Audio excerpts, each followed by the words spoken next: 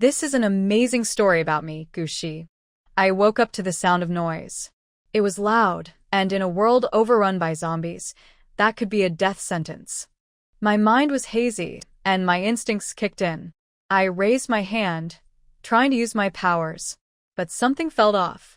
When I opened my eyes, I realized I was in a shabby hospital room, and instead of my usual strong abilities, a weak, tiny green sprout dangled from my fingertip. I'd never seen my power so fragile. A woman in a white coat pulled back the curtain and seemed surprised to see me awake. She greeted me cheerfully, but I couldn't shake the feeling that something was wrong. My body felt okay, but my powers didn't. After leaving the kind woman, I stepped outside, rubbing my aching head. I checked my reflection in the glass door. It was definitely me, but I looked pale and weak. As I wandered through the temporary camp, I studied everything carefully. The place reminded me of a human base, except there were no tall buildings. I learned from the woman that I'd been found as a refugee and needed to register. Standing in line, I noticed the harsh sunlight and the strange, high walls of the camp. Something caught my attention, a patch of dark green mutated plants near the wall. My heart raced. Mutated plants were dangerous, but no one else seemed worried. Kids even played nearby, and the plants didn't attack them. It was bizarre. I tried to act normal, pressing my little green sprout back into hiding. This place wasn't right. Mutated plants shouldn't be so calm around humans. The camp felt both familiar and unsettling. It was built like a base but lacked the usual defenses. The people looked sick and malnourished, and the man at the registration desk had a fierce scar but spoke gently, as if he knew me. I used to be a warrior, known for my powerful abilities. My reputation was strong, and people admired me for fighting off zombies. But this man's calm recognition felt out of place. I remembered the night we celebrated defeating the final zombie king. I drank wine with my friends and blacked out, only to wake up here. It made no sense. How did I end up in this strange camp as a refugee girl from the ruins? Was this a dream, or something worse? The man at the desk asked for my name. When he mentioned the camp's policies for ability users, I wasn't really listening. My mind was stuck on something else, the year listed on a form. It read 58 years since the apocalypse. I couldn't believe it. Had I really been out for that long? Everything felt surreal. The scarred man asked more questions, and when I confirmed I had powers, he mentioned some land grants. But I could hardly focus. I clutched the booklet he gave me, feeling like I was trapped in a strange, impossible reality. The situation was getting stranger and stranger. The bright sunlight made my already dizzy mind even worse. If this wasn't just a bizarre dream after drinking too much, then something was seriously wrong. I stared at the small booklet in my hands. It was only a few thin pages, and I read it quickly. 30 years had passed. The world I had fought so hard for hadn't come. Zombies were gone, but humanity faced a new crisis: food. After the zombies were wiped out, plants and animals mutated again. Plants stopped attacking, but now held strange energy that people couldn't process. If too much of that energy built up in someone's body, they would turn into crazed monsters, as bad as zombies. Food was scarce, and people struggled to survive. The government was clearing dangerous mutant animals and encouraging farming, hoping to find safe crops that wouldn't harm people. As I closed the booklet, I glanced at the dark green plants by the high wall. Something about them seemed off. Half an hour later, I left the camp and sensed someone following me. It was a young, thin man named Wei Hung, pale and weak-looking. He said that Uncle Zhou, the scar-faced man from earlier, had sent him to make sure I was safe. Despite Wei Heng's frail appearance, he carried a machete and insisted on protecting me. I couldn't understand how I'd lost 30 years of my life. I needed to see the world outside and understand what had changed. Wei Hung stayed with me, cutting through overgrown plants. The mutant vegetation grew fast, covering everything, making survival difficult. I was surprised to learn how bad the food crisis was. People were desperate, trying to grow crops that wouldn't poison them. It felt like the world had slipped into another disaster era. As we walked, I noticed the lush, mutated plants everywhere, full of wild energy. Suddenly, a loud alarm sounded over the camp. Wei Hing grabbed my hand, and we ran back. The camp was in chaos. People rushed outside, pale and anxious, some looking to the sky. I wondered what was happening. Mutant birds? But the booklet had said there were fewer dangerous animals now. Rumors spread quickly. An energy disturbance had been detected in the nearby forest, and mutant plants were dying in large patches.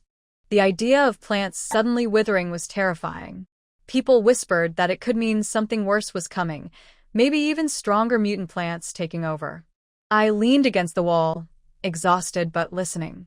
The struggle for food was relentless, and now there was another threat looming. Just then, the sound of helicopters roared overhead, and I wondered what disaster would come next. The helicopter hovered over the forest outside the camp, right where I had sensed something strange. I tried to convert the energy I had just absorbed from the mutated plants into mental power, sending it out to investigate. But the moment I tried to focus on the scene, I felt a sharp pain in my head when one of the men from the helicopter turned and looked directly at the camp. His eyes were intense and cold, and I had to cut off my mental power quickly, leaving me weak and pale. Wei Hung, who had finally caught his breath, noticed my condition and asked if I was okay. He thought I was scared by the sight of the heavily armed men descending from the helicopter, holding energy guns. I tried to shrug it off, but he insisted on taking me to the medical room when he saw how unsteady I was. In truth, I wasn't scared. I was just exhausted from the backlash of cutting off my powers too quickly. As he half carried me toward the medical room, I noticed something alarming. A massive mutated plant shot out of the ground near the helicopter, swinging its dark green vines like whips at the aircraft. Energy blasts quickly struck the plant, silencing it, but I couldn't help feeling uneasy. Weren't mutated plants supposed to be non-aggressive now? What was going on? Inside the medical room, the doctor, Yilin, was already stressed out. She didn't look pleased to see me being dragged back in, weak and pale. As I lay there, Wei Hung explained the situation, adding that I had probably been frightened, which made me feel awkward. I wasn't some delicate girl, but I stayed quiet to avoid trouble. I asked Wei Hung about the plant's sudden attack. He explained that while plants had supposedly stopped being aggressive after the second wave of mutations, recent cases of evil mutations had started happening. Some plants were turning aggressive again, and the government was hiding this information to avoid public panic. After all, the country needed people to keep farming and solving the food crisis. His explanation made sense, but it also raised questions. How long could they keep such a dangerous secret hidden? And if the news got out, it would surely scare everyone back into the safety of the bases, worsening the food crisis. I asked him how he knew about the secret, and he admitted he had connections. He joked about needing to sign a confidentiality agreement soon, but I noticed something odd. He hadn't reacted to the terrifying plant attack the way a normal person would. There were no signs of fear on him, and I couldn't help but wonder why. Wei Hung was right. Soon, a loudspeaker announced a meeting at the camp's administrative hall, probably to sign a confidentiality agreement. Leaning on Wei Hung for support, I stepped out of the medical room, only to hear helicopters approaching again. They landed in the camp's central area, marked with special symbols. Wei Hung, who was lightly holding my arm, suddenly gripped it tighter. It hurt, and I glanced up to see the complex emotions on his face: longing, frustration, anger, and something I couldn't identify. His reaction made me curious, but I shifted my gaze to the dark green mutant plants along the wall. I needed to restore my abilities, but with the camp on high alert, I couldn't leave to absorb energy from the abundant mutant vegetation outside. My only option was to make do with what was here. As several men in black combat uniforms exited the helicopters, they surrounded and protected a young girl in a pink tracksuit with a bun on her head. A tall, powerful man wearing a black mask followed last. His presence was imposing, and I could tell he was a strong ability user. Seeing them, I paused. The girl turned and scolded the masked man playfully. Something about her caught my attention, and when I got a clear look at her face, I whispered, "Xiao Yi?" Almost at the same time, Wei Hing murmured, Captain Yi. We exchanged confused glances. I asked Wei Hing who the girl was. He mentioned she was Yi Nan, daughter of a deputy director at the Central Base's Ability Research Institute and a well-known healer. But my heart sank. She wasn't Yi Xian, the person I remembered. Time had changed everything, even if it felt like only a moment for me. Wei Hing explained that, over the years, the healer types had become humanity's saviors, able to soothe the chaotic energy accumulating in people's bodies.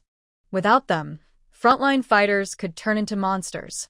I hadn't realized how severe the crisis had become, with even the strongest needing constant help to stay human.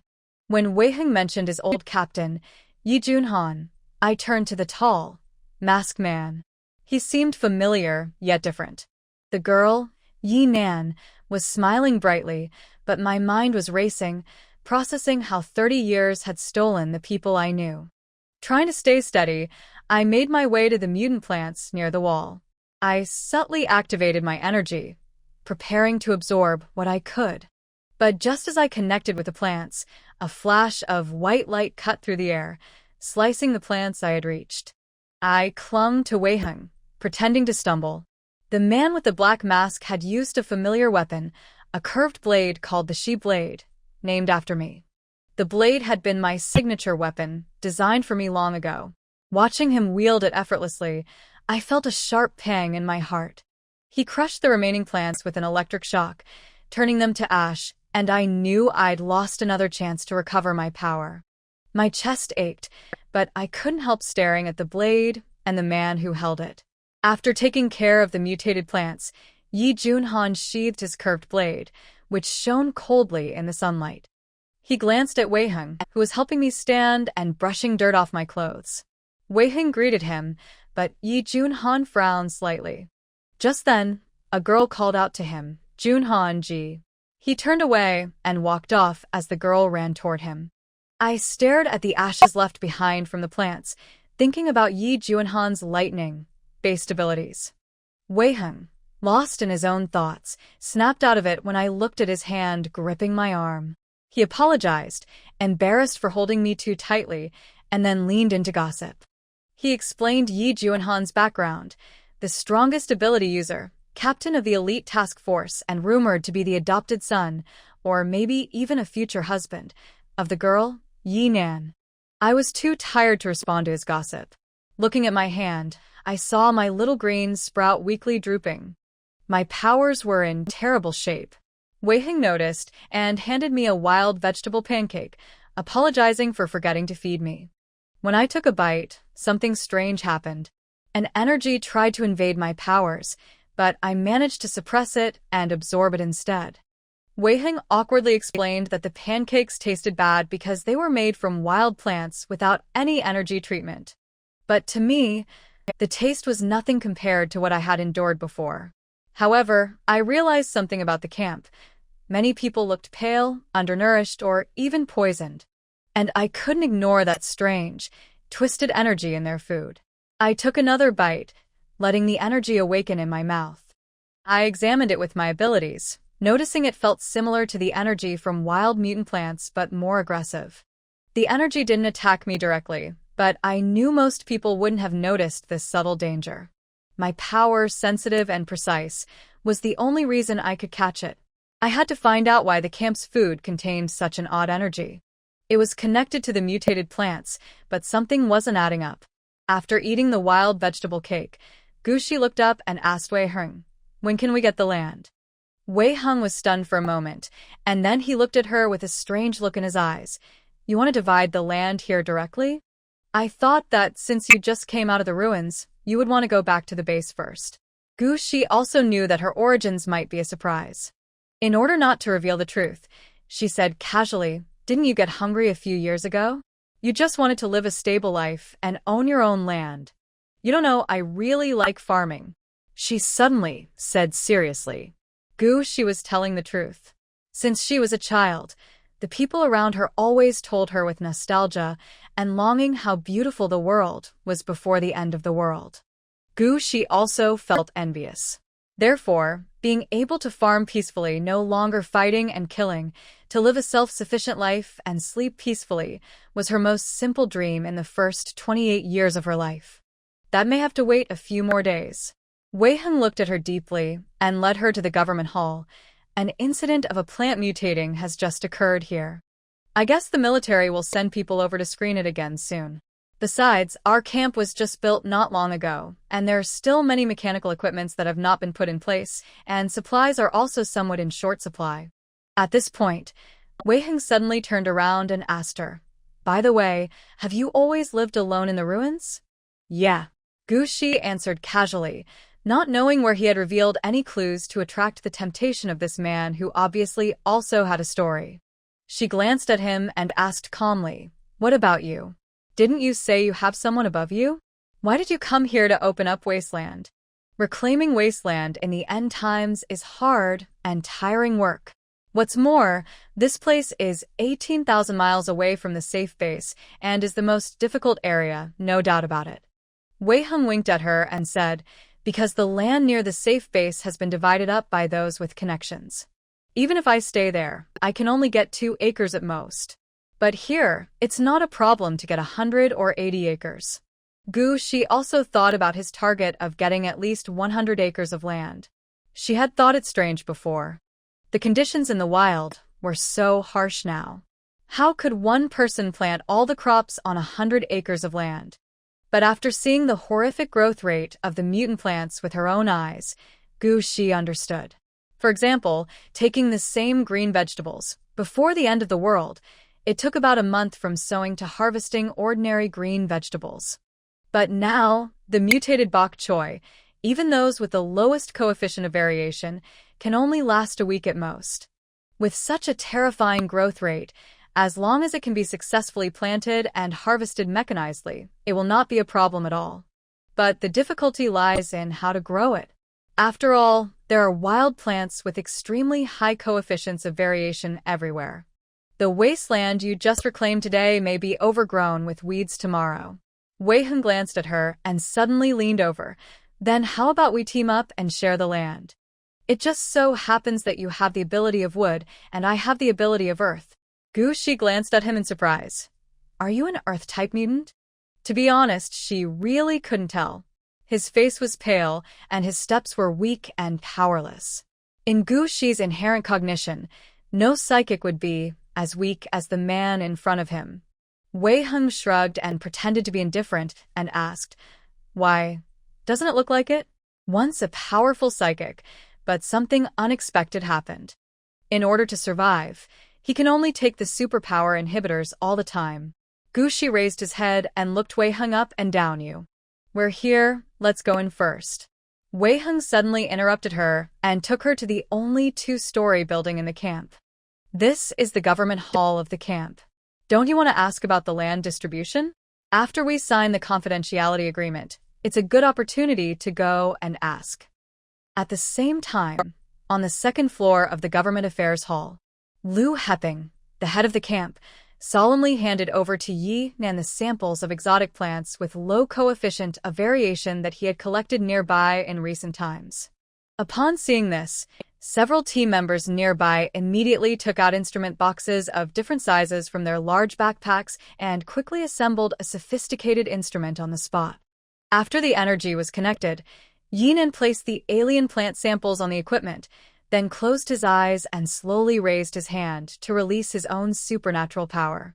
In an instant, almost everyone subconsciously held their breath and looked up at her with expressions of nervousness and anticipation. The only exception is Yi Junhan. He stood straight by the window, seemingly casually flipping through information about the camp. Suddenly, the man's narrow eyes narrowed slightly, and his gaze fell on the information that someone had just produced. However, his mind flashed back to the scene when he slashed at the alien plants under the high wall with a knife.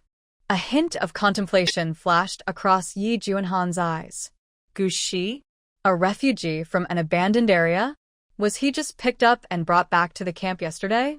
Although people who could live alone in an abandoned area after the apocalypse must have some skills, he still felt that something was wrong. Yes, the girl seemed very hasty when she dodged his knife, and her movements looked a little clumsy. But At that moment, her eyes were too calm, so calm that it was difficult for him not to notice it. Yi Junon is not a person who likes to meddle in other people's affairs and is very curious. But Wei Heng is his best brother. They were once comrades in arms who shared life and death. But since that incident happened half a year ago, Wei Heng took the initiative to withdraw from the Special Ability Service team, and later, he took the initiative to cut off contact with them. Yi Junhan once went to look for him privately, but didn't find him. Yin dejectedly withdrew his supernatural power and looked down at his slightly trembling hands.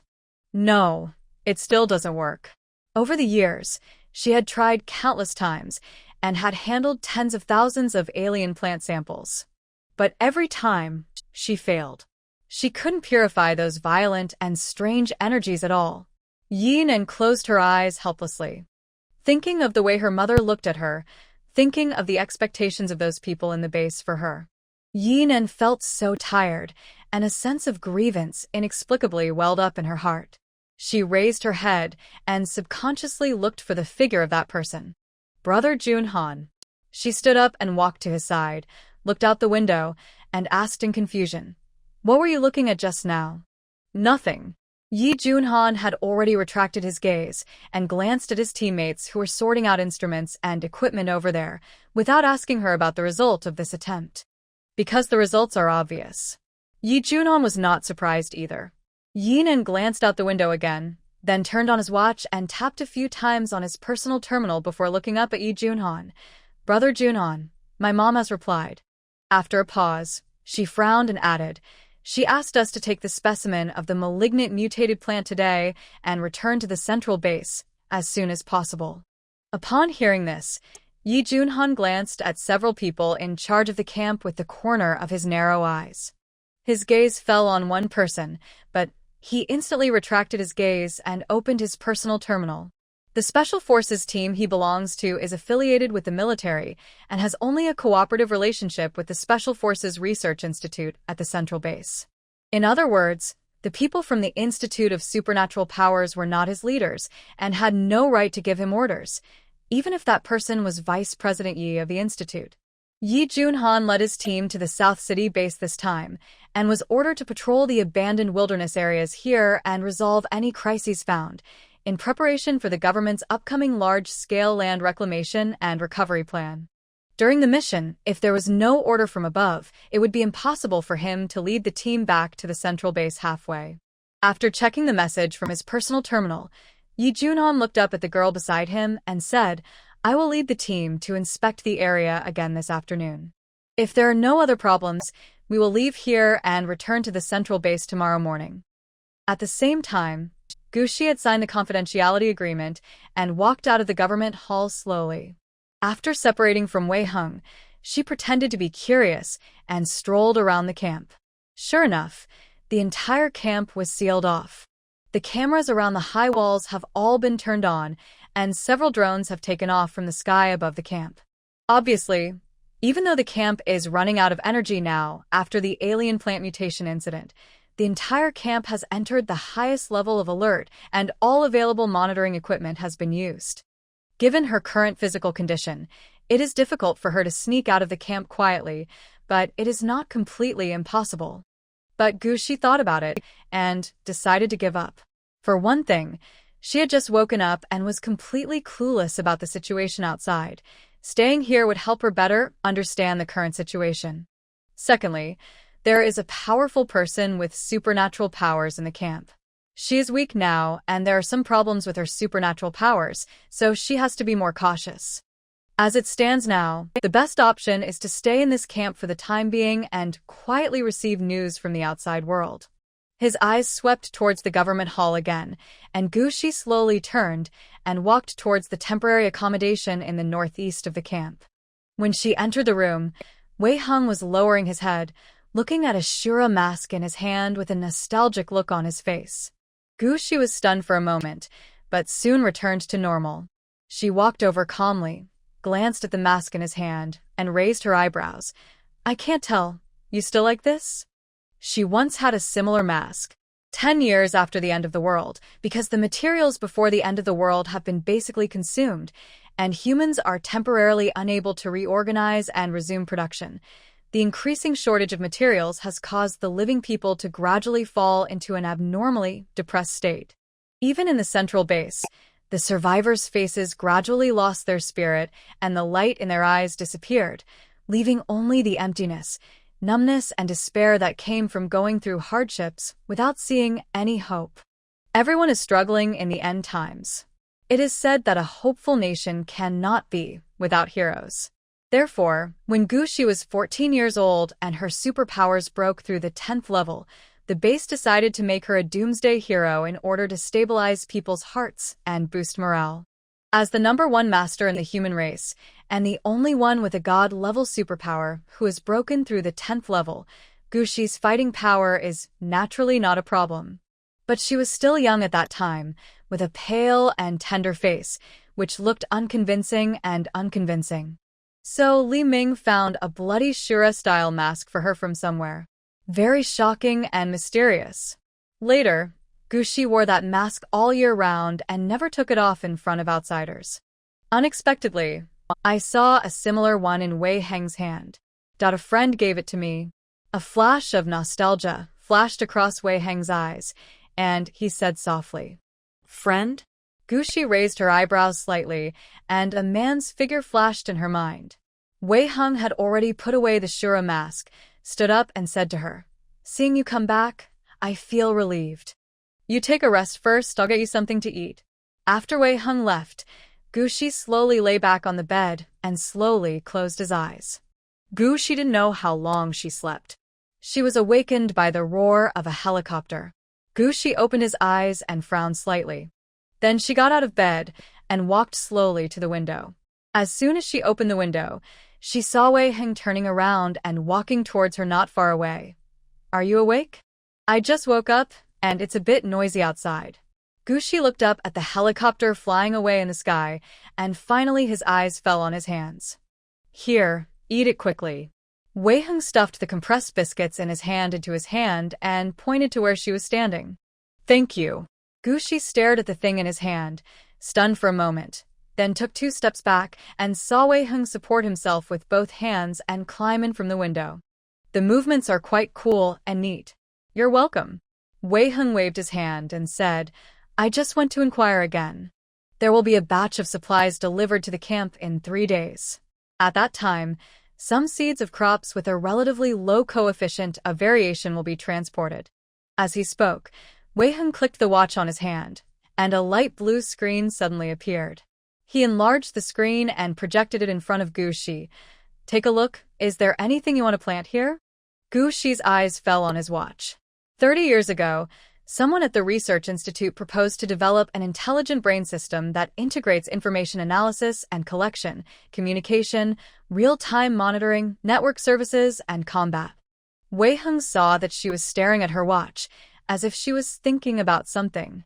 Then he smiled and said, "This is the personal terminal distributed to pioneers by the base. I have already applied for it for you, but there is no spare one in the camp at the moment.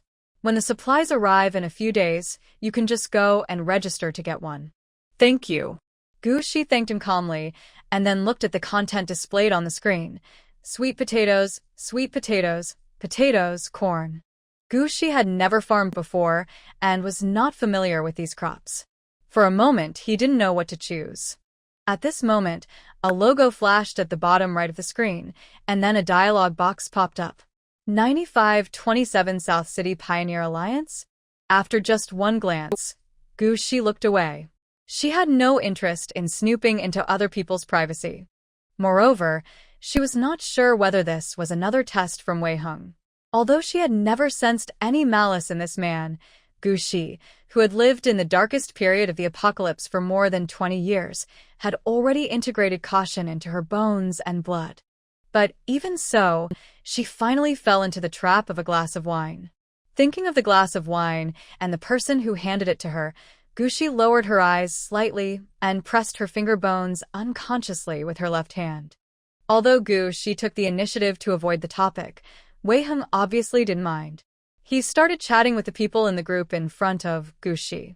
Although the instinct of planting has long been engraved in the genes of the flower-growing people, Wei Heng is a novice after all. After humbly asking the old farmers in the group for advice, he looked up at Gu Shi and said, "How about we choose sweet potatoes? Sweet potatoes have high yields and are durable in storage. They can be used as a staple food and can also be made into snacks with many different flavors. Sweet potato leaves can also be eaten as vegetables, and even sweet potato vines can be used to feed poultry and livestock. After drying, they can also be used as firewood. Moreover, it is said that there was a saying before the end of the world that eating sweet potato leaves regularly can prevent cancer." Wei Heng supported his chin and asked for Gu Shi's opinion. Gu Shi had no objection. Just now, Wei Heng was having a voice chat with the people in the group. She listened quietly for a while and got some useful information. Although she had never farmed and didn't understand those crops, her use of wood-related abilities could be said to be at the pinnacle and unmatched. Gu Shi was confident that as long as she was given a living seed, she could grow any variety. But after growing it, can it be eaten? Gu Shi couldn't guarantee it. In this era of plant mutation, plants are also becoming strange. Although Gu Shi had some ideas in his mind, he still had to test them to see whether they would succeed. While submitting the information, Wei Heng asked Gu Shi, "Besides sweet potatoes, do you want to grow anything else? How about cabbage and radish?" Although the seeds sent by the base are generally similar, they are all carefully selected by professionals and have a relatively low coefficient of variation. However, the coefficient of variation of plants is not constant and can be affected by the environment at any time. The longer the growth cycle of crops, the more uncontrollable this variation is. So Wei Heng, like most people, prefers to grow crops with shorter growth cycles. Anything is fine. Gu Shi is not picky, but if possible, she would like to grow some fruit. From the conversation between Wei Heng and the pioneers in the group just now, Gu Shi learned that fruit is a very rare item nowadays and cannot be bought outside at all. If ordinary people want to eat some fruit, they can only try their luck in the wild to see if they can find some fruit with a lower coefficient of variation. Gu Shi had a little-known hobby, which was eating fruits. So the thing that was most abundant in her space in the past was various fruits and fruit seeds. But now there was a problem with her ability. It was pitifully weak, at most at level 3. Even the space she had opened up before was gone. If she wants to open up space again, she has to wait until her supernatural power recovers to level 7 or above. I don't know if she can get back the supplies she collected before after opening up a new space. Wei Heng was very considerate and turned the light screen in front of her so that she could look carefully before making her choice. But after reading it, Gu Shi discovered with regret that none of the seeds distributed by the base were fruit seeds. Finally, she reluctantly chose a tomato.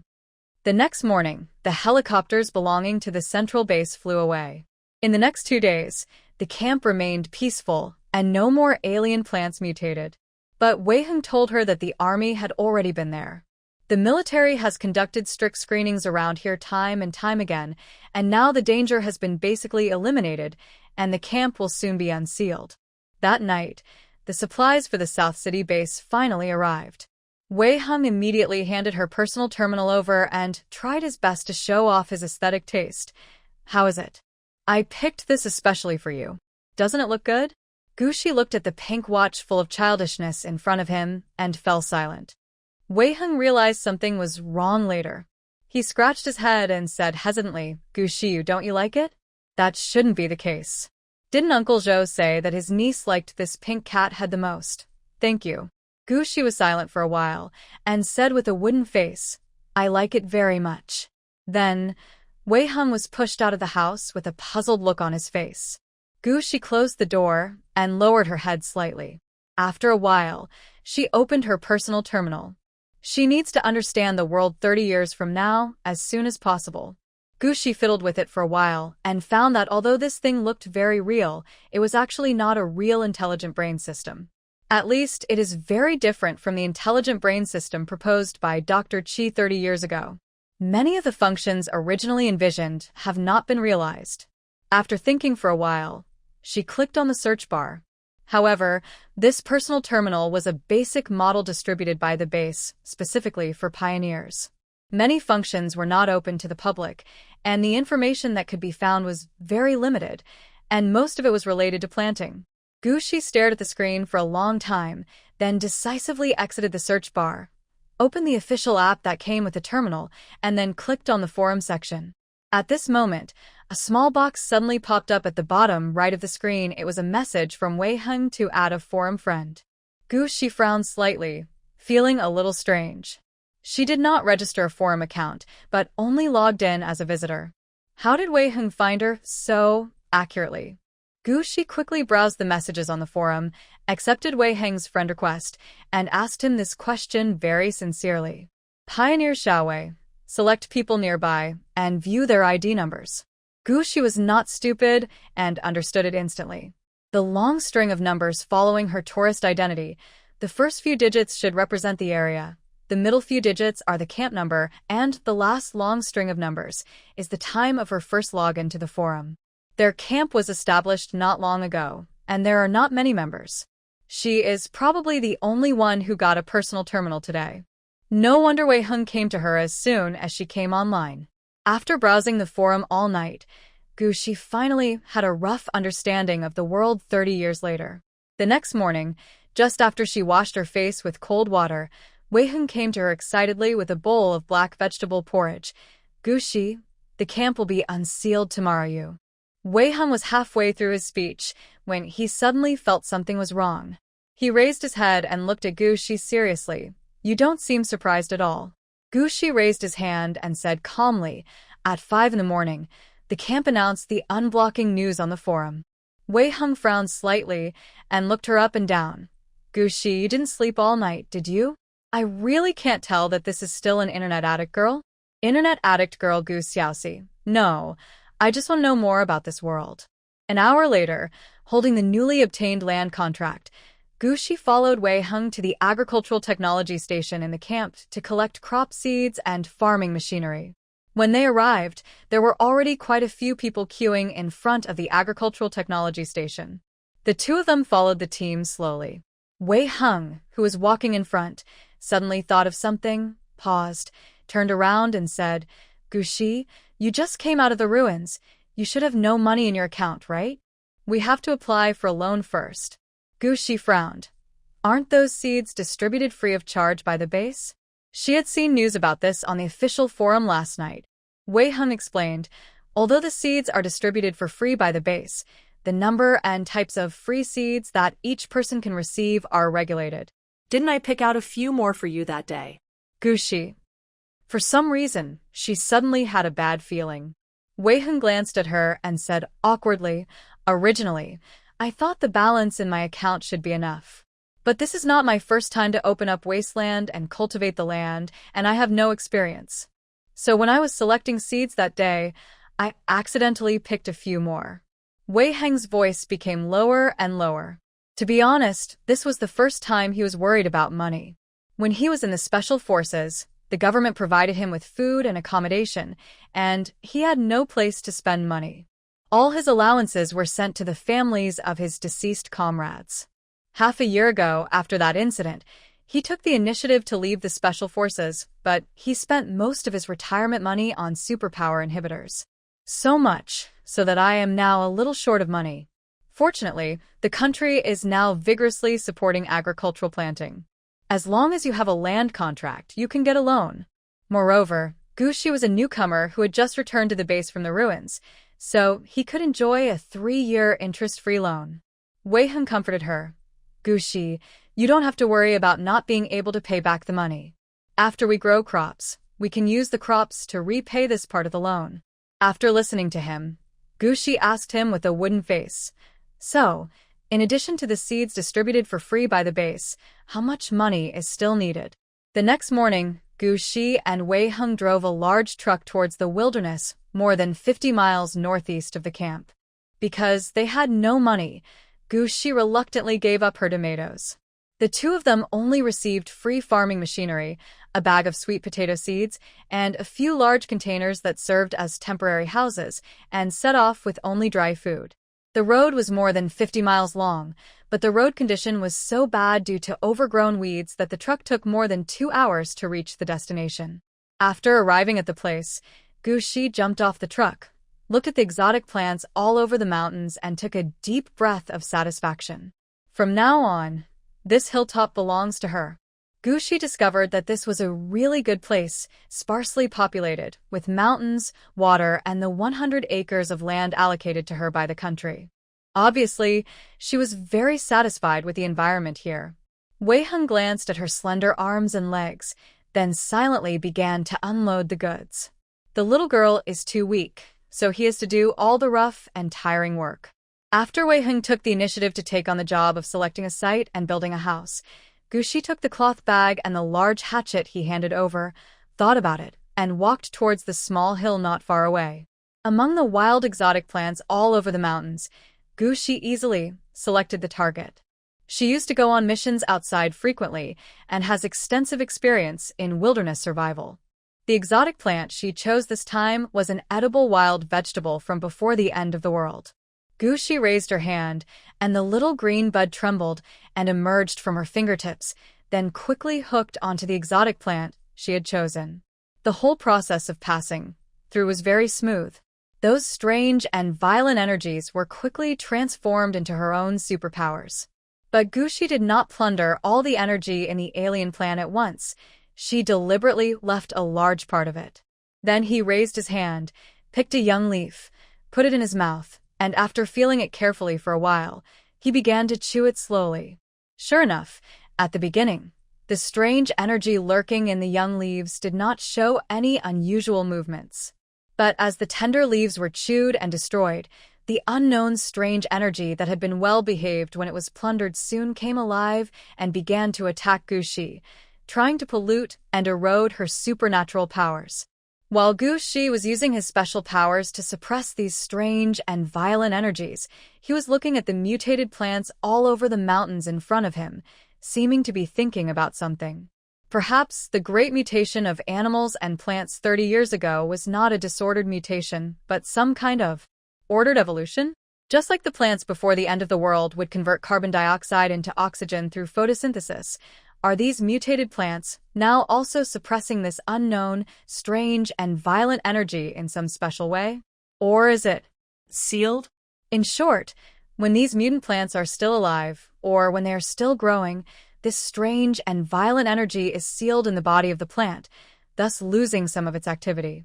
Once these mutated plants lose their vitality and become dead, they will also lose their suppressing or sealing function. Then the strange energy lurking in these plants will come alive completely. And these revived energies become somewhat aggressive after entering the human body. Because psychics are protected by their superpowers and have relatively strong physical fitness, this strange energy will first attack their superpowers after entering their bodies. That's why Uncle Zhou's superpowers look so strange. Ordinary people have no special powers to protect them, so this strange energy will directly destroy certain body functions. So almost all the ordinary people in the camp are pale and thin, looking malnourished or poisoned. Of course, this destruction may be slow and require a certain amount of accumulation. But when this destruction accumulates to a certain extent and erupts completely, humans will completely lose their minds and become bloodthirsty monsters. As for those mutated plants, once a certain balance is broken, when they can no longer suppress or seal that strange energy, then malignant changes will occur.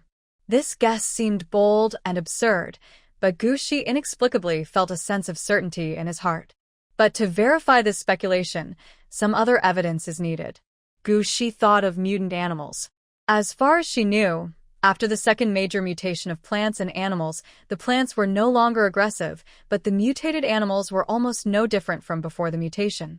The only difference is that a strange energy suddenly appeared in their bodies. After the apocalypse, not all mutated animals are bloodthirsty and aggressive. Some of them have changed in size and behavior, but just like before the apocalypse, they will not attack humans and have even become more docile. Some have become smarter. Of course, some have become bloodthirsty and violent. Unfortunately, the area around here had just been screened by the military 2 days ago.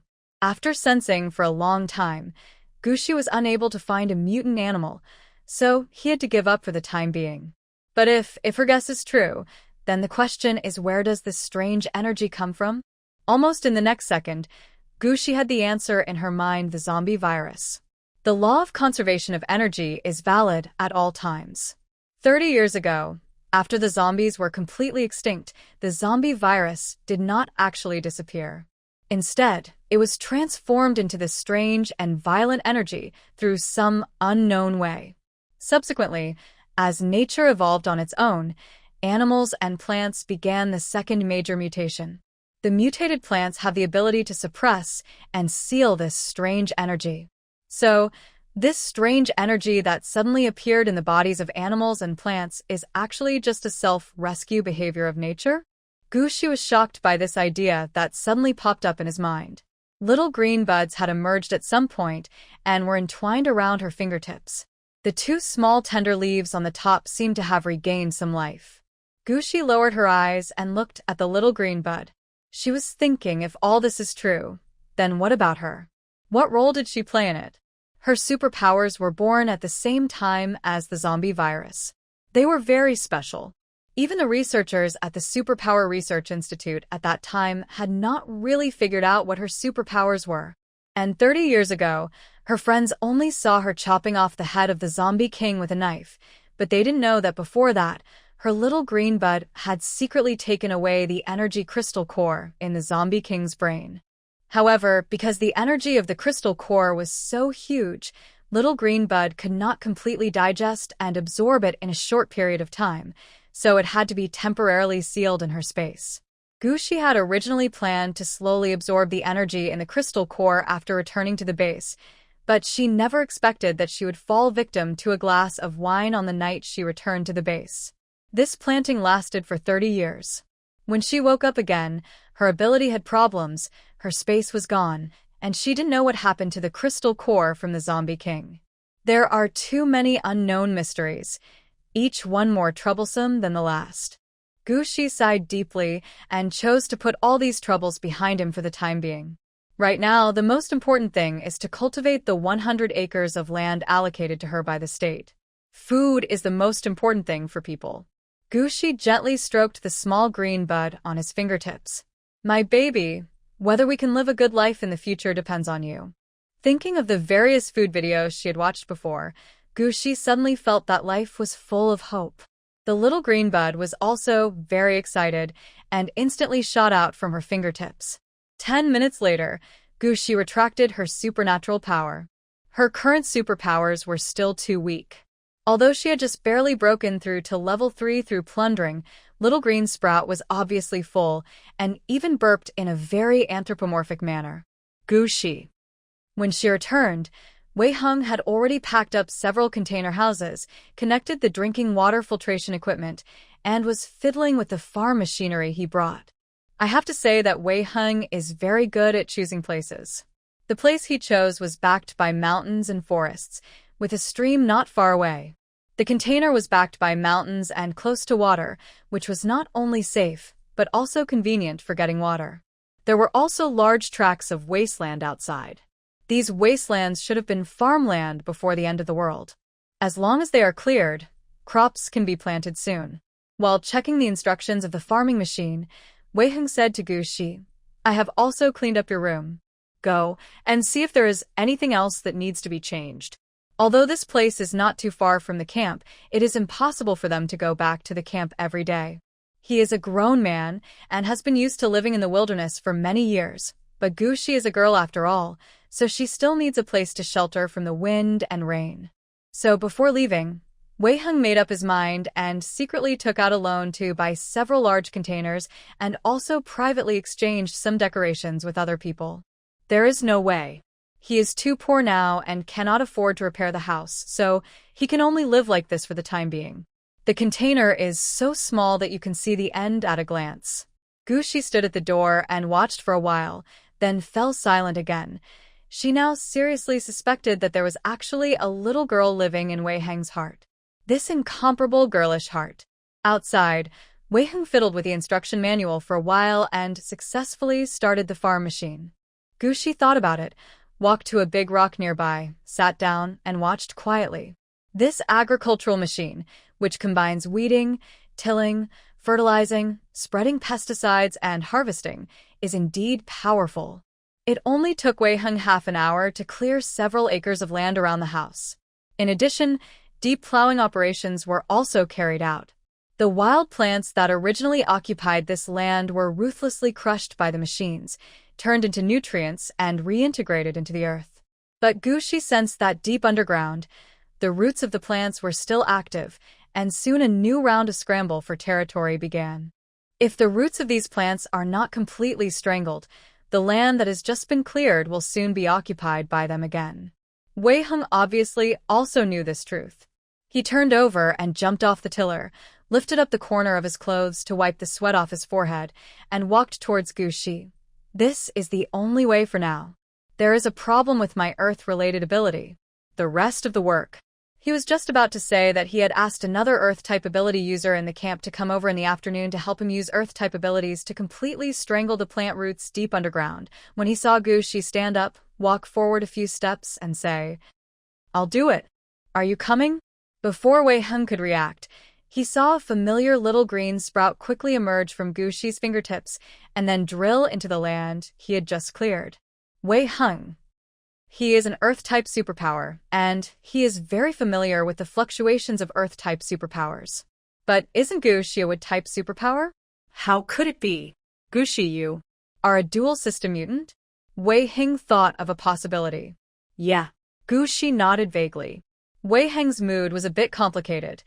The reason why he took the initiative to propose to farm with Gu Shi was that he originally wanted to take care of this little girl whom he picked up from the ruins. Wei Heng's reaction was a bit strange. Gu Shi retracted his supernatural power and looked back at him. Wei Heng walked up to her and joked, "It seems like I'm lucky." Gu Shi's gaze moved from his clear eyes to his thin and pale face. After thinking for a while, she asked seriously, "Can you cook?" Wei Heng. Gu Shi explained seriously, "I have no problem farming and raising you, but I am not very good at cooking." In fact, Gu Shi didn't even know which way the kitchen door opened. Her wilderness survival skills are strong, but her cooking skills are roughly equivalent to using fire powers to cook food. At least the poison doesn't kill anyone. As for the taste, in the end times when supplies are scarce and life is uncertain, it's good enough to be able to find something to eat. Who cares about that? Perhaps because she looked too serious at the moment, Wei Heng thought about it and said uncertainly, "My cooking skills should be okay, right?" Gu Shi glanced at him without saying anything, then turned back to the container and brought over the bag of sweet potato seeds. After picking the one with the highest activity and quietly plundering the violent and strange energy, Gu Shi began to use the wood-type ability to stimulate the sprouts. She read the information about sweet potato cultivation last night and knew how to grow them. After the sprouts grew into potato seedlings about 1 foot long, she withdrew her special power, then took out a machete from the cloth bag and swung it down, and the potato seedlings fell to the ground. Then the small green sprout on her fingertips suddenly grew into a vine whip about 3 meters long. With a sweep of the whip, the potato seedlings scattered on the ground flew in all directions in a mess. Then it took root, and, with the blessing of the wood power, it quickly spread over the fields. The whole process is as smooth as flowing water. It can be described as simple, crude, and very effective. Wei Heng, who had just found a pair of large scissors to cut the potato seedlings, silently threw the scissors back. He glanced at Gu Shi, said nothing, and walked towards the farming machine with slightly heavy steps. "Since we are farming together, we should find some work for ourselves, right?" But before he could climb onto the tiller, Wei Heng saw the ground beneath his feet begin to silently surge. Looking at the big sweet potatoes being turned out of the ground, Wei Heng fell silent again. How could such a delicate and weak girl be so simple and rough when it comes to farming? He couldn't figure it out. But soon, he no longer had time to think about these messy things. Wei Heng looked at the numbers displayed on the portable anomaly detector, then glanced at the big sweet potato in his hand, and was stunned. Originally, he just wanted to test whether the coefficient of variation of these oversized sweet potatoes grown in a simple and crude way was within the edible range, but he didn't expect. After a beep, the number on the anomaly detector finally stopped at 0.5. This was the first time Wei Heng had seen a plant with such a low coefficient of variation. Wei Heng glanced at Gushi, then bent down and picked up a few more big sweet potatoes for testing. 0.5, 0.6, 0.4. The coefficients of variation of these sweet potatoes are all within 1. Things like this can be sold at sky-high prices in the central base. Gushi. Wei Heng's eyes were surprisingly bright at this moment. He didn't even notice that his voice was trembling slightly. He turned his head to look at Gushi, but found that Gushi was staring at the sweet potato field in front of him, frowning slightly. Wei Heng. Gushi felt that the problem was a bit serious. Before germinating the seeds, she had clearly eliminated all the violent energy within the sweet potato seeds, and she had also compressed the entire planting process to the extreme. It only takes a few minutes from the time the sweet potato seedlings fall to the ground to the time the sweet potatoes mature. But those strange energies still appeared. They seemed to appear out of thin air and entered the bodies of these plants at an extremely fast speed. Elusive and hard to guard against. These 8 words suddenly popped up in Gushi's mind. It seems that this land is not so easy to grow crops. Gushi sighed deeply, picked up a few big sweet potatoes and stuffed them into Wei Heng's hands. Cook, I'm hungry. Wei Heng, who was originally full of complicated feelings, suddenly became a cook. Half an hour later, Wei Heng held the fragrant, sweet, soft and sticky steamed sweet potato in his hand and sighed with satisfaction. This thing with a low coefficient of variation tastes different. It's so delicious. Gushi, I have never eaten such delicious sweet potatoes. The taste is amazing. Wei Heng gave a thumbs up. Gushi. How can I tell you that the reason these sweet potatoes are so delicious is because I used my supernatural powers to clean them before putting them in the pot. In the future, we will grow more and better tasting things. Gushi nodded and said seriously. After finishing this simple lunch, Wei Heng sent her back to the house to rest, and he turned around to clean up the makeshift kitchen. He could see that the little girl's ability was not strong, probably only level 3 or 4. She had just forced herself to grow such a large field of sweet potatoes, so she must have been exhausted. Gushi glanced at him and didn't refuse division of labor, and cooperation was good. After cleaning up the kitchen, Wei Heng looked up at Gushi's container house. After a long silence, he opened his personal terminal. Gushi didn't have the habit of taking a nap, so he just lay in bed for a while, rested himself, and then went out. Wei Heng was squatting on the ground picking sweet potatoes. Seeing Gushi coming out, he patted the mud off his hands and said with a smile, "Awake? Why don't you sleep a little longer?" "I can't sleep." She walked over slowly. Wei Heng had almost picked up all the sweet potatoes on the ground, leaving only some sweet potato vines scattered on the ground.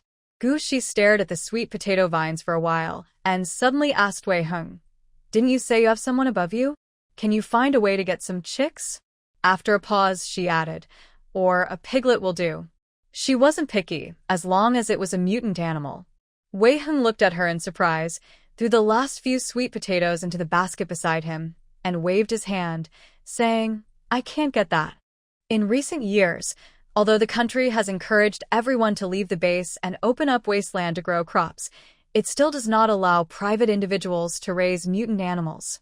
However, there is nothing we can do about it. To give a simple example, let's take the most common poultry, chicken. Before the end of the world, almost every household in the countryside would raise a few chickens. They generally would not attack people, and even if they were aroused, their attack power was very limited and had almost no lethality. But now, although the mutated chickens have not changed much in their habits, they will not actively attack humans. But its body size is about 10 times that before the apocalypse, and is about the same height as an adult. Its sharp beak is more than half a foot long, and its sharp claws are bigger than the palms of an adult male. If someone is accidentally hit by a mouth or a claw, few people can withstand it. The same situation is almost the same for common livestock such as pigs, sheep, and cattle. Therefore, over the years, the state has not allowed private individuals to raise mutant animals. When the military clears mutant animals in the wild, it will also depend on the situation. When encountering mutant animals with high danger factors, they will be strangled directly. Those with relatively docile temperaments will be sent to designated places and raised by special people assigned by the base. As for some common poultry and livestock, they are also raised uniformly by the base, slaughtered and processed regularly, and then sent to designated locations for sale. If ordinary people want to eat meat, they can buy it with money, just like before the end of the world. But in fact, very few people would buy this meat. No other reason, it's just because after the animals mutate, the taste of the meat. It's really hard to describe. In short, few people can eat it. Wei Heng saw Gu Shi suddenly ask this. He stared at the sweet potato vines on the ground for a while, thought for a while, and said, I just tested it. The coefficient of variation of these sweet potato vines is basically around 3. Someone at the base should be able to recycle them. Wei Heng has already walked to the front of the farm machine, intending to harvest the sweet potato vines in the field. Gu Shi had an idea and asked him to leave a few plants. Wei Heng asked in confusion, Why do you keep this? Gu Shi was thinking about something and said casually, Didn't you say that these sweet potato leaves can be eaten as vegetables? Wei Heng thought about it and realized that this was the truth, so he deliberately left behind the best growing plants. As for whether the remaining sweet potato vines will continue to mutate, only God knows. After finishing the work in the sweet potato field, Wei Heng saw that it was still early and was about to clear out the nearby land. When I turned around, I saw Gu Shi squatting on the ground in a daze. He thought for a moment and walked over. Gu Shi, it's still early now, why don't you go outside and pick some wildflowers and I'll make a vase for you later. The container house is still too simple. It would be better if it was decorated with flowers. Gu Shi stood up and patted the grass clippings under his vase, then glanced at him and said, You have quite a taste for life. It's just that his aesthetic taste may be a little problematic. Isn't it? Wei Heng said proudly, The house I cleaned for you is pretty good, isn't it? Gu Shi glanced at him without saying anything, then took his big cloth bag and walked towards the forest. After climbing over a small hill, she soon arrived at the small hillside where she had stopped in the morning. Gu Shi narrowed her eyes slightly, her gaze fixed on the exotic plant that she had just plundered in the morning. In the sunshine, the green plants all over the mountains appear so vibrant, yet extremely strange. The mutation level of the wild alien plant that she plundered has increased. It was obviously one level higher than the surrounding alien plants. After thinking for a while, Gu Shi took out a portable anomaly detector from the cloth bag he was carrying. This was one of the basic equipment that the base equipped every pioneer with. After testing, Gu Shi discovered that the coefficient of variation of the alien plants she had plundered was generally above 8, while the coefficient of variation of the surrounding alien plants that had not been plundered was around 6.5. Thinking of the rapidly mutating sweet potato vines in the field, Gu Shi lowered his eyes and looked at the small green buds on his fingertips that were obviously more lively, as if thinking about something. Her ability that seems to be able to enhance the ability of plants to contain that strange energy? After thinking about it, Gu Shi once again released her ability towards this patch of strange plants, but the scope of the plunder was deliberately controlled to half of that in the morning. On the way back, thinking of Wei Heng's words, she turned a corner and went to pick some wild flowers. Half an hour later, Wei Heng looked at the wild flowers she brought back and fell silent. He really didn't know how to tell the girl in front of him that the black wild chrysanthemums she brought back, with a diameter of more than 1 meter, were usually only used during the Qingming festival when visiting graves. Thinking that Gu Shi had been living alone in a ruined area before and probably no one taught her these things, Wei Heng opened his mouth but said nothing. He just silently took the flowers from her arms. That's fine, he'll get a bigger vase and put it in. At this moment, Gu Shi suddenly kicked him with her toes, signaling him to look across the stream. Someone is coming. Wei Heng turned the giant bouquet in his arms and looked up. At the end of the sight, an off-road vehicle and a large truck were twisting forward and backward and rushing towards the side. With the sound of tires screeching on the ground, both cars stopped on the other side of the stream. A round-faced young girl got off the leading SUV and walked towards them. Hello. The girl walked up to the two of them and introduced herself. My name is Qini, and I'm also a pioneer from the South City base. The girl was very cute, with 2 sweet dimples when she smiled. She pointed to the hill opposite the stream and said, "My sister and I have taken over the hill opposite." Gushi saw another short-haired girl in black jumped off the big truck with an expressionless face and nodded at them indifferently. At this moment, Chin-E took out a small bag of compressed biscuits from the large backpack he carried with him and stuffed it into Gushi's hand. "We will be neighbors from now on." Gushi lowered his eyes and stared at the compressed biscuits in his hand, stunned for a moment. She knew that neighbors should bring gifts when visiting each other for the first time. She also knew that this gift had to be returned. Gushi raised his head and looked towards Wei Heng. When Wei Heng saw her eyes strangely fall on the huge black bouquet in his arms, he was shocked. "No, this is absolutely not allowed, or he will be beaten in the head." Wei Heng silently took a step back. Gushi. Perhaps because Wei Heng was too resolute, after a moment, she turned around resignedly, walked quickly to the container, picked up a bag of sweet potatoes, and stuffed it into the hands of the girl who called herself Chin-E. "Gushi. Thank you for the compressed cookies. This is a return gift." Chin-E looked at the sweet potatoes in his hand, his eyes lit up. "Gushi, did you grow these?" These sweet potatoes were obviously different from the sweet potato seeds distributed by the base. Not only are they much bigger in size, but their mutation level doesn't seem to be high either. No wonder the higher-ups are arranging for them to come here in a hurry. Gushi nodded silently. At this time, Wei Heng stepped forward and opened his personal terminal. "I am Wei Heng. Since we are neighbors, let's add each other as friends first." After the two added each other as friends, Chin-E looked at Gushi again. The two dimples on her face were so sweet that no one could refuse. Gushi opened his personal terminal and clicked on his ID. Chin-E was a little surprised when she saw the new number on it, but she didn't ask anything. After adding Gushi as her friend, she just shook the bag of sweet potatoes in her hand and said with a smile, "Gushi, besides sweet potatoes, do you have anything else?" "My sister and I have been eating dry food for 2 days on the road, so we want to drink some fresh vegetable soup in the evening." Gushi didn't know what he was thinking of. He looked at Wei Heng expressionlessly and shook his head. "Only sweet potatoes." Chin-E seemed a little surprised. You are so amazing that you can grow such good sweet potatoes. Why don't you plant more other crops?" Gushi was silent for a while and said, "Sweet potato leaves can also be eaten as vegetables." As for the fact that she was too poor to buy seeds of other crops, she would never admit it. "The main thing is that I can't afford to lose face." Well, Wei Heng had a strange bad feeling in his heart and interrupted, "It's getting late. I'll go over and help you unload the goods first. Otherwise, it will be dark soon and it will be difficult to do it." Then he turned to Gushi and said, "Don't go. You have thin arms and legs, and you can't help much." As he said that, he stuffed the giant bouquet in his hand back into Gushi's arms. "I see that the two sisters have a lot of things, so they may not be able to come back to make dinner for you until later. There are some sweet potatoes left over from lunch in the pot. If you're hungry, eat some first to fill your stomach." Gushi looked at the giant bouquet in his arms strangely and silently, then nodded.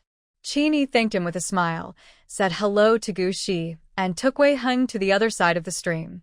Across the stream, the short-haired girl dressed in black and looking somewhat cold was slowly pushing an oversized container towards the open space at the foot of the hill. The mutations of these sweet potato vines appear to have stabilized, and that strange energy seemed to have reached a certain balance within the bodies of these plants.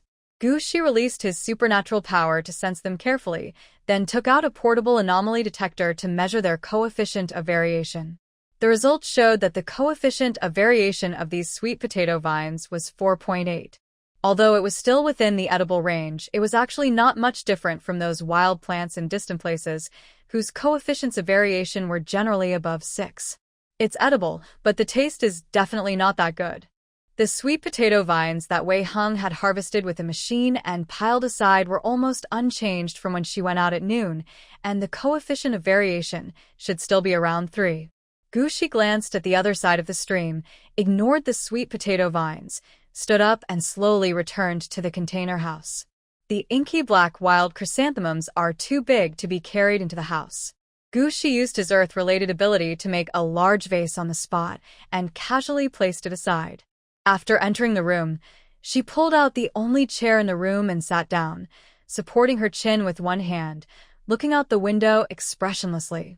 Time passed minute by minute, and Gushi just sat there without any emotion fluctuations, until a small green sprout emerged from her fingertips and circled around her wrist. Gushi. Wei Heng stood at the door and knocked on the iron door.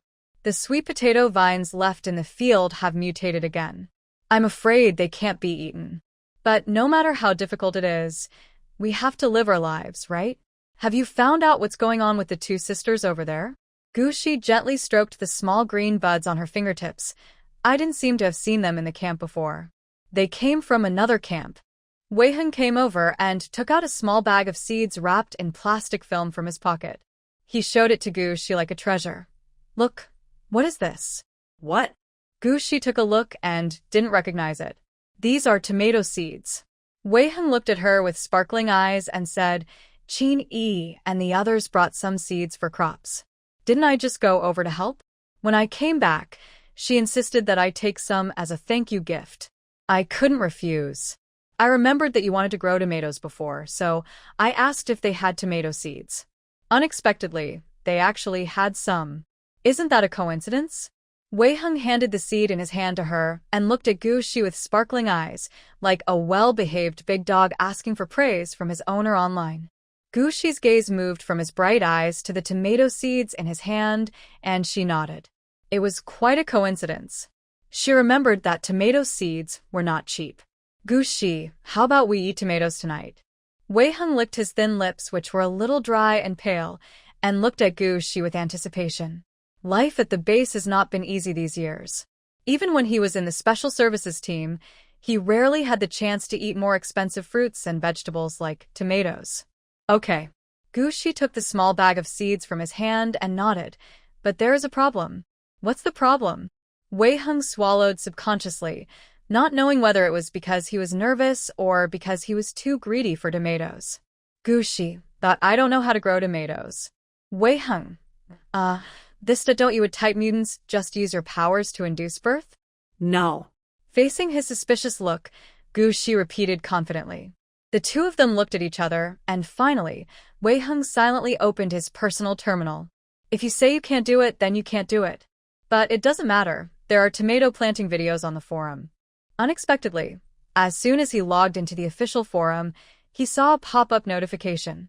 The notice said that in order to help the pioneers to better open up wasteland and grow crops, the central base will organize a large number of experienced agricultural experts to go to various parts of the country in the near future.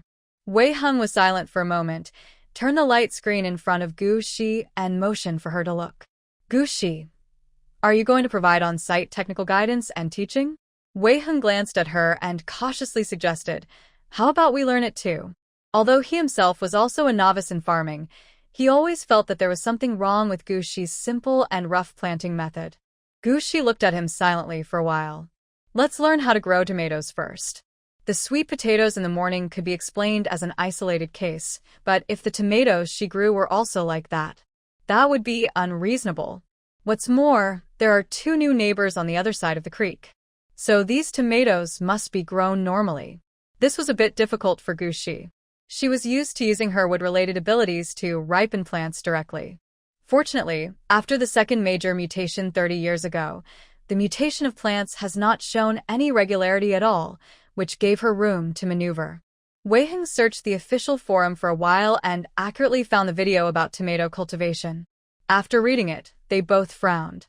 Tomatoes are very delicate. Unlike sweet potatoes, you can get a harvest just by planting them. Most importantly, it needs pollination. Speaking of pollination, Gushi suddenly thought of something. After the second major mutation, both animals and plants were affected, and that strange energy appeared in their bodies, but insects did not seem to be affected, and that strange energy did not appear in their bodies.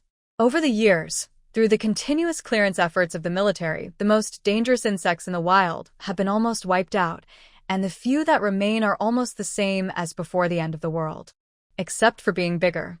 Gushi thought of the oversized butterflies he saw in the woods today. Maybe he could ask them to help with pollination? Of course, the video said that artificial pollination was also possible. But artificial pollination of tomatoes requires a special kind of red ink, which not only they don't have, but even the Chin sisters on the other side of the strait don't have. Because of the key technical difficulty of pollination, the two were unable to eat tomatoes that night. Wei Hung cooked a big pot of sweet potatoes. Under the eerie moonlight, Gushi was crouching in front of the container house, holding a big sweet potato. He looked at the lights that suddenly lit up on the other side of the stream, turned his head and said to Wei Hung, "There should be a generator over there in the camp, right? Let's plant more sweet potatoes tomorrow." Wei Hung squatted beside her, also looking at the lights opposite with envy. "You want to exchange food for generators? It's not impossible. But now energy is tight. If we want to exchange sweet potatoes for generators, I'm afraid we have to plant more sweet potatoes." Gushi thought of her 100 acres of wasteland that had not yet been reclaimed, and she said generously, "No problem. No matter how many sweet potatoes, she would take them all. The sweet potato matter has already been exposed, and if she continues to hide it, it will only arouse more suspicion. It's better to show it openly." What's more, the two new neighbors who came in the afternoon did give her a reminder. She wanted to take another look. After the end of the world, there is no electricity and no entertainment activities in this desolate mountain and wilderness. After eating the sweet potatoes, the two planned to take a shower and go to bed. Before they parted, Gushi suddenly turned around and asked Wei Hung, "By the way, where did you pick me up from?" Wei Hung had just walked to his container house and was about to push the door open when he turned around and looked at her in surprise. "Don't you remember where you were before you passed out?" It was already completely dark, but Gushi's eyesight didn't seem to be affected. She stared at Wei Hung for a while before saying, "I had been hungry for several days, and there were some problems with my supernatural powers, so my mind was a little unclear." "Is that so?" Wei Hung said, "We found you in the ruins area of NX 1984. Gushi, I heard from Uncle Zhou that you were the first one to find me that day." "Yes." Wei Hung nodded and said, "That day, I followed Uncle Zhou and the others to scavenge for scraps. When I found you, you were unconscious in the bushes." He smiled and briefly recounted the process of picking up Gushi. At the end, he joked, "It is said that a life-saving favor must be rewarded with one's own body. Gushi, you have to take care of all my food for the rest of my life." Gushi stared at him for a while, then nodded in response. Okay. After saying that, she pushed open the iron door on her side and entered the house. Late at night, Gushi was lying on the bed, his eyes bright as stars. When she suddenly asked Wei Hung where he found her, Wei Hung's reaction was very natural, and his surprised look did not seem to be fake. Moreover, she didn't sense any malice from him from beginning to end. Could it be that the appearance of those two new neighbors and that small bag of tomato seeds were really just accidents and coincidences? Let's take a look again. After a while, Gushi closed his eyes. At the same time, Wei Hung in the container house next door was also thinking about this. A few days ago, some large equipment of the camp had not arrived yet, and Uncle Zhou organized everyone to go out for scavenging and adventure because they had nothing to do. The ruins of NX 1984 are said to have been a small trading town with a very developed commerce before the end of the world. Things from before the apocalypse are rare nowadays, and they can usually be sold for a high price if brought back to the base. Wei Hung went along as he had nothing to do. Later, he accidentally found Gushi unconscious in the weeds. Before today, Wei Hung always thought that this was just an accidental incident. But Gushi's reaction today made Wei Hung wonder, maybe there was another hidden story behind this matter? Wei Hung felt a little regretful now. He shouldn't have sent a message to that person in such a moment of excitement at noon today. But the fact that Gushi could grow sweet potatoes with a very low coefficient of variation really shocked him. If the coefficient of variation of those sweet potatoes could be stabilized and promoted as seeds, perhaps this will become an opportunity to solve the end of the world food crisis. Moreover, this matter probably cannot be concealed. Considering Gushi's financial situation, some of those sweet potatoes will have to be sold eventually. So he hesitated for a moment, but still sent a message to that person. But what he didn't expect was that Gushi's identity might be more complicated than he had previously guessed, and it might very well be a big surprise. After a long silence, Wei Heng opened his personal terminal. He wanted to ask that person. But before sending the message, Wei Heng suddenly changed his mind. He found the contact number that he had deliberately forgotten for a long time and reorganized and edited a message. Captain Yi, I want to know what happened after that incident. After the message was sent successfully, Wei Heng closed his eyes. Late at night, after dealing with yet another incident of a monster attacking and injuring people, Yi Junhan tore off his tactical gloves, washed his face with cold water, and then opened his personal terminal. Looking at the message suddenly sent by the person who hadn't contacted him for a long time, Yi Junhan frowned slightly. After a while, he replied, "Got it, wait for my news." The next morning, after the two of them had another meal of sweet potatoes, Wei Heng got on the farm machine. He planned to clear the wasteland this morning and plant sweet potatoes all over it. In the afternoon, we dragged it back to the camp to replace the generator, seeds, and daily necessities. Gushi watched him for a while, thought about it, and decided to go to the forest to catch butterflies. She must eat these tomatoes. At this moment, the two sisters of the Qin family on the other side suddenly came over. Qin pointed at the short-haired, cool girl next to him and introduced her to Gushi with a smile. "This is my sister, Qin Shi." Qin Shi nodded to her coldly. "Hello." Hello. Gushi didn't mind Qin Shi's cold attitude. In the past, in her doomsday squad, there was a friend who was even colder than this. Thinking of my old friends, I wonder how they are doing now. After getting the personal terminal that night, Gushi wanted to check the current situation of his friends, but the personal terminal allocated to the pioneers by the base was only a basic model with single functions and many permissions were not open. Gushi didn't find much useful information. He only vaguely guessed that two of his former friends should be in the central base now. There is nothing more. But Gushi was not in a hurry. Of course, she would find out what happened to her inexplicably disappearing for 30 years. Whether there was really something wrong with the wine or something else happened after she was drunk, we have to find out. But what happens after you figure it out?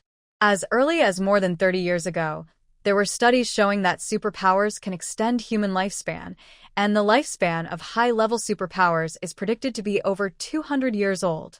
So even if you count the 30 years she inexplicably lost, she is only 58 years old now. There's still a long way to go, and you have to eat. What's more, compared to the days of fighting and killing in the past, she prefers the leisurely days of reclaiming wasteland and farming now.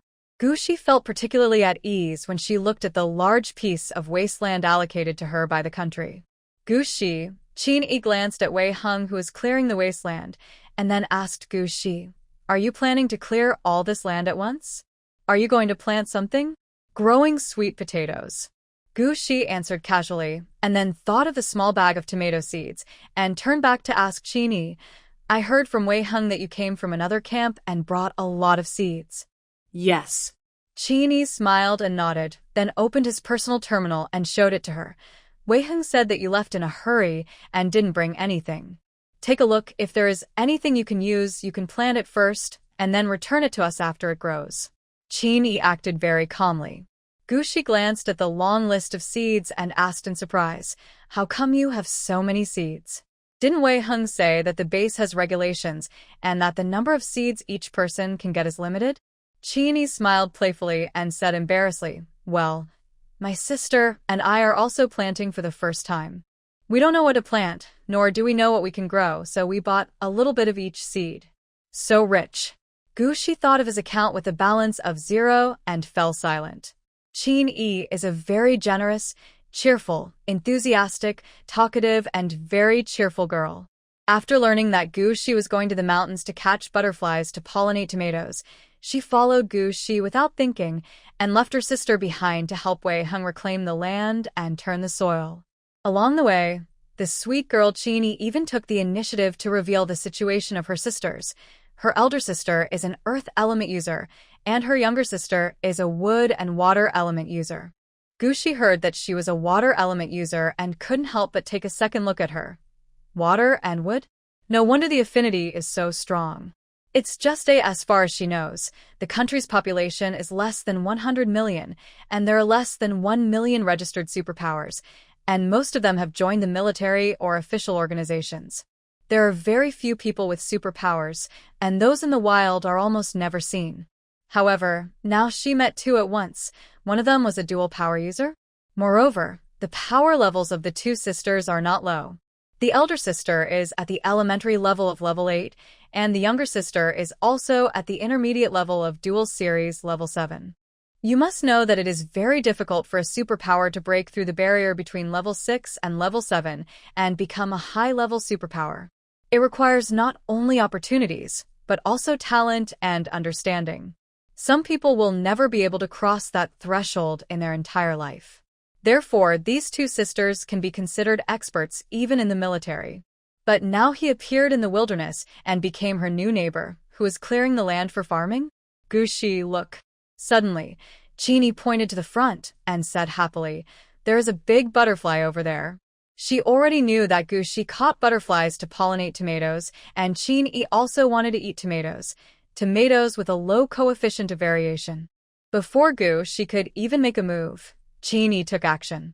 The rose vine moved at an extremely fast speed, carrying a large butterfly whose wings were wet by the water vapor and could not fly, and brought it to Gushi. The whole set of movements was smooth, clean, and neat, showing strong combat qualities. Gushi, do you think they are okay? Perhaps thinking that she would be able to eat delicious tomatoes soon, the sweet little girl Chin-e was very happy. The dimples on her face became even sweeter, and she looked at Gushi with bright eyes. Gushi was silent for a moment, that it should be possible. Chin-e opened his eyes slightly and looked at her blankly. Ah, Gushi told the truth. I haven't tried it before. Before, she would grow fruits by using her supernatural powers to stimulate growth.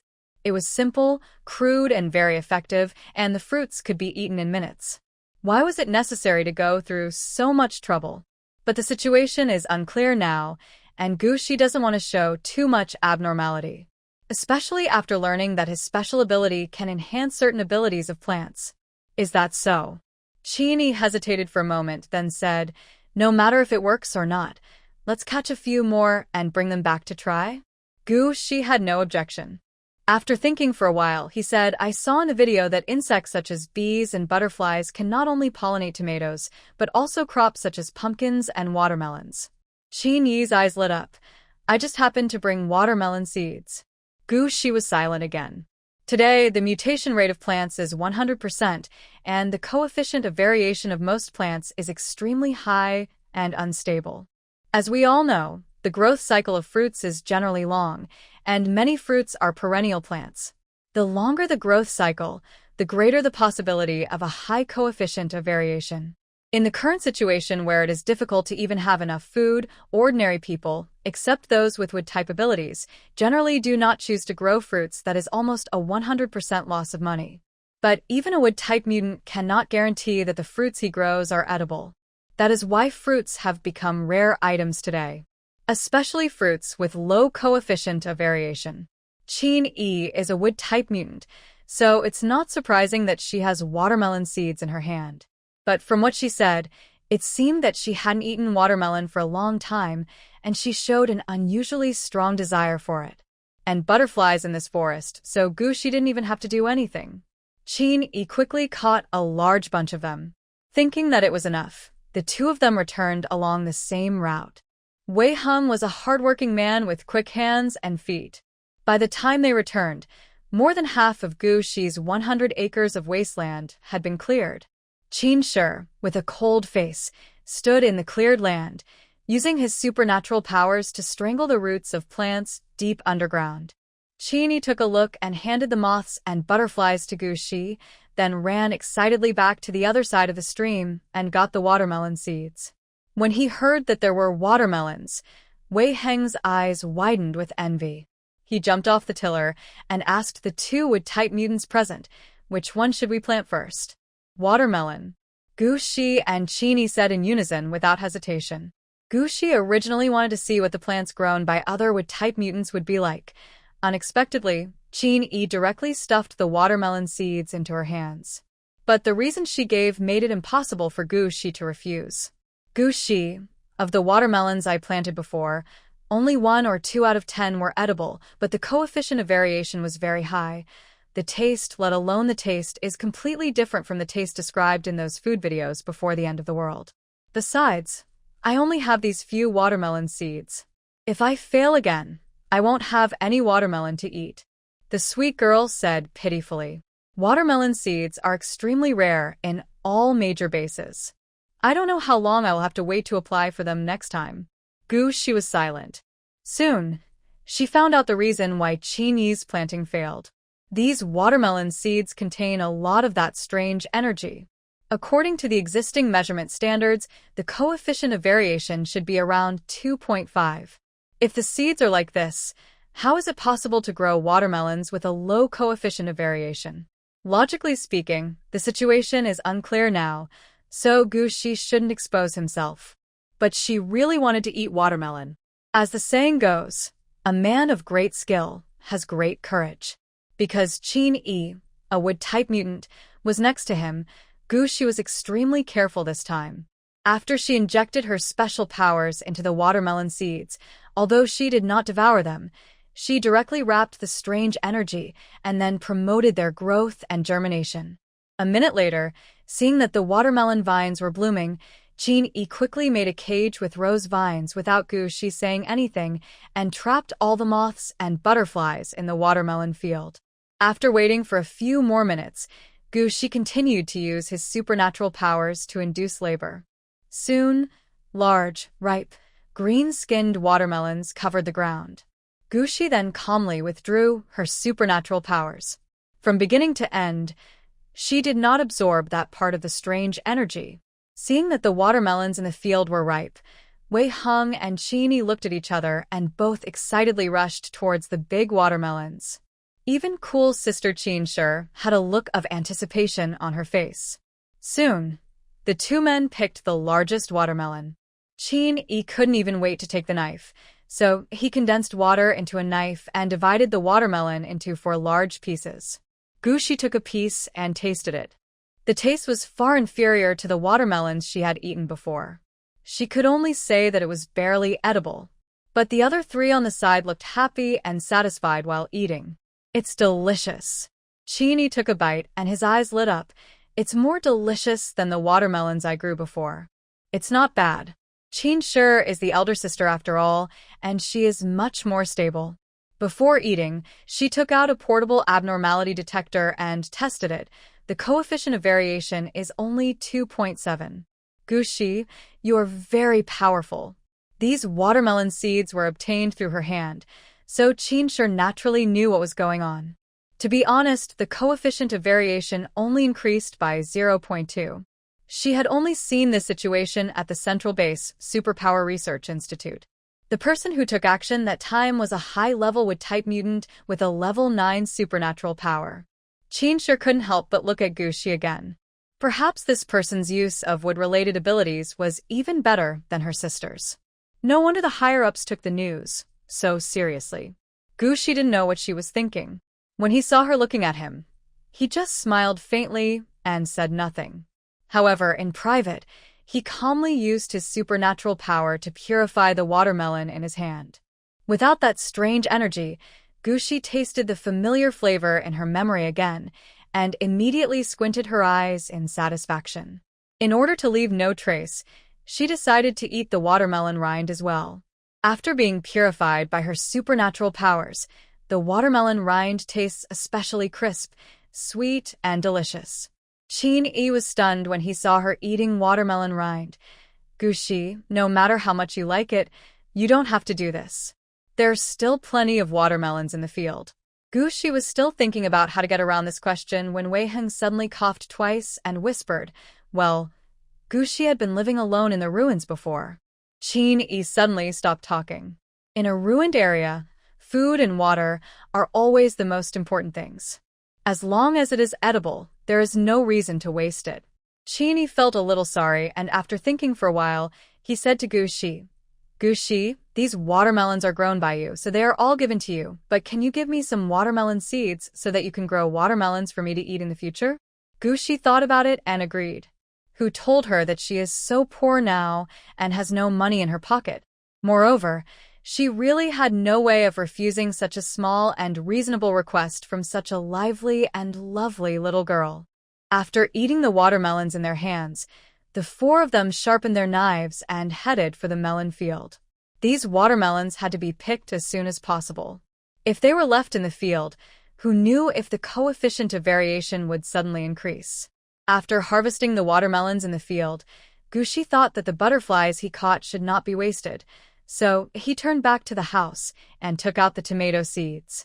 The same operation worked, and the tomatoes were grown very successfully this time. Because the coefficient of variation of the seeds was relatively low, the taste of the fruits was even better than the original watermelons. Wei Hung ate 4 of them in one go. You know, these are mutant tomatoes, and each fruit weighs more than 1 kilogram. Not to mention, he just ate a piece of watermelon that weighed at least 5 kilograms. After finishing these tomatoes, Gushi looked at the time, turned around and went to the kitchen to bring out a pot of big sweet potatoes that had been steamed in the morning. After taking the first bite of these sweet potatoes, the Chin sisters' eyes changed. Ever since the great mutation of plants and animals 30 years ago, it has become very rare to find food with a coefficient of variation within 1. Not to mention that the coefficient of variation of these sweet potatoes is basically around 0.5. This was the first time for the 2 sisters to taste food with such pure and sweet taste. Even someone as steady as Chin sure seemed to have tears in his eyes. The 2 sisters exchanged a secret look. Gushi held the sweet potato in her hand, lowered her eyes, and ate it in small bites. Small green sprouts secretly came out and circled around her fingertips. She was wondering where the bag of sweet potatoes she sent out yesterday afternoon would end up. After years of struggling in the darkest period of the apocalypse, Gushi has become accustomed to being alert no matter how deep his sleep is.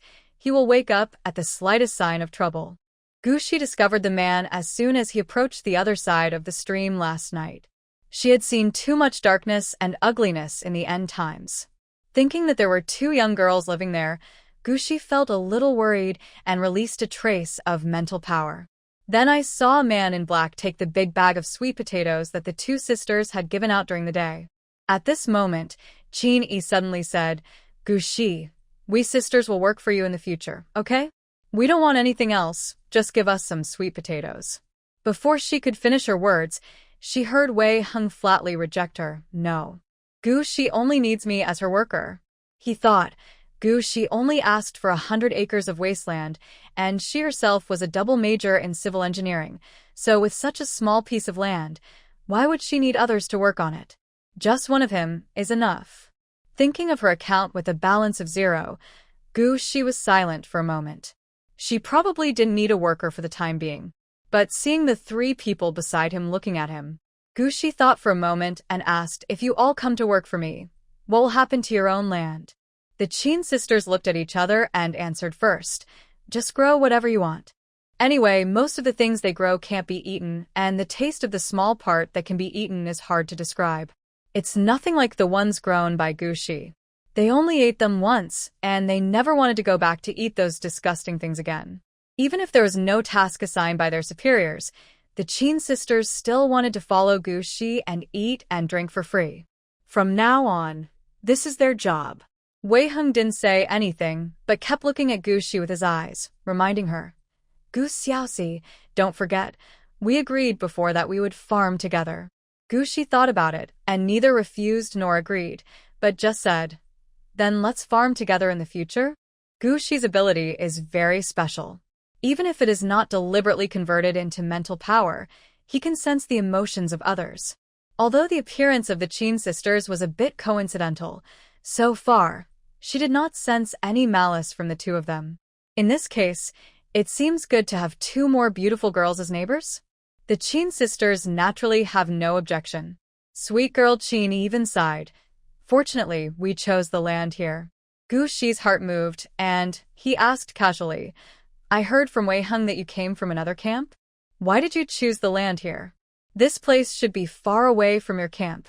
As far as she knew, the 2 camps were more than 100 miles apart, so it was a coincidence that they met here. Qin held the sweet potatoes and let out a long sigh. There is nothing we can do about it.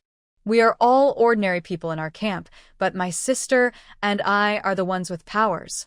Although the nearby wilderness and forests have been carefully screened by the army, it is still a remote place where no human has set foot for many years. Who knows what kind of dangers are hidden outside? Therefore, when the superiors divide the land, based on various considerations, they usually arrange women, children, and the elderly near the camp, and adult men go to farther places. It doesn't seem strange that young and strong psychics like the Qin sisters would be assigned here. Gu Shi nodded, without asking any more questions, and his eyes fell on the newly reclaimed land not far away. After eating the sweet potatoes, the Qin sisters offered to stay and help them plant sweet potatoes. Wei Heng subconsciously looked at Gu Shi. Gu Shi did not refuse. After thinking for a while, he said, "Okay, I will be responsible for raising the seedlings. Qin will help to induce labor. Qin Shi will be responsible for getting the sweet potatoes out, and Wei Heng, I am responsible for picking sweet potatoes." Wei Heng had a very clear understanding of his position and answered it right away. There was no other way. If he didn't take the initiative in his current situation, he might lose his job as the top worker to the Qin sisters. Wei Heng couldn't help but feel a little worried. Is this another form of inviting a wolf into the house? Planting sweet potatoes again in the afternoon, Gu Shi didn't use the sweet potato seeds he brought from the camp, but used the ones he had just planted yesterday. In fact, the sweet potato seeds distributed by the base are all good varieties cultivated by the base with great efforts, and their coefficients of variation are around 1.5. This shows the importance the country attaches to agricultural cultivation. But the ones grown by Gu Shi are obviously better. She selected about 100 of the most active ones, placed them neatly on the ground, and then began to use their supernatural powers. But this time, Gu Shi did not plunder the strange energy in these sweet potatoes in advance, but directly germinated and grew seedlings.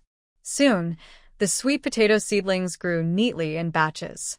Immediately afterwards, Gu Shi swung his broadsword and swung his long whip. This simple and rough action shocked the two sisters of the Qin family. Is that how those delicious sweet potatoes are grown? What are you still standing there for? Gu Shi turned her head and looked at Qin. At the same time, she supported herself on the ground with one hand and began to use her wood-related abilities, allowing the sweet potato seedlings that fell to the ground to quickly take root and sprout. Qin subconsciously followed suit, and it took him a long time to realize what was happening. Gu Shi's eyes were so calm and stern that he couldn't help but follow her instructions. This kind of look, this kind of momentum, she had only seen it in one person. But that was Captain Yi, the strongest man in the human race who had been tested by blood and fire. Gu Shi. Qin subconsciously looked up at Gu Shi. But he found that Gu Shi's eyes fell on the sweet potatoes in the field, bright, warm, and full of expectation. In the sunshine, the girl and the crops, what a beautiful picture full of vitality and hope. Everything seemed so normal. Did I see it wrong? Qin muttered softly, retracted his gaze, and focused on the sweet potatoes in the field. In the current environment, planting crops, to put it bluntly, is a race against time. With the help of Qin, a high-level wood-type ability user, nearly 100 acres of sweet potato fields were quickly brought to life. Sweet potato vines covered the entire field, swaying in the wind, presenting a scene of a bumper harvest. On the side, Qin was already hugging her sister and cheering, and Wei Heng quietly found a few large baskets and carts. The ability levels of these sweet potatoes are visibly low, and the coefficient of variation is within 1.5, which is even lower than the coefficient of variation of the sweet potato seeds distributed by the base. Qin Shi busily used his earth-related abilities to turn over all the sweet potatoes in the field. Afterwards, she squatted on the ground to help pick sweet potatoes and looked at Gu Shi deeply. Of the nearly 100 acres of sweet potato fields, 2/3 were grown by her sister Qin, and the rest were grown by Gu Shi. This is not surprising. After all, her sister is already a level 7 superpower expert, while Gu Shi's superpowers are only level 3 or 4. It is already very difficult to keep up with her sister's birth-inducing speed. It is reasonable that the area spawned is smaller. But Qin carefully discovered that after the sweet potatoes were grown, her sister's face became visibly paler, but Gushi did not show any sign of having her supernatural powers exhausted. That's fine, but Qin looked down at the sweet potato in her hand. These were brought to life by Gushi. Then she looked at the sweet potatoes that Qin was picking up in the distance. These were brought to life by her sister herself.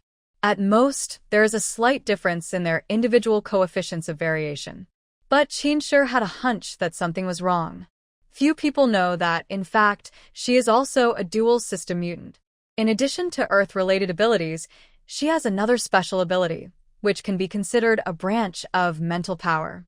It does not have any combat power, but can sense some inexplicable things, which we can call intuition. Qin threw the sweet potatoes in her hand into the basket beside her, pretending to be casual, and glanced at Gushi again. Gushi was also squatting on the ground picking sweet potatoes, but his brows were slightly frowned. After Qin also started to grow these sweet potatoes, she keenly sensed the difference. She made a prompt decision and used the plants in the field to secretly transfer some of Qin's abilities to her, and then transformed her own abilities into the other party's abilities. But even so, there are still some subtle differences in the sweet potatoes they grow. The strange energy in the sweet potatoes she grew was more active. Although the coefficient of variation is almost the same and the taste is similar as food, there will be no difference. Once that strange energy leaves the plant and enters the human body, it will come alive completely. Therefore, the destructiveness of this energy does not lie in its activity level, but in the amount it accumulates in the end. So there is no problem in eating the sweet potatoes in her hand. After all, the coefficient of variation is relatively low. After picking up the sweet potatoes in the field, Wei Heng looked at the time. 14:12. It's still in time. He immediately decided to go back to the camp and exchange supplies. Because they were poor, they only brought a small amount of daily necessities when they went out yesterday. It can be said that apart from the things distributed for free by the camp, they brought almost nothing else.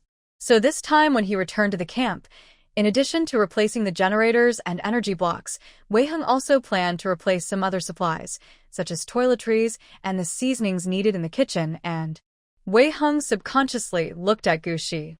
The little girl was still wearing the old clothes that Yilin gave her a few days ago. She only had 2 sets of clothes. This time when I go back, I have to find a way to buy her 2 new sets of clothes as well as some other things a girl needs. But he didn't know much about this, so he had to ask Yilin. Gushi saw Wei Heng looking at her and thought he was asking if she had anything to exchange. After thinking for a while, she said, "This time when we return to the camp, in addition to exchanging generators and energy blocks, we also have to find a way to get some nutrient solution. Using supernatural powers to promote the growth of plants only speeds up the growth process of plants, but the nutrients that plants need during the growth process remain unchanged and still need to be obtained from the soil." The land in front of their door had become visibly barren after having been planted with sweet potatoes, watermelons, tomatoes, and sweet potatoes in a short period of time. Even the newly reclaimed land in the morning was lacking in fertilizer after quickly planting a crop of sweet potatoes. The earth also needs to rest and recuperate. In order to solve this problem, the base developed a concentrated nutrient solution a few years ago. It only needs to be diluted and then sprayed on the ground to solve the problem of insufficient fertility. But the price of this nutrient solution seems a bit expensive. However, those who would use this kind of nutrient solution are generally those with wood-type abilities. After all, the speed at which ordinary people can farm is limited. By utilizing crop residues and organic fertilizers made from withered wild plants, and by rationally adopting crop rotation methods, the land can almost always be effectively restored to health. However, the wood-type mutants can plant trees very quickly, and at the same time, their disadvantages also become apparent. Wei Heng nodded and quickly put together a list of supplies to be exchanged. At first glance, there are quite a lot of things to replace. Fortunately, in addition to sweet potatoes, they also have watermelons and tomatoes. These are all valuable and rare things. Because there were so many things to haul back to the camp, one truck was clearly not enough. Qin went back to the other side of the stream and drove their big truck over. Gushi only kept a small amount of watermelons and tomatoes and loaded the rest onto the truck. As for the sweet potatoes, she left those she grew herself and only loaded those that Qin Yi had grown today onto the truck. Wei Heng and Qin Yi couldn't tell the difference between the sweet potatoes, so they didn't think much about it. They just thought that Gu Shi wanted to save the ones with a low coefficient of variation for himself. This is also normal. Who doesn't want to eat something good these days? But when Qin Shi was helping to move the sweet potatoes, she looked at Gu Shi thoughtfully. Soon, Wei Heng and Qin Shi drove 2 large trucks and roared towards the camp. Qin Yi and Gu Shi were left behind to look after the house. There was no need to farm in the afternoon, and neither of them had the habit of taking a nap. The 2 girls, who had nothing to do, each held a big tomato, squatted in the open space in front of the house, and browsed the forum. The hottest topic on the forum right now is the news that the central base will send agricultural experts to various parts of the country to guide agricultural production. In today's environment, it is extremely difficult to reclaim wasteland and cultivate land, and everyone has high expectations for this. The experts haven't arrived yet, and some camps have even started snatching people away. Qin Yi thought of Gu Shi's rough planting method, looked up at her, and tactfully put forward his own suggestion. How about we also register, and when the experts come back, we can also invite them to take a look at our land? Gu Shi was quickly browsing the latest news on the forum and said casually, nowadays, 99.9% of the pioneers in the country are ordinary people. The first thing that experts need to solve is the problems that ordinary people encounter in planting. The planting methods of us psychics are different from those of ordinary people. Qin Yi thought about it and realized that this was the truth, so he didn't say anything more. Instead, Gu Shi suddenly sighed. There is too little information on the internet. Qin Yi also sighed. That's right. A lot of information before the end of the world has been lost. Although the country has been recovering and rebuilding in recent years, the information that can be found in the central database is limited. Central database? Is that the idea that Dr. Qi proposed back then? Gu Shi lowered his eyes. Everything will be fine. Yes, everything will be fine. The sweet girl Qin Yi quickly cheered up and pulled Gu Shi into the gossip forum. This girl seems to love laughing very much, and the dimples on her face never disappear. With such a lively and lovely little sweet girl by my side, time passes especially quickly. When it was getting dark, Wei Heng and Qin Shi also came back driving a big truck. They brought back a car full of stuff, including generators, energy blocks, and some daily necessities, as well as air conditioners and large freezers. Gu Shi, she remembered that when they left yesterday there were no such things in the camp. Gu Shi raised his head and looked towards Wei Heng. While unloading the cargo, Wei Heng explained, "What a coincidence. A batch of supplies arrived at noon today. When we returned, the transport plane of the base logistics department had not yet flown away." Gu Shi took the big box he handed over and thought to himself, that is indeed a coincidence. With the help of the 2 sisters from the Qin family, things were packed up quickly. Qin Shi is very capable, and he built the generator by himself. Moreover, she also brought back a water pump. Tomorrow she will go to the upper reaches of the creek to connect the water pipe and then connect the drinking water filter device so that they can use tap water. Looking at the bright kitchen, Wei Heng decided to show off his skills to Gu Shi tonight. With a career crisis imminent, in order to keep his job, he has to show his greatest value, right? Wei Heng rolled up his sleeves and began to show off his cooking skills. Steamed sweet potatoes, stir-fried bitter melon with tomatoes, cold mixed sweet potato leaves, French fries, tomatoes with sugar, vegetable soup with watermelon rind, and finally, a candied sweet potato, and carved an exquisite fruit platter with a large green-skinned watermelon. It can be said to be very rich. Gu Shi did not tamper with the dishes, but because the coefficient of variation of the ingredients themselves was relatively low and Wei Heng's cooking skills were not bad, the Qin sisters were very satisfied with the meal. Wei Heng felt something was wrong. Why did the sweet potatoes tonight not seem as delicious as before? But he didn't say anything. Instead, he mentioned something else. The list of agricultural experts that the central base has assigned to us has been finalized. Yilin said that there are 3 people coming this time. 2 of them are professors from the Agricultural University, and the other is a researcher from the central base's Supernatural Research Institute. His name is quite special. It's Su Yirsen. Gushi was slightly startled when she heard the name. Su Yirsen, was he the crybaby she picked up back then? I heard that Su Yirsen is also a powerful wood-type ability user. Qin Shi added casually. Gushi lowered his head and ate the sweet potato without saying anything. After dinner, the two sisters stayed for a while before reluctantly leaving with 2 big watermelons and a big bag of tomatoes. At night, Gushi lay on the made bed, covered with the new quilt that Wei Hung had just changed, thinking about the name that Li Ming had called out as a joke, Su Er-san. Time flies. The little crybaby she picked up has now become an agronomy expert. Gushi's mood was a little complicated. She thought she would have trouble falling asleep tonight, but unexpectedly, she soon fell into a dream. In her dream, she seemed to have returned to the autumn of the 28th year after the end of the world. The zombie king was standing in the wilderness, looking at her coldly. Behind it were countless armies of alien plants. Gushi tightly gripped the scimitar in his hand and rushed forward fiercely, just like he did back then. On the other side of the stream, the two sisters of the Qin family returned with tomatoes and watermelons and boiled a pot of hot water.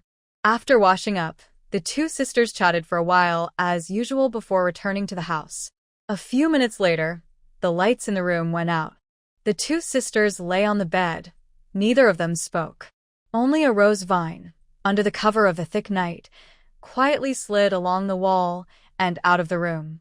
After a while, Qin Shi opened her eyes and turned her head to look at her sister. "What do you think?" "It's hard to say." Qin Yi shook his head slightly. "The little girl looks weak and doesn't talk much, but I found that her eyes are always calm. But the contradiction is that her actions sometimes seem a bit simple and rough." Qin Shi gave her a strange look. "You mean when she was planting sweet potatoes? That is indeed simple and rough. It is unlike others who take care of the crops as if they were taking care of their own children and are extremely meticulous. Not just this." Qin Yi shook his head. She thought for a moment and said, "When I went into the mountains with her to catch butterflies this morning, she had a hatchet in her cloth bag, but she never used it on the road. Whenever she encountered weeds and bushes blocking the way, she would just step on them. It was not just simple and crude, it even carried a fierce and ruthless force. It's a bit like their military combat team. She really likes that girl Gushi. If possible, she would like to trick her back into their special forces team. Then, all her comrades will be able to eat delicious steamed sweet potatoes. Oh, and tomatoes and big watermelons." Vigny. Qin Shi frowned slightly as she looked at her sister, who was almost drooling. Qin Yi came back to her senses.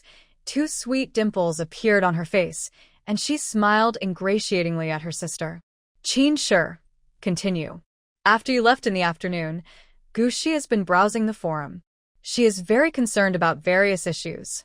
After Qin Yi finished speaking, he hesitated for a moment, and then said uncertainly, "There is one more thing." She frowned slightly and said, "When we were planting sweet potatoes at noon, the look she gave me the feeling that she looked very similar to Instructor Yi.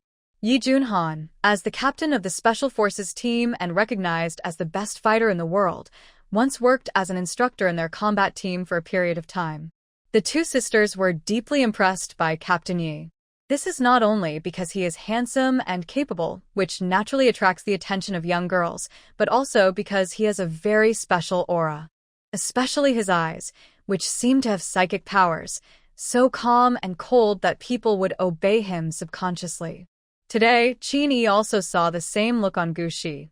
Qin Shi frowned slightly. Captain Yi has been killing the most brutal and violent mutant animals at the front over the years, so it is not surprising that he has that kind of aura. But Gushi. According to the information, she was just a refugee girl who was brought back from the ruins. He didn't even know how old he was or where he was from, he only knew his name. It looked like he grew up wandering in the ruins. How could she? Qin Shi felt a little suspicious and always felt that this mission might not be that simple. But Gushi's information doesn't seem to be fake. After close observation, Qin Shi indeed discovered that Gushi lacked understanding of certain common sense issues, which was consistent with her experience and background. Moreover, Qin Yi just said that Gushi had been browsing the forum all afternoon. She was trying to quickly understand the outside world through it. Everything seems normal, and there is no problem with the logic. It was as if Gushi was really just a refugee girl who grew up in a ruined area, lived with those refugees, had little contact with the outside world, but had some special talent in planting. But Her special ability told her that something was wrong. After pondering for a while, she asked Genie another question. After the sweet potatoes were born this afternoon, I noticed that your face turned a little pale. My sister Qin-e is already a level 7 superpower. Normally, she should have no problem growing 100 acres of sweet potatoes, but today, Qin-e knew what she meant and shook his head slightly. It's not a matter of exhausting my superpowers. Sister, when I was stimulating the growth of those sweet potatoes today, the speed of my ability output was very smooth. Qin-e was afraid that she couldn't explain it clearly, so she gave an example. When I usually stimulate the growth of those plants, the output of my supernatural power is like a stream on flat ground. Although there is no obstruction, the speed is slow. But today, when the sweet potatoes were born, it was like a waterfall falling from the mountains, very fast, very smooth, and even a kind of exhilarating feeling. Speaking of this, Qin-e was a little excited, with 2 sweet dimples on her face. Sister, that feeling is very special. Just like Fast and Furious? However, because her body was unable to adapt to such a high-speed output of supernatural powers, her face looked a little pale at that time. After listening to this, Qin was silent for a while, and then asked about the sweet potatoes.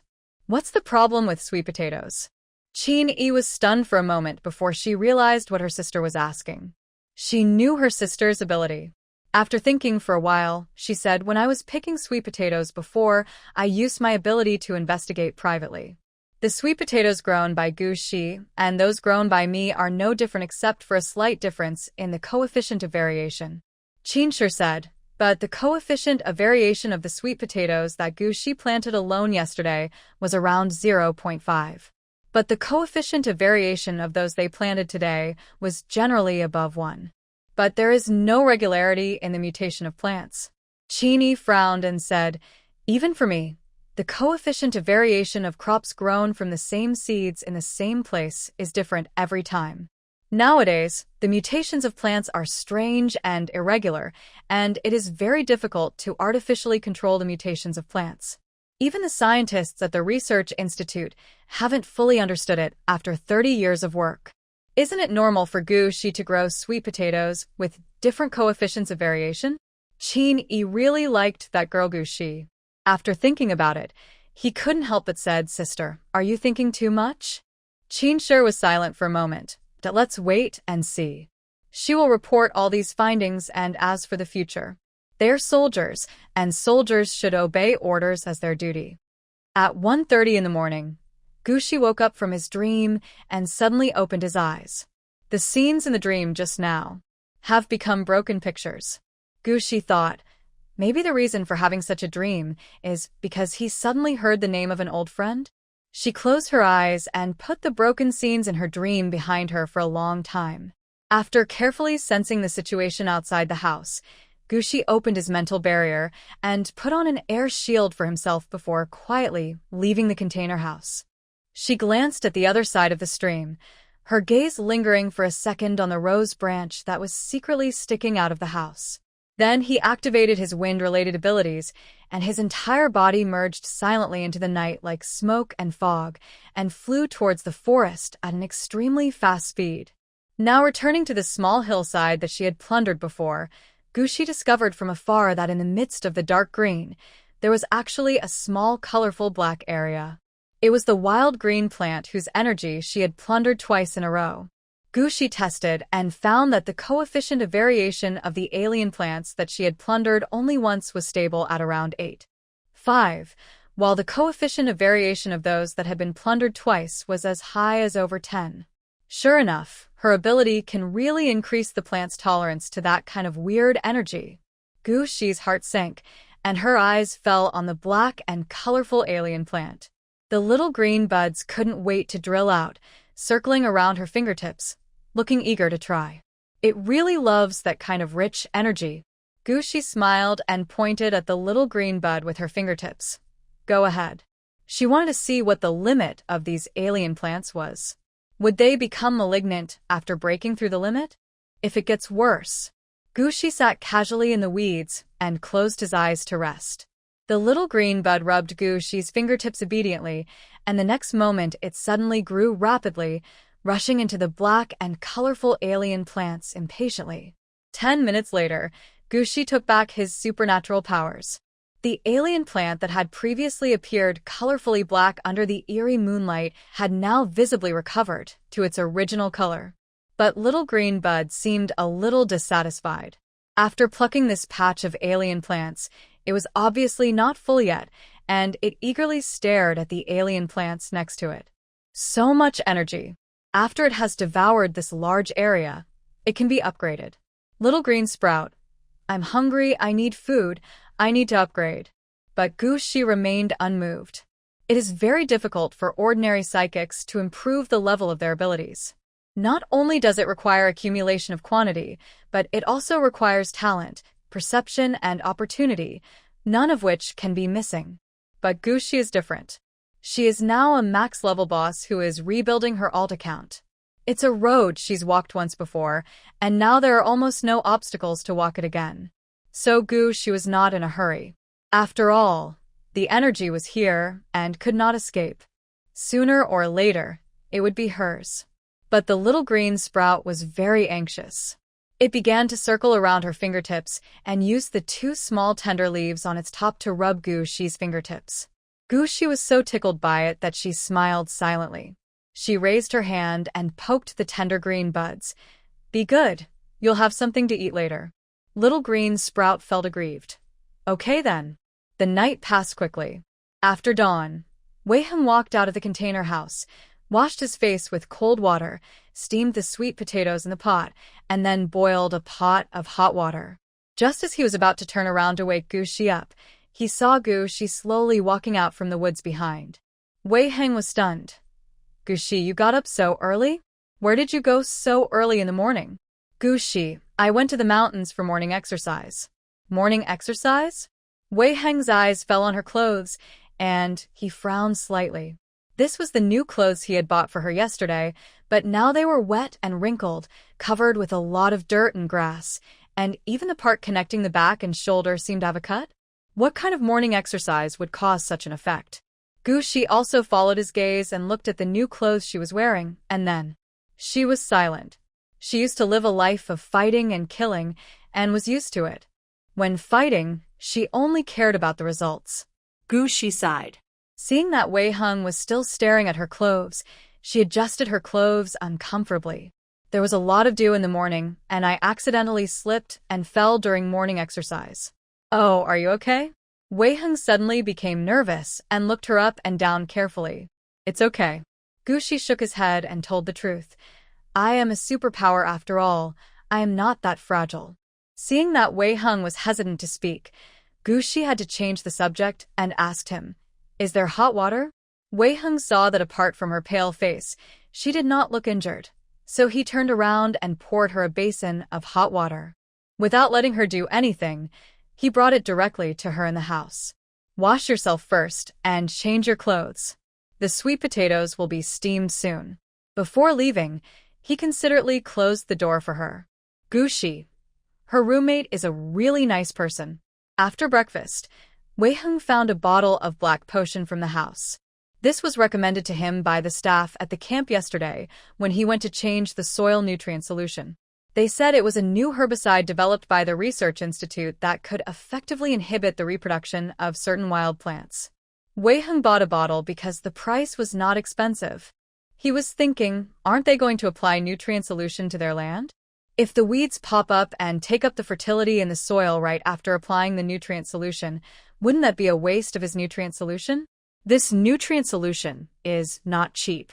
After studying the use of the herbicide for a while, Wei-hung picked up a large wooden barrel and went out. The land outside that had just been reclaimed yesterday was now covered with weeds. This cannot be delayed any longer.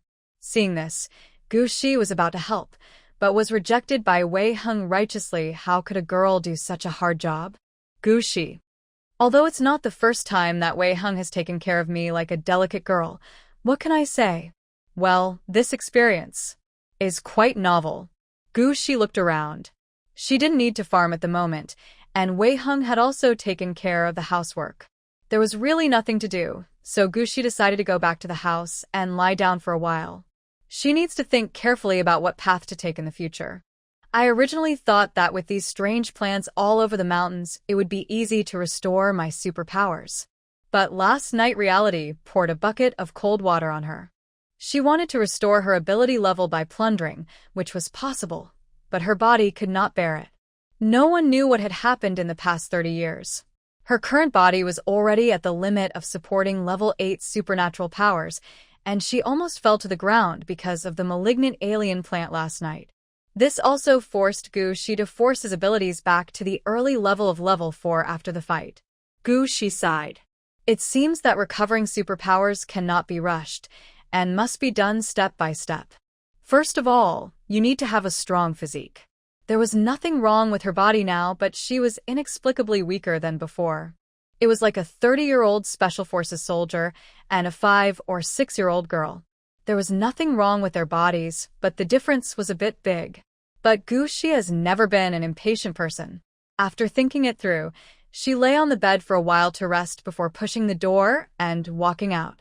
By the stream, the two sisters of the Qin family were fiddling with the water pump.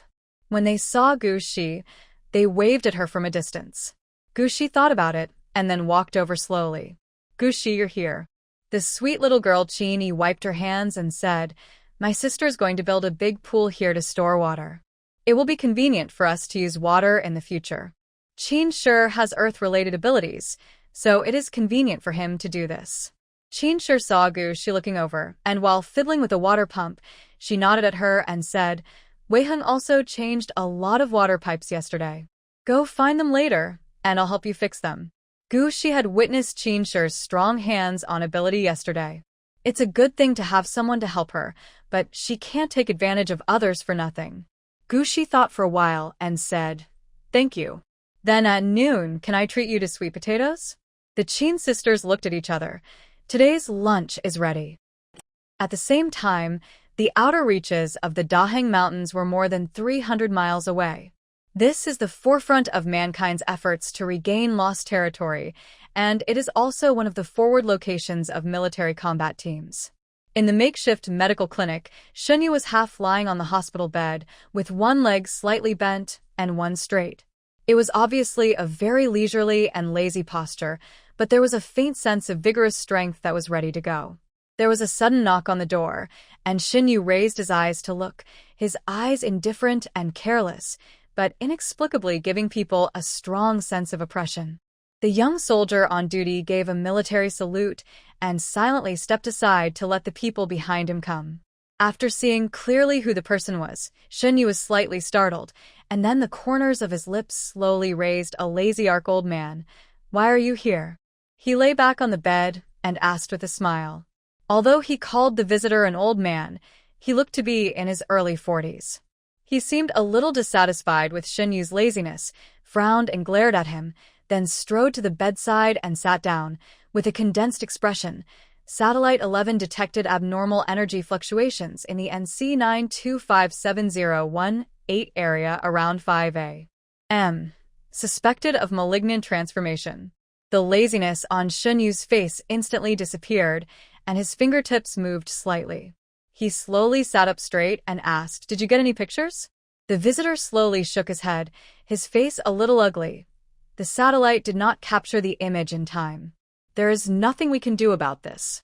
The end of the world came too suddenly, causing the entire human society to be in chaos for a long time, and most of the satellites also lost control.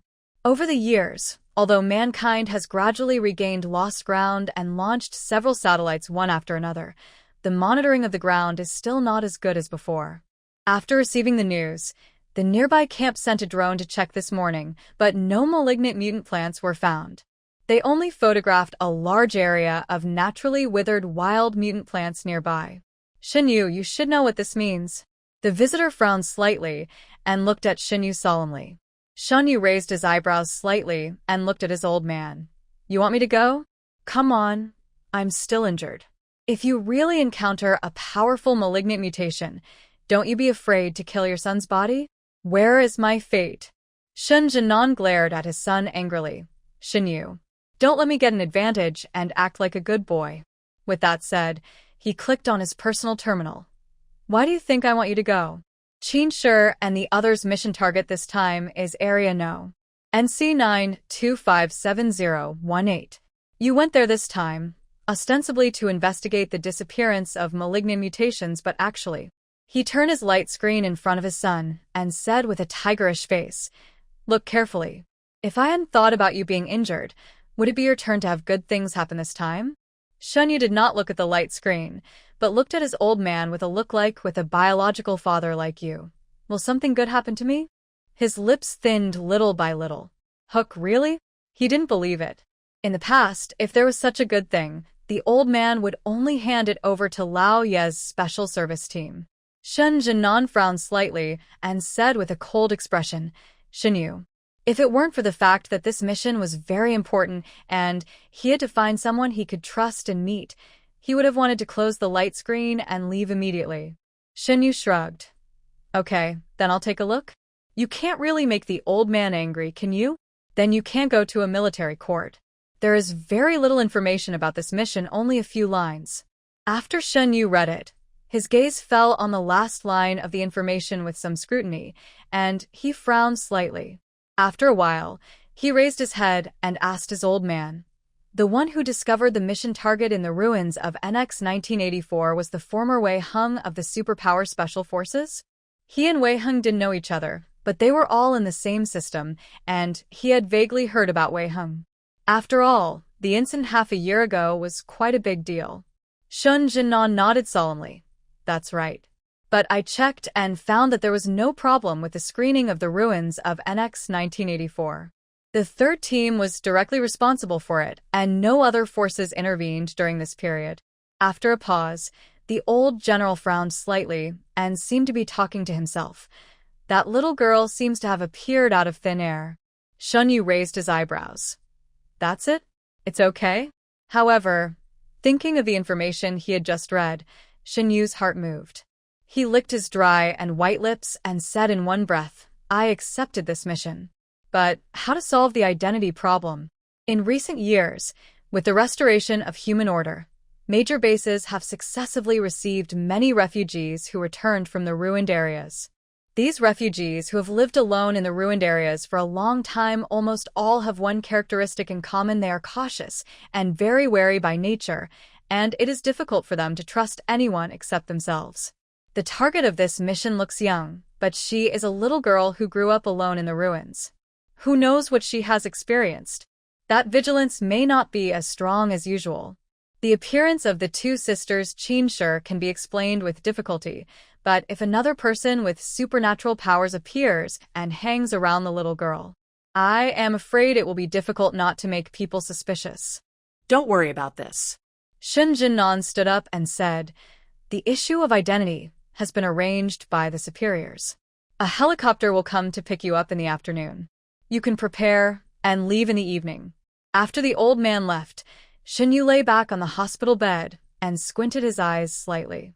Why did he feel that something was wrong the more he thought about it? She's just a little girl with some talent in planting. It's not like we haven't discovered talents in this area over the years. Why is the mission top secret? Is it because of the malignant transformation of alien plants nearby? Or does this matter have something to do with the SWAT team? But even so, it's not top secret. Moreover, this task was actually given to him by the old man himself. You know, over the years, in order to avoid suspicion, the old man almost never interfered with his tasks. More importantly, when he was looking through the mission target information, he discovered that there was a countdown display in the upper left corner of the light screen. This shows that even with the old man's identity and authority, he does not have the right to retain this information. Once the information is opened and read, it will be automatically deleted from his personal terminal after 5 minutes. Shenyu's fingertips clicked slowly. This mission is probably more than just top secret. 3 days passed by in a flash. The land that Wei Hung had just reclaimed a few days ago is now almost overgrown with weeds about a foot high. This is the result after spraying herbicides. It can be seen that in today's environment, the growth and reproduction speeds of those wild exotic plants are terrifying. Just when Gushi was thinking about whether to turn the land again and plant sweet potatoes, he suddenly received a notice from the camp. It turned out that a group of agricultural experts sent from the central base to the local area to guide agricultural production had now arrived at their Camp No. 9527 in Nanchang. The expert group also specifically proposed to conduct research in Gushi's field. Gushi guessed that this was probably related to the 2 large truckloads of crops they brought back to the camp to exchange for supplies last time. She had nothing to worry about because what was supposed to happen would eventually happen.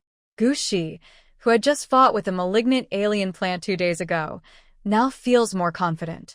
After receiving the notice, Gushi and Wei Hung discussed it and decided not to start construction in the afternoon. After all, they planted sweet potatoes very quickly. They had already planted them now.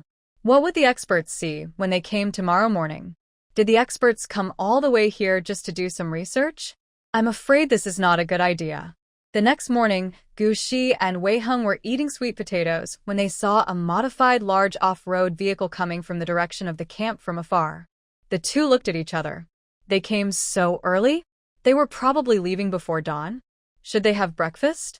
Just as they were thinking about this, the big off-road vehicle stopped in front of them. The first to come out was a tall young man. The man had regular features and deep eye sockets. After getting off the car, he leaned lazily against the side of the car, looking listless as if he had not yet woken up. When his eyes swept over, there was a strong sense of oppression. Gushi discovered that this man had a distinct sense of desolation. He is very similar to a friend she once had, seeming to be casual and indifferent about everything, yet giving people an inexplicable feeling of being trustworthy. Obviously, this is also a high-level supernatural power expert. However, there seems to be some problem with his supernatural power. After this person got off the car, 2 gray-haired old men with pale faces walked out of the car.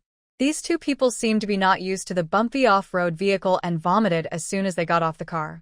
After a while, a man in his early 30s wearing black-framed glasses finally walked out of the SUV. Gushi only took one look at the man and recognized his identity: Su Yerson. 30 years have passed, and the little boy who is nicknamed a little crybaby by everyone has now grown into such a steady man. Gushi suddenly felt a sense of relief. After Su Yerson got off the car, he went straight to Gushi, his eyes slightly red. She had the same name as her sister and looked almost exactly like the sister in her memory. So could she be the offspring of her sister and that person? Gushi looked at the man who strode in front of her and raised her eyebrows slightly. This is not right. Why is the little crybaby looking at her so strangely? Did he recognize her or not? 15 years after the end of the world, Gushi put on the Bloody Shura mask and almost never took it off in front of others. At first, because of the base's publicity, people were crazy about the name Gushi for a while. But not long after, the name Gushi was gradually replaced by the name Bloody Shura. A few years later, few people remembered that under the Bloody Shura was a little girl named Gushi. Especially in the winter of the 21st year of the apocalypse, the human base encountered the largest zombie siege in history. That day, millions of zombies surrounded the city, and the base was in danger. Gushi, wearing a Bloody Shura mask under the cover of his teammates, flew alone into the group of millions of zombies. After a hard fight, she cut off the heads of 4 zombie kings in a row. Thus, Bloody Shura became famous in the spotlight. Since then, almost everyone only knew Bloody Shura. Except for the friends who followed Gushi at the beginning, few people in the outside world knew Bloody Shura's real name. The little crybaby was the child that Gushi dug out from the rubble with her own hands after the zombie siege. At that time, he was only 5 or 6 years old. He was probably frightened by the zombie siege. Tears welled up in his eyes, and he looked like he was crying. Therefore, he got the nickname of Little Crybaby. At that time, Gushi handed the little crybaby to the people at the base rescue station and left. But unexpectedly, a few days later, the child came to her again, hugged her legs with tears in his eyes, and insisted on following her. Gushi had been living a life of fighting and killing all those years and was very rough. How could he take care of a child? But the little crybaby just held her legs stubbornly and refused to let go, looking at her with his pair of dark eyes, misty with tears. Crying silently. What can Gushi do? She couldn't just do that to a child, right? So she said, I don't like crying children. If you can stop crying within 3 seconds, I'll let you stay. She originally thought that the child had been crying all the time since he was rescued. She thought that the switch controlling his tears had long been broken, and he might not be able to stop crying easily. Who would have thought that the little crybaby would actually stop crying just after she counted 3 words? Gushi. At that time, she often went on missions, and each mission was extremely dangerous and risky, so it was impossible for her to bring a child with her. But she has always kept her promises, and since she promised the little crybaby to keep him, she couldn't just ignore him. There was no choice. Gushi had to keep the child and leave him to Yi Xian. Yi Xian is the team's healer and is always caring. Because the base had just been besieged by zombies at that time and countless people were injured, Yi Xian temporarily stayed in the base hospital to help, and together with Li Ming, she was responsible for the team's logistics and intelligence work. Those years were Gushi's busiest time, and he had no time to stay in the base. After the zombie siege, Gushi only stayed in the central base for 7 days before he received a call for help from another base and rushed over immediately. But as soon as she left, the little crybaby started crying silently again. No matter who tries to persuade him, it's useless. Also very stubborn. But how can such a young child keep crying? Fearing that the child would damage his eyes and body from crying, Li Ming and his friends had no other options and called her. Gushi had just killed a group of high-level zombies at that time and was full of murderous intent. He was in no mood to comfort the child, and he didn't know how to comfort the child, so he put on a cold face and started counting. 1, 2. As a result, as soon as the count reached 3, the little crybaby stopped crying. In this way, the little crybaby got a joking name Su Yersin. Su Yersin was raised under the care of their team. Because of this, he was also one of the very few people who had seen her true face beneath the bloody Shura mask 15 years after the end of the world. So Gushi was not surprised at all that he recognized her. But the strange thing was, the way the little crybaby looked at her. Seemed to recognize her, but also seemed not to recognize her. Gushi felt something was wrong. Wei Heng also felt something was wrong. He subconsciously took a step forward and stood in front of Gushi. Professor Su? Su Yersin came back to his senses and nodded slightly at him, but his eyes were still on Gushi's face. Sorry, I'm impolite. It's true that Miss Gushi looks very much like an elder whom I respected very much in the past. Even the name is exactly the same. Gushi. How should I tell you that the elder whom you respect so much is standing in front of you right now, and is going to learn from you how to grow sweet potatoes? Even the voices are similar. With just 3 short words, Su Yersin's emotions, which had just been suppressed with great difficulty, surged violently again. When his sister suddenly disappeared, everyone told him that it was because the apocalypse had ended and his sister was tired of the fighting and killing, so she retired with that person. They also said that they had to respect my sister's wishes, so they destroyed all the information about her. But later it was proved that the apocalypse had not ended, but my sister never appeared again. Su Yersin restrainedly lowered his eyes and looked at the hand that the little girl stretched out in front of him, white, tender, and delicate, without the calluses and scars that he remembered. This was not his sister's hand. My sister's hands are always warm and strong. Ms. Gu. Su Yersin held her hand with restraint, his eyelids drooping slightly, hiding the nostalgia in his eyes. But soon, he put everything aside and looked up at the little girl opposite him. Excuse me, your mother. Gushi immediately understood why the little crybaby looked at him in such a strange way. Come to think of it, 30 years have passed, and her appearance has not changed at all. Her skin is even whiter and more delicate than before. She looks to be in her 20s at most. No wonder the little crybaby thought so. In fact, it's not just Su Yersin. I'm afraid any normal person would think so. Who told her that she didn't age in the past 30 years, but actually grew younger. But this is a bit embarrassing. Fortunately, Wei Hung is here. Professor Su. Wei Hung frowned slightly and reminded him implicitly, Gu Shi has lived alone in the ruins since he was a child. Su Yersin took his hand back and looked at Gu Shi with a different look. I'm sorry, kid. Gu Shi? No, who are you calling a kid? Also, who are you looking at with that inexplicably loving and kind look? Gu Shi was suddenly at a loss whether to laugh or cry. But the situation is unclear right now, and it is not a good time to recognize the little crybaby. Not to mention. Gu Shi lowered his eyes slightly as he glanced at the man who looked a little unfocused beside the SUV. That person had been staring at her blatantly. There was a bit of scrutiny and curiosity in his eyes.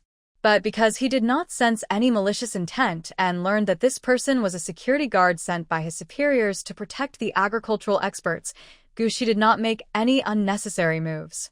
After all, an incident of alien plant mutation had just occurred near the camp not long ago, and most of these agricultural experts who were about to enter the wild to provide agricultural guidance were ordinary people.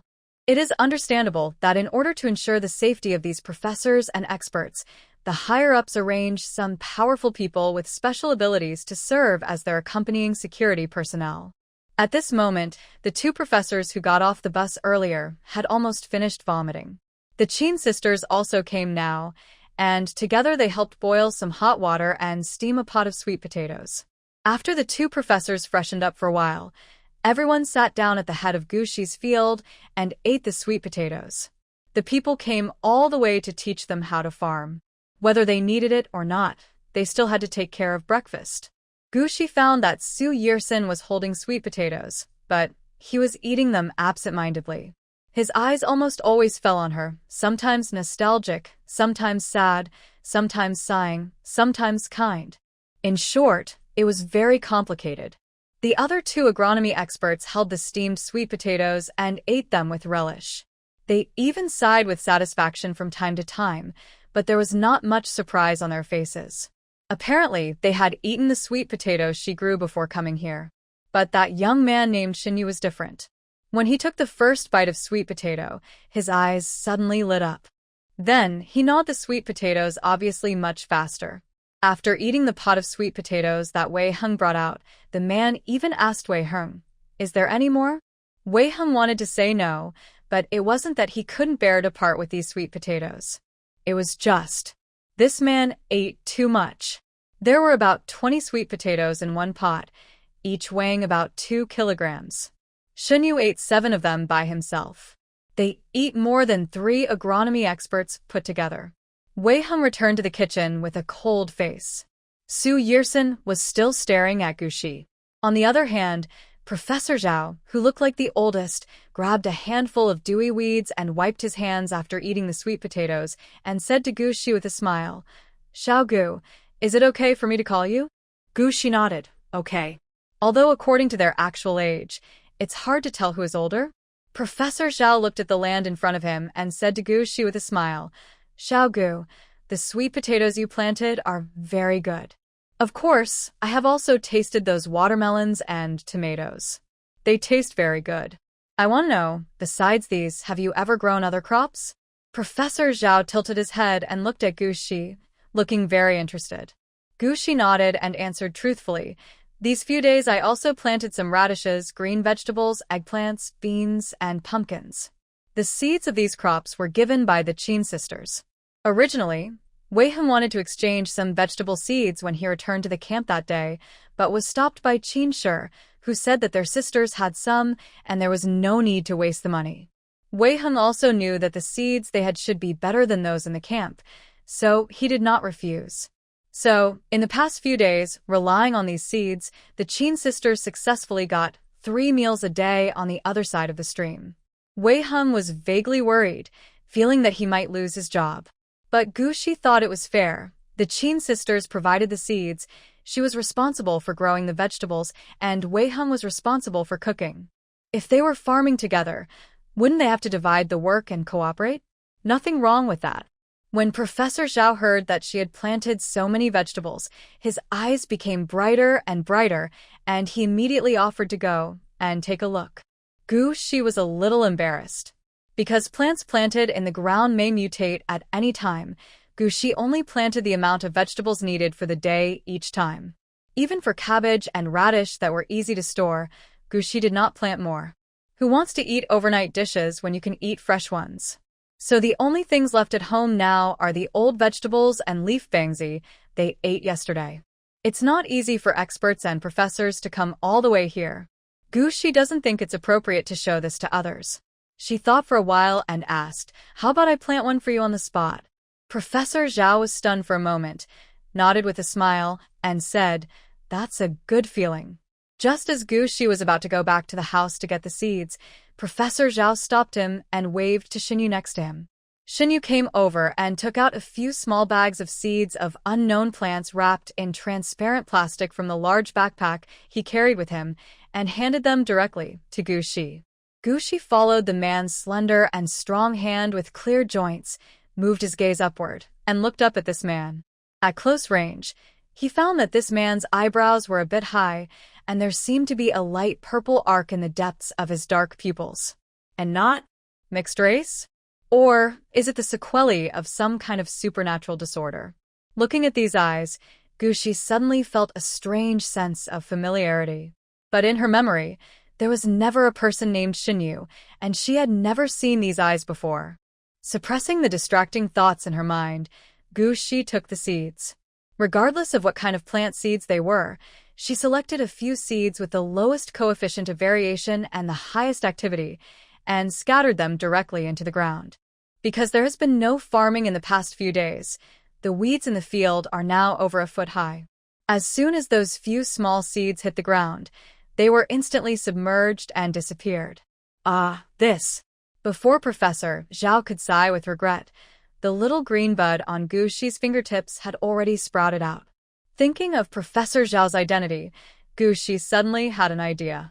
This time, she did not use her supernatural powers to wrap up the strange energy in these seeds, but directly devoured them and then promoted reproduction exactly the same way she planted sweet potatoes for the first time. Soon, several strange plants rushed out from the weeds and instantly grew to more than 2 meters high. "Stop!" Professor Zhao suddenly spoke up and shouted excitedly. Gu Shi didn't know what kind of crop this was, and immediately stopped using his supernatural powers when he heard this. She looked up at Professor Zhao. "Professor, is this okay? Why does it feel something is wrong?" She always felt that these plants were not yet mature and could use some more time to grow. Professor Zhao looked at the experiment number 1 mutant upland rice plant that grew in an instant, and an ecstatic expression appeared on his face. He hadn't seen a plant with such pure color for a long time. At this moment, another agricultural expert, Professor Zhang, also came over. The two old professors gathered around these mutant upland rice plants, turned on the instruments they carried with them, and began sampling and analyzing them. Gu Shi quietly stepped aside and planned to wash his hands by the stream. Su Yirsen ignored the mutant upland rice and walked to Gu Shi's side. "Good boy, these years." Gu Shi. Gu Shi was silent. The way Su Yirsen looked at her and the tone of his voice made her feel inexplicably weird. After thinking for a while, she interrupted, "You should call me Xiao Gu like Professor Zhao." Su Yirsen frowned slightly, a look of disapproval on his face. How could they be the same? Thinking that this might be his sister's child, the only bloodline left in this world, his expression became more loving, and he spoke in a gentler tone. "Xiao Shi, don't be afraid. I'm your mother's friend. If you want, you can call me uncle." In order to avoid embarrassing someone in the future, Gu Shi decisively decided to end the topic and asked, "Professor Su, why do these plants mutate? I heard that little crybaby is now an expert at the Institute of Supernatural Powers. After 30 years of research at the Institute, he should have made some discoveries, right?" Professor Su, who was always aloof in front of others, became amiable at this moment. He followed behind Gu Shi and patiently explained to her, "The reason these plants mutate is because they have a special energy in their bodies. We call it X energy." Gu Shi nodded. It seemed that this X energy was the official name of that strange energy. Seeing that she was interested, Su Yersin continued. After this X energy enters the human body through the food chain, it cannot be digested and absorbed by the human body, nor can it be eliminated through metabolism. After a pause, he continued, when this energy accumulates to a certain amount in the human body, it will cause devastating damage to the human body. It was unknown what he was thinking about, but Su Yersan's expression was obviously solemn. After a while, he lowered his eyes and sighed softly. A good person turned into a monster who lost his mind in the end. The word monster here does not just refer to an adjective. Because X energy not only makes people completely lose their minds, but also changes their physical form. Some of them grow scales on their bodies, some grow tails, some have sharp claws on their hands and feet, some grow bone spurs on their backs, some have fangs in their mouths, and some have tongues that are more than 3 meters long. These humans who eventually turned into monsters were no less destructive and dangerous than the original zombies. After Gu Shi woke up, he had never seen such a monster. Although there were occasional discussions on the forum, there were no images or video materials. Now, after hearing what Su Yersin said, Gu Shi's heart was moved. After thinking for a while, she asked, where does this X energy come from? How does it enter the bodies of animals and plants? Su Yersin just thought the little girl was curious and didn't think much about it. He said, we suspect that this X energy is very likely related to the zombie virus that suddenly disappeared that year. This is similar to Gu Shi's previous guess. But Gu Shi never understood how these strange energies entered the bodies of animals and plants. She once used her special powers to carefully sense the surrounding environment and found that there was no such special energy in the air, water, and soil. It seemed to appear out of thin air inside the bodies of animals and plants, and its speed was incredibly fast. I don't know if the research institute has figured out this problem after so many years. Gu Shi looked at Su Yersin very seriously. As for how this X energy appears in plants, Su Yersin hesitated. I'm ashamed to say, he sighed, over the years, we have tested the air, water, and soil in different environments, and conducted a large number of analytical experiments, but we still haven't figured out the problem. A few years ago, someone proposed a possibility. At this point, Su Yersan's expression became a little strange, and he fell silent. Gu Shi looked at him in surprise. Su Yersan came back to his senses and said with a complicated expression, a few years ago, someone proposed that the reason why X energy appears in animals and plants may be due to genetic mutation. Gu Shi. She has little education. Doesn't she know that energy can also be inherited? Su Yersan explained. Some people speculate that the zombie virus suddenly disappeared because it was lurking in the bodies of animals and plants in some way, and then some unknown changes occurred, causing the zombie virus to merge with certain gene fragments of animals and plants. Then, as the animals and plants reproduced, they were passed on to the next generation. During the growth of the animals and plants, the fused and altered gene sequences once again underwent some unknown changes, thus giving birth to X energy. Gu Shi listened very carefully. She seemed to understand something, but also seemed to understand nothing. Finally, she thought about it and said tactfully, it's amazing. Su Yersin couldn't help but smile when he saw her like this. You think it's absurd and bizarre. In fact, when this theory was first proposed, it was not recognized by the mainstream. But not long after, someone extracted a set of special gene fragments from those who turned into monsters. This proves that X energy does change certain gene sequences in the human body.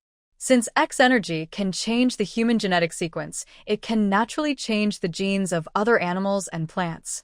Then, let us think in reverse and deduce in reverse. Could these X energies that suddenly appeared in animals and plants come from some special gene fragments? So someone proposed the theory of genetic variation.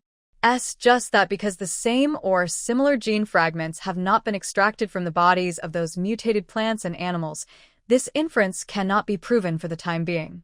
Gu Shi thought to himself. Although she didn't understand, it felt quite unfathomable. Xiao Shi, if you have anything else you want to ask, you can ask me. Su Yersin sat on a big rock by the stream, turning sideways and looking at Gu Shi with a smile. This is my sister's child. She has the right to know everything. Gu Shi tilted her head to look at him, thought for a moment, and suddenly asked, I want to know, what is the matter with the malignant transformation of the alien plant? When did this malignant transformation begin? Before this, were there any signs? Gu Shi, who had just fought with a malignant alien plant a few days ago, now wanted to figure out this matter the most. Because she discovered that after the alien plant became malignant, another more refined energy appeared in its body, and this energy made her supernatural powers particularly excited. Gu Shi's supernatural power has never been activated since she broke through the 10th level and reached the God level when she was 14 years old. Everyone believes that the God level is the highest level of supernatural powers. But Gu Shi, who had been in the position of a maximum level boss for many years, vaguely realized many years ago that there should be a higher realm above the God level. She could vaguely feel the existence of that realm, but she could never reach that threshold. Until that night, she continued to plunder the strange energy in the alien plant's body and finally witnessed the alien plant's malignant transformation with her own eyes. It turns out that before the alien plants become malignant, they will absorb a large amount of energy from other alien plants around them, causing the nearby alien plants to wither and die. The consequence of this natural selection is that the alien plant that finally wins produces another more refined and advanced energy in its body during the process of malignant transformation. This new energy made her little green buds particularly excited. After plundering this part of energy, Gu Shi seemed to have vaguely touched that threshold. So she wanted to know more about the malignant transformation of the xenoplants. However, the matter of the alien plants becoming malignant was suppressed by the higher-ups, and Gu Shi had no way to find out about it. However, judging from what Wei Heng said before, it seems that all the information about the malignant transformation of alien plants is now in the hands of the people at the Central Base's Ability Research Institute. Even the military doesn't have much. Sui San happened to be from the Institute of Supernatural Powers. In addition, he had a special identity, so he created another identity for himself. Gu Shi thought that this might be her only way to access the information at the moment. So even though she knew that asking this was a bit risky, Gu Shi thought about it and still asked. But at the same time, she also discovered that the moment she asked this question, the Qin sisters and Xinyu all looked up at her. Wei Heng was carrying a pot of freshly steamed sweet potatoes. As soon as he walked over, he noticed that everyone was looking at Gu Shi as if she had asked some questions that shouldn't be asked. The atmosphere was still vaguely tense. The sweet potatoes are ready. Wei Heng smiled, walked over as if nothing had happened, and directly put the big pot in front of Xinyu. Xinyu. Being interrupted by him, the vaguely tense atmosphere was relieved a lot. Gu Shi also took a sweet potato from the pot and shook it twice in his hand. After it was no longer so hot, he handed it to Su Yersin next to him. Professor Su? Su Yersin's face was a little solemn. Ever since Gu Shi asked the question related to the malignant transformation of alien plants, he frowned and hesitated to speak. Looking at the sweet potatoes handed to him by the little girl, Su Yersin suddenly asked, Xiaoxi, how did you know that the alien plants have become malignant? Is it? He didn't know what he thought of, so he didn't ask any more questions. Is it something? Shen Yu subconsciously took another look at Professor Su. He always felt that there was something wrong with Professor Su's attitude towards Gu Shi. Even if Gu Shi is really his old friend, Professor Su's attitude is too nervous and cautious. Gu Shi saw that Su Yersin didn't take the sweet potato. After thinking about it, she tore open the skin of the sweet potato, just like she tore open the wrapping paper of chocolate many years ago, and handed an expired chocolate candy to the little crying bag. She handed it to Su Yersin. With 1, 2, 3 in hand, she raised her eyes to meet his somewhat astonished eyes. On the first day I arrived at the camp, I encountered a malignant mutation of the alien plant. It was very scary. The little girl's eyes were serious and calm. Su Yersin subconsciously avoided it. He lowered his eyes and looked at the sweet potato in his hand, wondering what he was thinking. After a while, Professor Su slowly raised his eyes again and looked intently at the young girl who handed him the sweet potato. The malignant transformation of the xenograph started suddenly half a year ago, and 9 cases have been found so far. It is still in the top secret stage. Even if Xiaoxi was unlucky enough to have encountered this once, the camp should have signed a confidentiality agreement with her. Then why did she ask this? According to his observation, although Xiaoxi was young, she did not seem to be a very curious child. So, could her question be related to her sister? Half a year ago, after the first case of a malignant plant causing injury, Brother Li Ming personally led a team to go there because it was a serious matter. After returning, he became a little strange.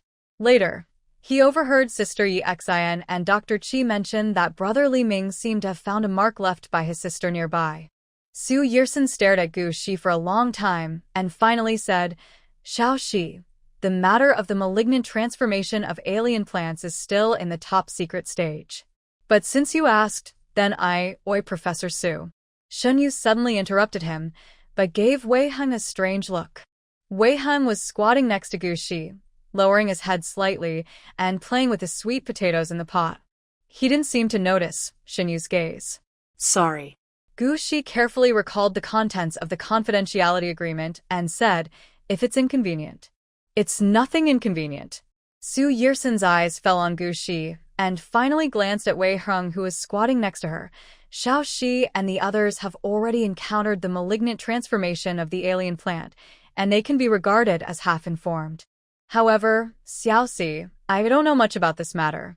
This matter was controlled within a small scope, and the specimens of those malignant mutations were only in the hands of a few people.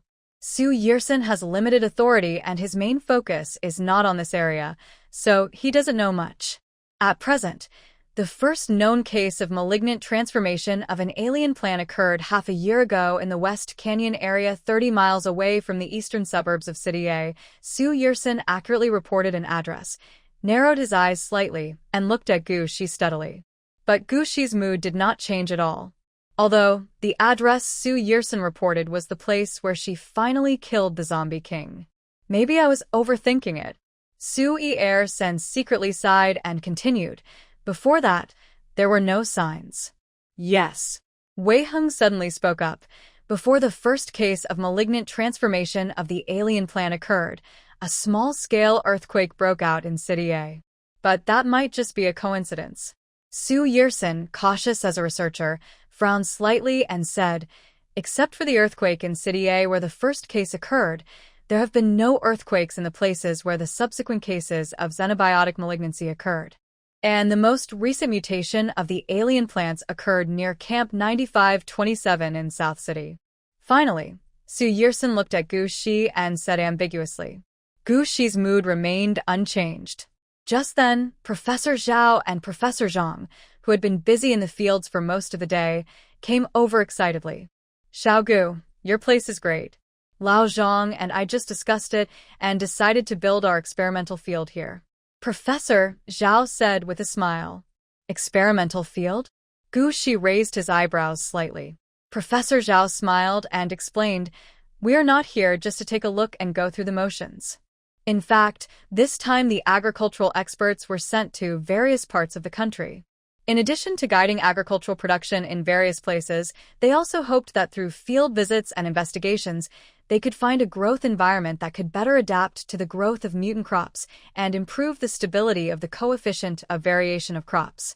Therefore, finding a suitable location to build a test field was originally part of their plan. Of course, the two professors decided to build the experimental field here. In addition to the fact that Gu Shi's special planting talent may help them stabilize the coefficient of variation of crops, it is also because the external conditions such as soil and climate here are very suitable for the growth of mutant crops. After talking about the experimental field, Professor Zhao and the other man chatted with Gu Shi for a few more words and even sought her opinions on certain aspects. Their words were quite intimate, as if they were treating a younger generation close to their family. Gu Shi had no objection to the experimental field. Of course, it was not her turn to have an objection. Originally, the wasteland nearby belonged to the country, and she only contracted 100 acres of it. At the same time, the Qin sisters and Xinyu on the side exchanged glances quickly. The two professors are indeed educated people of culture, and they are so fresh, natural, and methodical in winning people over. In this respect, these rough guys who have been fighting in the army since childhood cannot compare with them. After Professor Zhao and Professor Zhang decided to choose the experimental field here, they quickly contacted the camp and the base to dispatch the corresponding supplies and equipment. That day, the two professors stayed and continued their sampling and analysis work, but to Guxi's surprise, after lunch, Xinyu left with Su Yersin. There are 3 experts, 2 are ordinary people and 1 is a person with superpowers. Now the only security guard has protected the person with superpowers and left, leaving the 2 professors who are just ordinary people in the wilderness? Is this really reasonable? Or is it that Xinyu is sure that it is absolutely safe to leave people here?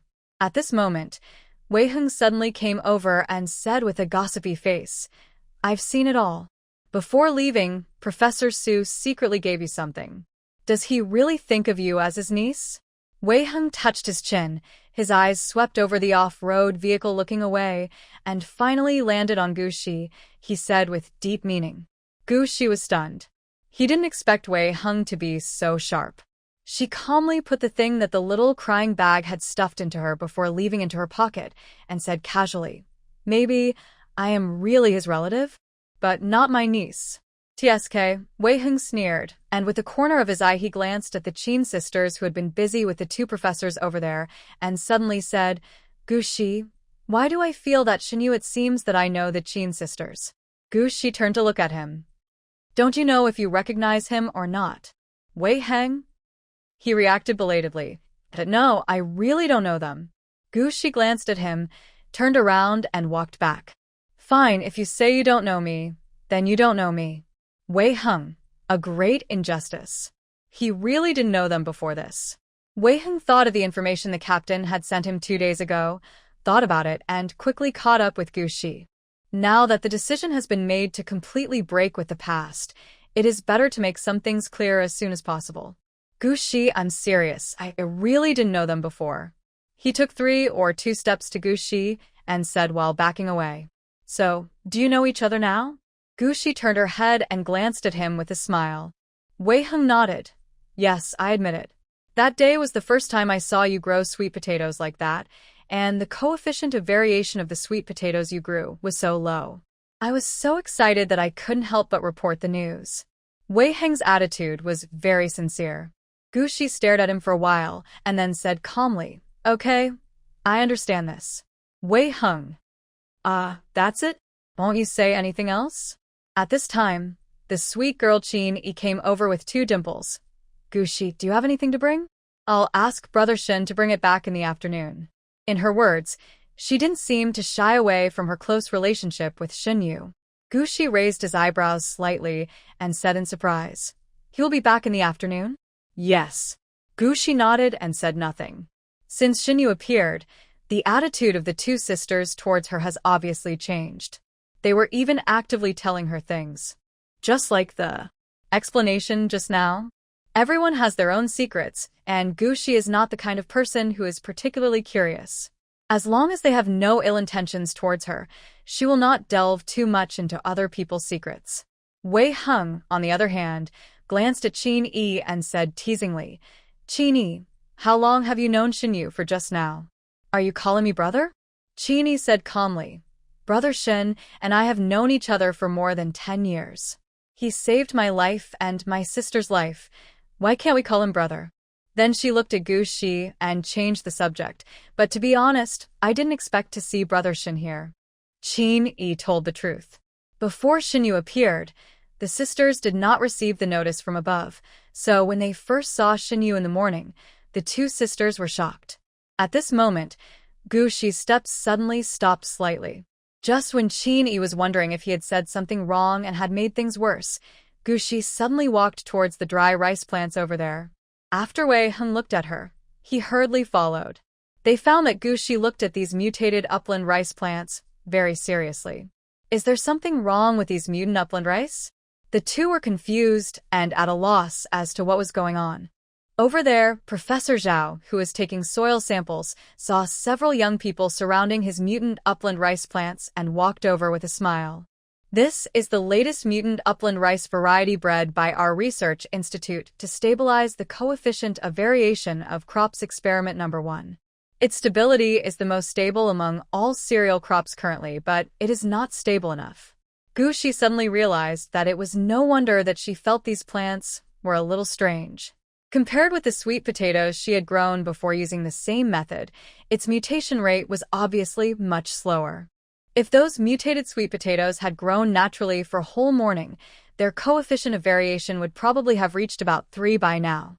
But according to Gushi's visual observation, the coefficient of variation of these mutated upland rice should not exceed 1. Moreover, they have entered the heading stage. Professor Zhao also said that with the natural growth rate of these mutant upland rice, they can be harvested in 2 days at most. The rice that Gushi had seen before was all presented as food. Not to mention the mutated upland rice, he had never even seen a normal rice plant. She originally thought that such differences might just be due to the different growth characteristics of different crops. But now, after hearing what Professor Zhao said, Gushi finally understood that it wasn't that the country had done nothing over the years. These mutated upland rice in front of us are the best proof. The country for which she had fought bloody battles for many years was still in a chaotic state of warlords' division after the end of the world. Not only had it begun to reorganize and restore production in an orderly manner, it had also cultivated high-yield varieties, such as experimental number 1, which could effectively stabilize the coefficient of variation. At this moment, Gushi felt that all the blood and suffering she had shed in the past years were worth it. She was very proud of her country and nation. I brought experiment number 1 out this time to see how stable it is in different natural environments. It would be even better if we could find a psychic with the right planting talent to help further improve its stability. Professor Zhao raised his hand and gently stroked the dry rice plant in front of him, looking at it as if he was looking at his own child. A few type mutants alone cannot support the country's 100 million people after the apocalypse. But high-quality rice seeds can make it possible for everyone to have enough food to eat. Gushi lowered his eyes and looked at the small green bud that had emerged from his fingertips at some point, and suddenly smiled silently. That's good too. Wei Hung beside her suddenly came over and waved his hand in front of her eyes. Gu Xiaoxi, what are you laughing at? The sweet girl Qinyi also came over and looked at the two of them suspiciously. Nothing. Gushi shook his head slightly. After thinking for a while, she glanced at the mutant upland rice plant next to her, turned around and asked Professor Zhao, "When it matures, can I exchange some of its seed with you?" Professor Zhao did not seem surprised by her request. He nodded and smiled, of course. It was you, Comrade Gu, who brought it to life. But Wei Hung felt a little strange. What do you want this for? Gushi was silent for a while. I haven't eaten white rice for a long time. The sweet girl Qinyi on the side was startled for a moment, then looked at Gushi strangely and whispered in a low voice, "But the rice is not delicious. It is not as good as sweet potatoes. Although the taste is a bit strange, at least it is sweet." Gushi. How should I tell you? It's because you haven't eaten normal white rice. On the side, Professor Zhao, who had eaten normal white rice many years ago, narrowed his eyes slightly when he heard this, with a smile on his face, as if he was missing something. Qinyi couldn't understand the nostalgia on their faces and decided to continue the previous topic. Gushi, have you decided what to bring? She clicked on her personal terminal. Brother Shin should be almost at the camp by now. While contacting Xinyu, she murmured to herself, "I heard that because Professor Zhao and the others came here this time, the base specially sent supplies." After a while, Qinyi heard no movement, turned to look at Gushi, and turned his light screen to her. Brother Shin said that if you want anything, he can help bring it back. Everyone will be neighbors from now on. Gushi, don't feel embarrassed. It is said that distant relatives are not as good as close neighbors. Neighbors should help each other. Gushi didn't feel embarrassed at all. She just thought of her account with a balance of 0 and fell silent. The last time Wei Hung went back with the 2 trucks of stuff, he got a lot of money in exchange. But the money was soon exchanged for generator energy blocks and living supplies. Although there was still a little left, Wei Hung said he would transfer it to her when he came back. But at that time, Gushi took one look at the pitiful 3 digits left in his account and let him keep it for himself. Wei Hung next to him obviously also thought about this. He glanced at Gushi. The little girl's new clothes were torn. He didn't have any needle or thread in his hand. Also, the underwear that Yulin ordered for the little girl from the base last time should have arrived by now. Although it was not easy for Xinyu, a grown man, to bring these things back. But now that energy is tight, it is not cost-effective to drive alone for this thing. For a while, neither of them spoke because of poverty. Qin squeezed over and said to the two of them, "Have you decided what to bring?" Brother Shin said that he can only stay in the camp for 2 hours. "No, thank him for us. We don't need anything now." Wei Hing thought about it and gave up. After Qin left, he looked up at Gushi and said, "How about we turn the land over again tomorrow morning and plant another crop of watermelons?" In the afternoon, the Qin sisters saw the 2 professors busy in the fields, but they didn't even have a place to stay. After thinking about it, the 2 sisters took the initiative to propose to build a mud house for the 2 professors as a temporary resting place. Wei Hung also went over to help, although his earth-related abilities could not be used, and he could not help build the house. He could still help clean up the house. Gushi was originally going to go too. But the others, seeing her thin arms and legs and pale face, which looked so weak that she would fall down if the wind blew, politely but firmly refused. Gushi didn't insist. He stood outside and watched them busy for a while, then slowly returned to the house. Lying on the bed, she casually tapped the tender leaves of the small green buds and began to habitually review what happened in the morning. Let's not talk about Su Yersin for now. The arrival of the 2 agronomy professors did make her feel moved. So when Professor Zhao gave her those upland rice seeds, she did not hide her ability, but used her supernatural power to purify those seeds. Although this was a bit risky, it was also because of Professor Zhao's identity as an agronomy expert. She wanted to use the other party's professional identity to find out in a scientific and rigorous way what kind of impact and changes her special abilities could have on plants. This is better than her guessing and wondering on her own. Gushi intuitively felt that her ability should not be as simple as just increasing the capacity of plants for X energy. So she thought of Professor Zhao, a professional. Then there was the appearance of the Qin sisters. Although it was a bit too coincidental, the attitudes they showed after spending the past few days together. Maybe she guessed the wrong direction before? So Gushi showed that ability again today, and he wanted to see it again. Of course, after so many years of fighting and killing, Gushi finally wants to live a stable life and eat something good. Therefore, even if it is just for her own appetite, she cannot hide this ability forever. Instead of hiding, it is better to show your value at the right time. The appearance of Professor Zhao and others is obviously a good opportunity. Of course, this is also because the exotic plants all over the mountains gave Gushi such confidence. She still had to wait and see what the higher-ups were like. But the thing Su Er-san gave her before he left. Gushi took out a palm-sized black brand from his pocket. It was made of unknown material.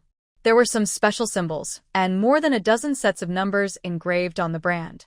Others may not know the meaning of these symbols and numbers, but Gushi understood it after just one glance.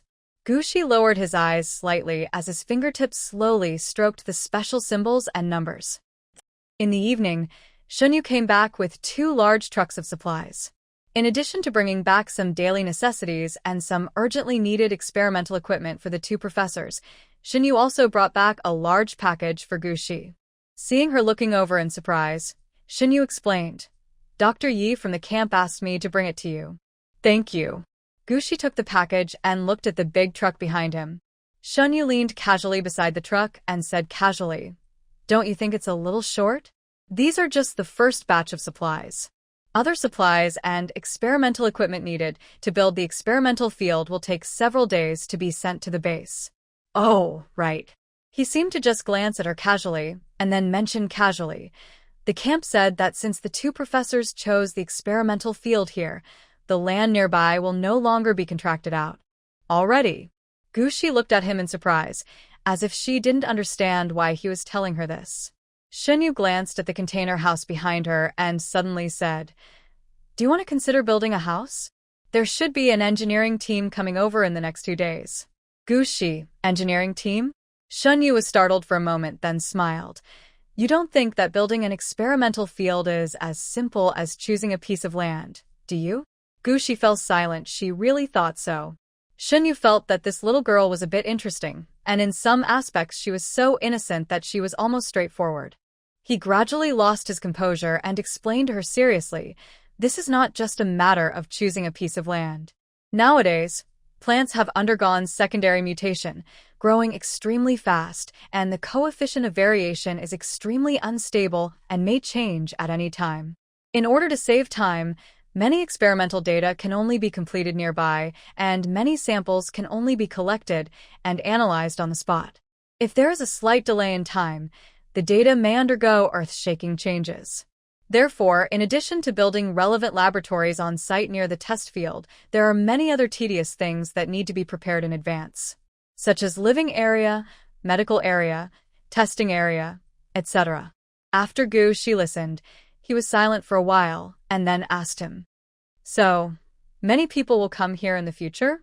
Shunyu felt that the question she asked was a bit strange, and the focus was also very strange. He casually pulled out a piece of dogtail grass and held it in his mouth, saying, there won't be many people. But next there will be a few students from the agricultural university coming from the central base to be the professor's experimental assistants. As for the future, Shunyu paused deliberately, and when he saw that Gushi was actually looking over, he spat out the bitter foxtail grass in his mouth and said, it depends on the progress of the professors. The base may turn this into an official experimental farm. Since an experimental farm is to be built, the nearby infrastructure will also keep up, which is undoubtedly a good thing for the pioneers nearby. Gushi was a little worried. She knew that the two professors decided to choose this place as the experimental field partly because of her demonstrated planting skills. The coefficient of variation of the crops she currently grows is relatively low and is very close to the original coefficient of variation of the seeds. Professor Zhao and his colleagues naturally believed that she had some special talent in planting that could reduce and stabilize the coefficient of variation of crops. But in fact, Gushi knew her own business. Although her ability could purify the seeds of plants, it also increased the plant's capacity for X energy. In this respect, her ability not only fails to stabilize the coefficient of variation of crops, but instead increases their coefficient of variation. But she couldn't tell Professor Zhao about this. At least not now. But it's okay not to say it. Judging from Shunyu's words, it would take a lot of manpower, material, and financial resources to build a test field, not to mention that the base plans to build a test farm here. That would cost more. But their country has just experienced the worst end of the world, and now it is a time when it is devastated and in ruins. Not only do they have to compete for time, but they are also very poor. I really can't afford such a waste. Shunyu felt that this girl was really interesting.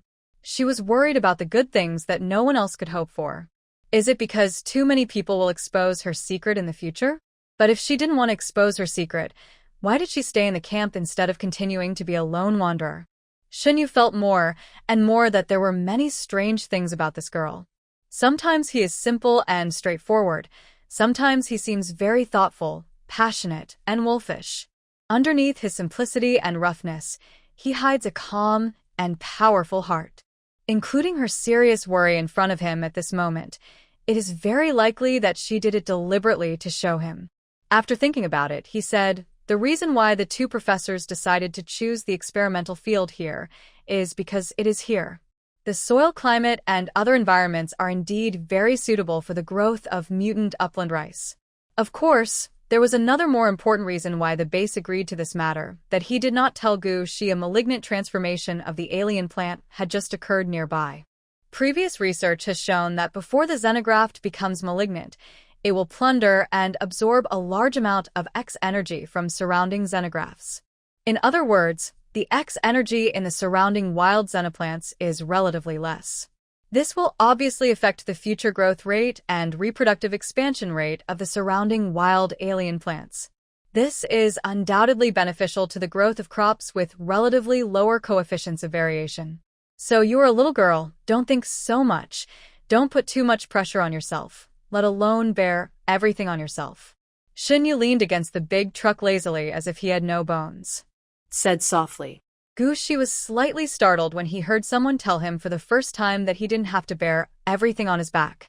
Yes, she has taken off that mask. She is no longer the bloody Shura, and she no longer has to shoulder the future of all mankind. Gushi came back to her senses and subconsciously looked up at Shinyu. The man's eyelids are very thin, and the ends of his long and narrow eyes are slightly raised, seemingly unfocused and somewhat unpredictable. The moment Gushi looked over, he also turned his head to look at her. Gushi discovered that Wei Heng kept looking at her strangely when he came back after delivering the pot of sweet potatoes in the evening. What's going on? Gushi raised his eyebrows slightly.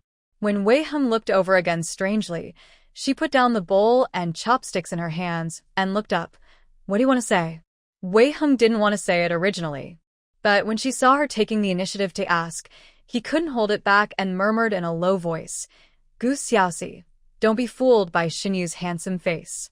I think he just has no good intentions and takes the initiative to approach you. Maybe it's just for those sweet potatoes of yours. Gushi. It seems that you are not right. Wei Heng. Well, who doesn't want to have a good bite these days? Of course Gushi knew that Shinyu was approaching her on purpose. When she was still a bloody Shura, there were too many men from major bases who wanted to approach her on purpose. Either accidentally or by coincidence, they would always appear where she could see them. No matter how dull Gushi is, he will always sense something like this after encountering it many times. It was not like she had never encountered someone like Shinyu before. And the information he seemingly inadvertently revealed to her today, it wasn't like inside information that ordinary security personnel could know. However, Shinyu seemed undisciplined, but Gushi saw integrity, fearlessness, and courage in him. Take another look. Shinyu's matter is not urgent, but there is another matter that needs to be discussed with Wei Heng. Gushi told Wei Heng that the engineering team was coming over. Now that we have decided to open up Wasteland and live here in the future, it is not suitable to live in a container house all the time.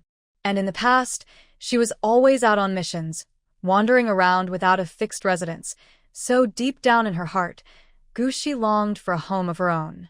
A home where she can sit down and watch the flowers fall in front of the court and wait for the clouds to roll in and relax. Of course, Wei Heng had no objection. Regarding the matter of repairing the house, the two quickly reached an agreement. So now there is only one thing left: money to repair the house.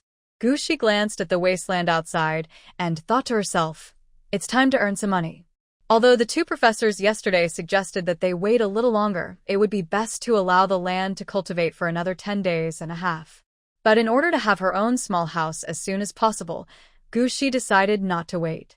This time, she won't plant sweet potatoes anymore, but plans to plant large watermelons on 100 acres of land. No way, who told her to be short of money now? After the Qin sisters found out, they also expressed their willingness to help, and even Shinyu followed lazily. Wei Heng was initially wary of this person, but Shinyu only said one sentence, I am a wind superpower. Wei Heng stopped talking. As a wind-type supernatural being, the pollination speed is much faster than that of bees and butterflies. Seeing that the young people were going to plant watermelons, Professor Zhao and Professor Zhang also followed them with great interest, partly to take care of the upland rice plants that had not yet fully matured. Furthermore, the two professors were also very curious about Gushi's farming methods. Gushi did not disappoint them. After Wei Heng and Qin Shi turned the land over, with the help of Qin Yi and Shinyu, in less than half an hour, the land was covered with big green watermelons.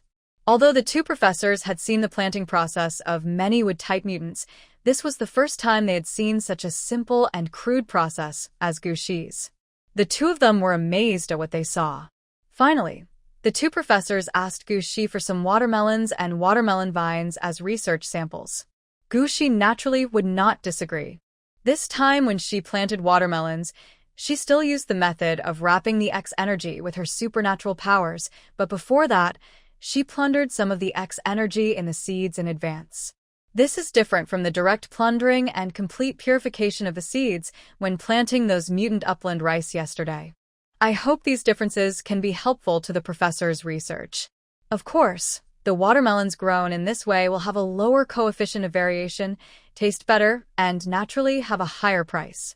100 acres of large watermelons covered the fields, and several large trucks obviously could not load them all. Gushi thought about it and decided to go with Wei Heng to pull a cart of watermelons back to the camp to check the situation. In the afternoon, when he arrived at the camp, Gushi found that the camp had changed drastically in just a few days. Not only has the area expanded a lot, there are also many more buildings. More importantly, there are many new faces in the camp, making it much more lively. The prototype of a small town has already taken shape. Wei Heng drove the truck directly to the official purchasing station as if he was familiar with the route. Watermelons are originally a rare commodity. The coefficient of variation of the batch of watermelons sent by Gu Shi and his team is so low that the purchasing staff, after sampling and testing, immediately gave Gu Shi a price that he could not refuse. He even offered to pick up the goods at home. Gu Shi was very satisfied, and now he even saved the shipping cost. After getting the money from selling watermelons, the two went straight to the construction engineering team of the logistics department. An hour later, after coming out of the construction team, Wei Heng saw that it was still early, so he suggested going to the newly built commercial street on the east side of the camp. Gu Shi looked down at the balance in his account and readily agreed. The commercial street is very busy at this moment with many people, but not many shops are open. The two of them picked and chose and bought a few things each. They were about to go shopping in the only supermarket in the camp, but Gu Shi suddenly paused and turned to go to a grocery store nearby. This store is not big, but it has a wide variety of items. Gu Shi picked out a dictionary published before the end of the world and an old radio with a total price of 38,000 yuan. Seeing that she was about to pay without blinking, Wei Heng couldn't help but remind her in a low voice, "It's a bit expensive. And in this kind of store, you can usually bargain." This time, before Gu Shi could say anything, the shop owner quit. "Young man, these things of mine are all antiques." "Antiques, how can they not be expensive?" Wei Heng thought, what kind of antique is this? Even if it is a real antique, it can't be eaten or drunk. Who would buy it except for a fool? When he looked up, he saw that Gu Yuandito, she had already paid the money and stuffed the thing into his hand. Wei Heng subconsciously hugged the 38,000 yuan in his arms tightly, and a hint of pain flashed in his eyes. He looked at Gu Shi with a gloomy look, wanting to say something but stopping himself. "Gu Xiaoxi, we have just escaped poverty and are struggling to make ends meet. Is it really okay to spend money like this?" Gu Shi glanced at him and said, "Don't we still have tens of thousands left from selling watermelons? Let's go. Didn't we say we were going to the supermarket?" "Wei Heng, there are tens of thousands left, but with your lavish spending style, it won't last long." Wei Heng sighed. After waiting for an hour, the two came out of the supermarket and their account balances were only in 3 digits. Wei Heng secretly vowed to bring Gu Shi to the camp as little as possible in the future. This girl's shopping style is similar to her farming style, just as simple and crude, and she doesn't care about the price when buying things. Here, after Gu Shi and Wei Heng left, Xin Yu and Qin Shi looked at each other. After leaving Qin Yi to take care of the 2 old professors, they turned around and went to the hillside behind. Half an hour later, Qin Shi pointed to a place in front of her and said, "That's it." The place she was pointing to was the place where Gu Shi had been guarding the place that night and finally had a fight with the malignant alien plant. Xin Yu clicked on his personal terminal and compared several photos from the base. After confirming that this place was correct, he took a few steps forward. Qin Shi followed him and whispered, "After receiving the news that day, I rushed over to check as soon as possible. I didn't see the malignant mutant plants at that time, but all the mutant plants nearby were withered, and there were still some strange plants nearby. There are obvious traces of battle. But now several days have passed, and the withered alien plants have long since turned into nutrients for the earth. Even the hilltop they once occupied has now been occupied by new plants." "Brother Xin?" Qin Shi looked over in confusion, but found nothing unusual. Xin Yu had already retracted his gaze. He did not explain, but asked, "Nightingale, you are the first person to come to the scene to check those battle traces. What do you think?" The reason why Qinshi's code name in the team is Nightingale is because she is the most outstanding scout, with strong observation skills and extremely keen perception. Judging from the energy fluctuations and battle traces left at the scene, there must have been malignant mutant plants here. Qinshi said with certainty. Where did the malignant mutant plant go? Shinyu pointed out the problem sharply. Everyone knows that after the alien plant becomes malignant, it will not only have full attack power, but also become very large in size. Even if such a large and malignant alien plant is taken away, what about the corpse? You can't just disappear into thin air, right? This is indeed very strange. Qinshi looked solemn. The last time I checked carefully, there were no traces of dragging around here. The malignant mutant plant seemed to have disappeared out of thin air. Shinyu squinted his eyes slightly, and his seemingly unfocused but sharp gaze scanned the surrounding grass bit by bit, not missing any inch. We all know that nature is a cyclical process. After plants wither, they will turn into fertilizer to nourish new life. Those strange plants that withered just a few days ago, and now there are few traces of them on the ground. Shinyu felt inexplicably that the withered exotic vegetation seemed to be corroding too quickly. After a while, he asked Qinshi casually, "Do those battle marks look familiar to you?" She quickly thought of something from Shinyu's words and raised her eyebrows slightly. "Brother Shin, do you suspect that Wei Heng did it? Wei Heng has the earth element power, but he has the natural ability to destroy corpses and eliminate traces." Shinyu didn't say yes or no. Because she knew that their mission target was with Wei Heng. Before coming, Qinshi had checked many of Wei Heng's past battle videos on the internal system and learned about his fighting habits. But judging from the traces of the battle that day, it's hard to say. Qinshi shook his head slightly and recalled. Judging from the traces of the battle that day, the malignant mutant plant was at least level 8 or above. But they all know that although Wei Heng was a level 9 superpower in the past, since the incident happened half a year ago, there has been a problem with his superpower. It is said that Wei Heng's superpower can only be used once again now. After one time, if you are lucky, you may be able to retain your human dignity and end your life peacefully. If you are unlucky, you will completely lose your mind and become a monster. Besides, I checked. Qinshi didn't know what she thought of, and her voice suddenly dropped a bit. He has been taking superpower inhibitors for the past 6 months. It shouldn't be him. Shinyu hummed non-committally, and after a while, he suddenly said, "What about Gushi? It can't be her no matter what, right?" Shinyu said, "The military department asked experts to look at the sweet potatoes you sent back last time. Although the coefficient of variation is very low, after being spawned by wood-type superpowers as seeds, they mutated very quickly. In just one day, the coefficient of variation of the sweet potato vines grown was as high as over 6. Qinshi looked at him subconsciously, a little surprised, and then became a little bit more understanding. When she was planting watermelons that day, she discovered that the girl's powers were indeed somewhat special. But thinking about those mutated upland rice plants, Qinshi was not so sure. What does the boss mean? She raised her head and asked Shinyu, feeling a little complicated. Let's take a look again. Shinyu turned around and walked to the other side of the hillside. What he didn't tell Nightingale was that although the sweet potatoes sent back could not be cultivated as improved seeds, several experts discovered another possibility. Moreover, when he was investigating Gu Shi's information, he accidentally discovered that Yi Junhan and another force seemed to be secretly investigating Gu Shi recently. And Professor Su. He left here in a hurry. After returning, the first thing he did was to retrieve Gu Shi's information. Although Professor Su's subsequent actions were very clever and secretive, Shinyu still discovered something very interesting. He was deliberately hiding Gu Shi's existence. And what he did was quite clever.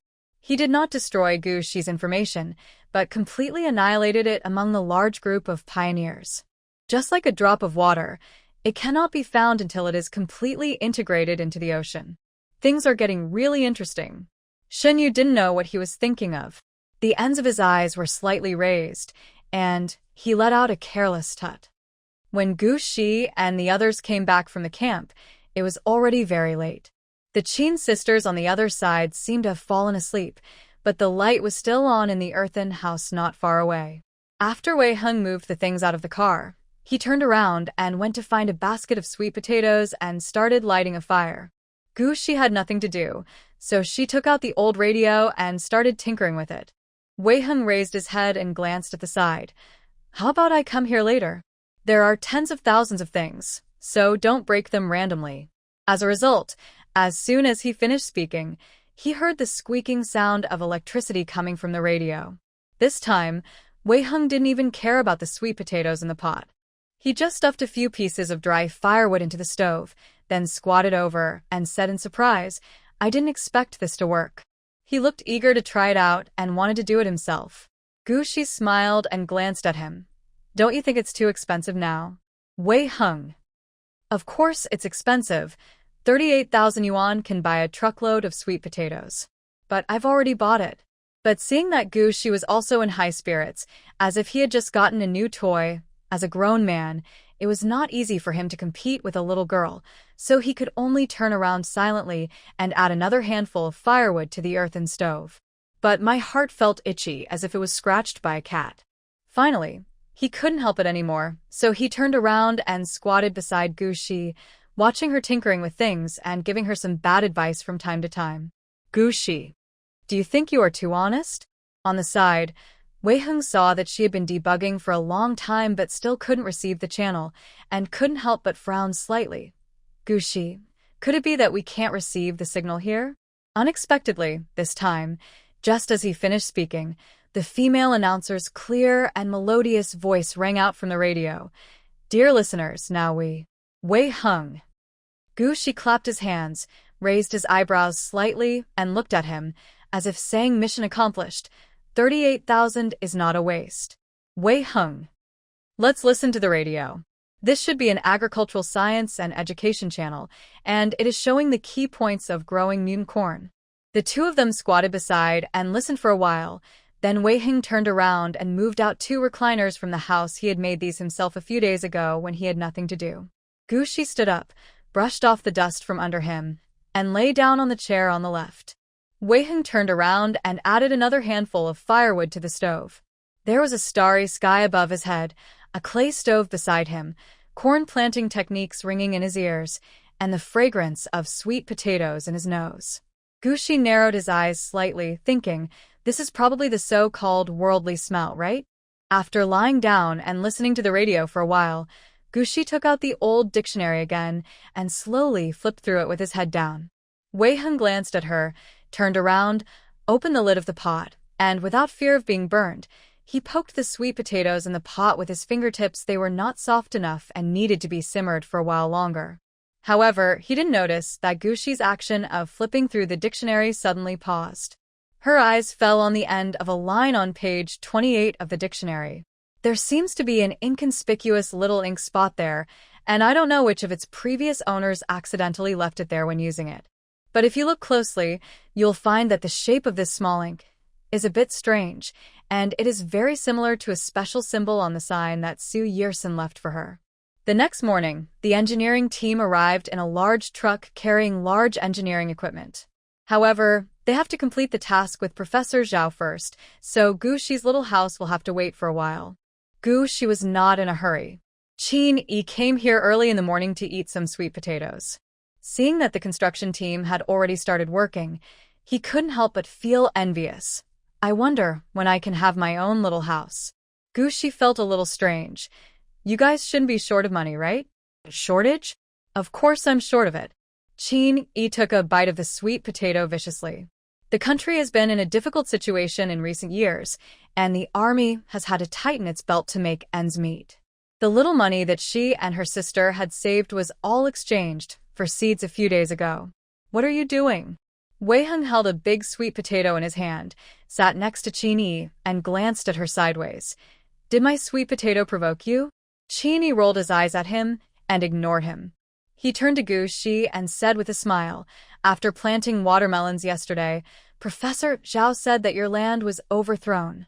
It won't grow back without a rest for 3 to 5 months. So, Gu Shi, what are your plans next? Wei Hung snorted beside him. Don't even think about targeting Gu Shi. We bought a whole box of soil nutrient solution yesterday. And even if Gu Shi's land can't be planted, we still have my 100 acres. Want to kidnap someone from under his nose? No way. However, he was not very lucky. Unlike Gu Shi, whose land was beside the stream and was flat and easy to cultivate, his land was between slopes and woodland, and nearly half of it had now developed into dense mountain forests.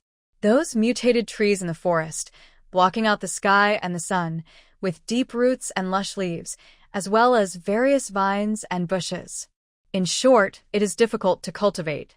As for the remaining slopes, they could be reclaimed and some sweet potatoes could be grown. But the way he looked at Gu, she seemed to have other plans? Gu Xiaoxi.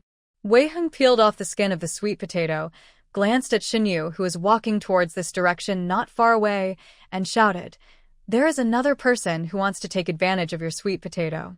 Sure enough, Xinyu's first words after coming over were, "Gu Shi, is there anything to eat? I'm almost starving to death." Gu Shi pointed at the stove and asked him to get it himself. As a result, he just took the pot away, euphemistically saying that he had to take a few back to the professors. Wei Heng chuckled twice but said nothing. However, Gu Shi glanced at him and suddenly asked, "Is it time to harvest those mutated upland rice?" What did Professor Zhao say? After eating sweet potatoes for several days, her desire to eat rice was so eager that she could no longer hold back. Xinyu took a bite of the sweet potato and said vaguely, "It should be today, but I have to ask the two professors again." After hearing this, Gu Shi's eyes brightened, and she swallowed the remaining sweet potatoes in her hand.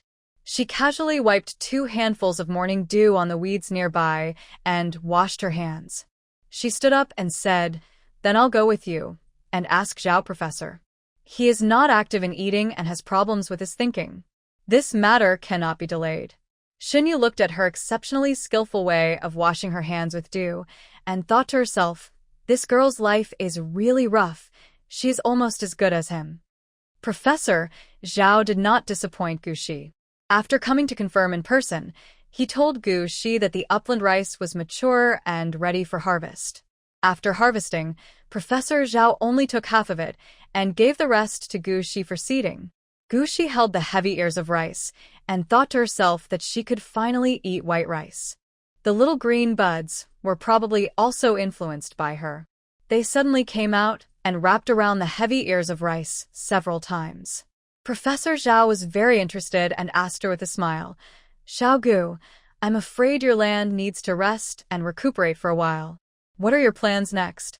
On the side, Wei Heng suddenly felt something was wrong when he heard this. "Why are there so many people interested in Gu Xiaoxi?" she asked Professor Zhao, pointing to the hillside behind. "You want to plant fruit trees?"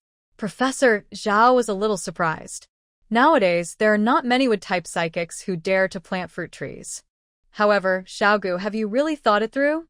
Fruit trees have a long growth cycle and mutate faster than ordinary crops. Professor Zhao, I want to try. Now that he has finally lived a peaceful life, Gu Shi doesn't want to let himself down. She only has a hobby of eating fruit. If she has the ability, why not treat herself better? Professor, do you have any fruit seeds? Gu Shi asked. Although she was confident that she could grow delicious fruits, she had no seeds. Professor Zhao shook his head. I don't have any fruit seeds here.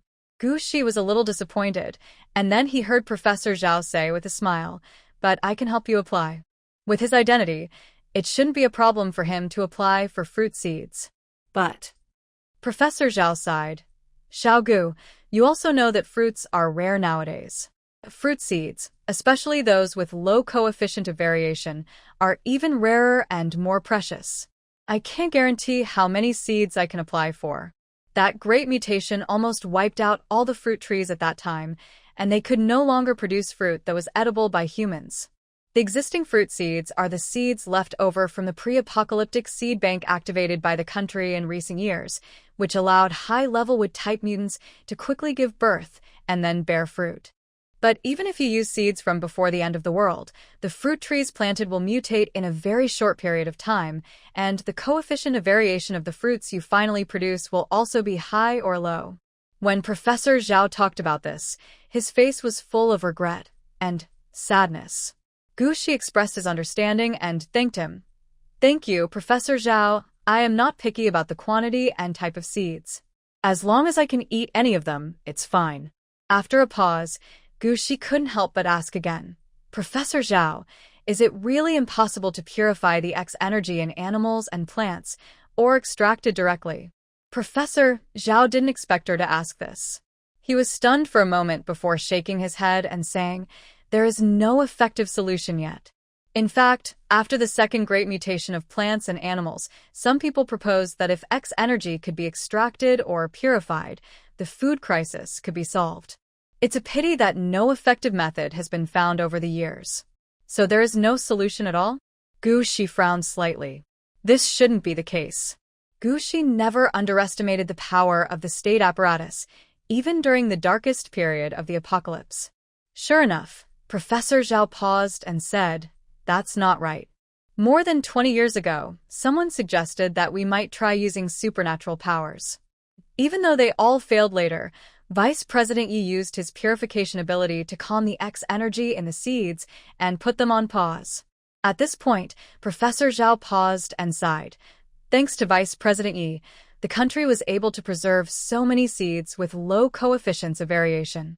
Otherwise, if the seeds had been allowed to continue mutating, the consequences would have been disastrous. Vice President Yi? Gu Shi raised his eyebrows slightly and asked curiously. Yes, the Vice President of the Central Base Supernatural Research Institute, Yi Xian.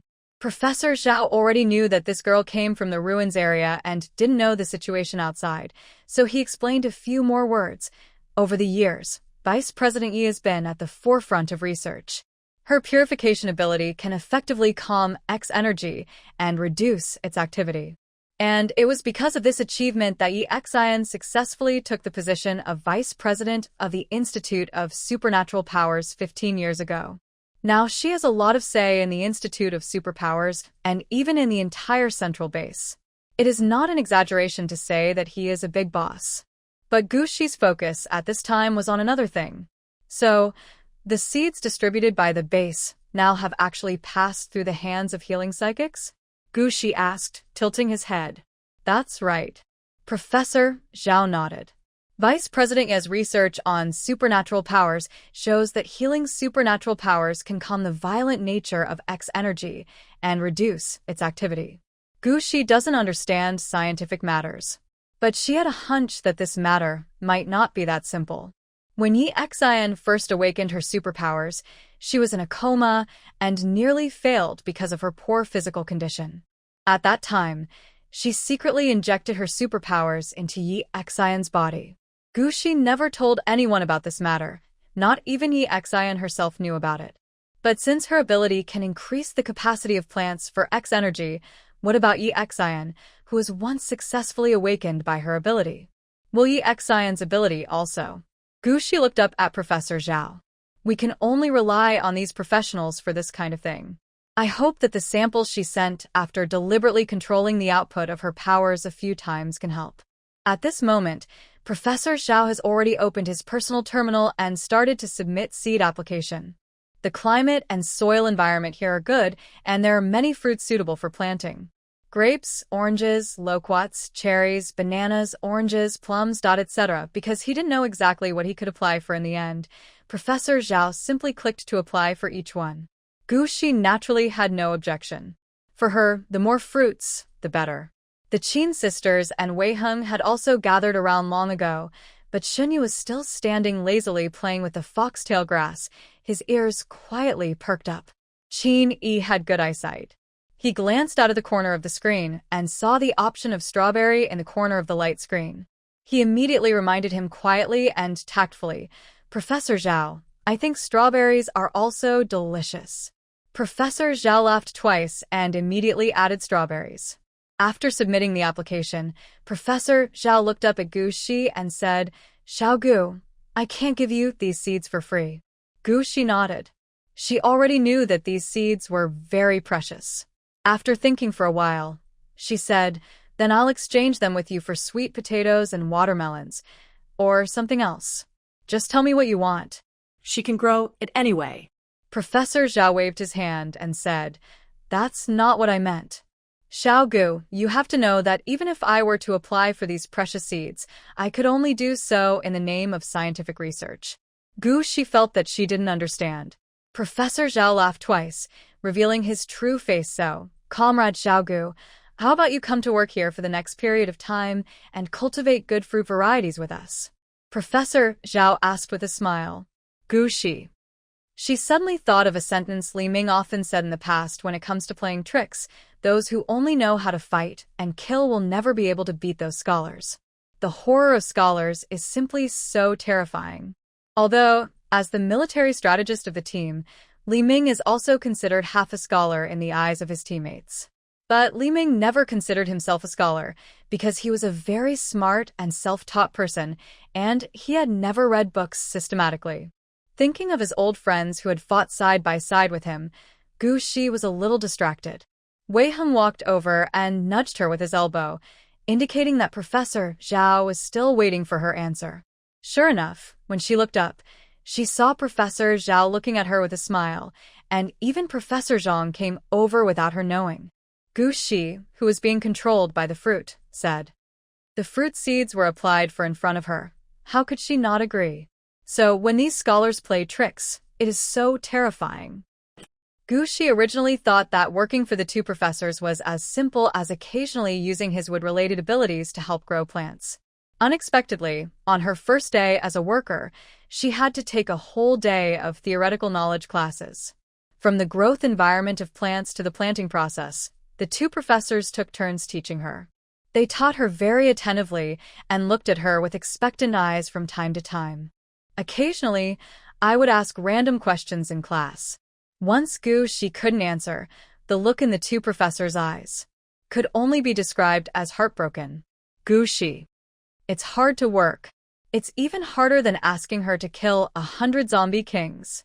In the evening, Wei Heng saw her looking at him with a look of despair and weak steps, so he hurriedly took 2 steps forward to greet her. What's wrong with you? Gu Shi looked at him with a wooden face. Where are my upland rice seeds? She had been devastated by knowledge all day and urgently needed to eat something good to replenish her body. They are all being harvested in the house. Wei Heng knew that Gu Shi wanted to eat rice, but he glanced at the sky outside, which was almost completely dark. How about planting it tomorrow?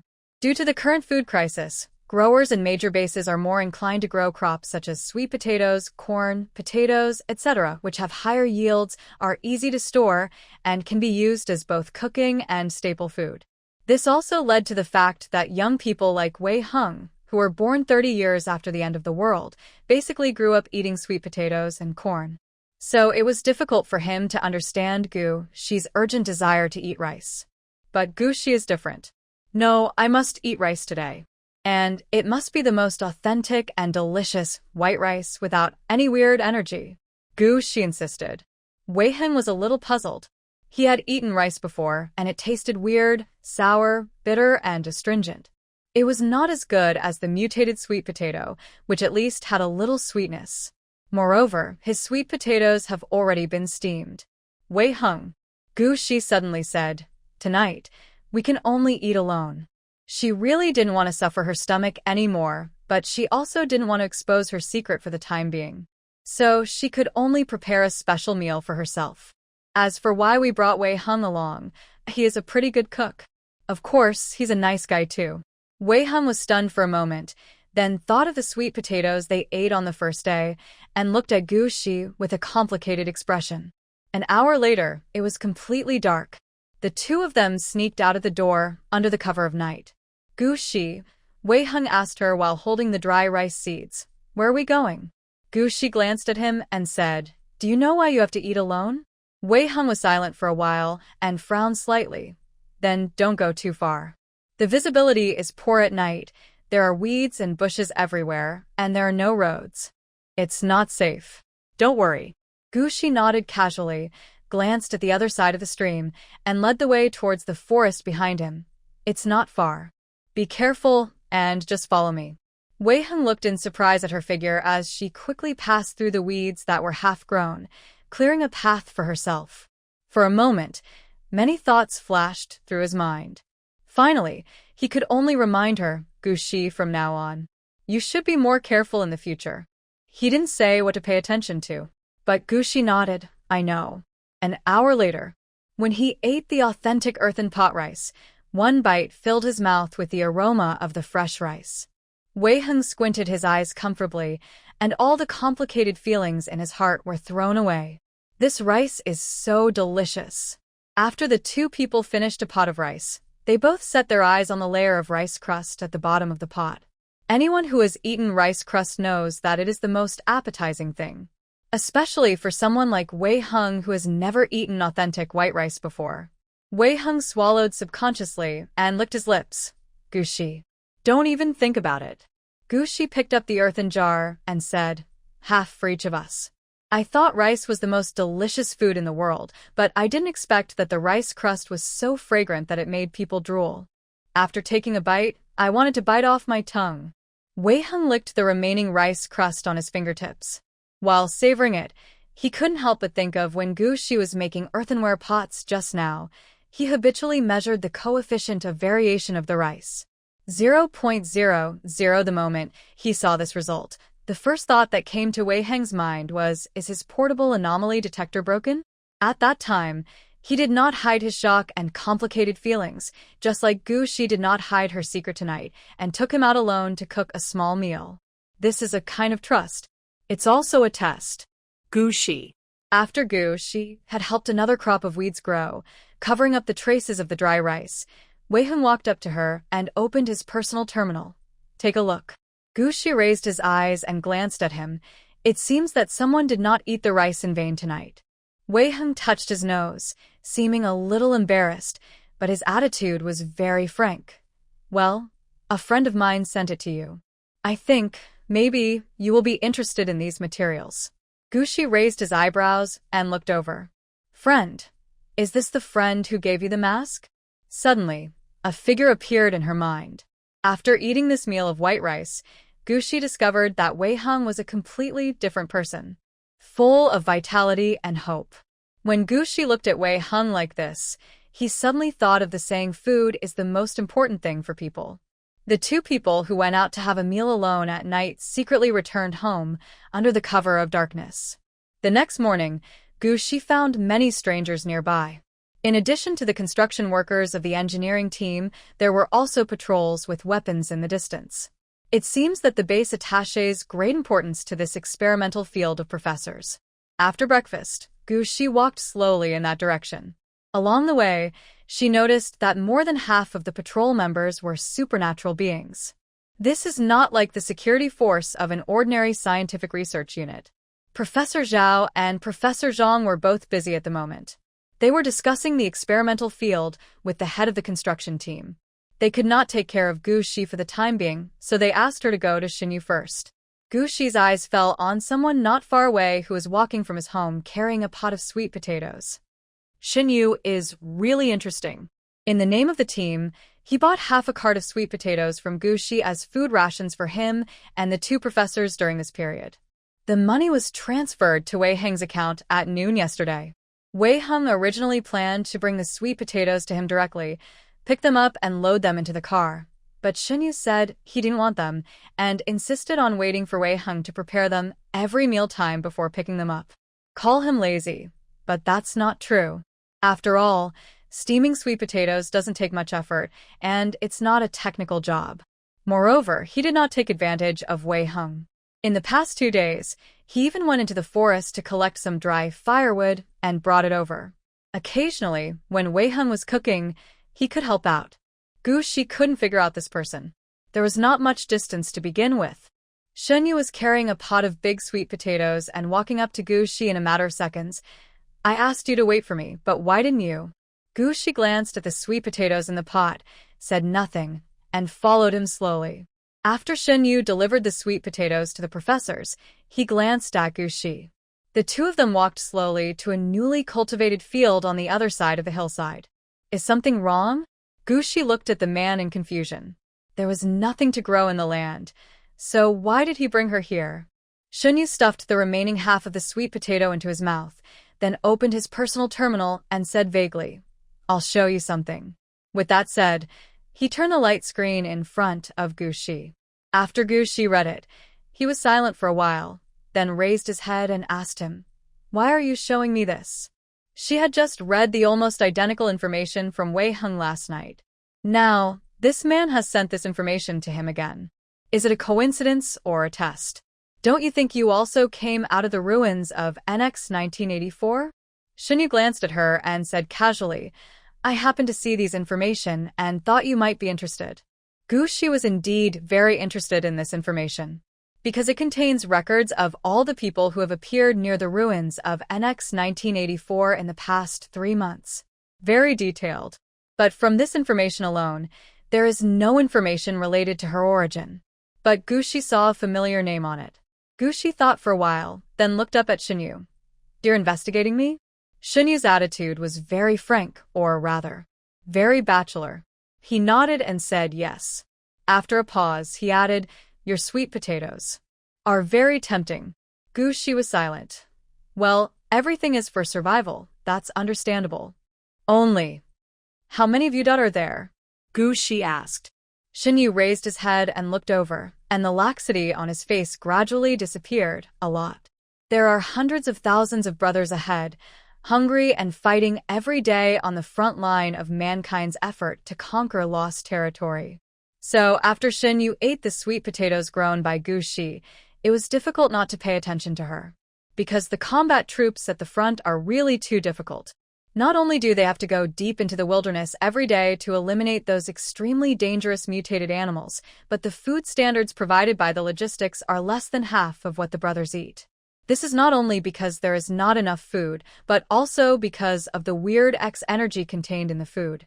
Soldiers consume a lot and eat a lot, so more X energy enters their bodies through the food chain. But once the X energy intake exceeds the limit, all soldiers in the army may become monsters, have lost their minds. The consequences would be disastrous. Therefore, before the military finds an effective way to solve this problem, it can only reduce the intake of X energy by controlling the soldiers' daily food intake. This is the dumbest way. Real and cruel. Gushi also thought of his former comrades. Strictly speaking, her former Doomsday Squad did not belong to the military, but to the base and the Institute of Supernatural Powers. But back then, Gushi's team had cooperated with the military many times. Gushi admires those respectable and lovely boys very much.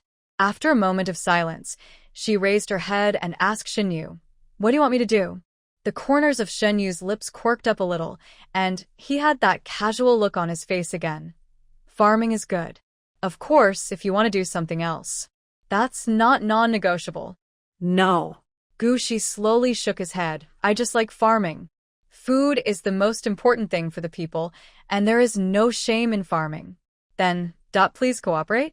Shinyu smiled and stretched out his hand to her, and then showed his sincerity. He sent a top-secret file to Gushi's personal terminal. He thought the girl would like it.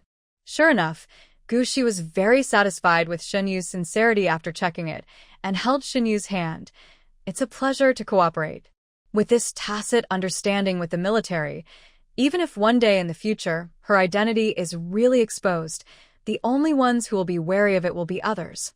This is not only because she is strong and confident, but also because Gushi has understood a truth since she was a child.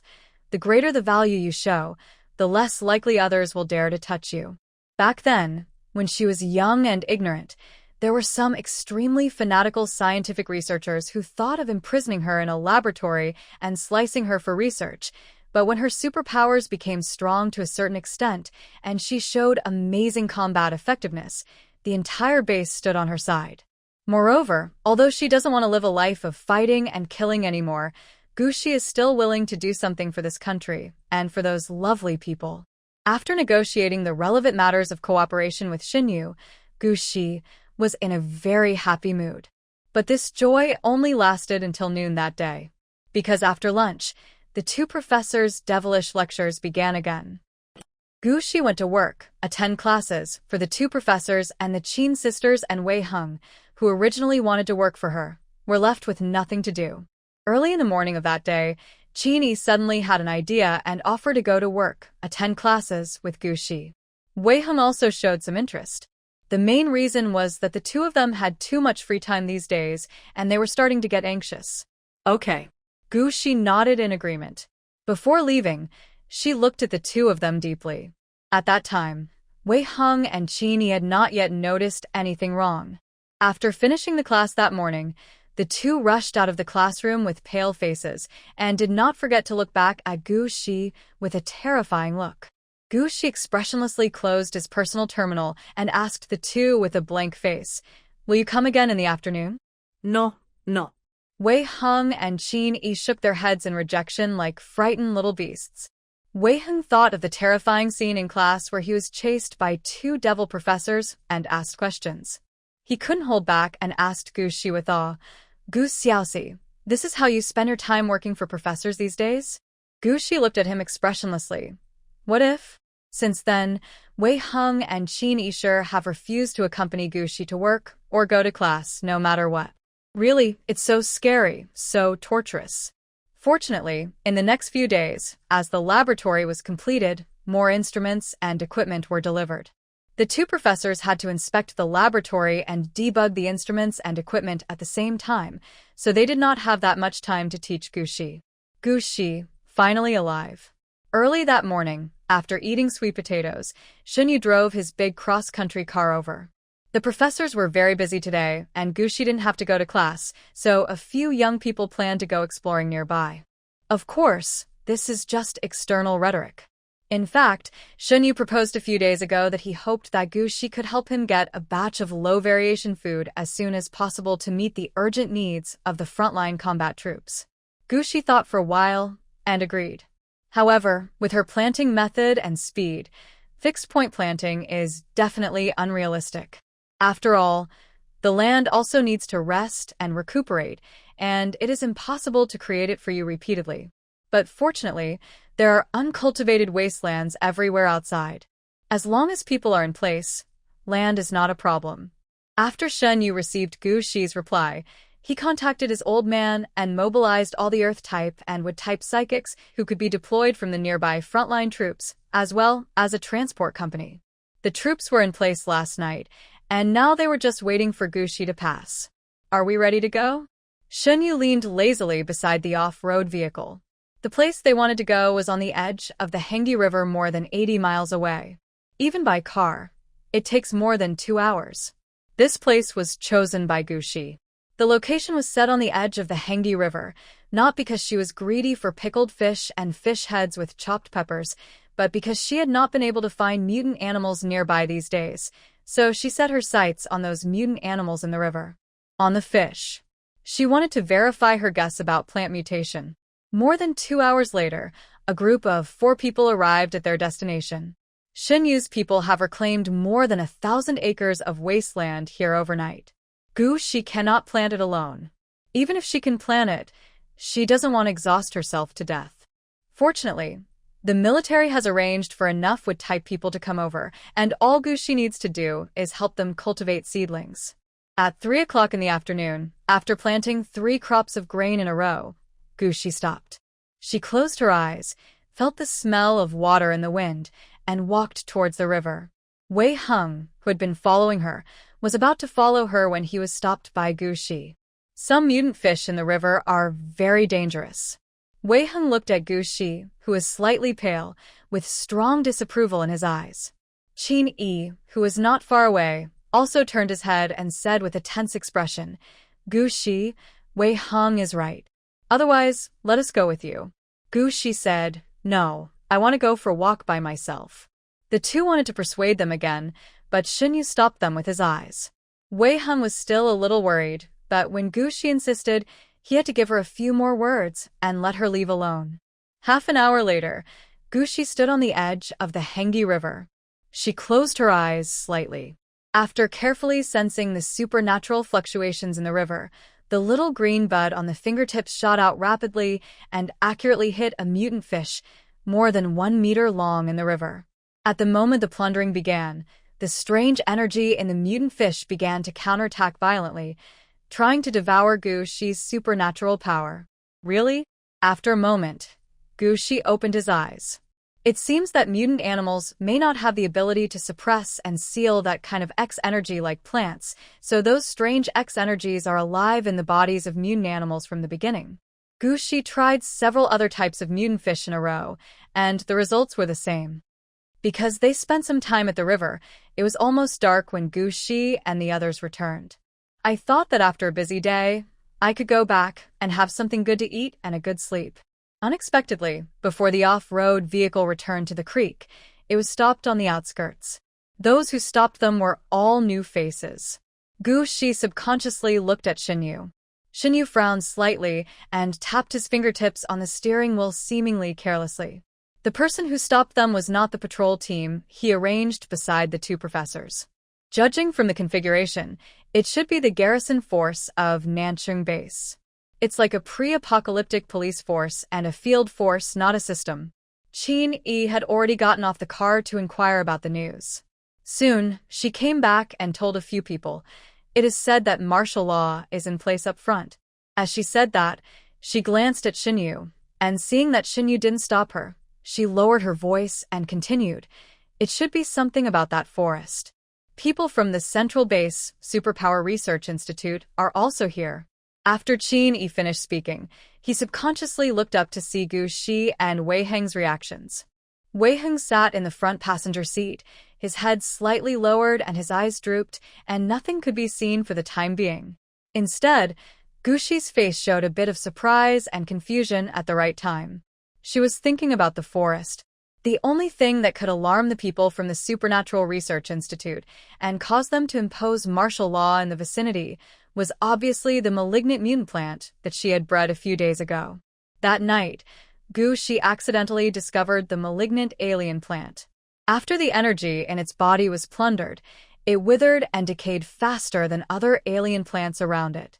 In order to avoid being discovered as abnormal later, after the fight, Gu Shi used his wind ability to cut the withered malignant mutant plants into pieces, which were then scattered by the wind under the large area of withered alien plants around him, completely integrating into the cycle of nature. So Gu Shi thought about it and plundered that piece of land again, making their coefficient of variation basically consistent with the surrounding ones. Originally, she thought that her plan to destroy the body and cover up all traces was flawless, and no one would notice that a malignant plant had appeared there. But now it seems. I'm afraid of a backfire. Of course, strictly speaking, it's not that Gu Shi is not cautious enough, but that she has been out of touch with this world for too long. He disappeared for 30 years without any reason. So that Gu Shi didn't know how advanced the most advanced technology and monitoring methods of this era had been. At this moment, Wei Heng suddenly looked up and asked, "Do you know who is coming to the Supernatural Research Institute this time?" Qin Yi shook his head. Shinyu had already opened his personal terminal and quickly clicked on the light screen with his fingertips. Gu Shi noticed that Shinyu's expression became a little strange. The corners of his lips were slightly raised, half smiling, but his face was as dark as a layer of potass. "Brother Shin?" The Qin sisters also noticed something was wrong and looked over at the same time. "It's Dr. Qi." Shinyu clicked his tongue, leaned back lazily on the car seat, and said in a casual tone, "Yi Junhan is here too." After Qin Yi and Wei Heng heard the answer, their expressions changed slightly. They looked at each other and took a breath. Gu Shi raised his eyebrows slightly. Fortunately, she didn't need to ask. Wei Heng took the initiative to turn around and explained. Dr. Qi is a powerful figure in the Institute of Supernatural Powers. He is a bit strong. Even though he does not hold any administrative position, the deans and vice-deans of the Institute of Supernatural Powers have to give Dr. Qi some face. But even so, these people's reactions were a bit too exaggerated. Gu Shi expressed her incomprehension. She and Dr. Qi were old acquaintances. Wei Heng suddenly lowered his voice and said with a subtle look, "Dr. Qi adopted a little girl more than 20 years ago. The girl's ability is somewhat special, very similar to the legendary Koi luck. It is said that her luck is incredibly good." Gu Shi was really surprised this time. Koi luck? There was such a supernatural power? She had never heard of it before. Of course, this is not the most important thing. Seeing Gu Shi looking at him in confusion, Wei Heng said with a gossipy look on his face, "Qi Xiang, the girl adopted by Dr. Chi, publicly said 8 years ago that she would not marry anyone but Captain Yi Jun-han in this life. What did she say at that time? You will not marry anyone who is not your wife. Wei Heng winked at her. Gushi. You are really good at gossiping. Wei Heng saw that she still didn't understand, so he had to give a vague hint. Since Captain Yi is here, Yinan must be here too, and Dr. Chi has taken Chi Xiang with him wherever he goes over the years. Although it is not a system, in the end they are all our own people. With Shen Yu's identity, as long as he is willing to reveal his identity, there will definitely be no problem in going back. After all, he is now responsible for the security work of 2 professors. But Shen Yu didn't do that. He leaned lazily on the car seat, tapping his fingertips on the steering wheel unconsciously and quietly observing Gu Shi through the rear-view mirror. I think this girl doesn't want to go back now, right? Gu Shi didn't care. Although Dr. Chi had seen her as a child and knew that the bloody Shura was actually her, Gu Xiaoxi, but in fact, they had not met for many years. Gu Shi vaguely remembered that the last time Dr. Chi saw her face was in the 13th year of the apocalypse. By this calculation, it has actually been 45 years. So, even if Dr. Chi saw her now and thought that the name Gu Shi sounded familiar, he might not recognize her. Unless she was related to his disappearance in the past 30 years. People's hearts can never stand the test. Without evidence, Gu Shi had no intention of verifying or testing anything. There's no need for that. It's not that time yet. However, she was quite curious about the girl, who is said to have the ability to transport koi fish. The sky gradually darkened. Gu Shi sat in the car and saw the last rays of the setting sun through the car window, gradually disappearing below the horizon. She suddenly turned back and asked, how wide is the range that the base can monitor now? What about the situation of the satellites? And Gu Shi asked several questions in succession. Before the Qin sisters could react, Shen Yu, who was sitting in the front driver's seat, knocked on the steering wheel. It's hard to explain. I'll compile a document and send it to you when I get back. Gu Shi? Qin Yi didn't understand why Gu Shi asked this. Just as he was about to ask something, Qin Shi pulled down his sleeves and stopped him with his eyes. She had no choice but to touch her empty stomach and forcefully change the topic. I don't know how long the martial law will be in front of me. I'm so hungry.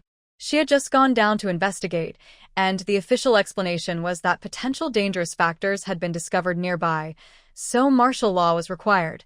They could only go home after the people above had completely eliminated the dangerous factors. Wei Heng didn't know what he was thinking of, and suddenly he let out a mocking smile. Tisk, those people from the Supernatural Research Institute are really impressive. Gu Shi held his chin with one hand and looked out the window without saying a word. Yi Junhan leaned against a tree trunk alone with his hands hanging down, his eyes slowly sweeping across the surrounding mountains and forests. Not far away, Dr. Chi and several scientific researchers were collecting samples everywhere. The wind is a bit strong tonight. Chi Xiang raised her hand to smooth the hair around her ears that was messed up by the wind and walked towards him. Captain Yi, what do you think? She asked with a smile.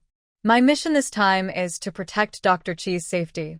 Yi Junhan looked up at her, then retracted his gaze and drew out the curved scimitar from his waist with his backhand. The cold moonlight shone obliquely on the moon-like blade, refracting a cold light, which was reflected on his face, making this man with bright eyes, sparse brows, and a stern and extremely cold temperament seem even more extraordinary. Chi Xiang. TSK, Yi Junhan is even colder than Shi Dao, and so boring. Apart from the face and the figure, the voice is also a plus point. The low tone like a cello has both the loneliness of pearls falling on a jade plate and the coolness of ice flowing in a deep spring, which can really touch the hearts of some girls. Chi Xiang secretly complained in his heart, but did not leave. Yi Junhan completely ignored her blatant gaze and just leaned against the tree trunk in silence, his narrow and deep eyes slightly narrowed. After a while, he took out a white handkerchief, lowered his eyes and wiped the scimitar in his hand bit by bit, as if he could not see that there was an unparalleled beauty standing in front of him. Chi Xiang rolled his eyes secretly. How boring. Yi Junhan, as his name suggests, seems to be a gentleman and aloof, but in fact he is very indifferent. He was a person who, from the inside out, exuded a coldness that kept people at a distance. If it weren't for his name being very useful and very suitable to be a tool, if it weren't for the fact that his adoptive father was pressuring him, and if it weren't for her special abilities, she wouldn't bother wasting time on this guy. Qi Xiang glanced around, found a stone that was more than half a person's height, sat on it without any care, and tilted his head to look at Yi Junhan, looking at him blatantly. Not far away, a man with gray hair but an indistinct age walked up to Yi Nan and said, "Xiao Yi, what do you think?" Dr. Qi. Yi Nan seemed a little absent-minded. Hearing this, he quickly came to his senses and said, "I haven't found anything yet." Dr. Qi smiled and followed Yi Nan's line of sight to the young couple behind him. "Xiao Yi, you don't have to be so nervous, and you don't have to take Qi Xiang's words to heart." Yi Nan was slightly embarrassed and obviously didn't want to talk about his private affairs in such an occasion. She looked down at the small tester in her hand, which contained a small plant sample, and tried to change the subject. "Dr. Qi, the test results of these plants show. If the satellite had not really detected the energy fluctuations that night and the drone had not taken those photos afterwards, Yi Nan would not even dare to judge whether a malignant alien plant had really appeared here. Everything is so normal." "Xiao Yi," Qi Xiao suddenly interrupted her and said with a gentle smile, "Although your mother and I have had some disagreements over the years, privately, you can still call me Uncle Qi." "Uncle Qi." Yi Nan didn't want to waste his energy, so he changed his words. "I think something is wrong. The coefficient of variation of the new plants growing here doesn't seem to have changed at all. This is obviously different from the previous situations where malignant mutations were discovered." Yi Nan frowned slightly. "Something is wrong." Dr. Qi nodded gently, but said nothing else. Judging from his appearance alone, he is a famous elegant scholar in the central base. Even now that he is old, his voice is still gentle and clear, but his style is as strong as ever. In the Institute of Superpowers, Dr. Qi has many followers.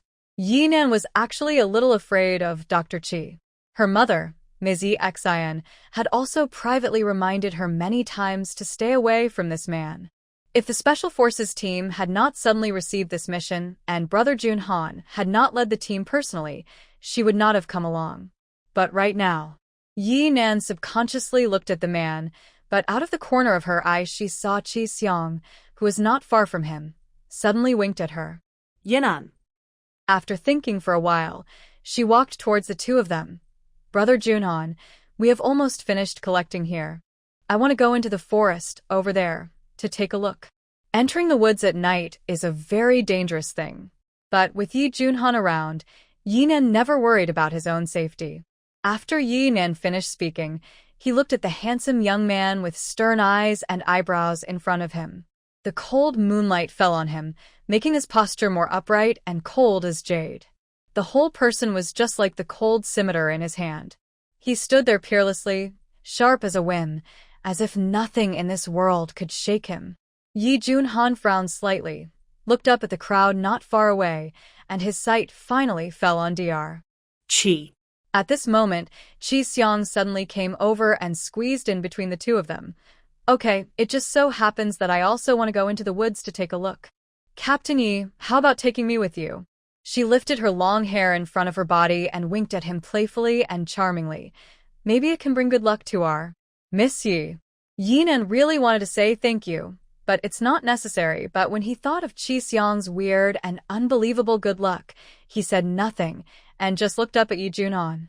Without even looking at it, Yi Junhan inserted the scimitar into his waist with his backhand. After a while, he lifted his eyelids and looked at Qi Xiang, then said, "Okay." After saying that, the young man walked towards Dr. Qi, with his long legs straight and wearing military boots. No matter what, he had to say hello to Dr. Qi before entering the forest. Behind him, Qi Xiang rolled her eyes elegantly in front of Yi Nan. "This man is so cold and boring. I don't know why you like him."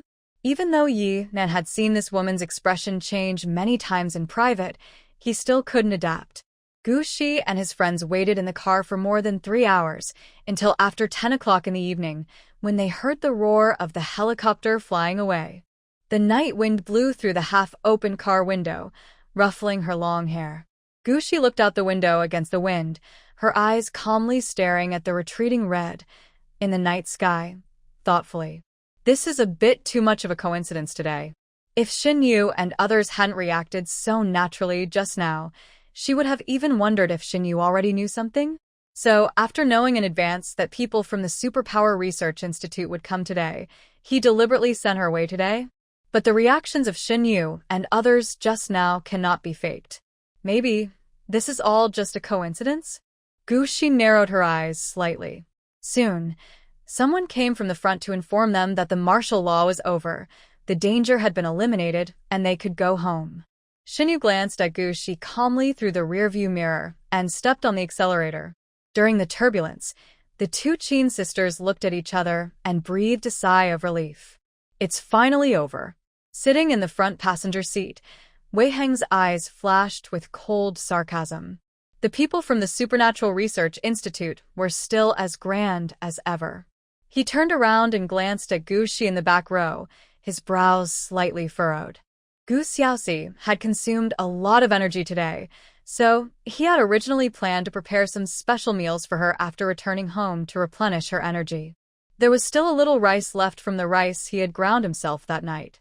It was definitely not enough to make rice in an earthen pot, but it was still okay to make porridge. But I never expected that I would encounter this incident as soon as I came back. It was too late to make porridge at this time, so he should go back and eat sweet potatoes. Fortunately, he had steamed an extra pot in the morning. Qin Yi and her sister were also tired and hungry. There was food in the car, but what does the saying go? It is easy to go from frugality to luxury, but difficult to go from luxury to frugality. After eating the food grown by Gu Xi, those dry wild vegetable biscuits were a bit unpalatable. After the car stopped, the four of them got out of the car and went straight to Gu Xi's house. Shen Yu even brought out a pot of sweet potatoes from the kitchen. Wei Heng. After the three people left after eating and drinking, Wei Heng lit the fire again and began to wash the pots and boil hot water. Does the Special Service Team often cooperate with the Superpower Research Institute on missions? Gu Xi squatted next to him and asked. Wei Heng added a handful of firewood to the earthen stove and thought for a while. It's not that often. The Special Service Team has its own tasks, but the people from the Superpower Research Institute have to interfere in everything. This sarcastic tone, IT shows that Wei Heng does not have any good impression of the Superpower Research Institute. Thinking that this was also a man with a story, Gu Xi didn't ask any more questions, and instead asked about the mission of the Special Service Team. Wei Heng explained it in a low voice while boiling water. The Special Forces are the elite in the military, all members of which are high-level psychics. They are usually responsible for handling some sudden and extremely dangerous tasks and special situations. For example, the alien plants that suddenly appeared half a year ago and had astonishing attack power after their malignant transformation. Another example is the extremely dangerous mutant animals with a supernatural power level of more than level 8 that the frontline combat troops encountered when clearing the wild and recovering lost territory, which required a huge price to strangle. And those former compatriots who took in too much X energy and lost their minds and turned into monsters. After listening to this, Gu Xi frowned slightly. Those who eventually mutate because of X energy, how many people are there every year? Not many. Wei Heng paused slightly as he added more firewood, lowering his eyes and saying, but in recent years, the number of people has been increasing every year. Gu Xi was silent for a while before asking again. Then, are there any signs before those mutants lose their minds and turn into monsters? It's impossible for wings to grow on your back and horns on your head overnight, right? This is unscientific.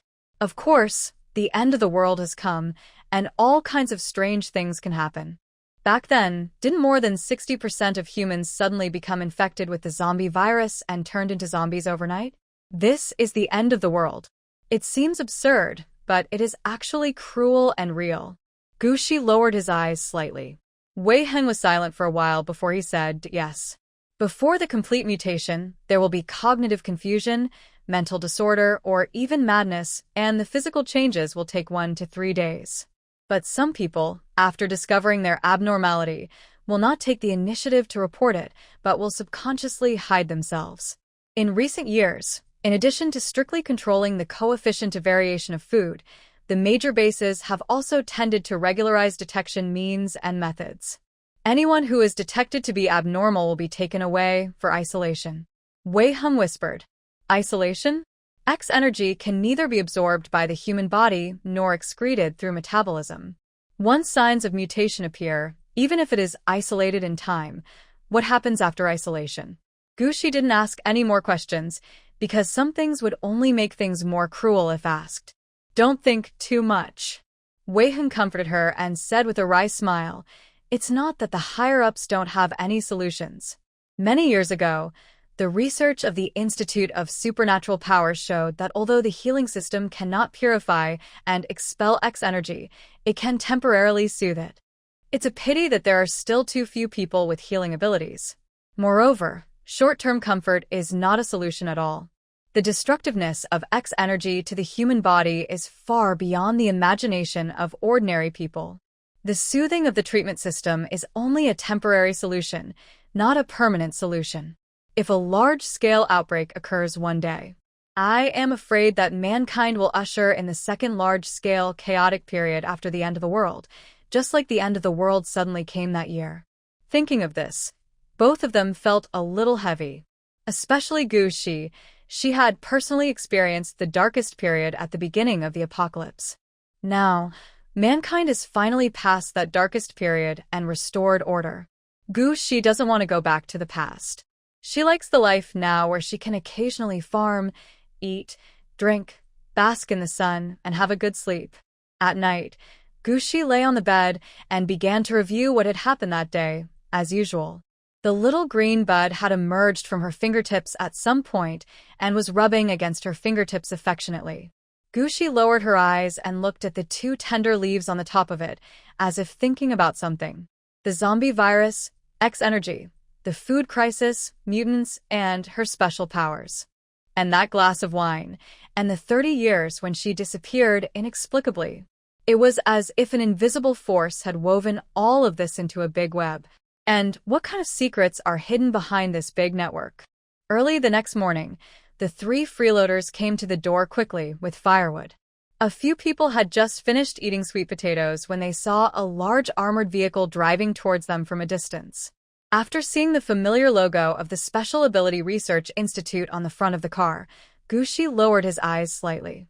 At the side, Wei Hung and Xinyu frowned at the same time, stood up and looked at each other. Is this impossible to avoid? Fortunately, they made some preparations last night. The armored vehicle soon stopped in front of Gu Shi and the others. The first person to jump out of the car had a stern look on his face and a cold temperament. He walked straight towards the side with straight long legs wearing military boots. Although it was the first time he saw this face, Gu Shi recognized who this person was at a glance. Ye Wunhan. Looking at the man's impeccable face, even Gu Shi had to admit that the black mask covering his face had indeed successfully concealed most of his charm. Just like the last time I saw him, this man was still wearing a black combat uniform, but this time his face was no longer covered by a black mask. His sharp eyebrows and eyes are intimidating, and under his high nose bridge are thin lips that are slightly pursed. When he is not smiling, he looks particularly cold and lonely. This is a young, handsome, indifferent, and extremely imposing man who is very attractive to young girls. But Gu Shi just glanced at the man calmly, and his eyes immediately fell on the young girl who jumped out of the car. The girl is very beautiful, the kind of beauty that can always make people's eyes light up in any occasion. She is wearing a white dress and a red skirt, full of charm and dazzling splendor. That's Qi Xiang. Wei Hung came over, frowned, and whispered, but why is she here too? Qi Xiangren is beautiful and very lucky. She was adopted by the famous Dr. Qi since she was a child. She has no shortage of food and clothing and has a bright future. Many people say that Qi Xiang is probably the real winner in life. But now, this winner in life in everyone's eyes is circling around his Gu Xiaoxi with great enthusiasm. If it weren't for the gender difference, Wei Hung would even suspect whether this Qi Xiang was deliberately showing off his charm and flirting with their Gu Xiaoxi. Perhaps it was because when Gu Xi was first picked up, the little girl's face was pale, her body was cold, and her breathing was weak, which was really shocking and left a deep impression on people. Therefore, when it comes to Gu Xi, Wei Hung has always had a very deep filter. He always feels that Gu Xi is a lonely and helpless girl, and since he picked her up, he has the responsibility to take good care of her. But Wei Hung is an orphan who grew up in the army. He has little experience in getting along with girls, let alone how to take good care of a girl. He always worried that he was not doing well enough, and therefore often fell into a state of anxiety and doubt. This kind of doubt is not just self-doubt. He began to doubt everyone who appeared around Gu Xi.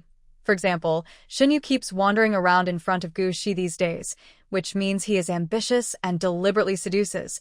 Another example is the Qi Xiang in front of him, who talks softly and laughs and circles around Gu Xi.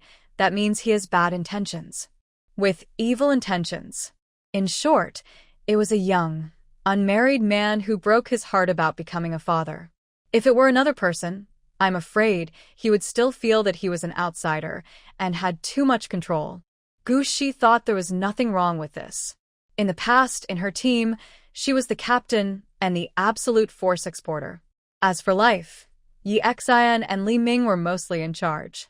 Even worse, there are Qi Ran and Xiao Yu. In short, everyone goes on missions together as a team and divides the work and cooperates. It is no different from the time when Xi and Wei Hung worked together to farm the land. But Qi Xiang is different. On the side, Shinyu glanced at Wei Hung and slowly walked towards Yi Junhan. The two men looked at each other and walked aside in tacit agreement.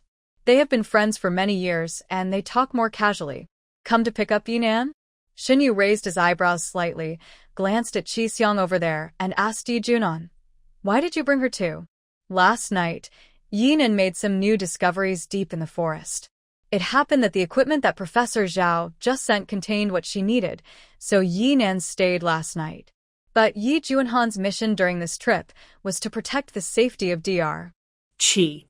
Dr. Qi had to go back to the Nanching base for something last night. Yi Junhan left with 2 team members to protect Yi Nan's safety. But Yi Nan is still here, and it's not surprising that Yi Junhan came to pick her up.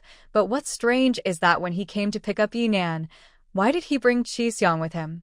Something happened at the Superpower Research Institute. After Dr. Qi received the news, he rushed back to the central base overnight. When Yi Junhan said this, he gave Shinyu a meaningful look. His voice was cold. So? Shinyu raised his eyebrows lazily and asked casually. But he thought in his heart that Professor Su was really nervous and Gu Xi was really powerful. He only revealed a little bit of news last night, but the other party hurriedly brought Dr. Qi back to the central base. Qi Xiang is also a student at the Agricultural University. She took the initiative to apply here last night to be an assistant to the professors. The superiors have already agreed, so Dr. Qi asked me to send her here before leaving. Ye vunhan epleinet kalmli. His right hand, which was wearing a tactical glove, was placed on the scabbard at his waist, and his fingertips tapped unconsciously. This person's posture is very casual, but it can make people clearly feel an extremely powerful sense of shock and awe. Not sure what Qi Xiang said over there. Gu Xi glanced in the direction of the two of them and inadvertently glanced at the man's waist, with a hint of nostalgia in his eyes. Yi Junhan's perception is extremely keen. The moment Gu Xi looked over, he raised his eyes and looked over with cold eyes, but Gu Xi only glanced at him and then looked away, so she didn't notice the man's finger on the scabbard. Pointed, slightly aggravated. But Shinyu saw it. Shinyu raised his eyebrows slightly, but said nothing. He just followed his gaze and looked at Gu Xi, who was almost overwhelmed by Qi Xiang's excessive enthusiasm. Suddenly, he looked away, took 2 steps forward and patted Yi Junhan on the shoulder. "Let's go. I'll take you to find Yi Nan first." Shinyu shook the personal terminal on his wrist and explained with a smile. The xenograph specimens that Yi Nan brought back last night are suspected to have been purified. Now the laboratory is under full martial law. Without me to lead the way, you can't get in. Yi Junhan glanced at him and responded lightly. Not far away, Gu Shi, who was being held by Qi Xiang to talk, seemed not to notice the content of the conversation between the two men. Beauty Qi's enthusiasm mixed with her gentle voice and bright smile really made her a little overwhelmed. Gu Shi lowered his eyes and looked at the hands holding his wrists and raised his eyebrows calmly. Is this the legendary koi carp's luck? Sure enough, there is something special. In fact, Gu Shi already knew about Yi Nan staying here last night. After all, there were a few new faces nearby. With Gu Shi's caution, it was impossible not to notice them. If you just ask around a bit, you'll know what's going on. However, because the content of Yi Nan's experiment involved confidential information, Gu Shi didn't know the reason why Yi Nan stayed here before. But now she knows. Thinking of the plant specimens that the other party brought back from the depths of the forest last night, Gu Shi felt a little helpless. Because of the arrival of the Qin sisters, Professor Zhao and others, Gu Shi did not want to expose her biggest trump card, so after dealing with the malignant plant that day, she had not been gathering energy nearby recently, but instead ran to the depths of the forest in the back mountain. She originally thought that it was far away and deep in the forest, so generally no one would go there. Unexpectedly, it just so happened that just when she went to the forest to collect some energy in the early morning yesterday, people from the Ability Research Institute came. This is nothing. Although the X energy in the plants she plundered would decrease or even disappear, as if they were purified, but this reduction in energy would soon be replenished or even surpassed. One day was enough for the alien plants that she had pulled out in the early morning to recover. No matter how hard the people from the Supernatural Research Institute investigated, they couldn't find anything.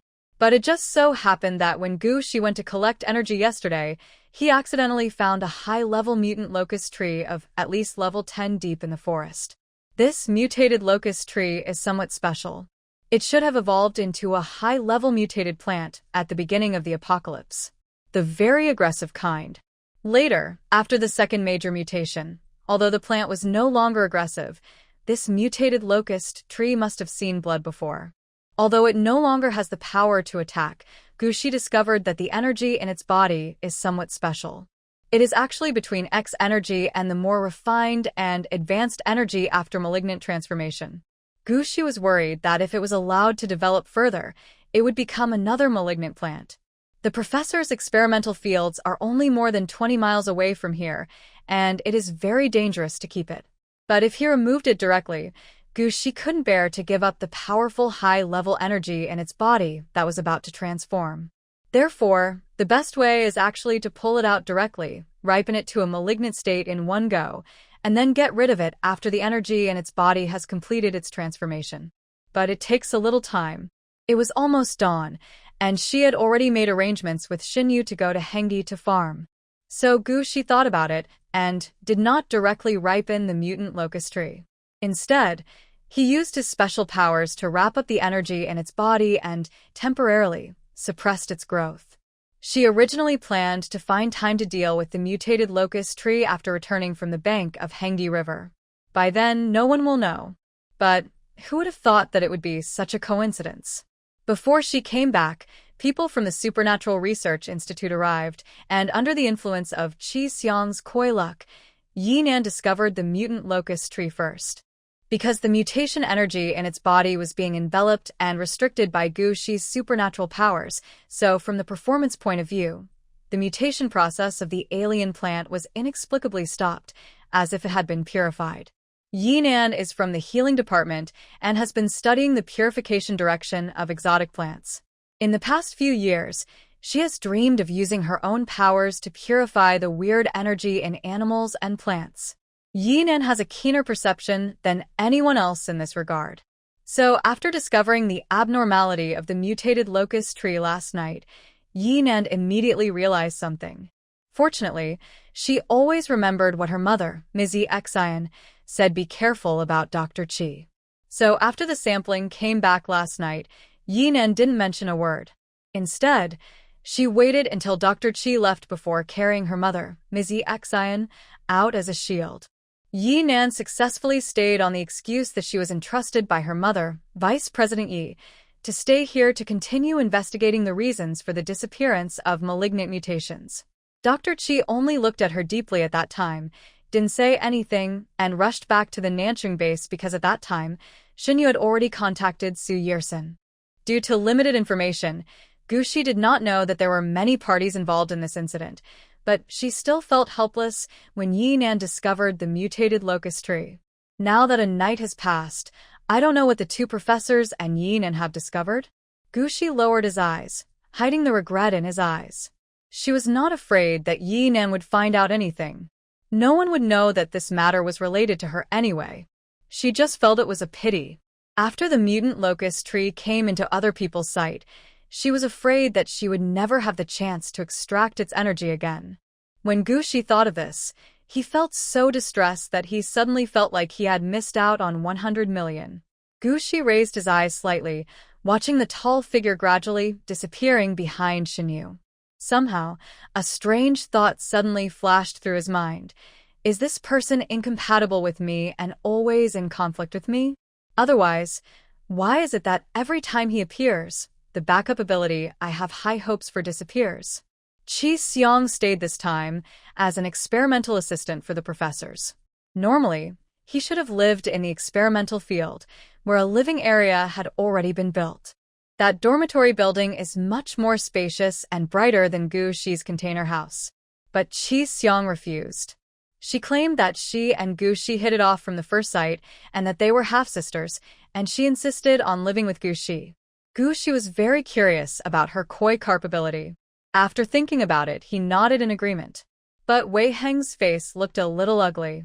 After simply settling Chi Xiong's luggage, the two went to the experimental field. Chi Xiong went to report. As for Gu Shi, the two professors only gave her 1 day off yesterday. Although he guessed that the professors would be very busy today and might not have time to pay attention to him, Gu Shi still went. Although she has little education, she still understands the principle of respecting teachers. Although the professors were a bit devilish in class, they really taught her with all their heart. She has to accept this favor, and she must accept it. Sure enough, the two professors were very busy today. When they saw Gu Shi coming, they just gave her a few hurried instructions and let her go back first. Chi Xiong was the one who stayed. There is no way. There is a severe shortage of technical talents in the experimental field. Although the professors had applied for experimental assistants long ago, those people were all in the Agricultural University of the Central Base, which was a long way away from the South City base. Today, the railway line has long been abandoned due to the wild growth of plants. As for the air, although the army has eliminated most of the dangerous mutant animals after years of crackdowns, there are still some that inevitably slip through the net. For example, those powerful mutant birds. Therefore, civil aviation has been suspended for many years. But in fact, it is not that safe. As for ordinary people who want to travel far, the only option left is to drive themselves. The Nanchung base is the farthest base from the central base. In addition, the road conditions are particularly bad under the current environment, which is almost like driving on the grassland.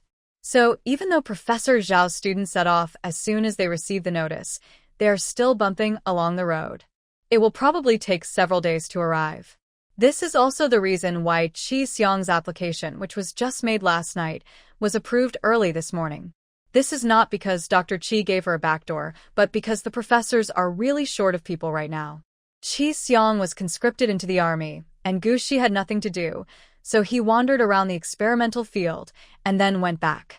As a result, from a distance, she saw Qin Yi waving at her enthusiastically. Qin Yi was still frightened by what happened in class that day, so he didn't dare to get close to the experimental field, for fear that he would be caught by those two professors who were very kind to teach and take him back to class again. That's really terrible. So, she just waited far away outside the experimental field. When she saw Gu Shi coming out alone, the sweet girl breathed a sigh of relief and trotted over to meet him. Gu Xiaoxi, we want to grow some vegetables. Qin Yi directly stated his purpose. Although they planted a lot of food yesterday, that could only temporarily solve the urgent needs of the frontline troops.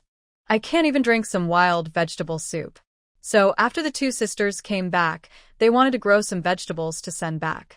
This place is only about 300 miles away from the outskirts of Hingshan, and it only takes a day or two to drive there. It would be nice to get some radishes and cabbages and send them back to satisfy the cravings of my brothers. It's impossible for the two sisters to enjoy the good life here while their brothers are fighting on the front line, eating dirt and killing enemies, right? Is that something a human would do? But although Chin-E is a wood-type mutant, her planting talent has not been lit up. The coefficient of variation of the seedlings she has spawned is generally higher than that of the seeds. So the two sisters discussed it and thought of Gushi. Gushi thought about it and agreed. Let others doubt it if they want to. We have already grown so much food, so we can grow some vegetables. When the two returned, they found that not only Chin-E was reclaiming the land, but Wei Heng was also sitting on a farming machine on the other side of the stream. Wei Heng's idea was simple and honest. Although the professors suggested that their land needed some time to recuperate, it couldn't be left abandoned and taken over by weeds. So when he saw Qin Shi across the street plowing the soil in the morning, he also got on the farm machine and thought about deep plowing his own land as well, even if it was just to help those wild plants return to nature as soon as possible and accumulate fertilizer for the land. Several young people have been busy all morning, planting more than 200 acres of Chinese cabbage, white radish, cucumbers, and large tomatoes. While the Qin sisters were collecting vegetables over there, Wei Heng quietly moved to Gu Shi's side and asked cryptically, "Do you want to prepare Qi Xiang's lunch at noon?" Although Shun Yu transferred a sum of money a few days ago, it was only for the living expenses of him and the two professors. As for what the other staff at the experimental field usually eat, Wei Heng and the others are not responsible. He asked Gu Shi this now not because he was reluctant to part with those sweet potatoes. Instead, he needed to determine Gu Shi's attitude towards Qi Xiang. Wei Heng knew that there was a secret in this girl Gu Shi, so sometimes he didn't know how far he should go.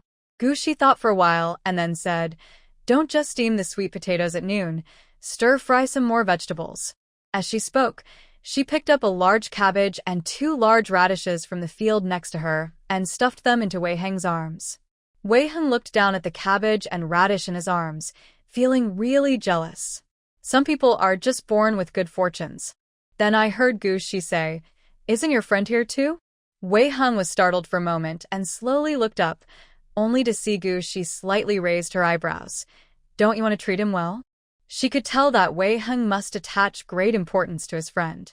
Wei Heng. Wei Heng's mood was a bit complicated. He thought these dishes were for Qi Xiang, but he didn't expect. After thinking about it, he hugged the cabbage in his arms and shook his head, saying, "Captain Yi, he shouldn't come to eat." Gu Shi raised an eyebrow. How could it be? Clearly, that person's eyes fell on Wei Heng several times in the morning, obviously looking for an opportunity to have a good talk with him. Wei Heng, on the other hand, seemed to be avoiding the other party.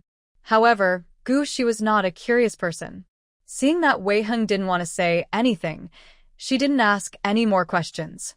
At this moment, Qin patted the dirt off his body, squatted next to the two of them, and asked Wei Heng, "What are we going to eat for lunch?" Wei Heng looked up at her, expressionless. Radish and cabbage. Qin was a little disappointed, and the 2 dimples on her face were almost gone with worry. "Wei Heng, we have been eating sweet potatoes with radishes and cabbage for many days in a row.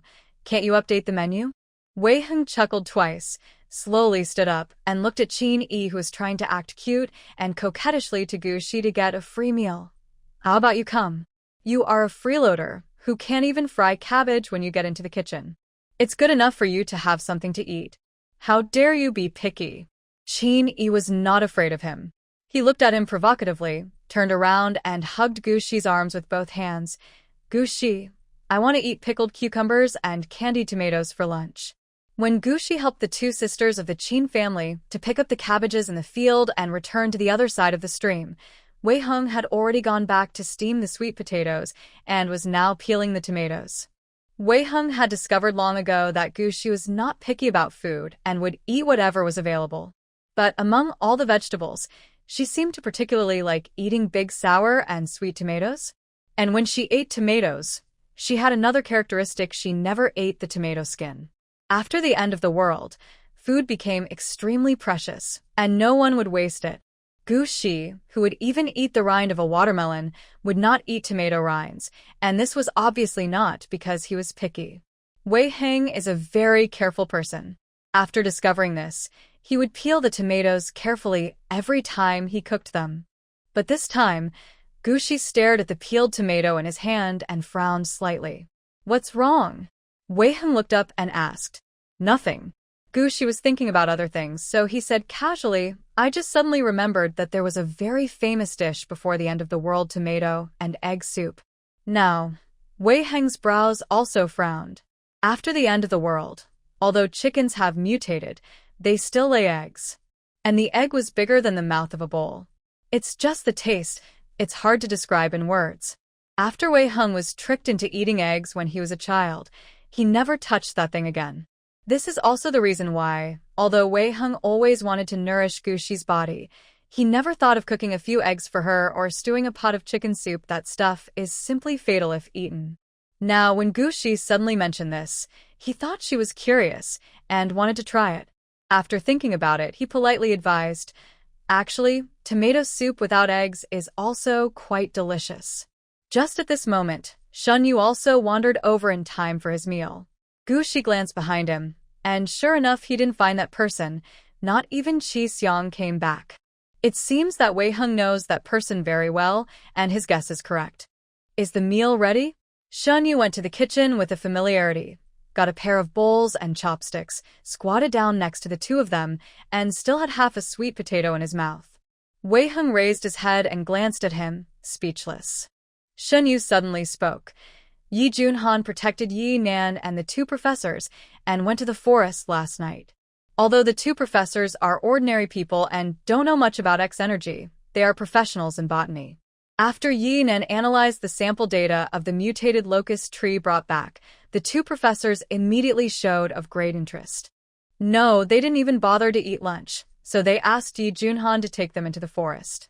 Gushi thought for a while, then tilted her head and asked him, "Qi Xiang is also here?" Shun Yu nodded and looked at her. "You seem to be interested in Qi Xiang?" Gushi met his probing eyes and said without hesitation, "Her powers are very interesting." "Really?" Shun Yu shrugged and seemed to say it casually, but in fact he said blatantly, "I thought you were interested in Dr. Qi." Gushi couldn't help but take another look at him. This man's sensitivity was not inferior to that of Wei Heng. But she neither admitted nor denied, but asked, "The two professors went into the forest, so why didn't you go?" Shun Yu has always been in charge of the security of the two professors. It makes no sense that the two professors went into the forest, but Shun Yu, the security officer, did not. Shun Yu stood up and ate the remaining sweet potatoes. He leaned back lazily and glanced at Wei Heng next to him. "With Yi Junhan here, I don't have to go." Wei Heng lowered his head and put the peeled tomatoes in his hands into a basin aside. After wiping his hands, he turned around and added a handful of firewood to the stove. Gushi raised her eyebrows slightly. Why did she feel that the atmosphere between the two men was a bit strange? In the afternoon, a few young people had nothing to do and went to the foot of the unowned barren mountain to open a few acres of land. They decided to plant another large crop of watermelon and send it to the Hengshan front line. During this period, Professor Zhao and others never left the forest. Shun Yu would look at Gushi meaningfully from time to time, which was so blatant. Gushi acted as if he didn't see it, and the emotion on his face didn't fluctuate at all. But Wei Heng couldn't stand it anymore. He didn't want her to clean up the watermelon, so he hurriedly pushed Gushi back to rest. Gushi didn't force it. The weather was pretty good in the afternoon, with clear skies and warm but not scorching sunshine. Gushi didn't go back to the house. Instead, he moved a deck chair out and leaned against the wall to bask in the sun while listening to the radio slowly. But I was thinking about something else. At noon, she saw Wei Heng peeling a tomato, which reminded her that the energy in the mutated locust tree was now wrapped in her power. It was like the skin of a tomato. No one would touch it, so it would be fine. But once someone peels off that layer of skin, the strange energy that was previously suppressed by her supernatural powers will grow explosively. By then, the mutated locust tree would most likely undergo a malignant transformation in a very short period of time. By then, it will be another troublesome matter.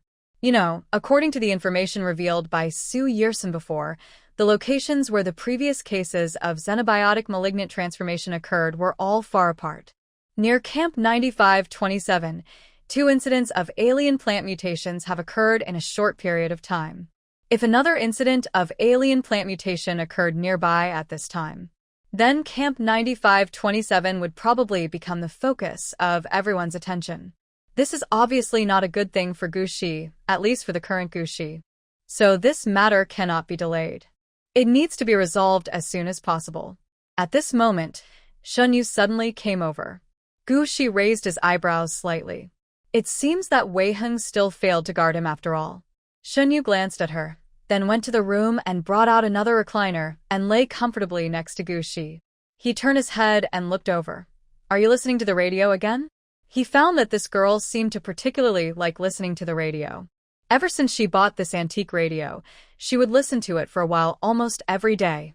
Gushi responded casually. Shunyu's eyes fell on the old dictionary in her hand, and he raised his eyebrows slightly. "What do you think of this?" "Gushi, I haven't read much, and I haven't gone to school seriously. Nowadays, it's rare for me to settle down. My life is leisurely, and I can calm down when I have time. I just look around."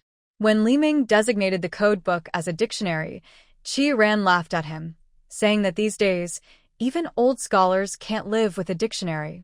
After all, the days after the end of the world are really difficult. Even if it is difficult to survive, who would live with those useless books all day long? The nostalgia and sadness flashed across Gu Shi's eyes. Shunyu looked at her, suddenly sat up from the recliner, touched his chin with one hand and said, "That's it. I have been studying for a few years. How about I teach you?" Gu Shi raised her eyes slightly and stared at him for a while. "Okay." With that said, she directly handed the dictionary in her hand to Shunyu. Shunyu was not polite. After taking the dictionary, he coughed twice. He rarely restrained his usual carelessness on his face and began to look through the textbook he had just received in a serious manner. Suddenly, the man paused while flipping through the dictionary, pointed to a word on a certain page, and asked Gu Shi, "Do you know this word?" Gu Shi followed his direction and looked over, raising her eyebrows slightly. "A monster?" Shunyu suddenly exclaimed exaggeratedly, "Gu Xiaoxi, you are amazing. You know such difficult words." With a somewhat teasing smile on his face, Gu Shi was speechless and said with a straight face, "Although I don't read much, I'm not illiterate. Reading and literacy is no problem. You know, she grew up in the Superpower Research Institute since she was a child. And where is the Ability Research Institute? That's where high-level intellectuals gather in droves." Therefore, although Gu Shi has little education and has never been to school seriously, she is still able to read a few words under the influence of her childhood. What's more, Li Ming also taught her a lot when she was a child. But Gu Shi's eyes once again fell on the words under the man's fingertips. Demons and monsters? Is this hinting at something to her? Thinking about it carefully, Shunyu was indeed a little unusual today. He was the security officer of the 2 professors. Normally, if the 2 professors went into the woods, he, the security officer, would follow them no matter what. No matter how powerful Yi Junhan is, if there is an emergency, he may not be able to protect so many people alone in a forest with dense vegetation. What's more, both professors are ordinary people, and they are both elderly. If something happens, it will all be his responsibility as the security officer. But this person didn't follow. Gu Shi recalled Shinyu's expression and tone when he mentioned this matter at noon, as well as the look he gave Wei Heng. Gu Shi looked away and lowered his eyes slightly. It seemed that Yi Junhan had another purpose for his trip. And the person in front of me, I'm afraid he has already reached some kind of tacit understanding with that person. Under the fragmented sunshine, a gust of breeze came, carrying the unique fragrance of vegetation. At the same time, the announcer's sweet voice came from the old radio. "Listener friends, let's listen to an old song together." Gu Shi raised her eyes and took a deep look at this man. Then, with the other party's unavoidable gaze, he reached out to take back his dictionary, turned to a certain page, pushed it over, tilted his head, and asked him seriously, "I don't really understand the explanation of this word." After Shunyu left, Gu Shi closed the dictionary in his hand, closed his eyes, and lay on the recliner. After listening to music for a while to clear his mind, he changed the channel again. The afternoon passed quickly. By the time Wei Heng came back to make dinner, Gushi had already steamed the sweet potatoes in the pot. Wei Heng took a look and started washing his hands and cooking. After dinner, after watching Qin Shi and several other people arranged by Xinyi leave in several large trucks, Gushi lay on the bed and browsed the forum for a while. He waited until 11 o'clock in the evening, but Qi Xiang had not come back yet. She thought for a while and fell asleep first. At night, someone carefully opened the door. Gushi lay on the bed and didn't move. Qi Xiang is full of energy now. She didn't sleep when she came back in the middle of the night, but lay down directly on Gushi's bedside. "Gushi, are you asleep?" The beauty tentatively stretched out her little hand, trying to poke Gushi's little face. During the day, this was what she wanted to do. In fact, Gushi's little face really had her aesthetic points everywhere. However, this was the first time she and Gushi had met. Even though they were close to each other and liked her very much, they were still a little embarrassed. But this time it's different. The little girl lay on the bed with her eyes closed, looking so delicate and weak, so well-behaved and adorable. The beautiful Lady Qi was unable to control her restless heart, and even her hands became uncontrollable. "Gushi." She turned her head away from Qi Xiang's hand and checked the time. "It's 2:30 in the morning. What on earth does this beautiful lady want to do by not sleeping in the middle of the night?" The beautiful Lady Qi was full of excitement, not even a bit sleepy. Seeing Gushi wake up, she simply climbed onto her bed and lay beside her. "Gushi, I found something very interesting tonight." Gushi had a wooden face and moved to the inside of the bed. He looked at Qi Xiang's eyes that were surprisingly bright in the night. After a long silence, he had to ask as she wished. "What's the matter?" Looking at Qi Xiang's attitude, "If I don't let her finish speaking, I'm afraid I won't be able to sleep tonight." Qi Xiang was not at all discouraged by Gushi's coldness. Instead, he became more energetic. She leaned close to Gushi's ear and gossiped. "It turns out that Yi Nan is just unrequited love. Yi Junhan has no romantic feelings for her at all. And I also found that Yi Junhan seems to be secretly wary of her. Gushi, this girl and Wei Heng will definitely get along well. They are both gossipy." However, thinking of Qi Xiang's very strange ability of luck with koi, Gushi's heart moved. She asked casually as if she was just curious, "You seem to be paying attention to those two people?" "I was forced to do that." Qi Xiang lay on the bed and sighed. "You should have heard that my adoptive father, Dr. Qi, and Yinan's mother, Vice Dean Yi, don't get along. So." Qi Xiang shrugged, turned his head, and gave Gushi a "Do you understand, right?" Look. Gushi shook his head. She really doesn't understand.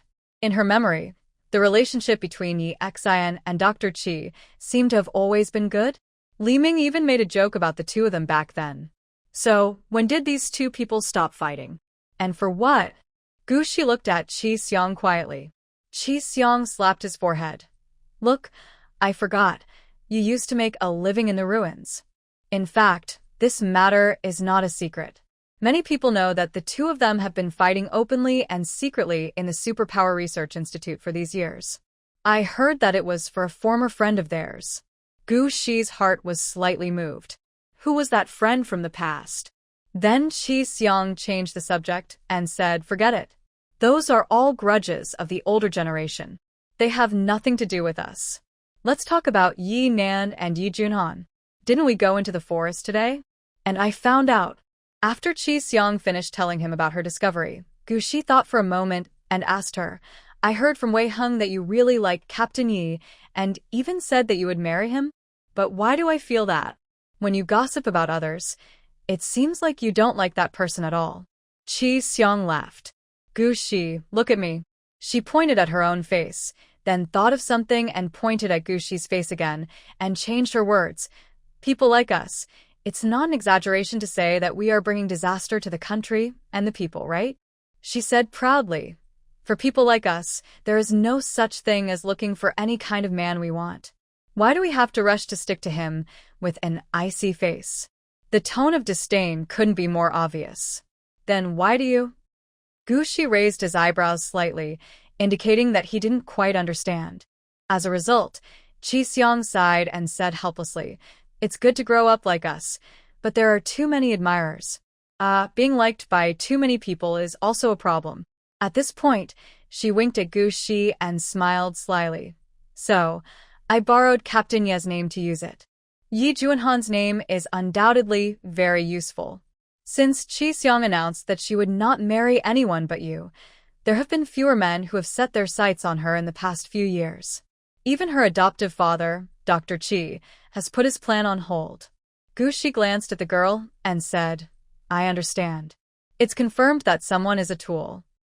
At the same time, Yi Junhan blocked Yi Nan behind him without making a sound and looked up at the person at the door. "Why are you here?" The soft light in the laboratory fell on his handsome face. In the semi-darkness, even the expression on his face seemed a little unclear.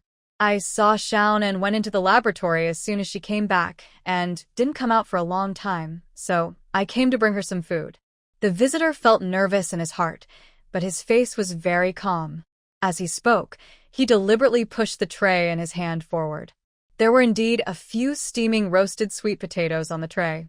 Yi Jun's cold gaze moved away from the sweet potatoes and looked straight at the man. He didn't say anything, but the atmosphere in the room suddenly became cold. This laboratory is not big to begin with, and there are a lot of experimental equipment piled up inside, so there is not much space left for people to move around. When Yi Junhan completely released the icy aura, the already narrow space suddenly became even more suffocating. The smile on that person's face stiffened a little, Captain Yi. But he didn't notice that his hands holding the tray were shaking slightly. Yi Junhan's momentum was too strong, and he was suppressed to the point where he couldn't even open his mouth to explain. It was not until the man's face turned pale and sweaty that Yi Junhan spoke. "Xuelu, how many years have you been in the team?" The man's voice was soft, but it carried an inexplicable chill. Xuelu wanted to force himself to calm down, but when his eyes met Yi Junhan's knowing and indifferent look, he finally lowered his eyes and whispered, 5 years. He was selected into the Special Forces in the spring of the 53rd year of the last century. It has been 5 years now. In 5 years, the captain saved him 13 times. He is not an ungrateful person either. I'm sorry, Captain Yi." Xuelu took a deep breath and slowly looked up at his captain. "It's Vice President Yi. After Dr. Qi left yesterday." After Yi Junhan finished listening, there was no emotion in his eyes. Even though he had been up all night last night, Gu Shi still got up on time the next morning. Qi Xiang, who insisted on sleeping with her last night, turned over, muttered a few words, and fell asleep again. Gu Shi rubbed her eyebrows, but as soon as she went out, she saw Wei Heng standing at the door with a grim expression and whispered to her that something happened in the experimental field. After listening to this, Gu Shi turned around and went back to the container house and woke up Qi Xiang. Qi Xiang rubbed her messy hair, opened her eyes, and raised her hand to see that it was not yet 7 o'clock. "Gu Xiaoxi." The beautiful lady slowly sat up and looked at her with sleepy eyes, lazily and charmingly, with a bit of coquettishness. Pure and lustful. Gu Shi thought to herself, fortunately she was not a man. Otherwise, who could withstand this? Something happened at the experimental field. Shen Yu asked us to go there. Gu Shi relayed Wei Heng's words. Qi Xiang thought of what happened yesterday, and the confusion on his face disappeared instantly. By the time Gu Shi and the others passed by, almost all the staff at the experimental field had arrived. Even the people in the construction team stopped what they were doing, and now they all gathered in the open space in front of the experimental building. "Here." Qin Yi waved to the two of them from a distance. Qin Shi was standing next to her, but did not see Shen Yu. Something happened in the laboratory. Qin Yi came over and whispered, "Brother Shen is still in there right now." Gu Shi looked around and, as expected, found a few unfamiliar faces in the crowd. These new arrivals seemed to be military personnel, and they were verifying the information of all the people present one by one. "I don't know what happened in the experimental field." Gu Shi and his team arrived late and were non-staff members of the experimental field, so they were arranged to be the last. Wei Heng handed the sweet potatoes he brought to the Qin sisters and asked in a low voice, "What's going on?" At this moment, the roar of a helicopter suddenly sounded in the distance. The crowd in the open space suddenly became agitated. "Here it comes!" Someone shouted, and everyone subconsciously looked towards the laboratory.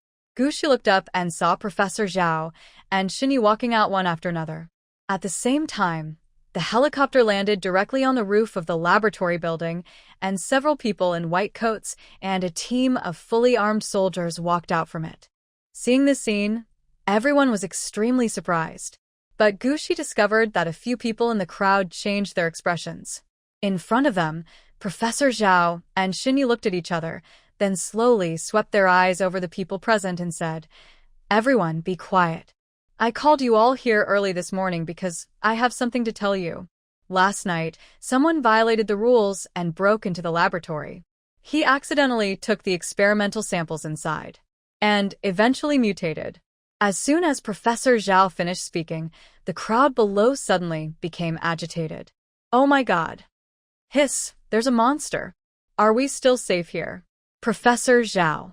Gushi looked at Professor Zhao, who was surrounded by crowds in the distance, turned his head and asked Qini, "Who is the mutated one?" Qi Xiang and Wei Heng looked at each other and listened curiously. "It's a staff member who has just been transferred from the base. Last night, under the cover of a member of the special service team, that person secretly entered the core test area. Qin thought he had gotten the inside information a long time ago, so he explained in a low voice, but who exactly that person belongs to is not yet certain. Brother Shen and the others are still interrogating. In fact, what happened last night was originally a joint effort between Xin Yu and Yi Junhan. But unexpectedly, something unexpected happened. Someone stole a tube of energy liquid that Yi Nan and two professors extracted from the mutated locust tree overnight.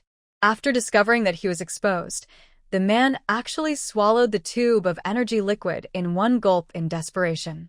Then, in full view of everyone, the mutation was completed in just a few seconds. It happened so fast that people had no time to stop it.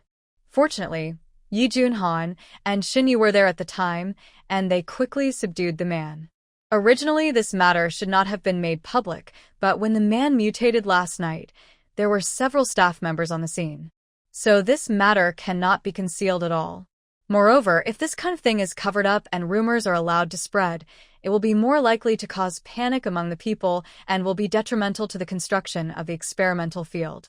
So the two professors discussed it with Shen Yu and decided to announce it openly. On the one hand, we can take this opportunity to reiterate the work discipline of the experimental field to prevent similar incidents from happening again. Besides, Yi Junhan and Yi Nan happened to be there too. Qin Yi briefly told what happened last night, emphasizing how fast the man mutated. Really that fast? Qi Xiang was surprised. Could it be that the person had signs of mutation in advance? Qin Yi shook his head. "Probably not," Brother Shen said. Gushi stood aside and listened, going through all the faces she had seen near the experimental field in the past few days in her mind, and finally decided on a few candidates. At this moment, the crowd in front suddenly became quiet.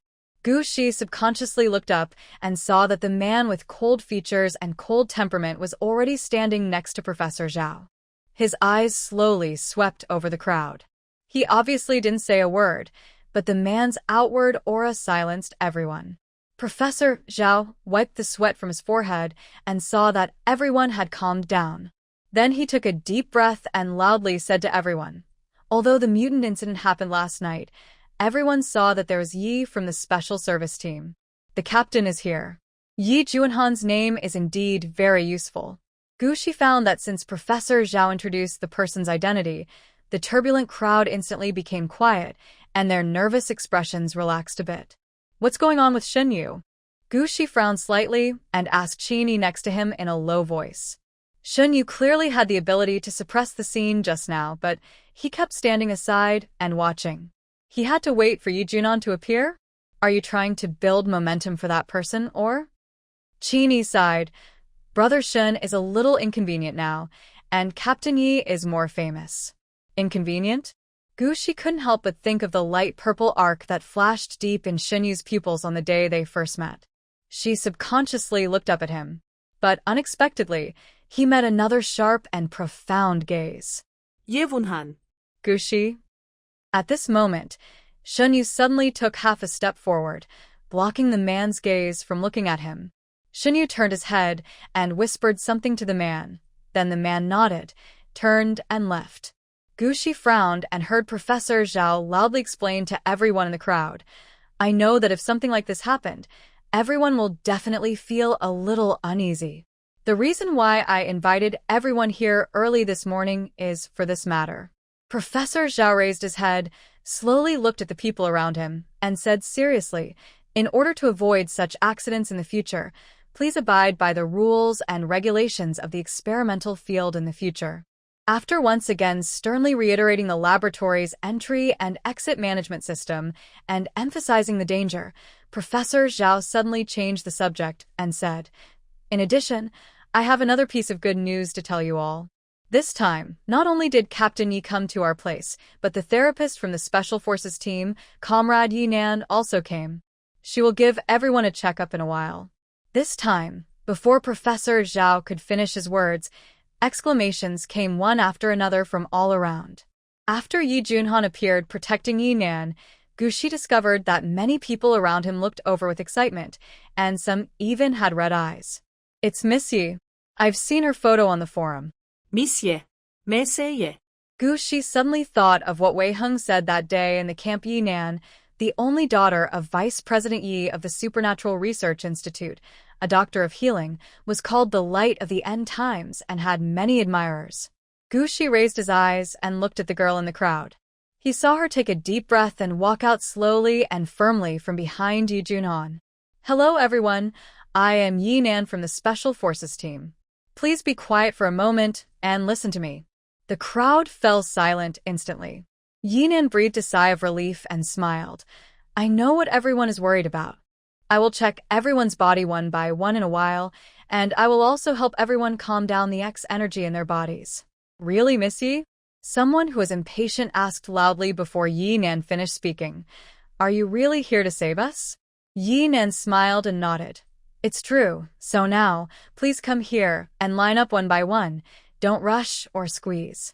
Thank you, Miss Yi. Someone in the crowd shouted, and then the open space suddenly burst into thunderous applause. Soon, a long line formed in front of Yi Nan. Gushi stepped aside calmly. She lowered her eyes to look at the ground, and suddenly thought of one thing. Everyone now has a certain amount of X energy accumulated in their bodies, but she is different. Everyone rushed to line up. Only Gushi stepped aside calmly. Gushi? Chi Xiang tilted her head to look at her in confusion. Even the Qin sisters who had already walked ahead stopped and looked back. Before Gushi could figure out how to explain, Wei Heng suddenly spoke up. Gushi had always lived alone in the ruins. She didn't like and wasn't used to being crowded together with so many strangers. I see. Then we'll go later. The Qin sisters and Chi Xiang looked at each other and decided to wait with Gushi until the end. The team in front kept moving forward. There were only a few dozen people in total, and soon the long line was reduced by 1/5. Gushi stood at the end of the team with his hands hanging down, looking at the slowly moving crowd in front of him with a calm expression. The fact that she has no X energy in her body must never be discovered. At least, not now. Of course, she could also leave now with an excuse and refuse to accept Yi Nan's examination, but doing so would easily arouse other people's suspicion. If it falls into the eyes of someone with an ulterior motive. Her identity was suspicious, and her abilities were very special, so she couldn't stand up to scrutiny. Besides, the Central Ability Research Institute must have her information. Thinking of her inexplicable disappearance of 30 years, Gushi pressed her finger bones calmly. The worst result would probably be that she was unwilling to cooperate and was forced to leave. With these exotic plants all over the mountains, no one can stop her. But what happens after you leave? After all, humans are social animals, and it is impossible for her to live her whole life alone in the wilderness. More importantly, she likes her current life very much and has no intention of becoming an enemy of the entire state apparatus. The line in front of them moved slowly forward at a steady pace, and soon shortened by 1/3. Time passed unnoticed, and the sun gradually rose higher. As if the sun was a little dazzling, Wei Heng suddenly raised his hand and put it on his brow bone. "Don't you feel a little hot? How about we go to the shade over there and wait?" Gu Shi followed Wei Heng's line of sight and saw that the sunlight cast a shadow under the tall wall. Clumps of weeds sprouted out of the ground along the base of the wall at some point, and were already half a foot high. Wei Heng had a natural look on his face. Seeing Gu Shi looking over, he smiled and took the lead in walking towards the high wall. Several young people squatted in an imageless row in the shadow cast by the high wall. It immediately attracted the attention of many people. From a distance, Shen Yu glanced this way through the crowd. After a moment, he turned his head and whispered something to the person next to him, then raised his feet and walked slowly over. His eyes swept across the rows of squatting people and lingered subtly on Gu Shi for a second. Gu Shi was lowering his head and pulling at the weeds in front of him, as if he was bored to pass the time. Shen Yu's eyes fell on the green weeds inadvertently, and he raised his eyebrows slightly. He asked casually, seemingly unintentionally, "Everyone else is queuing up. Why are you squatting here?" Is this a reminder to her not to attract attention? Gu Shi's face remained silent, but his heart moved slightly. But this time, before Wei Heng could speak, Qi Xiang choked and said, "Captain Shin, we delicate girls are not like you. With rough skin and thick flesh, how can we withstand the harsh sun?" Shen Yu was not happy. "Why am I thick-skinned? He is obviously a handsome guy, but he is a little darker." Qi Xiang glanced at him. "Just you? Be a little self-aware." Shen Yu shrugged and leaned against the wall casually. His long legs seemed to have nowhere to rest. One leg was straight, and the other was slightly bent. His eyes casually glanced past Wei Heng beside him and landed on Gu Shi, who was pulling weeds. "Yi Nan discovered a mutated locust tree that is of great research value in the depths of the forest last night," he suddenly said. "The people from the special service team may stay here for a while." Gu Shi noticed that Wei Heng's body next to him was slightly tense, and his mood was visibly lowered. She glanced at him sideways, thought for a moment, raised her head and asked Shen Yu, "How long do they plan to stay here?" Shen Yu looked up at the sky and squinted his eyes casually. "Who knows? It probably depends on how valuable the mutated locust tree is." Gu Shi suddenly thought of the person who mutated last night. That person mutated much faster than other cases. Could it be related to his own powers? Gu Shi guessed that the man had both his own superpowers and the energy in the mutated locust tree, plus the original X energy in his body. 3 highly aggressive energies collided during the collision, and the unlucky one was most likely his container. It seems that the matter of the mutated locust tree cannot be delayed any longer and must be resolved as soon as possible. Thinking of this, she raised her head and asked, "The helicopter this morning was?" Shen Yu looked down at her, his long eyelashes casting a shadow under his eyes, making it difficult to see clearly the expression in his eyes. After a while, he opened his mouth and said, "The person who mutated last night was a little strange. The Superpower Research Institute has always been well informed, and they sent an official letter asking for him last night." Shen Yu's voice was as calm and casual as ever, but Gu Shi could hear a hint of sarcasm in it. She raised her eyes slightly and looked towards him, but he saw the man standing up straight, shrugging nonchalantly, turning his head and looking over. "Let's go. There are not many people over there. Let's hurry over and finish the examination early so we can go back to eat early. I've been busy most of the night, and I can't even get a drink of water. I'm just waiting for the sweet potatoes at home to save my life." Gu Shi. Wei Heng. "Phew, are those your sweet potatoes?" "It's obviously mine and Gu Shi's." Yi Nan moved very quickly, and it only took half a day to go through everyone's bodies. Except for a few security guards who had excessive levels of X energy in their bodies, no abnormalities were found. "Xiao Yi, thank you for your hard work this time." Professor Xiao handed over a bottle of water. Yi Nan had been busy all morning, and her energy was consumed a lot. Her face was a little pale. She took a sip of the mineral water and shook her head slightly. "Professor Zhao, You are too kind. This is what I should do. Besides, what happened last night? Thinking of what happened last night, Yi Nan subconsciously looked up at the young man beside him. He still stood beside her to protect her, and his indifferent expression was the same as usual. But Yi Nan's eyes dimmed in an instant, and even his voice was a little low. Professor Zhao, before Shui Lu is sent away, I want to go and see him again. After saying that, she turned and walked towards the roof of the laboratory. The helicopter will leave in the afternoon. There is not much time left for her. Yi Junon asked 2 team members to follow her. She looked up at Professor Zhao, who was about to leave, and suddenly said, I heard that you and Professor Zhang have accepted a new student here? Professor Zhao was stunned for a moment and looked up at Yi Junon. He didn't expect him to ask this. Even Yi Nan, who had already walked away, subconsciously turned around and looked over. Brother Junhan has never been a curious person. Why would he suddenly pay attention to such things? Professor Zhao smiled and explained he is not really a student, but he is very talented in planting. Old Zhang and I value his talent and cannot bear to bury his talent. Yi Junhan lowered his eyes, his right hand casually resting on the machete at his waist, and the image of the girl squatting under the high wall and picking weeds just now appeared in his mind. And the last time in the camp. Captain Yi, why are you asking this all of a sudden? Professor Zhao and Professor Zhang, who had just walked out of the laboratory, looked at each other and frowned slightly. Is there something wrong with Guxi's child? No, just asking casually. Yi Junhan nodded indifferently to the 2 professors, walked towards Yi Nan with his long straight legs in military boots. Yi Nan waited there, looking at him hesitantly, as if he wanted to ask something, but in the end he didn't ask. The group soon reached the rooftop. The helicopter was parked far away, with its door tightly closed. Shui Lu, who was supposed to be escorted inside with the mutants, fainted outside the helicopter. Yi Junhan remained calm. He looked up indifferently at the helicopter with its closed door, then raised his bony hand and gestured to the team members scattered around him. After Guxi finished the examination, she said hello to Professor Zhao and went back with Wei Heng. Xinyu followed her slowly. Guxi finally couldn't hold it back and looked back at him with a strange look. What happened just last night, and you just openly left your post without permission, isn't it?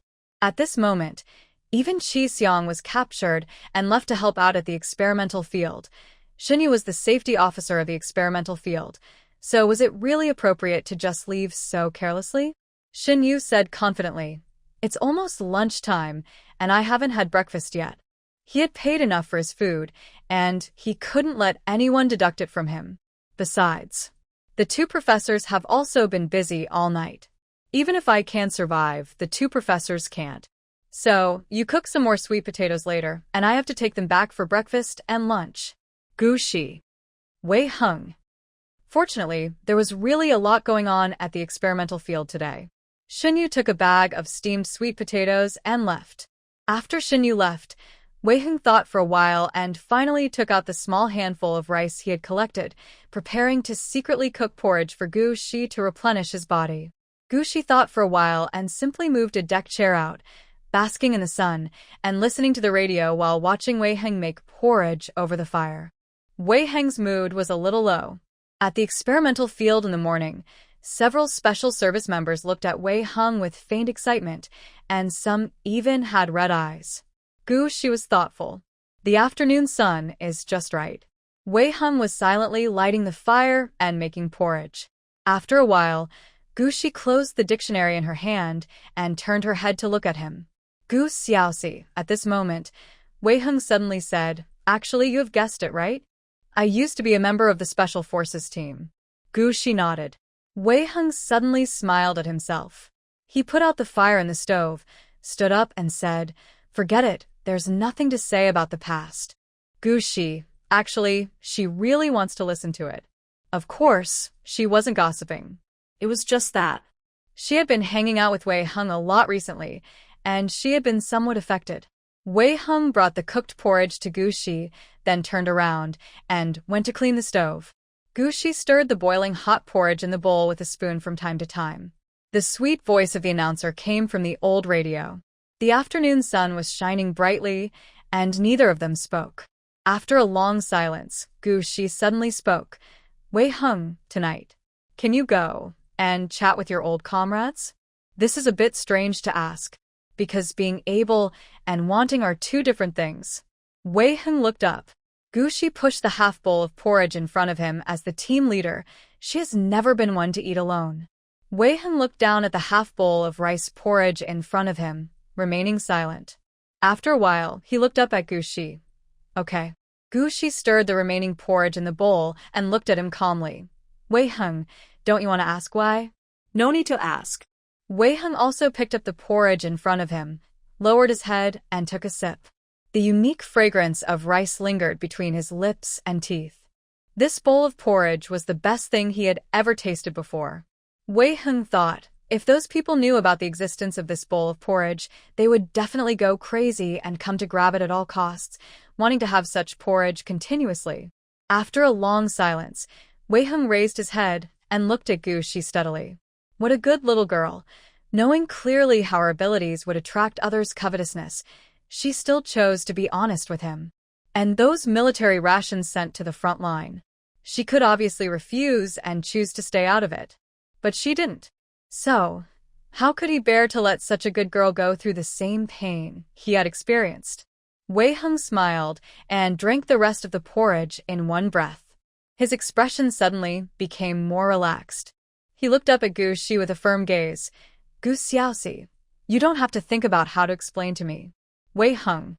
Gu Shi interrupted him calmly, looking serious. You can ask. Wei Heng looked at her in silence. After a while, he said gently and firmly, Gu Xiaoxi, I know you have secrets, and I have them too. There are some things that you don't have to explain if you can't explain them. Gu Shi had no intention of hiding it from him. Living in the end times, it is necessary to remain vigilant, but Wei Heng is the first friend she met after waking up, and he is also the teammate she has already recognized in her heart. You can choose to hide some things from your teammates, but you should not deceive or take advantage of them. Wei Heng. Gu Shi put down the porridge in his hand and looked towards the direction of the forest behind the mountain. I want to go into the forest at night. The matter of the mutated locust tree must be resolved tonight. And the people who are now guarding the mutated locust tree in the forest are none other than the Special Services team. He was also Wei Heng's former comrade in arms. In the middle of the night, Yi Junhan suddenly received a message from his team members saying that the mutant locust tree in the forest had somehow suddenly withered at an extremely fast speed. When he and Yi Nan arrived, the mutant locust tree had already died completely and was already showing signs of rotting. Yi Nan's face changed slightly when he saw this. Without saying a word, he took the equipment and went forward to take samples.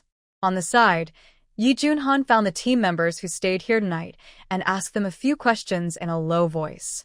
After learning that Wei Heng had come to deliver dinner and stayed for a while at night, somehow, the image of the girls squatting under the high wall and picking weeds out of boredom suddenly emerged in his mind.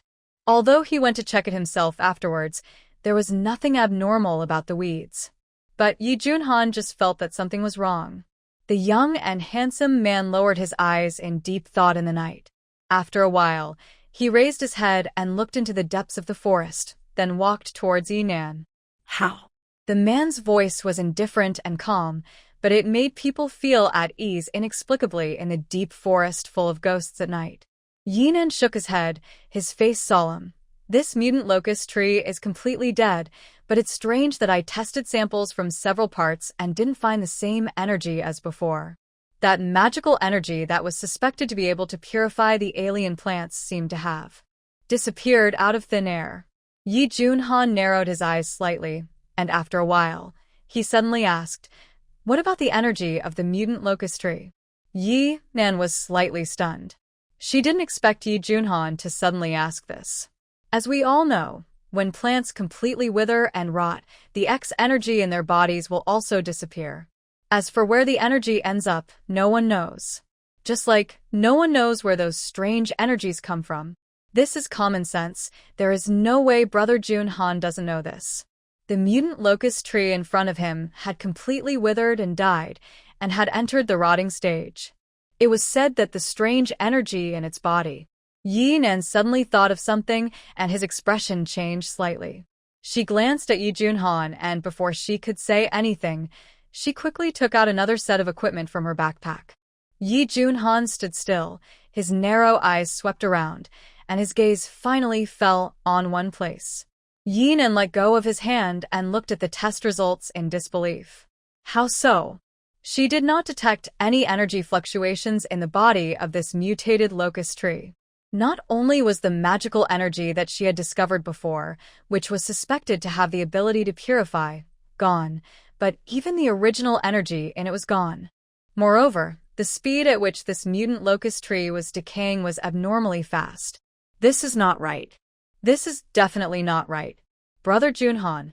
Yinan's heart beat faster, and she subconsciously looked up at the man. Yi Junhan had already retracted his gaze, and only tightened his hands around his waist without making a sound. He raised his eyes and glanced at her indifferently. That look was the same as always. But Yinan's heart, inexplicably, began to sink little by little. The next morning, as soon as Qi Xiang arrived at the laboratory, he was stopped by someone. Captain Yi?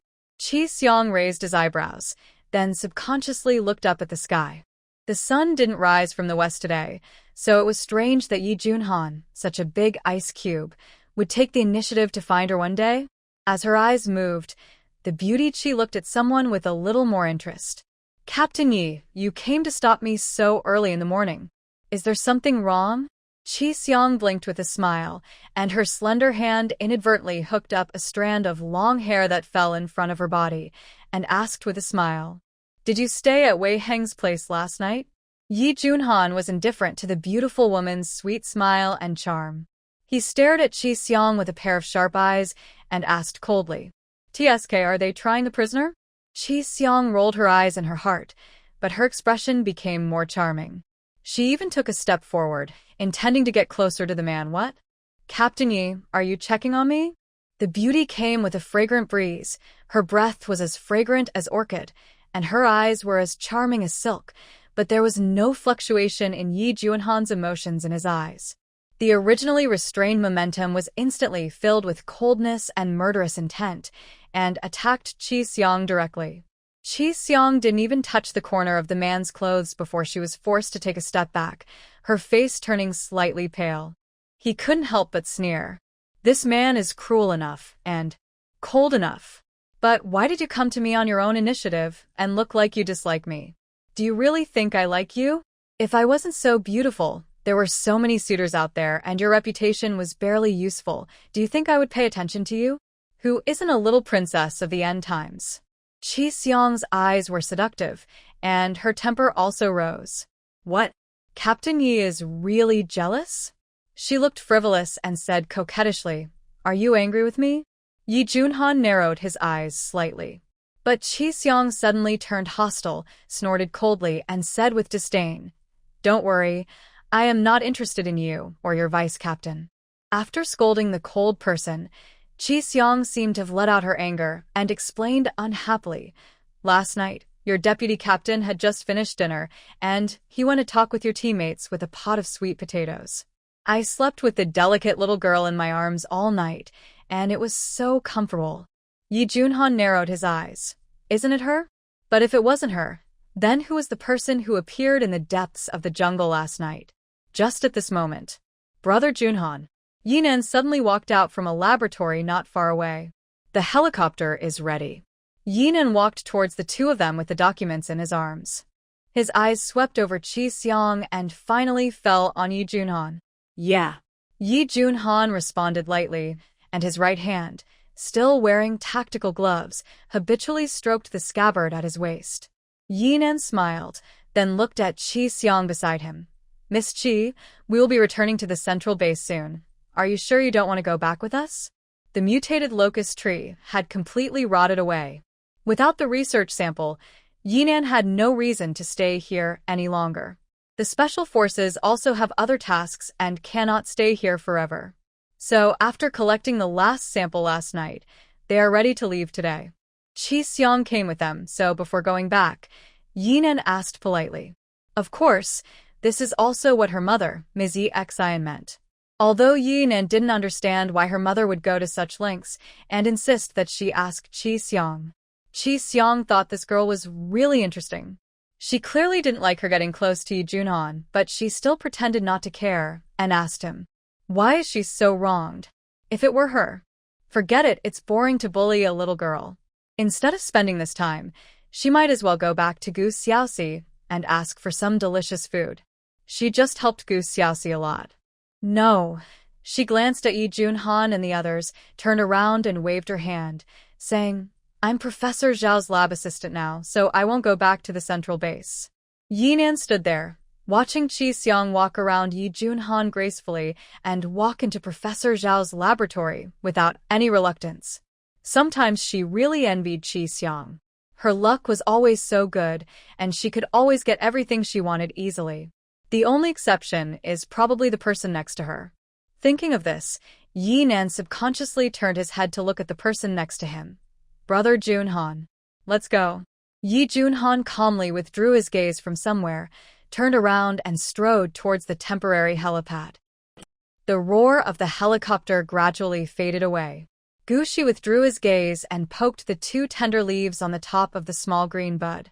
Although the people from the Ability Research Institute and the Special Service Team had left, she knew very well that the matter was not over. At most, it just gave her more time to prepare. Gu Shi never underestimates the power of the state apparatus, nor does he overestimate his personal abilities. In this matter, both Su Yirsen and the people behind Xinyu all contributed. In other words, now, she has been targeted by several waves of people. When Wei Heng came back from outside, he saw Gu Shi standing motionless on the ground, and suddenly became nervous. "Gu Shi, what's wrong with you?" "It's okay." Gu Shi withdrew his power, turned his head and stared at Wei Heng for a while, then slowly asked, Do they doubt you?" Before Yi Junhan left, he finally asked Wei Heng to meet. Wei Heng looked up at the sky. "Maybe. If they want to be suspicious, there's nothing I can do about it." After a while, he turned his head and looked at Gu Shi. "Don't worry, at least Captain Yi came to see me today just to reminisce about old times. Besides, so what if someone suspects it? I have left the special service team, and I don't plan to go back again." Wei Heng pretended to smile casually, turned around and took out a bucket from the kitchen, and started squatting on the ground to knead sweet potato flour. Gu Shi was thinking about something else. After a while, she squatted next to Wei Heng, held her chin and said, "The matter of mutated animals, is there really nothing we can do about it? After all, those mutated fish in the river were just an exception, and Gu Shi wanted to see what happened to other animals. Moreover, after eating vegetarian food for so many days, she was also hungry for meat. I really can't do anything about this."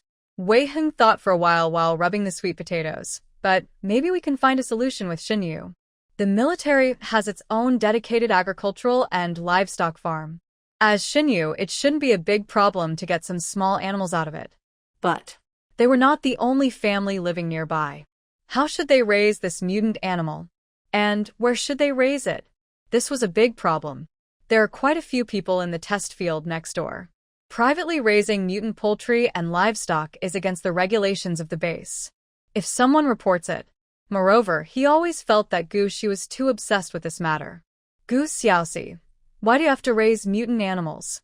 Since Gu Shi said he could ask, Wei Heng simply asked, "If you just want to eat meat, we can go to the camp to exchange some."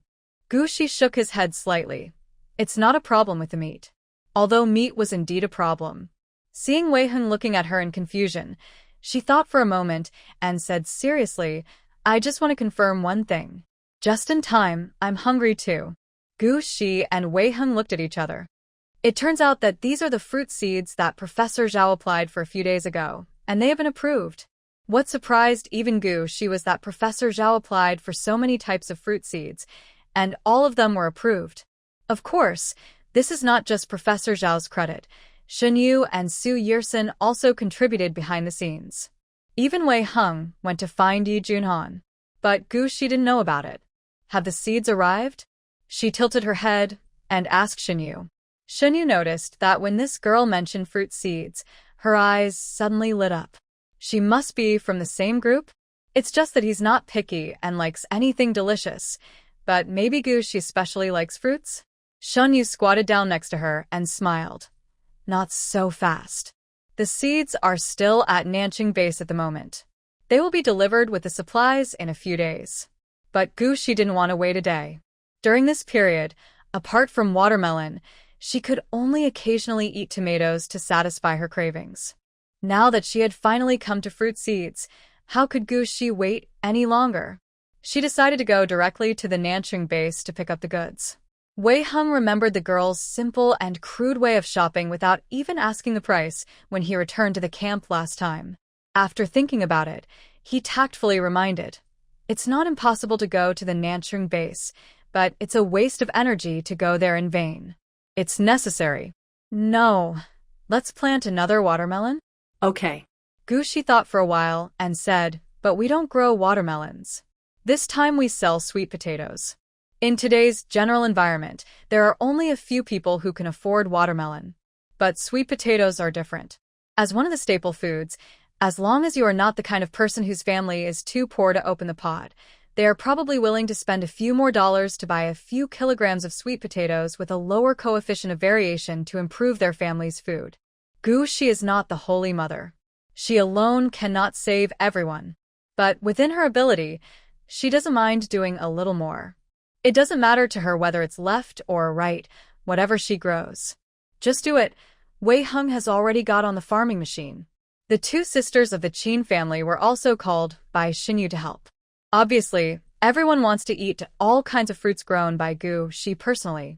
Several people divided the labor and cooperated, and soon the sweet potatoes were spread all over the hillside. Wei Hung has already driven the big truck over, and the two Qin sisters are squatting on the ground picking up sweet potatoes. Shunyu walked to Gushi, stared at the sweet potatoes in the ground and frowned slightly. The sweet potatoes this time. "Gu Xiaoxi, are you sure you want to send these sweet potatoes to Nanching Base?" Shunyu bent down to pick up a sweet potato and turned his head to look at Gushi. The coefficient of variation of these sweet potatoes is lower than those grown previously. In Shunyu's view, this was even terrifyingly low. "I have to try it." Gushi bent down and picked up the sweet potatoes from the field into a basket nearby. Of course, she knew that in the last days, these sweet potatoes would attract the covetousness of others as soon as they were released, and even make evil plans. But in the current situation, simply keeping a low profile and evading is not the answer. At this time, she had to find another way. Shunyu raised his eyebrows, threw the sweet potatoes in his hand into her frame, and asked her casually, "Have you ever thought about farming exclusively for the military in the future?" Apart from anything else, at least he could guarantee Gushi's safety. As for other troubles, for the sake of these sweet potatoes, I think the old man would be happy to help deal with them. "Thank you, but that's not necessary." Gushi has the ability to protect herself, but there is no need to explain to others. She loaded a basket of sweet potatoes into the truck and forcibly changed the subject. After arriving at the base, "Where can I get the seeds? Do I need a certificate from the professors?" After all, those fruit seeds were applied in the name of Professor Zhao's laboratory. Xinyu stared at her for a while before speaking. "Go to the base logistics department. There is a department dedicated to seeds. As for the rest, you don't have to worry about it." He clicked on his personal terminal and shook it. He was obviously prepared. "I have already completed the procedures here. You can just go directly." "Okay, thank you." Gushi opened the passenger door and got directly into the car.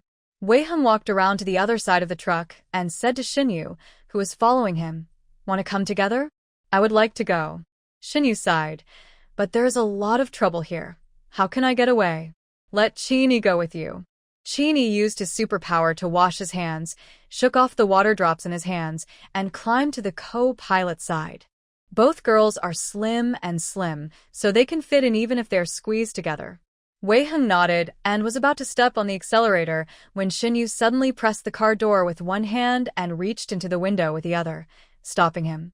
Wei Hung raised his eyebrows in surprise and looked up. "Do you have anything else?" Xinyu stared at him for a long time, confirming that he really didn't understand, so he had to open his hand to him again. "Give me the key to the kitchen. You'll be gone for 2 or 3 days. I will stay at home and watch." Don't you, the poor man at home, stop eating? The corner of Wei Heng's mouth twitched. He was still looking after the house, as if it was your house. With an expressionless expression, Wei Heng pressed the key heavily into someone's palm, stepped on the accelerator, and the big truck started speeding across a field full of weeds. Gushi opened the car window, and the wind blew over, carrying the unique smell of exotic plants. It was a bit fishy, but not unpleasant. Through the car window, Gushi looked back, her eyes falling on the tin house in the distance. At this moment, she suddenly felt an attachment to home. This feeling is very strange, and it comes out of nowhere. But Gushi unexpectedly liked it. She thought that from now on she would have a family. At 3:30 in the morning, after more than 10 hours of bumpy ride on the road, the truck stopped outside the gate of the South City base. Unlike what one would imagine, where everything was dark and silent, at 3:30 in the morning the South City base was brightly lit and bustling with people. There is a morning market here. Seeing Gushi's surprised expression, Wei Heng explained. After opening his personal terminal and verifying his identity, Wei Heng drove the truck into the South City base. From a distance, Gushi saw a huge shed area, which was probably the morning market that Wei Heng mentioned. While it was still early, Wei Heng and Gushi discussed it and decided to go to the trading market first, and then get the seeds after selling the sweet potatoes. The morning market at the South City base is large and bustling with people coming and going. In addition to the free market, there is also an official purchasing window. Wei Heng parked the car directly in front of the official purchase window. After getting off the bus, he went straight to the staff here. The next step was to check the coefficient of variation, Wei, and settle the bill. Gushi watched from the side for a while, and when Wei Heng was notified to go and pay the bill, she asked in surprise, "Is that it? No price negotiation?" Wei Heng explained, "Grain is different from vegetables and fruits. The purchase price of the base is uniform. The price varies according to the coefficient of variation.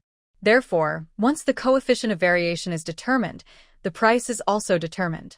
After he said that, Gushi understood. Although the current situation is difficult, the price of food is still under unified control of the state. In this way, the people's livelihood in major bases can be maintained stable. Gushi went to the free market again and found that she still didn't understand the world 30 years later. Although the current food crisis has caused some difficulties in people's livelihood, in fact, apart from food, the prices of other things are still normal. After all, they are regulated by the state. Just like necessities such as clothes, although there are not many people selling them in the market, there are still quite a few. Unlike 30 years ago, these daily necessities were in short supply. After observation, Gushi found that the entire trading market was in good order. The prices of goods were not expensive, and private transactions were allowed, but the base had a limited purchase policy, and it was not like before the end of the world, where people could buy things at will. In the market, there are also many garrison personnel patrolling to maintain order. Soon, Wei Heng finished paying the bill and came over and said, "Let's go." Although we are selling our sweet potatoes at a loss, the price is still not bad. Wei Heng explained in a low voice, "The base's purchasing standards are that all items with a coefficient of variation below 1 are priced the same. This is also because there are very few crops with a coefficient of variation below 1, so the price of crops with a coefficient of variation below 1 is the same and is not further refined. But because Gushi planted the sweet potatoes this time with the intention of fishing, the coefficient of variation is generally lower than 0.5. In the end times, this is the best thing. It would be a bit of a loss to sell it at the current price." Gushi didn't mind, but the sweet girl Qin sighed beside him, and I don't know what she was sighing about. Wei Heng raised his hand to check the time. The base logistics department doesn't start work until 8 o'clock in the morning. There's still some time. Let's go around first? Ever since Wei Heng witnessed Gushi's shopping style last time he returned to the camp, he never mentioned transferring money to her again. Gushi didn't mind. In the past, Li Ming was in charge of the team's finances, so it wasn't impossible to change someone else to take charge now. After the three of them came out of the trading market, Wei Heng thought that this was Gushi's first time coming to the South City base, so he took her to visit various places in the base. Gushi is very interested in the Nanqing base. It is the time for breakfast stalls to open, and there are many stalls selling breakfast on the street. Although Gu Shi brought his own dry food, he thought since he was already here, he might as well buy some to try. But The taste was so bad that I won't describe it. Wei Heng saw that she was a little disappointed and frustrated, and sighed. The current environment is like this. The coefficient of variation of food outside is not low. It is very rare for it to taste like this. I know. Gu Shi didn't have the habit of wasting food and swallowed the remaining dough in his hand. Wei Heng glanced at her slightly frowned brows and said nothing. It is said that it is difficult to go from extravagance to frugality, let alone Gu Shi, even he. After living a good life with Gu Shi for a period of time, now he is not able to get used to the food he has eaten for more than 20 years. After eating this delicious breakfast, Wei Heng looked at the time and decided to go to the base logistics department to collect the seeds first. Because Shinyu had arranged everything in advance, after the three of them arrived at the place to verify their identities, they successfully obtained the fruit seeds that Professor Zhao applied for. Although the coefficient of variation of these seeds is a bit high, their activity is very good. Gu Shi was very satisfied. Wei Heng glanced at the window next to him, touched her arm, and whispered, "It seems that there are new fruit seeds for sale over there." Gu Shi looked up and saw that it was true. But the seeds, why do they look so strange? Even the name is weird. The two looked at each other, and Wei Heng stepped forward and greeted the staff. "Comrade, may I ask what fruit this Wuming 520 seed is from?" This is a new species that pioneers recently discovered in the wild. After testing, it is edible. Then, the staff member tested the coefficient of variation of the seeds in front of Wei Heng, then looked up and asked with a smile, "The coefficient of variation is only 2.7, which is very low. 60,000 seeds per seed. do you want any? The service attitude is very thoughtful and enthusiastic. Wei Heng. 60,000. Is this a robbery? He used to be in the special forces, and his annual allowance was only this much. Wei Heng turned around and pointed at the small screen outside and said, "The coefficient of variation is 2.7, and it says 35,500 per piece." The staff member was not angry, but explained in a very friendly manner. 35,500 is the price of seeds of known common fruits, and this nameless 520 is a newly discovered mutant fruit. Nameless 520, as the name suggests, is the 520th edible mutant new variety discovered after the end of the world. As for which fruit before the end of the world this new variety mutated from, there is no way to tell. After all, the world has become strange since the apocalypse broke out more than 50 years ago.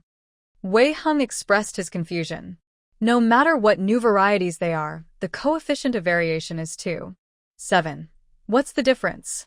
Comrade, I won't hide it from you. This price is today's price. The staff glanced at him and reminded sales with a smile, because this is a new type of mutant fruit that was just discovered recently.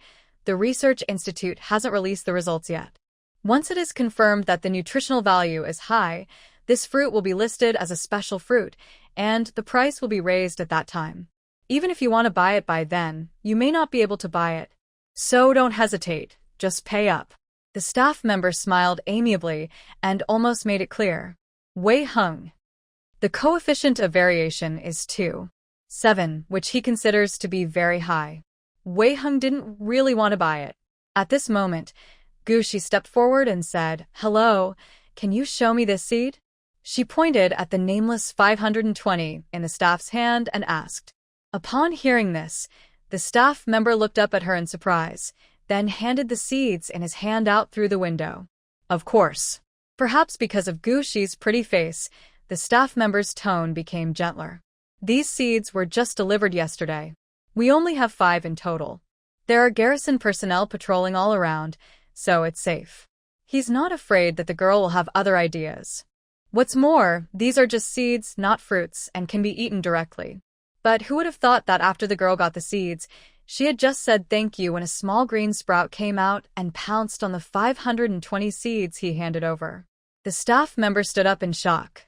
You are a wood-type mutant? Gu Shi nodded. Yes. After checking the activity of the seeds, Gu Shi looked up and said, I want this seed.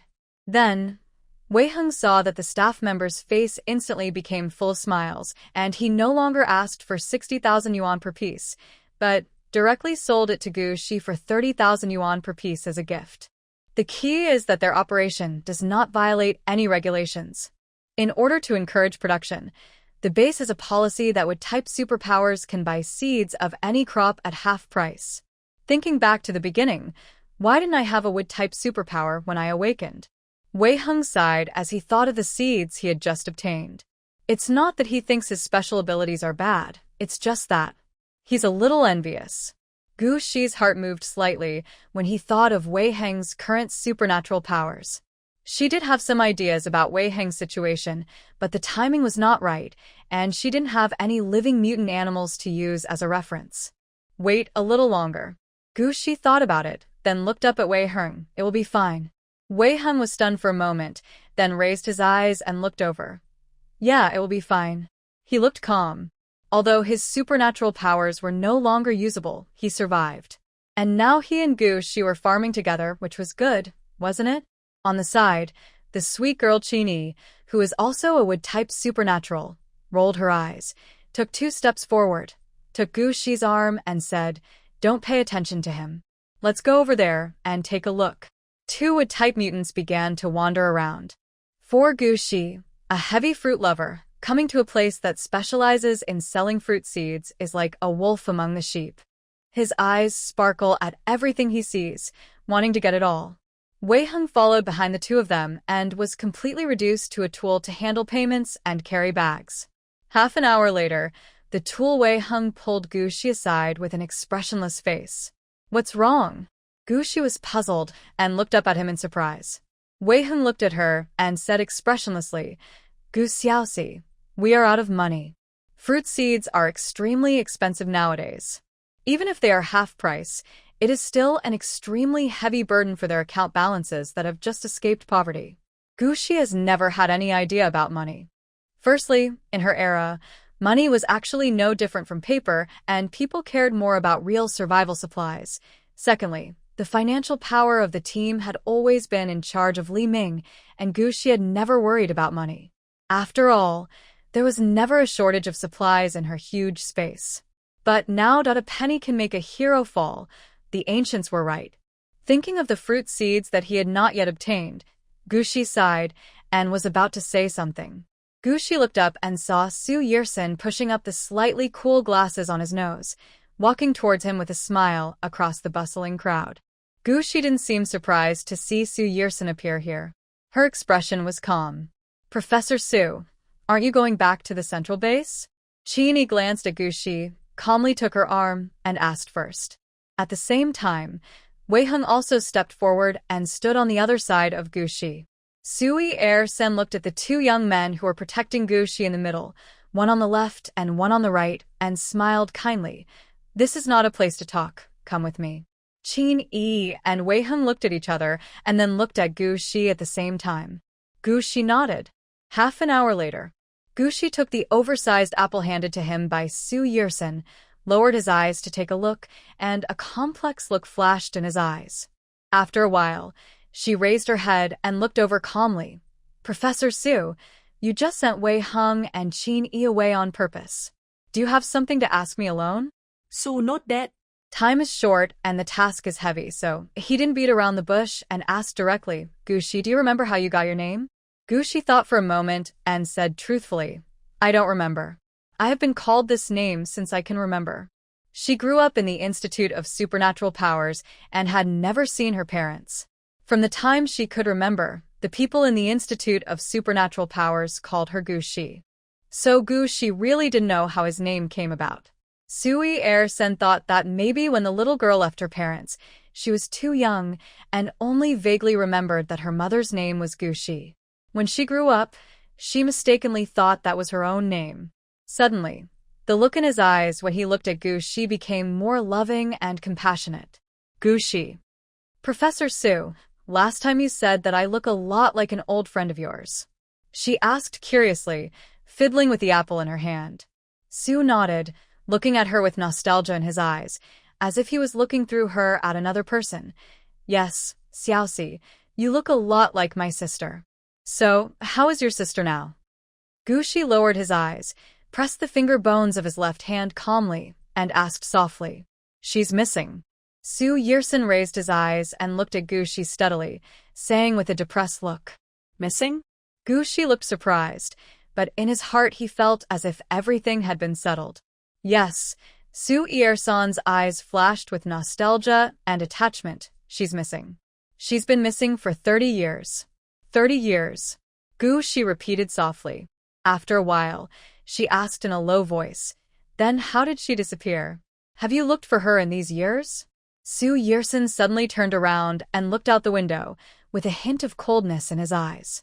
After a while, he lowered his eyes and whispered, How could I not have looked for it? But I can't find it, no matter how hard I try. Can't find it? Gushi frowned and looked up. Yeah. I can't find it. Su Yirsen repeated softly, as if he was talking to himself, or as if he was answering her question. Later I realized that someone deliberately erased my sister's existence. My sister was once admired by the whole world. But later, Su Yirsen closed his eyes, hiding the surging madness called grief in his eyes. He turned his back to Gushi and did not rush to speak. Instead, he let his eyelids slowly become cold and cruel, and the corners of his mouth slowly curled up into a cold and sarcastic arc. After a while, he sneered. They used my sister's name to erase everything about her. Erase? Gushi raised his eyebrows and looked over. But Su Yirsen raised his head, took a deep breath, and suddenly pressed his fist on the windowsill. Because he used too much force, the blood vessels on the back of his hand suddenly bulged, and the blue veins were very obvious. The muscles of the entire arm were tensely stretched. This is clearly on the verge of an emotional outburst. The aura of his supernatural powers began to become unstable, showing signs of leaking out uncontrollably. Not good. Gushi's face changed slightly. Just as she was about to take action, she heard Su Yirsen speak. His voice was very light, but inexplicably carried a chill. They erased all traces of my sister's existence, making my sister, who was once admired by the whole world, become a person in history who does not exist. Who are they? Gushi raised his eyebrows and got straight to the point as soon as he spoke. She had indeed told Li Ming and the others that she hoped to retire to the mountains and live the leisurely farming life of her dreams after the end of the world. But now listening to what Su Yirsen said, it is obvious that this is not the case. Moreover, there seems to be a lot of things going on here. Gushi looked up at the little crybaby who had once clung to his thighs and calmly pressed back the little green bud that had quietly emerged. Su Yirsen suddenly fell silent. He looked up at the sky outside the window. Not knowing what he was thinking, his face looked frighteningly gloomy and cold. After a moment, when Su Yirsen turned around and looked at Gushi, his expression had returned to normal. Xiao Shi. He did not answer Gushi's question, but looked at her with complicated eyes and said seriously, Keep the thing I gave you last time. I know you must have a lot of questions in your mind, but now is not the time to tell you. Xiao Shi, you have to remember that the most important thing is to protect yourself. Don't trust anyone, including me. One day in the future, though you will know everything. This is his sister's only bloodline left in this world, and it is his future responsibility. He will definitely protect this little girl, even if you try your best. Not long after Su Yirsen left, Qin Yi and Wei Heng hurriedly opened the door and came in. Gushi, aren't you? Qin Yi was a little worried. She opened her personal terminal and turned the screen to Gushi. This is what Brother Shin just sent. It is all the information about Su Yirsen. Gushi read it at a very fast speed, lowering his eyes thoughtfully. The information states that Su Yirsen was an orphan. After a zombie siege, he was rescued by the most prestigious doomsday team at the time. He has been following Yi Xian ever since and joined the Superpower Research Institute 20 years ago. There is no problem with the information. At least in Gushi's opinion, there is no problem with the information about the little crybaby 30 years ago. The only problem is that in all his information, there is no trace of me. Qin Yi, what it says here. Gushi stared at a certain spot on the screen and spoke slowly. This Doomsday Squad, can you tell me about it? Of course you can. Chin-E was stunned for a moment, then said excitedly, this former Doomsday Squad was really powerful and produced many powerful figures. Gushi listened very carefully. It turned out that her former friends had all become powerful bosses in the central base, and had also become Doomsday heroes who were remembered, respected, and admired by everyone in that period of history. Gushi didn't think there was anything wrong with this. Her former friends have contributed so much to this world. They deserve all the praise and honor. They are the heroes that this world deserves. As for herself, a former hero of the last days, now she has become a person who does not exist in history. Gushi felt a little complicated about this matter, not to the point of being angry. In fact, Gushi could also understand the decision made by the base. Under the circumstances at that time, a more united, cohesive, and representative heroic group was obviously more suitable to become the idol of the entire nation than a doomsday hero with a strong sense of personal heroism. What's more, at that time, she suddenly disappeared. No matter how she disappeared, the base had to give an explanation to the outside world, so her doomsday team was naturally pushed to the world. As for what Su-E-Air-sen said, that everything about her was deliberately erased by someone. It's not a big problem and can be solved. After all, she's still alive, isn't she? Gushi thought about it and asked Chin-E again, such a powerful doomsday team. Are there only these few people? Ah. Chin-E was stunned for a moment, then confirmed. That's all. However, after a pause, she added, perhaps there were some sacrifices in the early years, but that era was too chaotic, and the information of the heroes could not be preserved. In the end, the only ones that we, the descendants, can remember and admire are the heroes who survived. Chin-E sighed and then changed the subject. However, they are really amazing. Not only did they work together to eliminate the Zombie King, but now they have also made extraordinary achievements in their respective fields. For example, Secretary Chi and Minister Li, Commander Xiao is even more amazing. Gushi discovered that Chin-E praised almost all of her former friends, but missed Yi Xian. You know, Yi Xian is now the vice president of the Institute of Supernatural Powers and one of the powerful figures in the central base. Why did Chin-E miss her? Gushi lowered his eyes slightly. It seemed that 30 years had passed, but the Institute of Supernatural Powers was still so unpopular. But there was one thing that Gushi couldn't understand. Yi Xian clearly hated the people at the Institute of Supernatural Powers the most before, so why did she end up joining the Institute of Supernatural Powers? And she and Dr. Chi. Back then, almost everyone thought they were a couple, but now, not only have they parted ways, but they seem to have become enemies? And what Su-E-Air-san said today, Gushi thought, maybe things are more complicated than she had guessed before? After a long silence, Gushi sighed.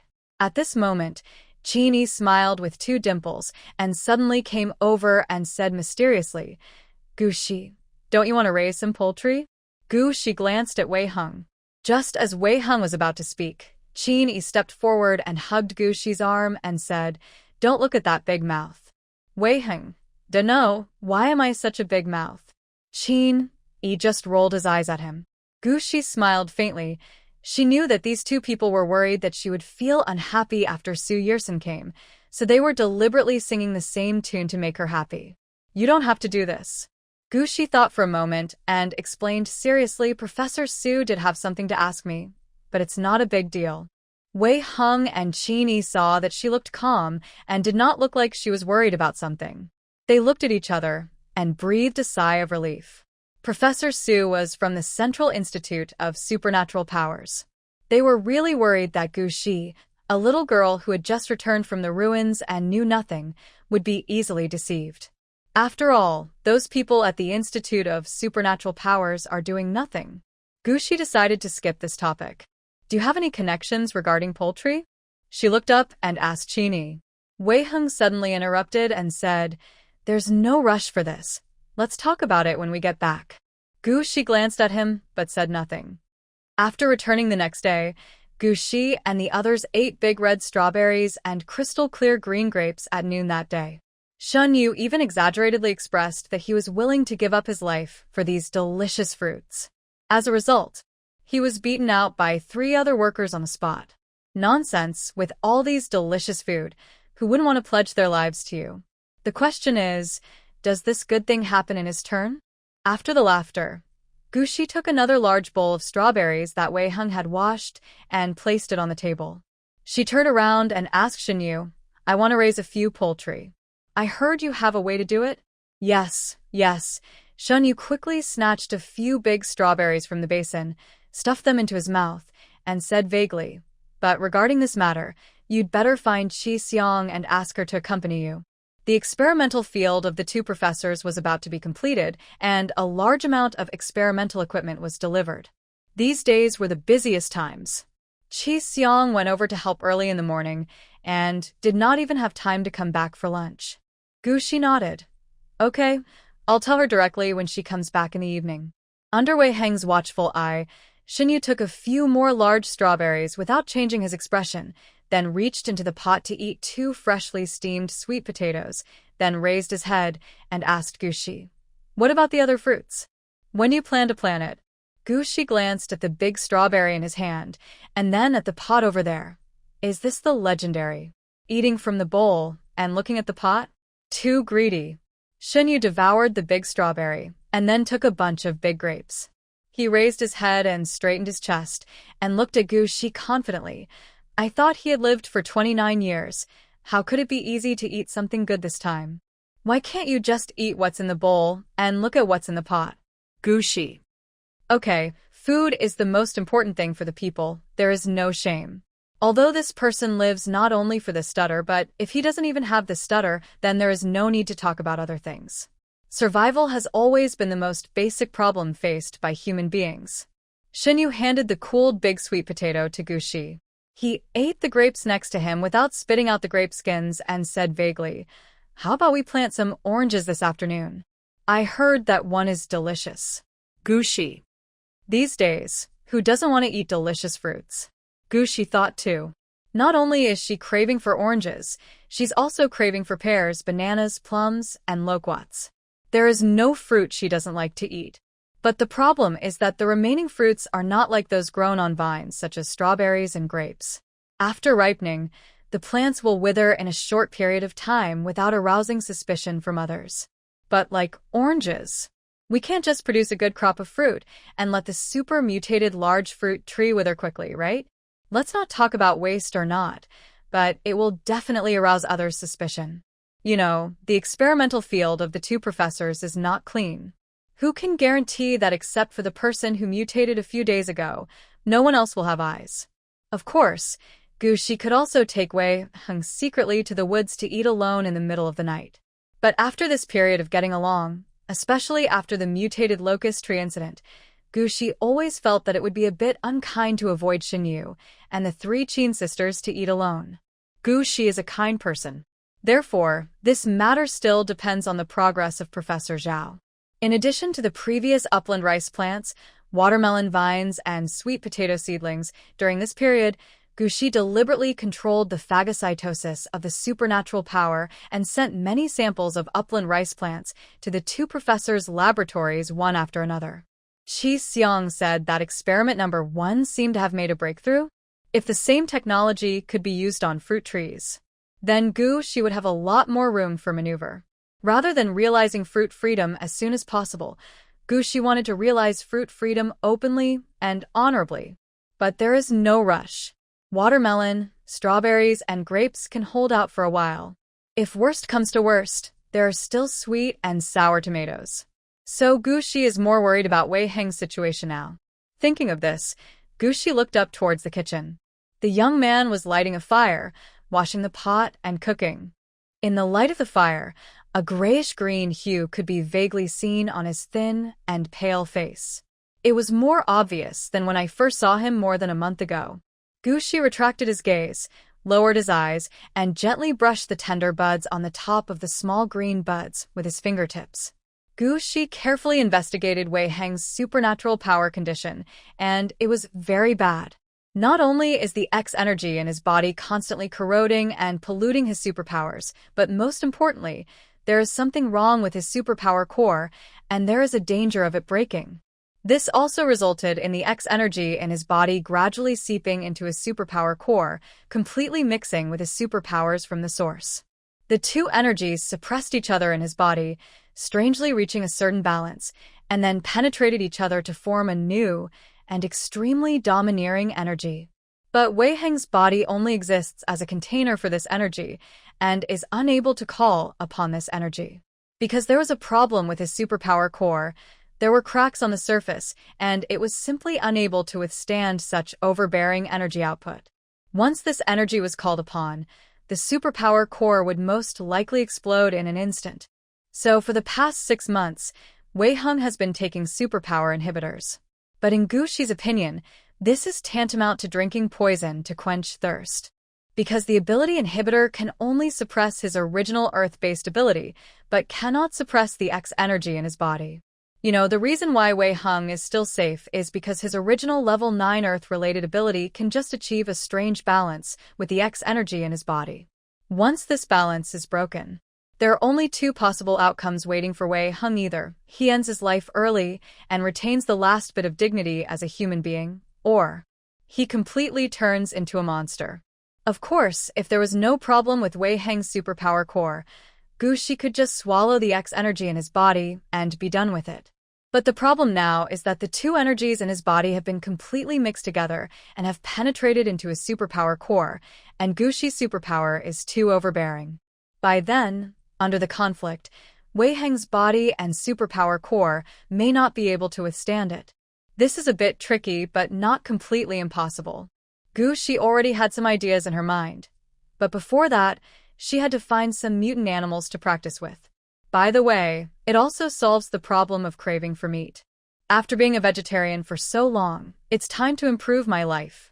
Gu Shi lowered his eyes and poked the 2 tender buds on the top of the small green bud. The matter of mutant animals must be put on the agenda as soon as possible. 3 days later. Military NX 1314 farm. Even from a distance, Gu Shi could faintly smell a very peculiar fishy smell, as if rotten eggs were mixed with zombie blood, which was disgusting. Qi Xiang was already covering her mouth and nose, frowning slightly. It's too smelly. She doubted whether the food here was really edible. Wouldn't it be so smelly that it would make people lose their appetite? Gu Shi had already opened the car door and got out without changing his expression. Lu Shirlu was leaning against the gate, brushing the forum with his head down. Hearing the sound, he looked up and saw 2 young girls walking towards him. He quickly closed his personal terminal and strode forward. Miss Gu? Miss Qi? Gu Shi nodded. Hello, I am Gu Shi. Qi Xiang also released his right hand covering his mouth and nose, and used to exude his charm. Hello, handsome boy, I am Qi Xiang. There was a suspicious blush on Lu Shirliu's face, and he coughed twice uncomfortably. Hello, I am Lu Shirliu. Brother Shun has told me about the situation before. Please follow me. The 3 of them walked into the farm, and about half an hour later, they came to a greenhouse in the northeast corner of the farm. The greenhouse is very high, with a visual height of more than 10 meters. The material used to build the gate was very special, something Gu Shi had never seen before. We're here. This is it. Lu Shirlu turned around and smiled at the 2 girls, turned on his personal terminal, and swiped open the electronic door. An even stronger fishy smell suddenly hit me in the face. Qi Xiang subconsciously covered her mouth and nose, but she didn't expect that the moment the door rose, a huge black rooster more than 1 meter tall rushed out, flapping its big wings and flying straight towards her. The speed is surprisingly fast. Just as the sharp chicken beak was about to scratch Qi Xiang's pretty face, Qi Xiang suddenly fell down for some reason and just barely avoided the attack. Gu Shi calmly withdrew the little green bud from his fingertips and couldn't help but look at Qi Xiang again. No harm done. It's hard to say what this girl's luck is. On the side, Lu Shirlu had already subdued the big rooster that rushed out. He turned back to look at Qi Xiang, who was being helped up by Gu Shi, and said apologetically, Miss Qi, are you okay? It's okay. Qi Xiong patted the dust off his body and smiled calmly. It's just that my legs suddenly cramped, and I didn't react. It was too embarrassing to be scared by a chicken and fall down. She would never admit it. Qi Xiong took a step back calmly, holding Gu Shi's arm tightly, and pretended to be indifferent, and asked the young man who was riding on the chicken's neck, this chicken. Lu Shirlu sat on the majestic rooster and turned around to explain a little embarrassedly. Oh, you mean Dahong. It's the king of chickens here. Isn't it the mating season recently? So Dahong is a little irritable. Isn't that scary? Lu Shirlu felt quite embarrassed. Now they were frightened by Dahong. Well, this is all Brother Shin's fault. I don't know what he was thinking. He insisted on letting himself get into trouble like this. It's okay. Lu Shirlu was a little reluctant to leave Dahong, but thinking of Brother Shin's words, he nodded and opened the second door of the chicken shed. There are many well-behaved chickens inside. Do you want to take a look? Gu Shi nodded. It's here now. It's a rare opportunity. Of course, she wants to see it. As the second door opened, the disgusting stench became stronger and stronger. Your place stinks too. Qi Xiong didn't react until he finished speaking, and he felt a little embarrassed. After all, they didn't ask her to come. After a pause, she apologized a little embarrassedly. I mean, don't you guys deal with these chicken manure? That thick layer of chicken manure on the ground is really… Yuck. Qi Xiong didn't dare to look anymore. He looked away in pain and quietly held his breath. Fortunately, Lu Shirlu didn't mind. He explained in a low voice, these chicken manures cannot be moved, otherwise the chickens inside will go crazy soon. As for why this happened, who knows? After the end of the world, not only plants, but even animals, became strange. Gu Shi's eyes also fell on the chicken manure, and he seemed to be thinking about something. There must be something special in the chicken droppings to calm the restlessness of the mutant chickens. After a while, she lightly tapped the small green bud with her fingertips. The little green bud felt aggrieved and hesitated for a long time before reluctantly nodding. Gu Shi turned around and looked at Lu Shirlu and asked tentatively, Can we stay here alone for a while? Lu Shirlu was stunned for a moment before nodding. Of course you can, but you must not touch the chicken manure. As long as the chicken manure is not touched, the chickens in it generally will not actively attack people. Of course, except for the big red. After Lu Shirlu had carefully reminded them of all the precautions, he turned back to look at the two of them with some concern before leaving, and then he left with Dahong under his arm. The girl he raised, Dahong, was about to be taken away. He didn't know when he would see her again. Perhaps they would never see each other again. So, he had to cherish the last time they spent together. Lu Shirlu left, and Qi Xiong also wanted to leave. It was too smelly here, and she really couldn't stand the smell. But Gu Shi held her arm tightly and didn't let her go. Qi Xiong had a subtle expression, and after struggling for a while, he finally said, Gu Shi, actually my ability has a wide range of influence. How about I wait for you outside? Gu Shi was silent for a while, then used his trump card. Have you seen the food videos before the end of the world? Fried chicken and cola, mushroom chicken soup. Qi Xiong swallowed subconsciously, and then couldn't help but sigh. She hesitated for a while and said weakly, That okay then? Gu Shi's strength has been proven by food, there is no doubt about it. For the sake of the delicious food, she could bear it. Qi Xiong closed her eyes and turned her back. I don't know if she doesn't want to see the chicken manure, or if she wants to avoid suspicion. Gu Shi couldn't help but look at her more.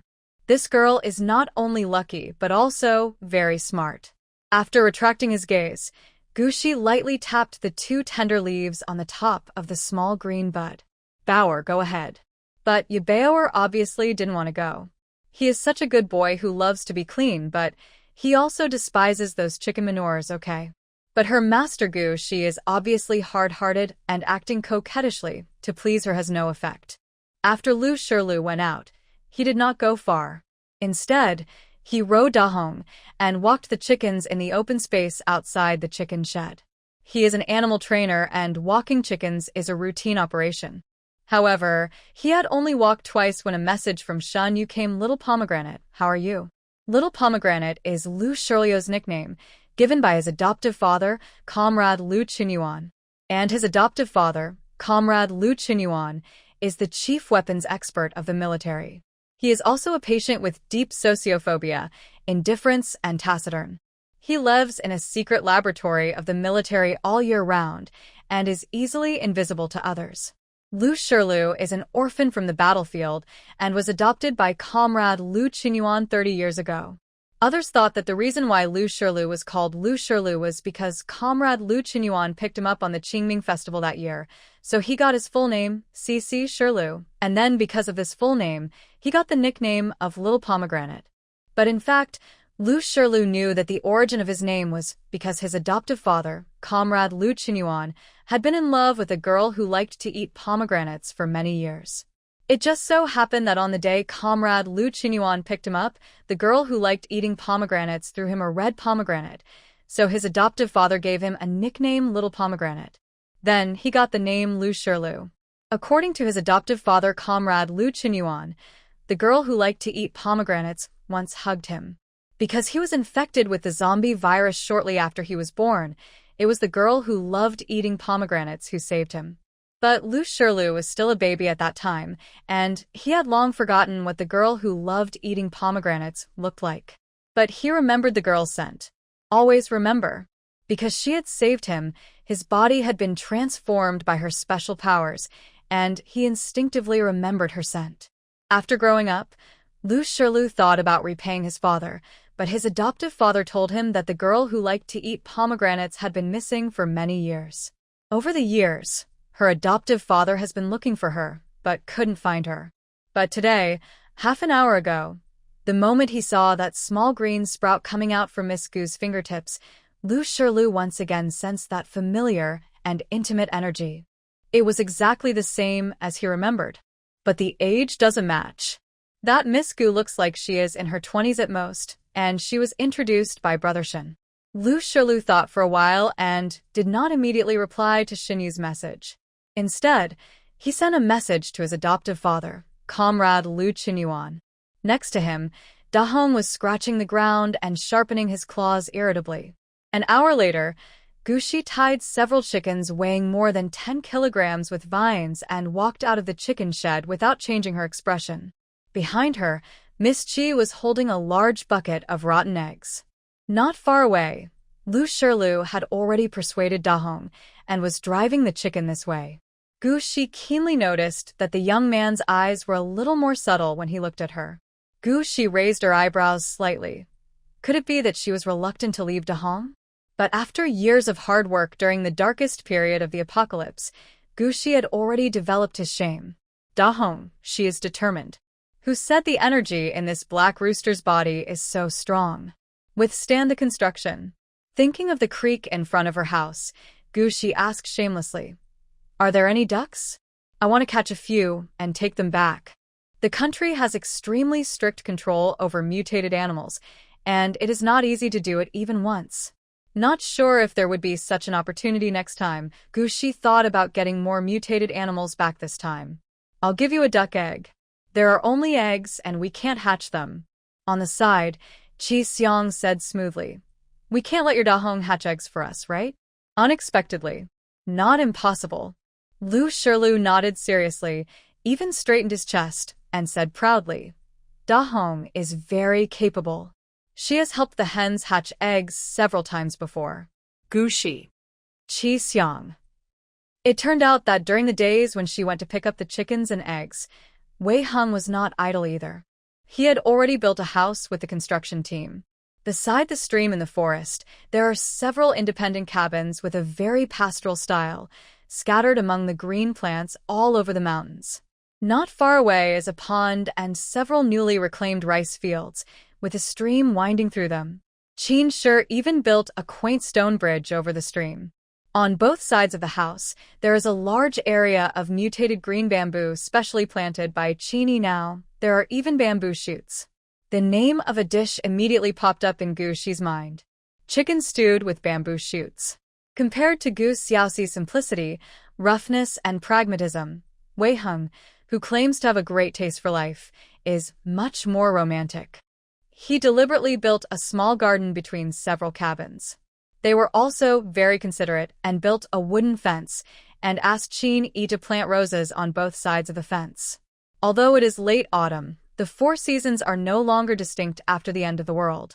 Now, unknown wildflowers in the small garden are blooming, full of wild interest, and even attracting many bees and butterflies. Very good, now even honey can be arranged. She's been longing for the taste of honey's spicy grilled wings for a long time. Gushi was very satisfied. It has to be said that this new team member is really capable. In just 1 week, Wei Heng has made a huge change in her home. There was more than just this thing that made Gushi happy. With the completion of the laboratory and the further arrival of equipment, the 2 professors also made new discoveries. After comparison, the 2 professors found that Gushi's ability not only increased the capacity of plants for X energy, but also changed some of the characteristics of plants. When this change reaches a certain critical value of equilibrium, there is a certain probability that the plant will undergo reverse evolution under human intervention. After reverse evolution, plants may no longer produce X energy during their growth. Of course, there are too many theories involved here, and Gushi doesn't understand much about scientific matters. She summarized it, and it was probably, everything will turn into its opposite when it reaches its extreme. Professor Zhao saw that she was listening very carefully, so he explained a few more sentences and then said, Lao Zhang and I are still short of some experimental samples. You should put down the chicken and eggs in your hands. Gushi noticed that Professor Zhao's eyes looked a little subtle when he said this. There is a feeling of wanting to say something, but not knowing what to say. Maybe they thought that she had such a good talent for planting, but she chose to raise chickens instead of doing her job? This was simply a waste of her talent. It's hard for him, an outsider, to say anything about this kind of thing. But Gushi didn't intend to explain his special abilities to anyone. Professor Zhao was in a hurry. After Gushi came back, he didn't even enter the house. He just tied Da Hong and the little chicken to the small garden and asked the Qin sisters to look after them. Then he handed the 2 buckets of eggs to Wei Heng and left with Professor Zhao. Halfway through the journey, she suddenly asked, Professor, have you shown Yin and the mutant upland rice seeds I induced last time? She remembered that Professor Zhao once said that all seeds in the base now had to go through the hands of the treatment department. However, healing skills are very rare, and they don't have any healing skills here. The only possibility is that Yinan came here last time. Professor Zhao was stunned. Not knowing what he was thinking of, he looked at Gushi meaningfully. No, the Special Forces team came too hastily last time. All his time and energy were spent on the specimen of the mutant locust tree, so he had not had time to take care of experiment number 1 for the time being. However, I still need to remind this girl about this matter. Professor Zhao led Gushi to the experimental field while hinting, Don't worry about this problem. I have submitted the application, and the base will arrange for the treatment department to come soon. Gushi nodded and said nothing. Once I entered the experimental field, I was busy for most of the day. When Gushi came back in the evening, Wei Heng led her directly to the most beautiful cabin and said, Come in and take a look. I have decorated everything for you. Thinking of Wei Heng's aesthetic that was full of weird girlishness, Gushi was silent for a while and suddenly laughed again. When the 2 of them entered the room together, Gushi discovered that this time, Wei Heng's aesthetic taste seemed to have improved a lot. For example, the big wooden bed in the bedroom, she is very satisfied with it. Gushi looked at Wei Heng in surprise, but Wei Heng looked at the bed, frowned, and said with disdain, This bed was made for you by Qin Yi. I had originally planned to make you a princess bed. Gushi. When the 2 Qin sisters and Shen Yu came over for dinner in the evening, Gushi thanked Qin Yi sincerely, Thanks to you. Otherwise, her bedroom is simply unimaginable. Qin Yi obviously already knew Wei Heng's aesthetic taste. Hearing this, he smiled and looked up and winked at Wei Heng. For example, Our girl's room does not need a grown man like you to clean it. Wei Heng. Because a new cabin was built, the original container house became a warehouse and grocery room. The kitchen is still in its original place though. The main reason is that energy is tight now and they use earth-fired stoves for burning. Wei Heng is worried that the smoky fire will damage their new log house. Gushi didn't care. In her opinion, the earthen stove is better and the cooking is more fragrant. To celebrate their move to their new home, Wei Heng tried his best tonight and cooked a table full of dishes. Although it was completely vegetarian, everyone enjoyed the meal. After dinner, Gu Shi discovered that Xinyu had entered the house next to Wei Heng, and even Qi Xiang had moved next door to the Qin sisters. No wonder 5 houses were built. After Wei Heng finished cleaning the kitchen, he thought about it and knocked on Gu Shi's door. The two of them gathered around a pot of big red strawberries and began to chat while eating. Of course, Wei Heng was mainly talking. It's also what happened in the past few days after Gu Shi left. First, the 2 professors' experimental assistants finally arrived here yesterday evening after a bumpy road trip for more than half a month. Gu Shi nodded. When she went to the experimental field to help in the afternoon, she had already met those people. This time the 2 professors transferred 7 assistants from the Agricultural University of the Central Base, 3 men and 4 women, but nothing can be seen yet. And with Xinyu watching over there, it's not Gu Shi's turn to worry about it yet. As for the second thing, Wei Heng hesitated. The sweet potatoes we sent to Nanchung Base last time. Gu Shi raised his eyebrows in confusion. Are you being targeted? The coefficient of variation of those sweet potatoes was extremely low, so it was expected that they would be targeted. Wei Heng nodded, but what made him hesitate was another thing. It turned out that someone found Wei Heng through Uncle Zhou, and vaguely revealed something like, since you have connections with the Institute of Supernatural Powers, can we have long-term cooperation? Don't worry, we won't ask too much, but price is definitely not a problem. Gu Shi knew that this was probably Su Yersin endorsing her. In fact, when Gu Shi saw Su Er-san at the South City base that day, he already had some guesses in his mind. Wei Heng felt that there must be something fishy going on here, and was it really appropriate to blatantly use the name of the Institute of Supernatural Powers as a banner? But since it was Gu Shi's secret, she didn't tell him voluntarily, so he didn't ask too much. After thinking for a while, Wei Heng opened his personal terminal and turned the screen to Gu Shi. Take another look at this. Gu Shi raised his eyes and took a look. It was another message from Yi Junan. Wei Heng was obviously very cautious. He never forwarded the information sent by Yi Junhan to Gu Shi. He always showed it to Gu Shi directly through his own personal terminal, for fear that someone might find out something through the internet in the future. This time, Yi Junhan sent a follow-up about the mutant locust tree from last time. Over at the central base, the people at the Ability Research Institute were indeed very interested in the mutated locust tree, and they were originally planning to send more people over, but then for some unknown reason, the plan suddenly came to nothing. But between the lines, Yi Junhan reminded Wei Heng that this matter might not be over yet. The temporary silence could not cover up the undercurrent under the calm sea, which would only bring about a more violent storm in the future. After reading it, Gu Shi was silent for a while. Although he knew that Yi Junhan revealed this information mostly for Wei Heng. But she has to appreciate this. Gu Shi picked a big strawberry from the basin and suddenly asked Wei Heng, "What do you think of Dahong?" He thought about it and answered tactfully, "The coefficient of variation of Dahong is very high. I'm afraid the meat won't taste very good." Gu Shi. Seeing her silence, Wei Heng thought for a moment and suggested, "If you really want to eat meat, why don't I go back to the camp tomorrow to take a look?" Gu Shi flatly refused. No need. She asked Dahong, but she didn't want to eat its meat. Although, she was indeed craving for meat. What I mean is, Gu Shi looked at Wei Heng and asked seriously, "Don't you think that the energy fluctuations in Dahong's body are somewhat familiar?" Wei Heng was stunned for a moment, and then he heard Gu Shi say, "Dahong, it is also a chicken with earth-type abilities. Moreover, the X energy in its body is very strong. So as long as she gives a little guidance, Dahong's situation will most likely become the same as Wei Heng's. Most importantly, quantitative change leads to qualitative change. Just like alien plants can become malignant, when the X energy accumulated in mutant animals reaches a certain level, it will also arouse their ferocity. It's just that most mutant animals are aggressive, and the fact that alien plants have become malignant has been deliberately concealed by the top leaders, so ordinary people have not yet realized this problem. But obviously, the country's top leaders have already considered this, so the control of mutant animals at each base is so strict.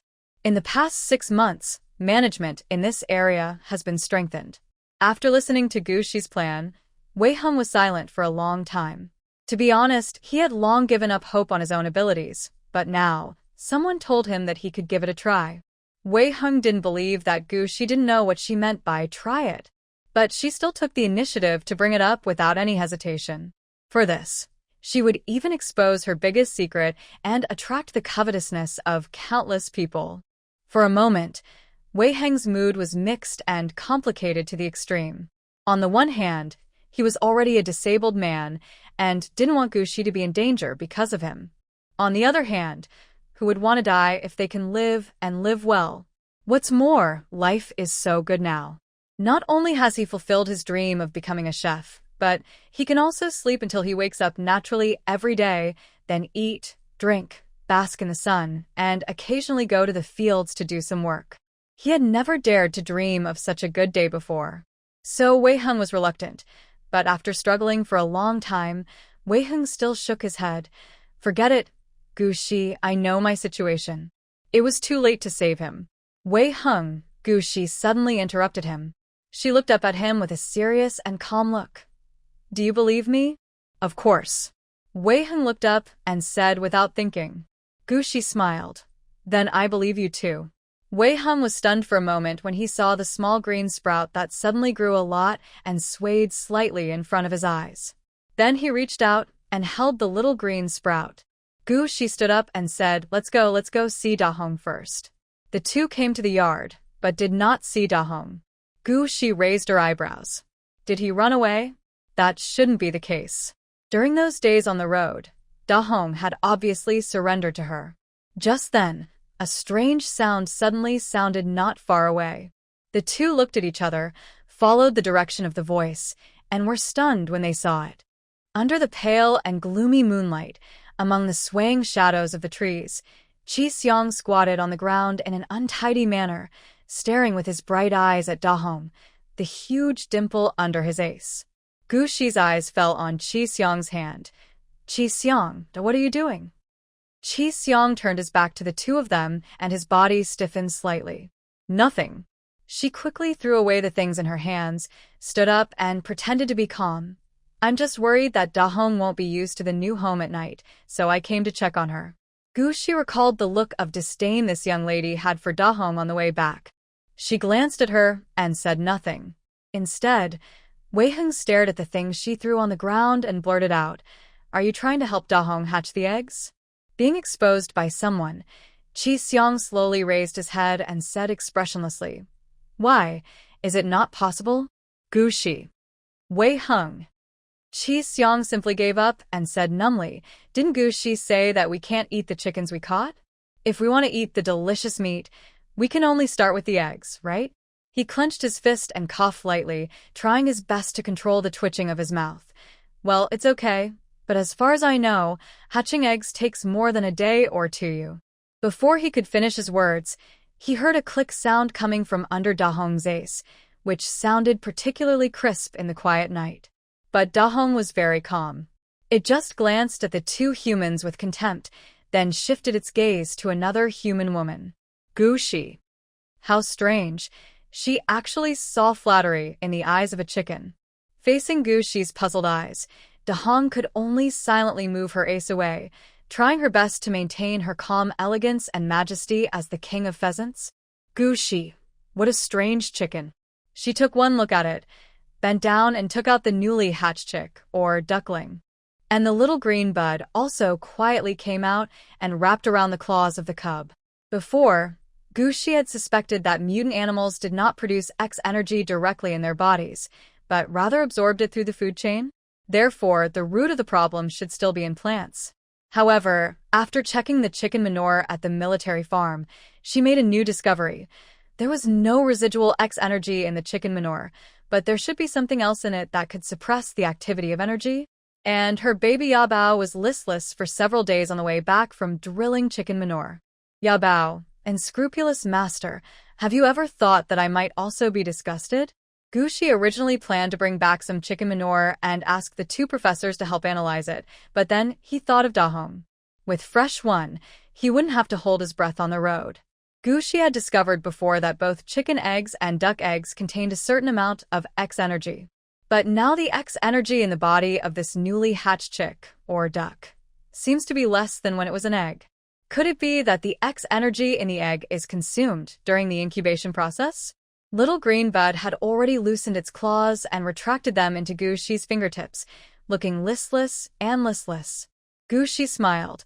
Her baby Yabao has become more lively now, and his anthropomorphic emotions are becoming more and more obvious. On the side, Wei Heng and Qi Xiang also came over and were arguing about whether the cub in Gushi's hand was a chick or a duckling. Wei Heng pointed at its sharp beak and insisted that it was a little chick. But Qi Xiang, who had been to military farms and seen the world, said that this could also be a duckling. Because the beaks of those mutant ducks are also very sharp, not inferior to those of mutant chickens. Gushi did not join their argument. She was thinking about something else. If the X energy in these mutant animals is only absorbed through the food chain, then how can she raise a healthy and delicious chicken or duck? Otherwise, just lock it up and feed it only purified plants every day? But Wei Heng said that the data before the end of the world showed that free-range chickens in the mountains and forests tasted the best. This problem is really worrying. At this moment, Qi Xiang suddenly asked, Wei Heng, do you know how to raise chickens? What do these little creatures eat? Wei Heng said without hesitation, I will. Seeing Gushi turning around to look at him in surprise, Wei Heng immediately said modestly, During the few days you were away, I also looked up a lot of information on the forum. But those data don't seem to be very reliable. For example, you can't clean up the mutant animals' feces, you have to sharpen their claws from time to time, and you have to take them for walks frequently. In short, it's weird. But Wei Heng didn't think it was a big problem. Practice makes perfect. At worst, he can figure it out on his own. At this moment, a series of click sounds came from under Da Hong's ace. Soon more than a dozen little things broke out of the shells. Now, Wei Heng and Qi Xiang can accurately distinguish which are chicks and which are ducklings. Although the beaks of the little guys are all sharp, the duckling's beak is wider than that of the chick. Da Hong completed his task and immediately raised his head and sang a song. The noise startled the Qin sisters and Shin Yu. What's going on? Fortunately, Gushi had quick eyesight and quick hands to stop him. After a lot of fuss, Gushi looked up at Da Hong, who was flapping her wings and singing loudly in midair, and thought to herself, if Da Hong is so capable, then her original plan may have to be changed. How about choosing one of these little things that just hatched? But Wei Heng's body may not be able to wait that long. The next moment, the little green sprouts on Gushi's fingertips suddenly grew, like a long snake swimming around, spinning around among the little ones who had just hatched, and then pierced straight into the body of a certain little duck. This sudden movement made everyone stunned for a moment. After looking at each other, several young people looked at Gushi. Only Wei Heng thought of something and looked at her with a complicated expression. Obviously, Gushi has a secret. And this secret may be more than just her ability to purify X energy. Wei Heng couldn't help but think of the scene when he first picked up Gushi. At that time, Gushi's face was pale without a trace of blood, her whole body was cold and without warmth, and even her breathing was extremely weak. You can imagine what this girl has been through. Therefore, Wei Heng never felt that there was anything wrong with Gushi hiding his secrets in front of others. But now, she uses her powers without hesitation in front of Shin Yu and others. Wei Heng looked at Gushi, who was holding back the little green bud with a solemn expression, frowning slightly and holding the seemingly dead chicken, and thought what should he do? But Gushi turned around and threw the dead chicken in front of him. Wei Heng subconsciously reached out to catch it, then came to his senses, and looked up. Gushi, see if you can make a dish? If not, just find a place to bury them. These newly hatched chicks are still too weak to resist my powers. I want to solve your problem, but also have to wait. Wei Heng was shocked and stunned. Although he had already made some assumptions when Gushi used his superpower in front of Shinyu and others, he never expected that Gushi would do so without hesitation in front of Shinyu and others. To talk about this issue, Shinyu and others were also shocked. What did Gushi just say? Whose problem is she trying to solve? Did they hear wrongly? Still. After a while, several young people recovered from the shock and looked at each other. Gushi. Shinyu felt that his throat was a little dry. He had already guessed that Gushi's power was unusual, but he didn't expect that it was so unusual. Just then, Dahong suddenly fell in front of Gushi and obediently lowered its noble head as the Pheasant King. Shinyu glanced at the person in front of him with a strange expression, and then whispered thoughtfully, You will give me problems. Is Gushi's straight shot tonight trusting or testing? Or is it a combination of both and let them make their own choice? Shinyu had a wry smile on his face, and his voice was low and vague. But Gushi heard it clearly. I thought you had already made your choice. Gushi gently stroked the top of the little green bud and slowly looked up. Besides, I never thought about hiding it all the time. Shinyu is a smart man. Of course, he could understand the subtext of Gushi's words. At this moment, Shinyu had a clearer understanding of the girl in front of him. This girl is smart and straightforward, strong and confident, yet simple and crude. Those convoluted plots and conspiracies seemed not suitable for her. The smart man Shinyu did not hesitate for long before making his choice. He shrugged and stretched out his hand towards Gushi. Then we will be our own people? Gushi held this hand and sincerely extended her invitation. Welcome to join my farming team. Since they are all his own, Shinyu is not ambiguous. He told Gushi all the information he had seen from the old man and some of his own guesses, except for those involving military operational secrets.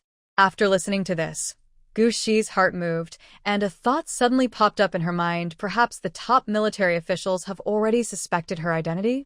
However, this also indirectly confirmed one thing. The glass of wine that year and her inexplicable disappearance for 30 years should have nothing to do with the military. Otherwise, the military top brass could have confirmed her identity directly. At the side, Chi Xiong finally came back to her senses from her wandering thoughts and moved closer to Gushi in a seductive and charming manner. Gu Xiaoxi, is your farming team still short of people? The kind who is beautiful and wild, with a soft body and can warm the bed. Gushi. Others. Even Dahong, who is standing by, looked at her with an indescribable look. Chi Xiong, I'm so angry that I was despised by a chicken. Or a rooster. Doesn't she, Chi Damei, have no respect for face? But in fact, Chi Xiong knew very well that since Gushi said such words in front of them, she had already expressed her attitude and at the same time left the choice in their hands. Shinyu made his own choice. The same goes for Chi Xiong. In this apocalyptic world where the world is plagued by food crises, would it be foolish for her not to hug such a thick and strong golden thigh like Gushi? The sweet girl Qin stared at the chicken in Wei Heng's hand and swallowed hard. Well, I heard that there was a very famous dish before the end of the world, called pigeon soup.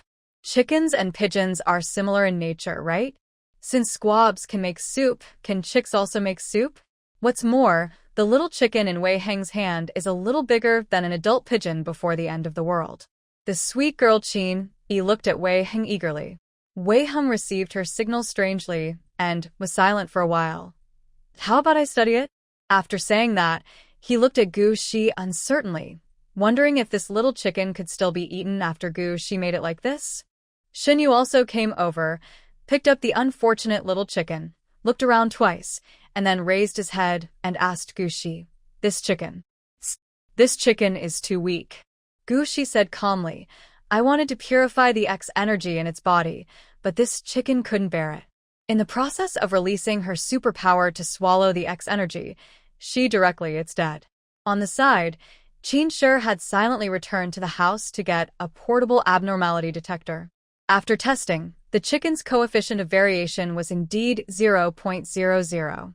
Even though she had vaguely guessed Gushi's ability, after seeing the result with her own eyes, Shinyu was a little surprised. There was still some subtle change in the look in Gushi's eyes. Suddenly, Shinyu thought of something, shrugged casually, and chuckled. He looked up at the starry sky all night, leaned lazily on the wooden fence nearby, and raised his eyebrows slightly. Gu Xiaoxi, do you believe in us so much? Aren't you afraid that we will betray you? You know, your ability. In this apocalypse, it is enough to shock the whole world. Shinyu turned his head and looked at Gushi. Although he didn't say everything, The meaning he wanted to express was obvious. Gushi, to be honest, I shocked the world many years ago. She thought for a while and said calmly, what I need most now is to understand the world. Therefore, giving a part of trust in exchange for more intelligence and news is a deal that is definitely not a loss for me. What's more, you are worthy of my trust, aren't you? Gushi turned her head to look at him and said calmly. Of course, the reason why she could and dared to do this was because the strange plants all over the mountains and plains gave her full confidence, but there was no need to tell others about this.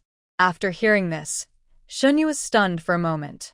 He didn't expect that Gushi would be so honest. She said that she only gave a part of her trust, which was to tell him clearly that there were more secrets about her.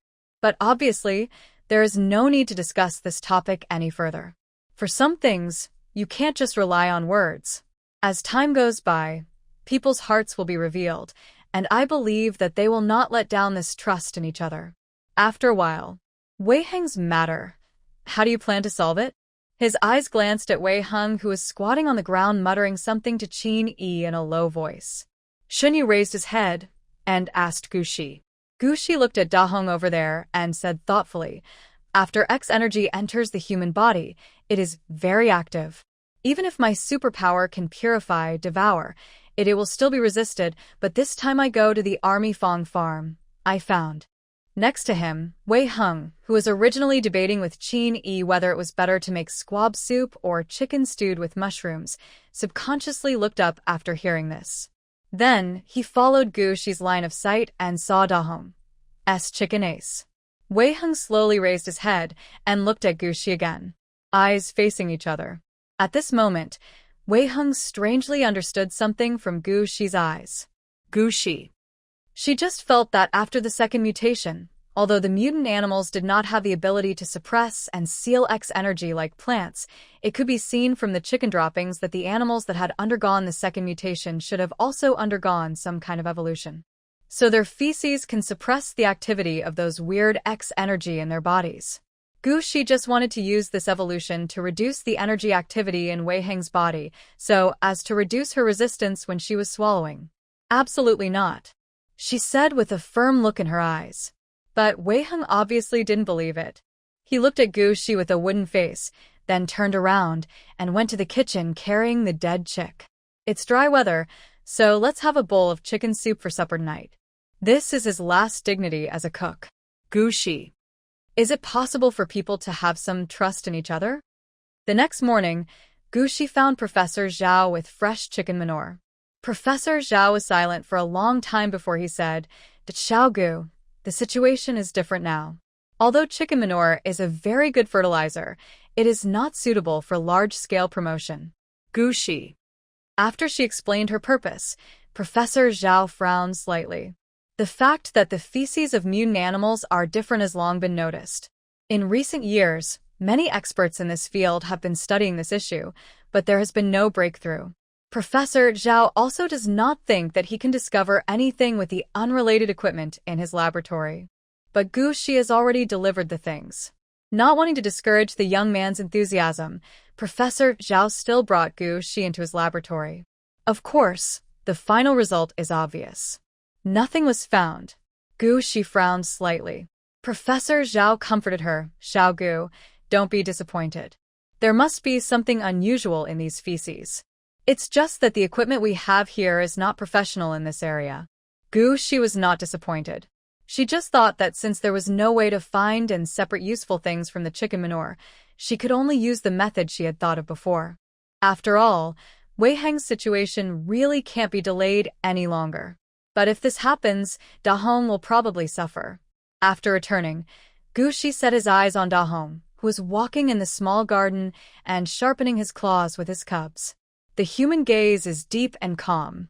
Da Hong was so frightened that she stretched out her long chicken neck instantly. Woman, what do you want to do?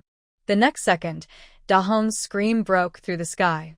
Wei Heng was so frightened that he ran out of the kitchen in a panic.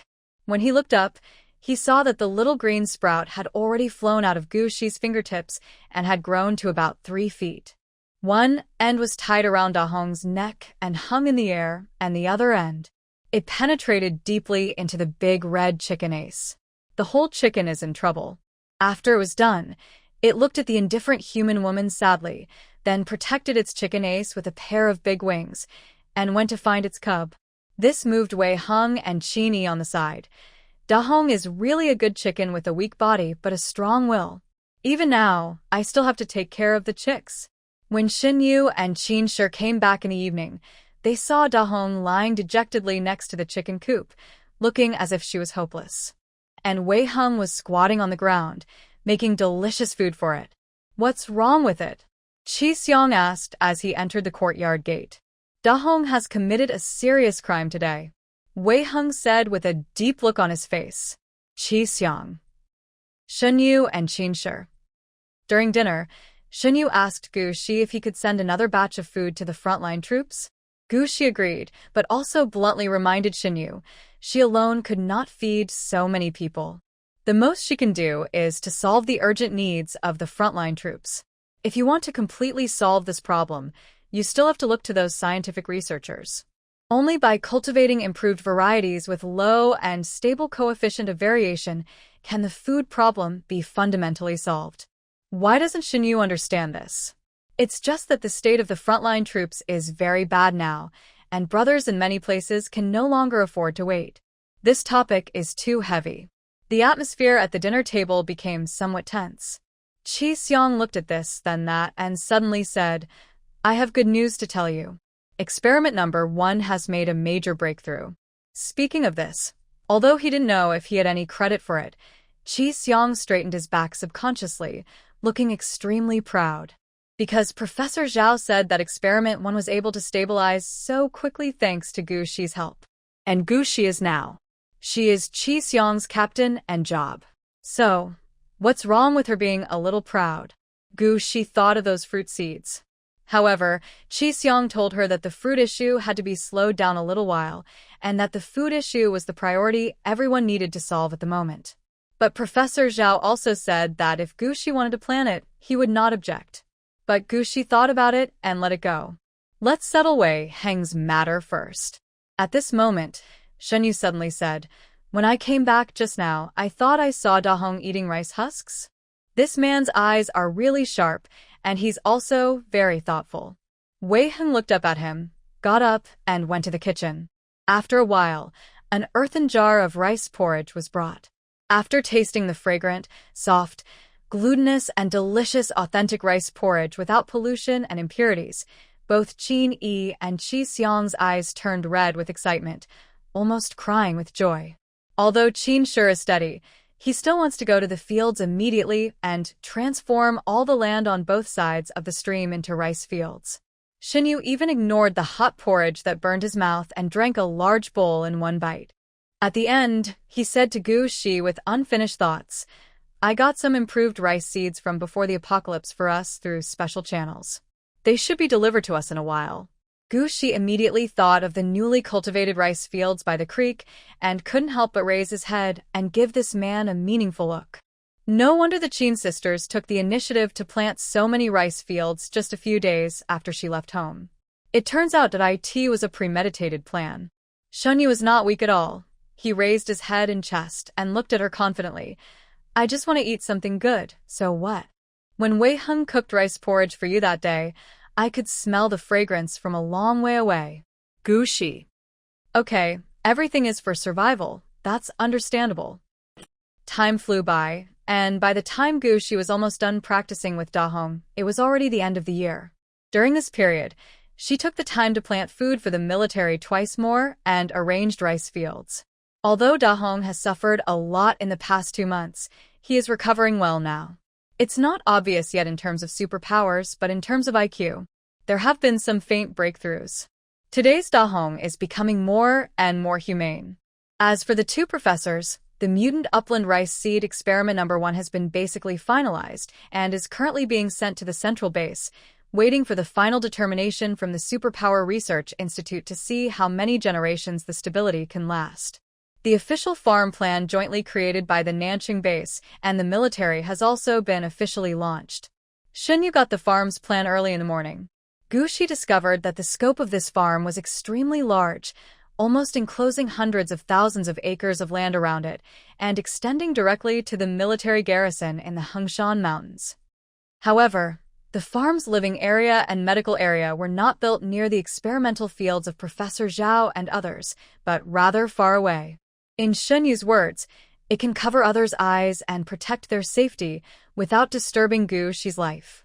It can be seen that this time, Shenyu really put his heart into it. Gu Shi was very satisfied.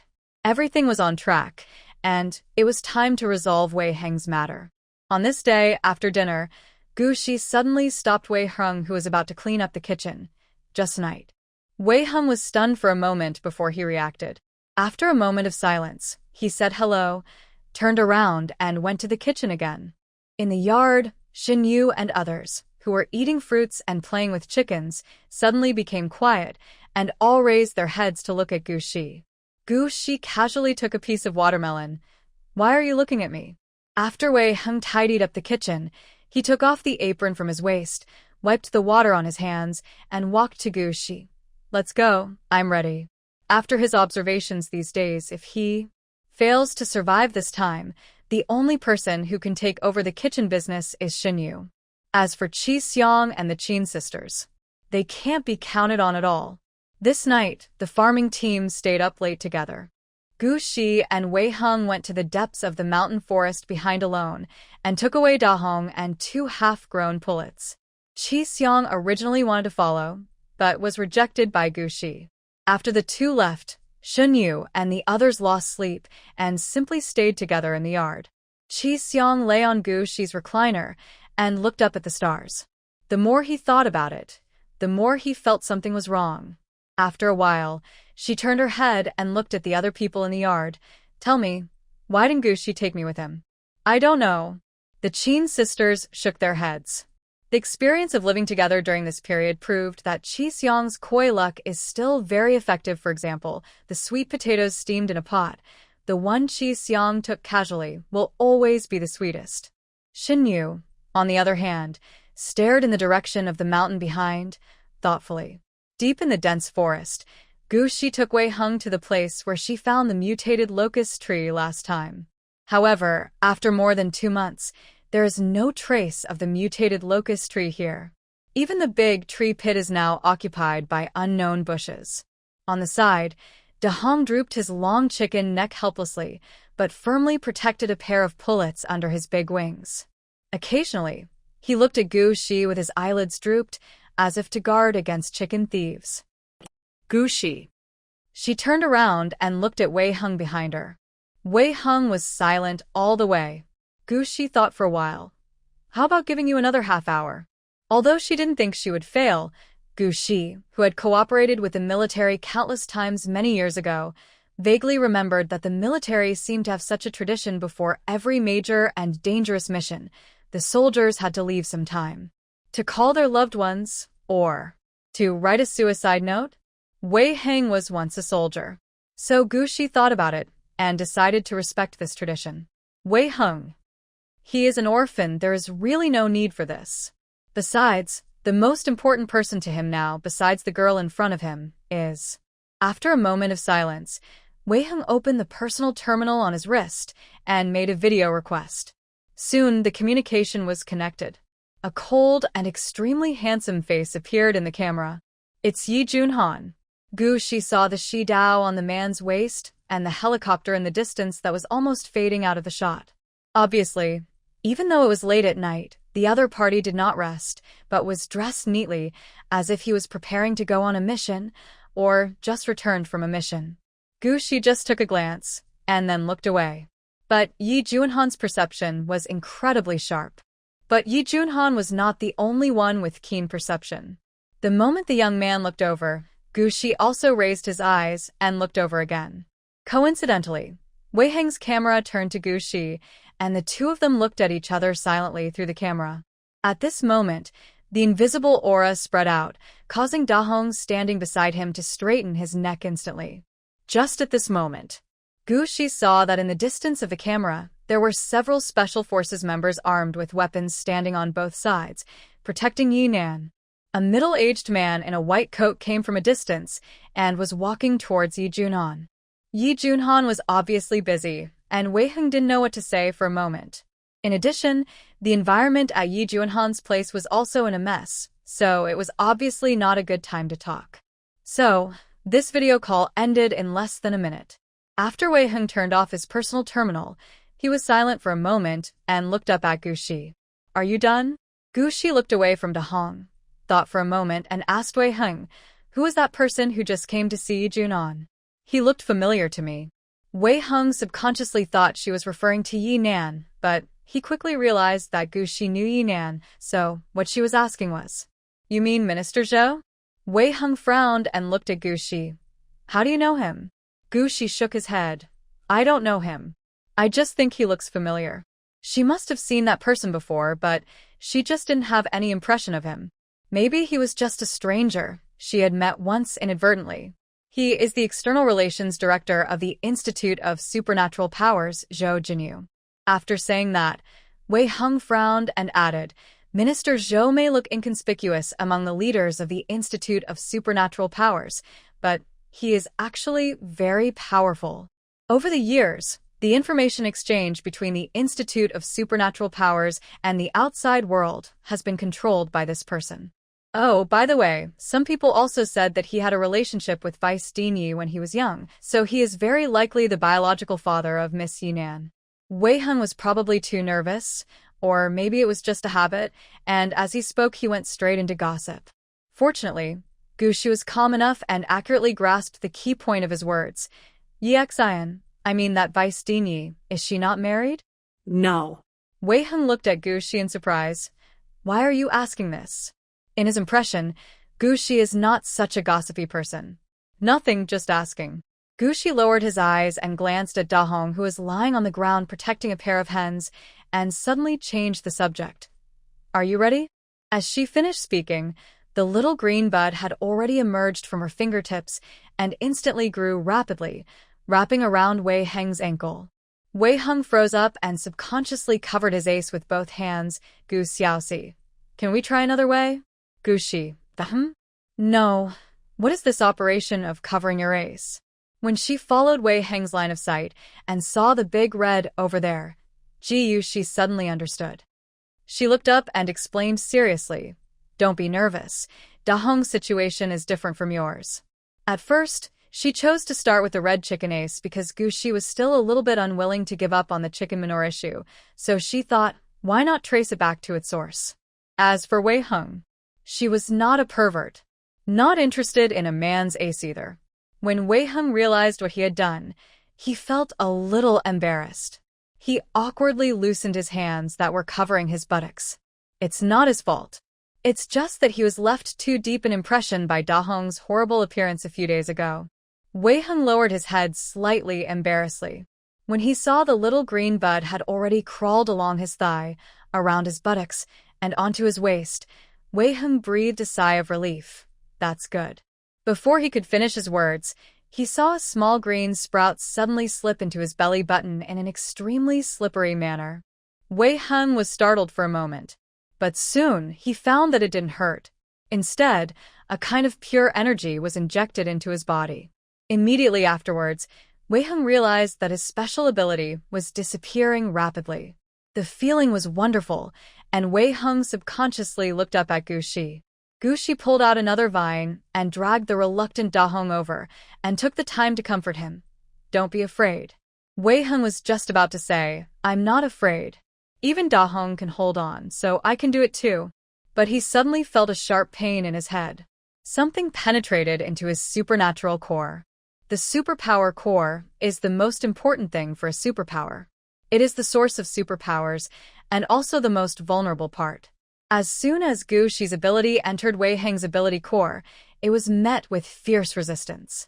The two energies collided with each other, each trying to devour the other. In the fierce conflict, Wei Heng was suddenly in so much pain that his forehead was covered in cold sweat. He subconsciously hugged his head with both hands and squatted on the ground in pain, but his face turned pale with pain, and he couldn't even utter a word. Gu Shi's supernatural power is extremely domineering, and it can forcibly devour the strange energy in his body, but Wei Heng's supernatural power core is on the verge of breaking and obviously cannot withstand such an impact. The situation is tricky. But fortunately, Gu Shi was well prepared. The other end of the small green bud has already drilled into the big red's body. Gu Shi used his own ability as a bridge and Hong's body as a transit station, and finally managed to temporarily suppress the activity of the strange energy in Wei Heng's body. The resistance gradually weakened, and Gu Shi began to carefully clean up Wei Heng's supernatural core. This is a delicate job. If Wei Heng is not careful, he will be completely finished. Fortunately, Gu Shi's use of supernatural powers has already reached perfection. Time passed little by little, and the night gradually faded away. Dawn will eventually come. When the sky in the east was a little light, Qi Xiang yawned in the courtyard. What time is it? Who will cook this morning? She ate fruit all night, so she wasn't hungry.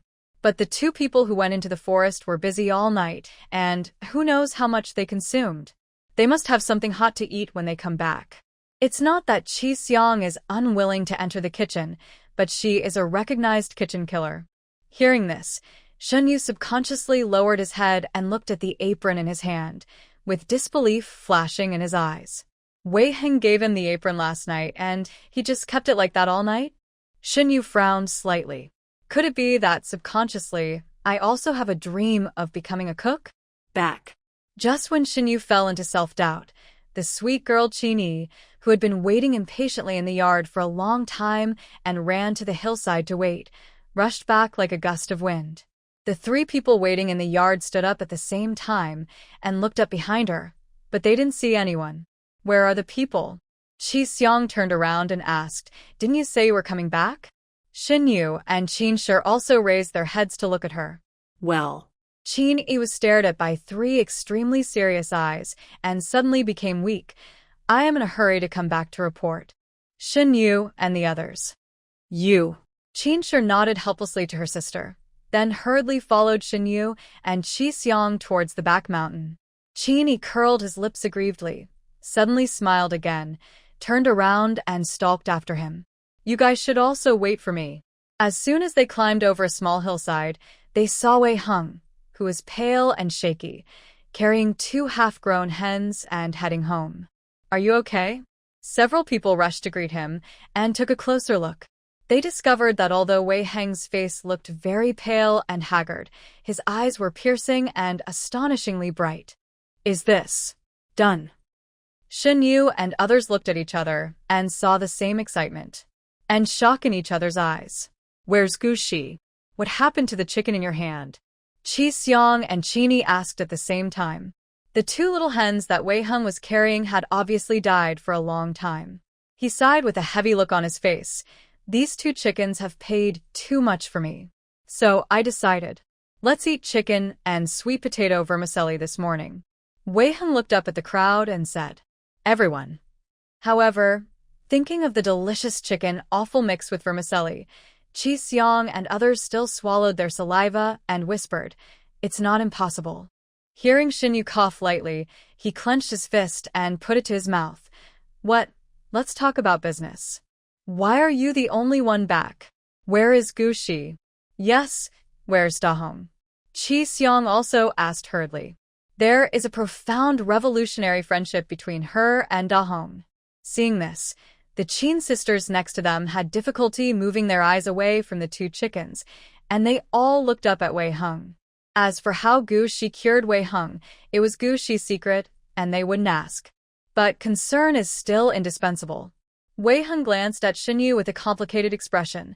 Gu Shi said, After solving my problem, it's time to solve your problem. But your situation is different from mine. She has to think about it again, so I took Da Hong for a walk in the mountains.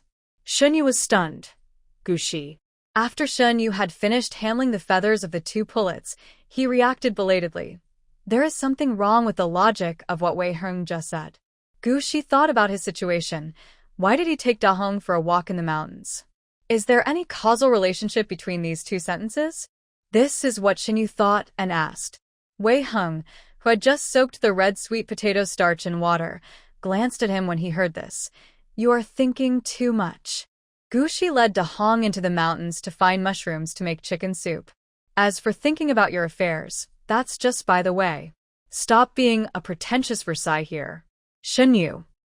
He stood up and wiped off the water on his hands, took off his apron, and gave it back to Wei Hung. He lazily stood next to him and raised his eyebrows. Do you think so little of me?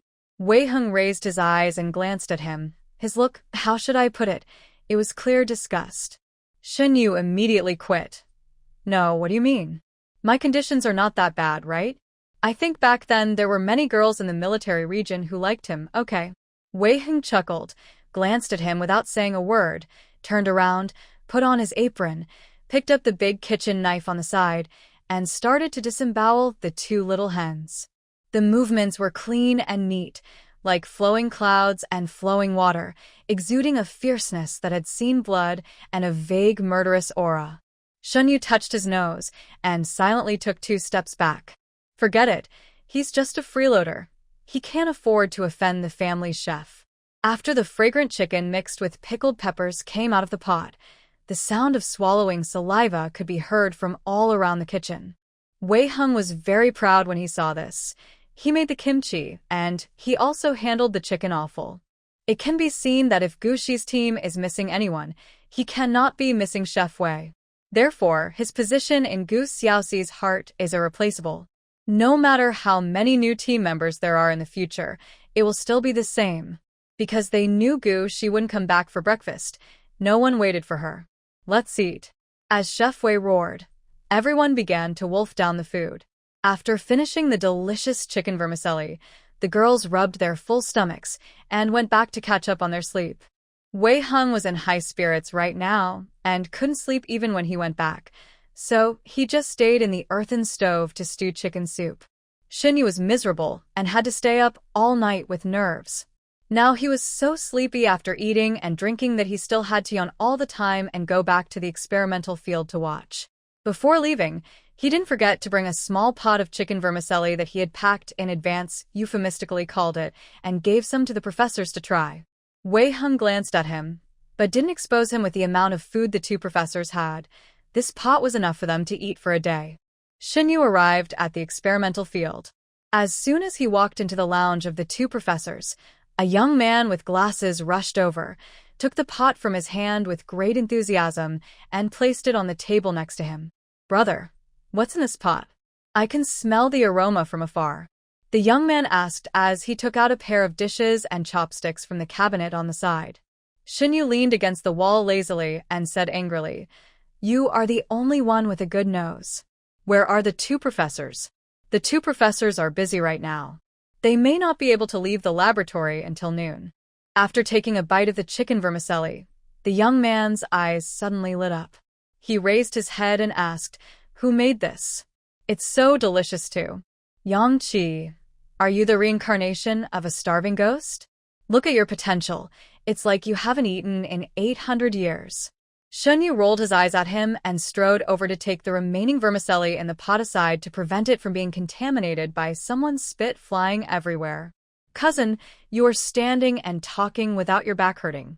Yang Qi held the vermicelli and took a big mouthful with his chopsticks, saying vaguely, No, you are a full man and don't know how hungry a man is.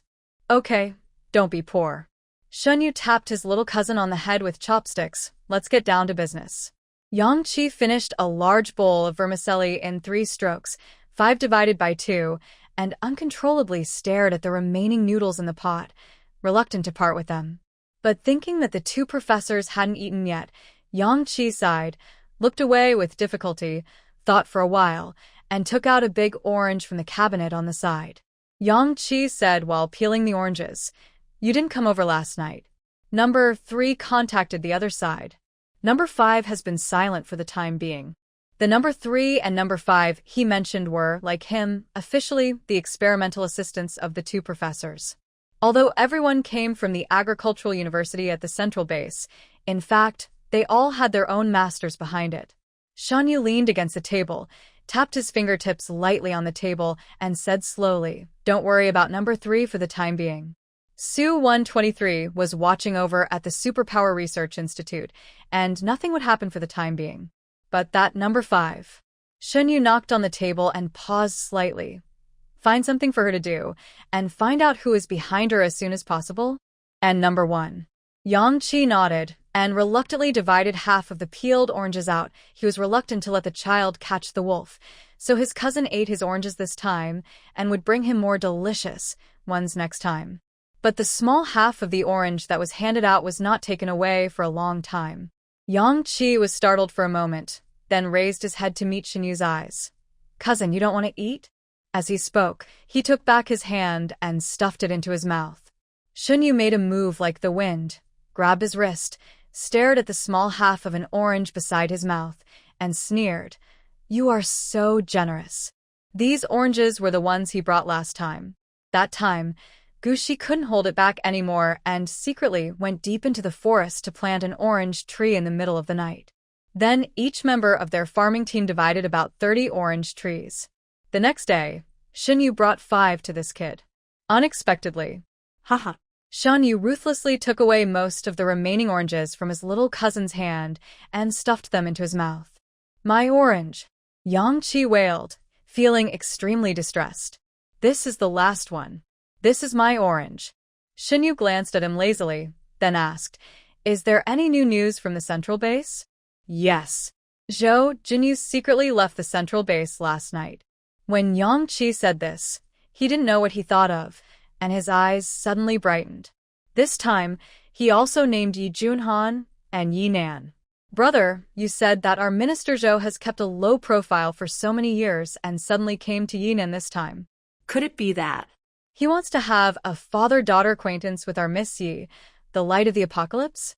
He tilted his head and asked, looking like he was just watching the fun and not taking it too seriously. You're really nosy. Shunyu glanced lazily at his little cousin. But Yang Qi felt that he was wronged. Didn't you ask me to pay attention to the news over there? Now you think he is gossiping? Shunyu lowered his eyes thoughtfully. Zhou Jinyu has always kept a low profile. He has been hiding in the Superpower Research Institute for almost all these years and never leaves the central base. This time, he took Yi Nan and Yi Junhan out with great fanfare. Their Minister Zhou would never do anything in vain. Do you know the destination of his trip? Shunyu raised his head and asked. Yang Qi rubbed his nose and asked very sincerely, Cousin, do you think I can find out this? Yang Qi hinted to his brother with his eyes. He is the head of the Superpower Research Institute, and he is just an ordinary agricultural college student. Shunyu thought about it, and it was right. So, he walked up to his little cousin, raised his hand and patted his shoulder, and apologized sincerely. I'm sorry, it's my cousin. I looked down on you. After Wei Heng left, Gushi took Dahong for a walk deeper into the forest. She took out a large black plastic bag and put it around Dahong's chicken neck. Go ahead, Dahong. It's up to you whether I can have fresh mushroom chicken soup at noon. Dahong was completely numb. This human woman was so cruel, heartless, and cold-blooded that she actually enslaved a chicken to find mushrooms to make chicken soup for her. Is this something a human would do? But Dahong is a flexible chicken. It knows it cannot beat the human woman in front of it, so it tactfully lowers its noble head as the king of pheasants. And flapping its wings means wrap it around the chicken. Gushi patted Dahong's head with satisfaction, and Dahong flapped its wings proudly and went to look for mushrooms in the woods. As for whether it will bring back some poisonous mushrooms, Gushi wasn't worried at all. Animals have an extraordinarily keen intuition in this regard. They seem to know by nature what is edible and what is not edible in the forest. Especially for a smart pheasant king like Dahong, finding some mushrooms is no problem at all. Dahong, I dare not be unintelligent. It even suspected that if it dared to bring back a poisonous mushroom, who knows who would be in the pot of chicken soup this woman made next time. After Dahong left, Gushi wandered around in the nearby woods for a while before taking out a seed with a strange shape. These were the nameless 520 fruit seeds that she had spent a huge amount of money to buy when she went to the South City base last time. This feeling gave her a strange feeling. Gushi had been busy with Wei Heng's affairs and had not been able to take care of it for a while. Last night she was thinking about dealing with Wei Heng's matter, and she didn't know how much energy she would have to plunder, so Gushi deliberately took Wei Heng into the depths of the forest. Before leaving, She suddenly thought of the seed and brought it with her. Gushi was very interested in this new mutated fruit variety, which was said to have appeared 30 years after the end of the world. She thought about it and barely found a place in the forest near the cliff where there was still enough sunlight. After completely consuming the X energy in Wuming 520's body, she used her supernatural power to plant it. Half an hour later, a towering tree appeared slantingly on the edge of the cliff.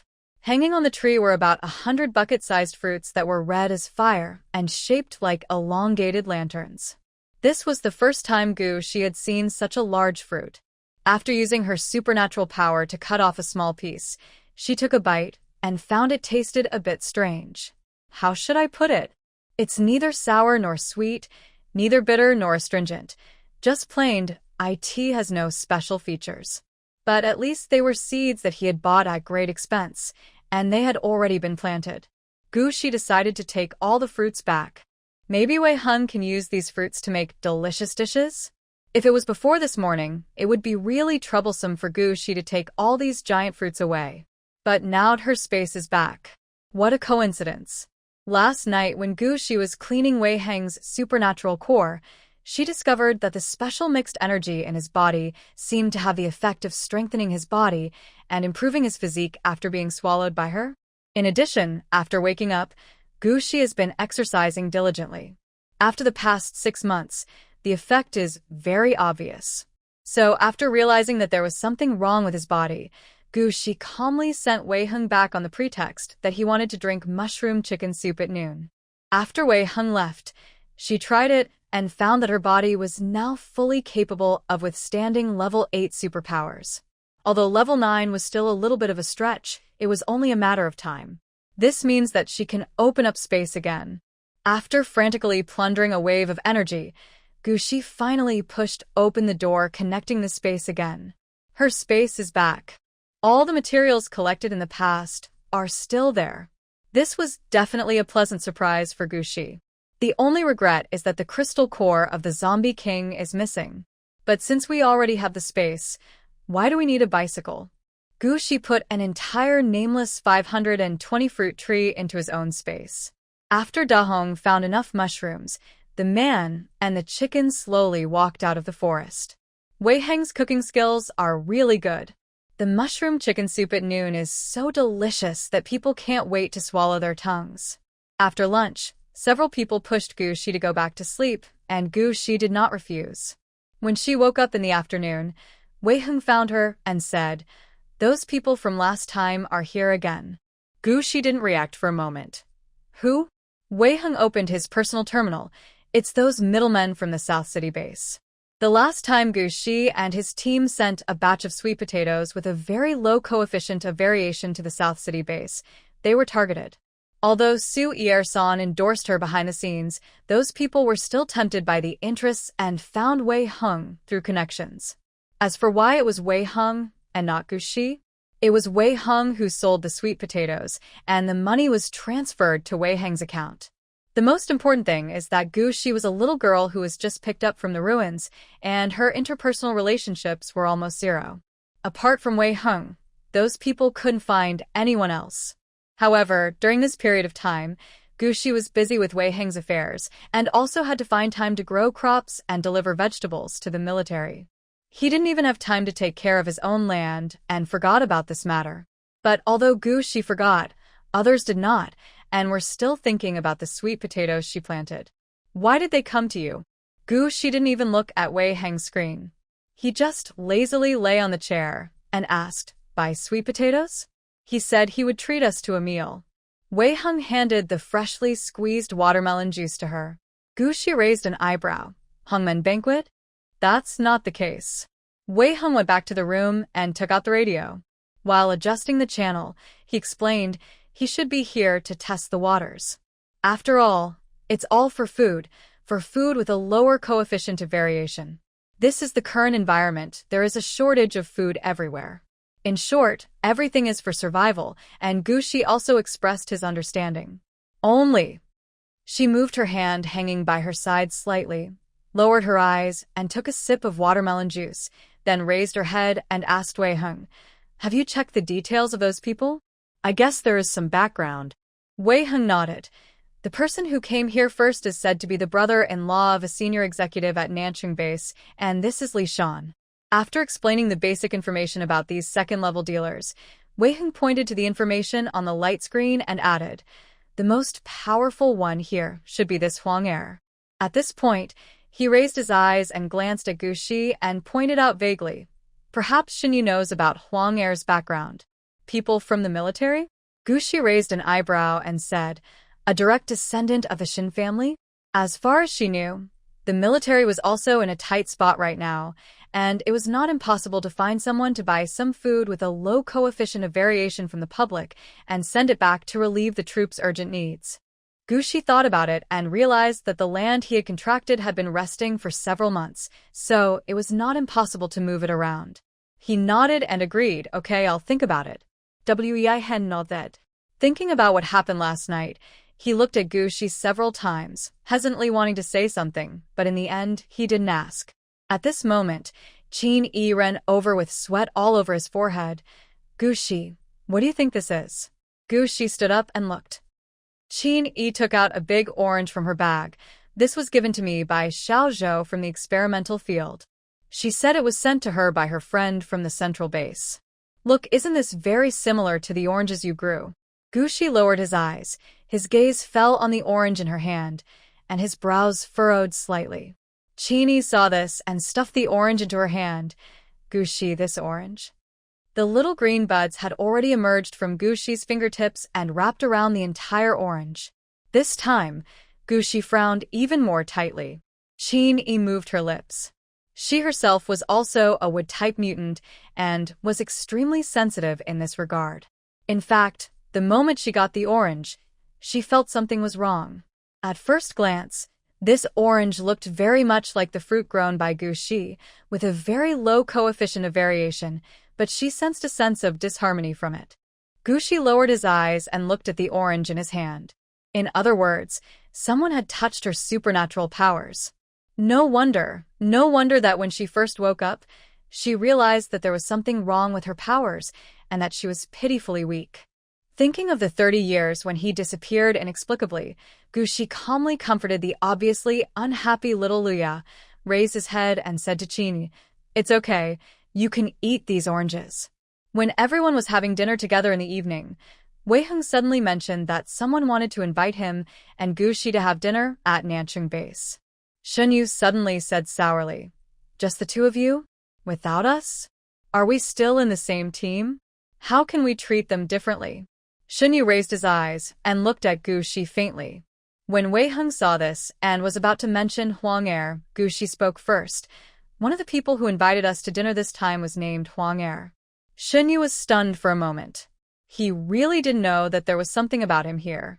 On the side, Wei Heng opened his personal terminal, turned the light screen in front of him, and said coolly, "Do you still want to go?" After Xinyu read it, he was silent for a while. He did know this Huang Er, but he was not familiar with him.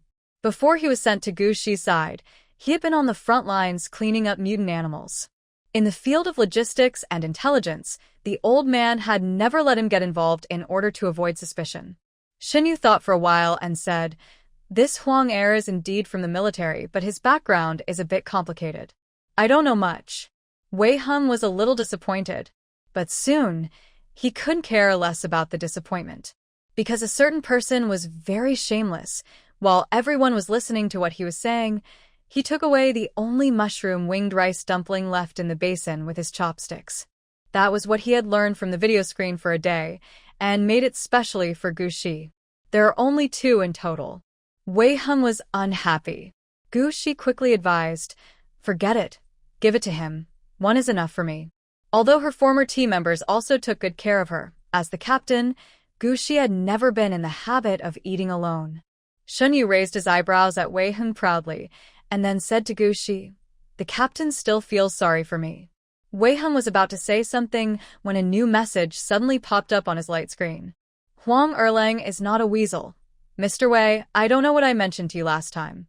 How did you discuss it with Miss Gu?" Wei Heng subconsciously raised his head to look at Gu Shi. Gu Shi thought for a moment and said, "Promise him that the time will be the day after tomorrow." But tell him that I don't like to meet too many strangers. Wei Heng nodded and began to reply to the message. On the side, Shen Yu frowned slightly. The day after tomorrow? Isn't time a bit urgent? Regarding Huang Er's matter, he would go back to the old man to inquire again. I'm afraid it's not that simple. No. Gu Shi divided the wing-stuffed rice in the bowl into 5 pieces and gave a little to Wei Heng, the Qin sisters, and Qi Xiang. Fortunately, the mutated chicken was big enough and the wings were substantial, otherwise it wouldn't have been enough. Over there, Shen Yu also cut the chicken wings he grabbed into 2. He carefully picked out all the chopped green onions and carrots inside, and then put the excess portion back into Xi's bowl. Gu Shi glanced at him in surprise. Although she wasn't picky about food, she really didn't like eating green onions and carrots. Even Wei Heng didn't notice this. But Shen Yu noticed. Gu Shi stared at the wing-stuffed rice in the bowl and suddenly smiled.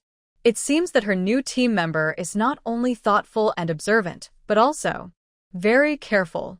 On the side, Qi Xiang looked over and asked curiously, "Where is that person going to invite you to eat?" Nansheng Hotel. Wei Heng closed the light screen and said. Gu Shi had no feelings for Nancheng Hotel, but Shen Yu and others immediately took a breath when they heard the name. Nancheng Hotel is not a place where ordinary people can go to eat. It is said that any dish there starts with a 4-digit number. At this time, Shen Yu felt truly sour. Nancheng Hotel. He really wanted to have a meal there.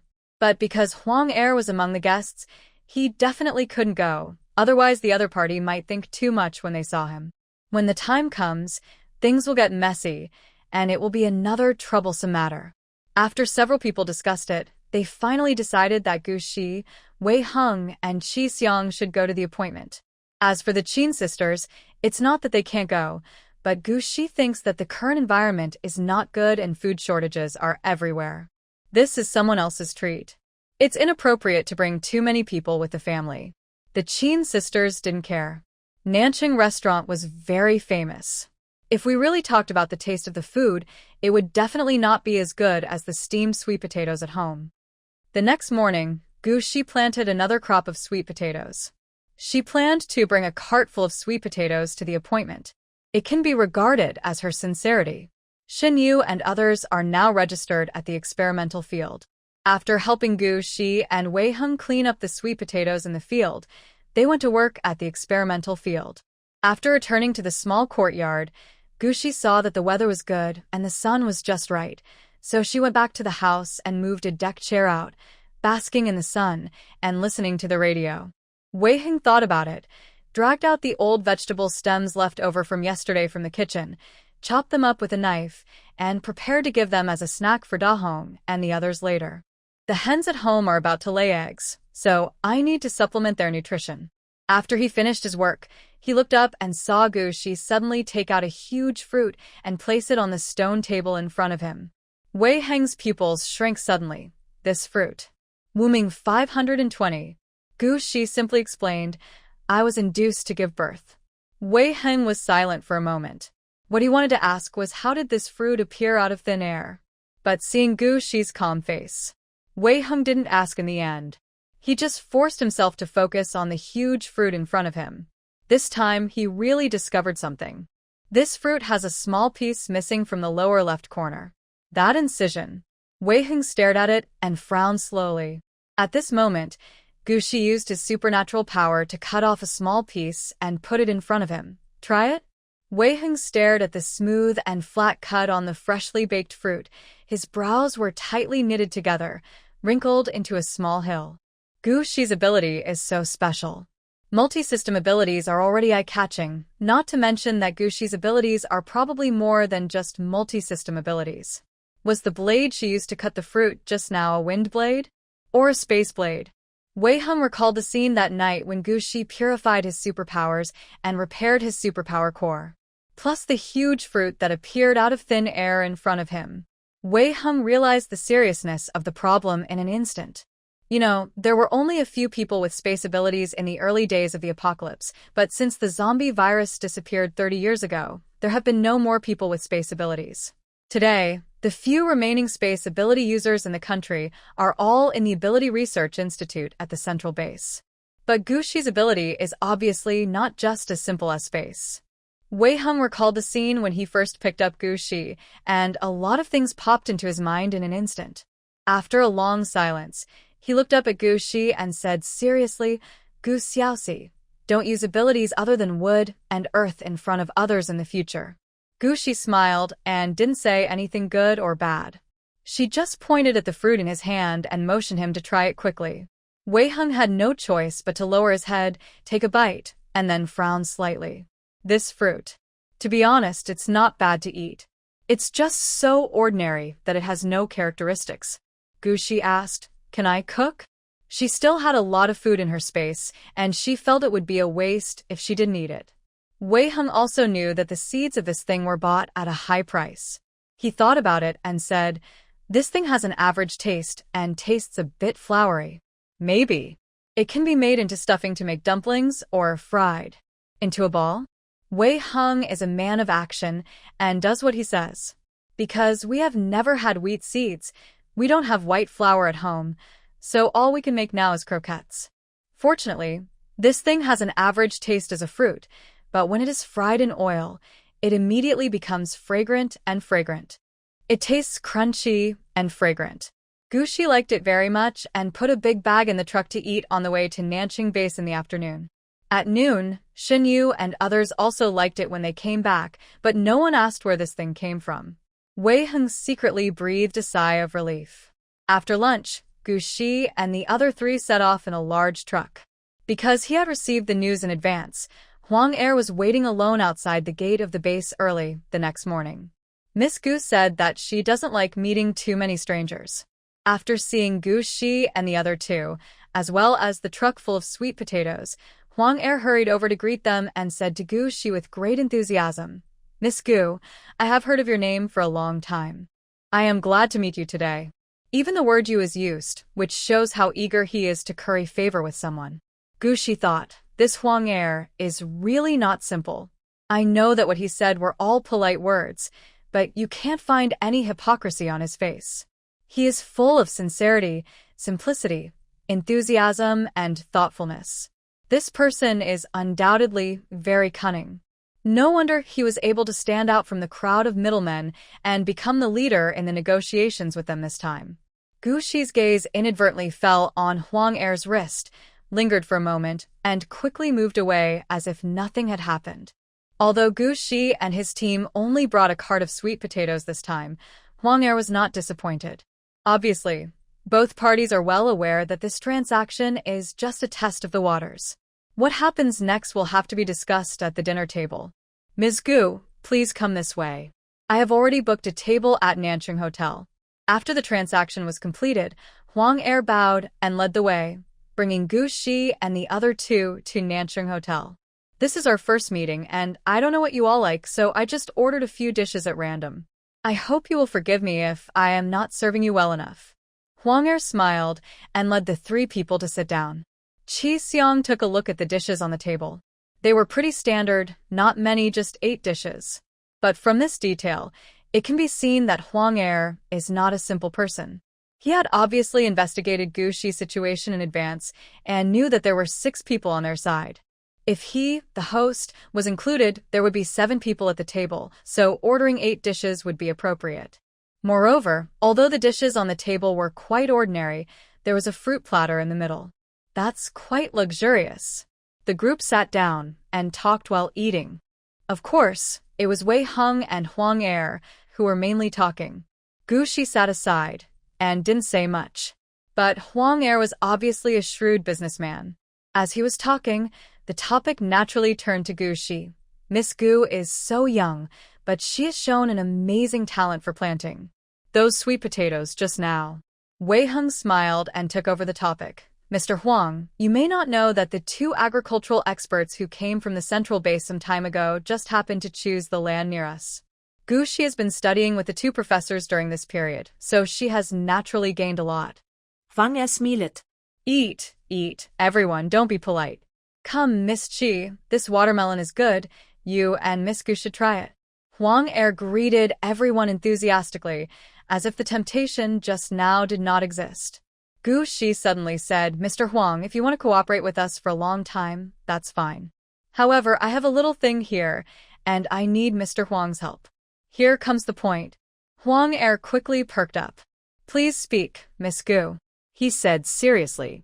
Gu Shi picked up a piece of apple and said slowly, You also know that our Camp 9527 is too far away from the South City base, so it is inevitable that we are cut off from information. We are all smart people, there is no need to be so thorough. Sure enough, after hearing this, Huang Er looked up at Gu Shi meaningfully. Although he is just a middleman, he is quite influential in the South City base and knows people from all walks of life. It is not difficult for him to find out some information. What's more, the fact that he took off his military uniform and came to the South City base was itself a mission in this regard. However, it is intriguing that Gu Shi, a young girl who works on the farm, made such a request. In addition, Wei Hung was the former deputy captain of the Special Forces team. Huang Er had to think more. He picked up a peanut for himself and did not agree immediately. Gu Shi was not in a hurry either, and his eyes casually swept across the lobby outside. These days, not many people can come to Nanchung Hotel for dinner, and there are only a few tables sparsely occupied in the lobby outside. And it looked like someone was treating them to a meal. Everyone was talking and laughing, and the atmosphere was harmonious and lively. Only the three men sitting at the table by the window in the corner gave Gu Shi a strange feeling. Especially the man sitting by the window, who gave her a familiar feeling. But she was sure she didn't know him. The three men sitting at the table by the window in the corner were already very alert.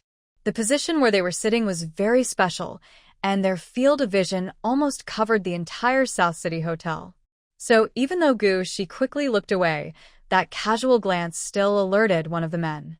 Originally this was nothing, but who would have thought that Chi Xiong would look at me so carelessly and blatantly right after that? The three men looked at each other, stood up, and were about to pay the bill and leave. But just then, hey, are those people from the Special Services team? Chi Xiong's gaze went straight past the three men and fell on the group of people who suddenly appeared at the gate. Before his brain could react, he pulled Wei Heng's hand and asked. Gu Shi thought to himself that something was wrong.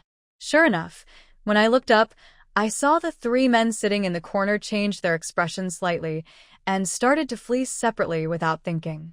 Two of them jumped out of the window, but the remaining one rushed straight towards their private room. When the familiar spatial fluctuations came, Gu Shi's pupils suddenly shrank. Without time to say anything, he reached out and grabbed Chi Xiong's arm and rolled on the ground.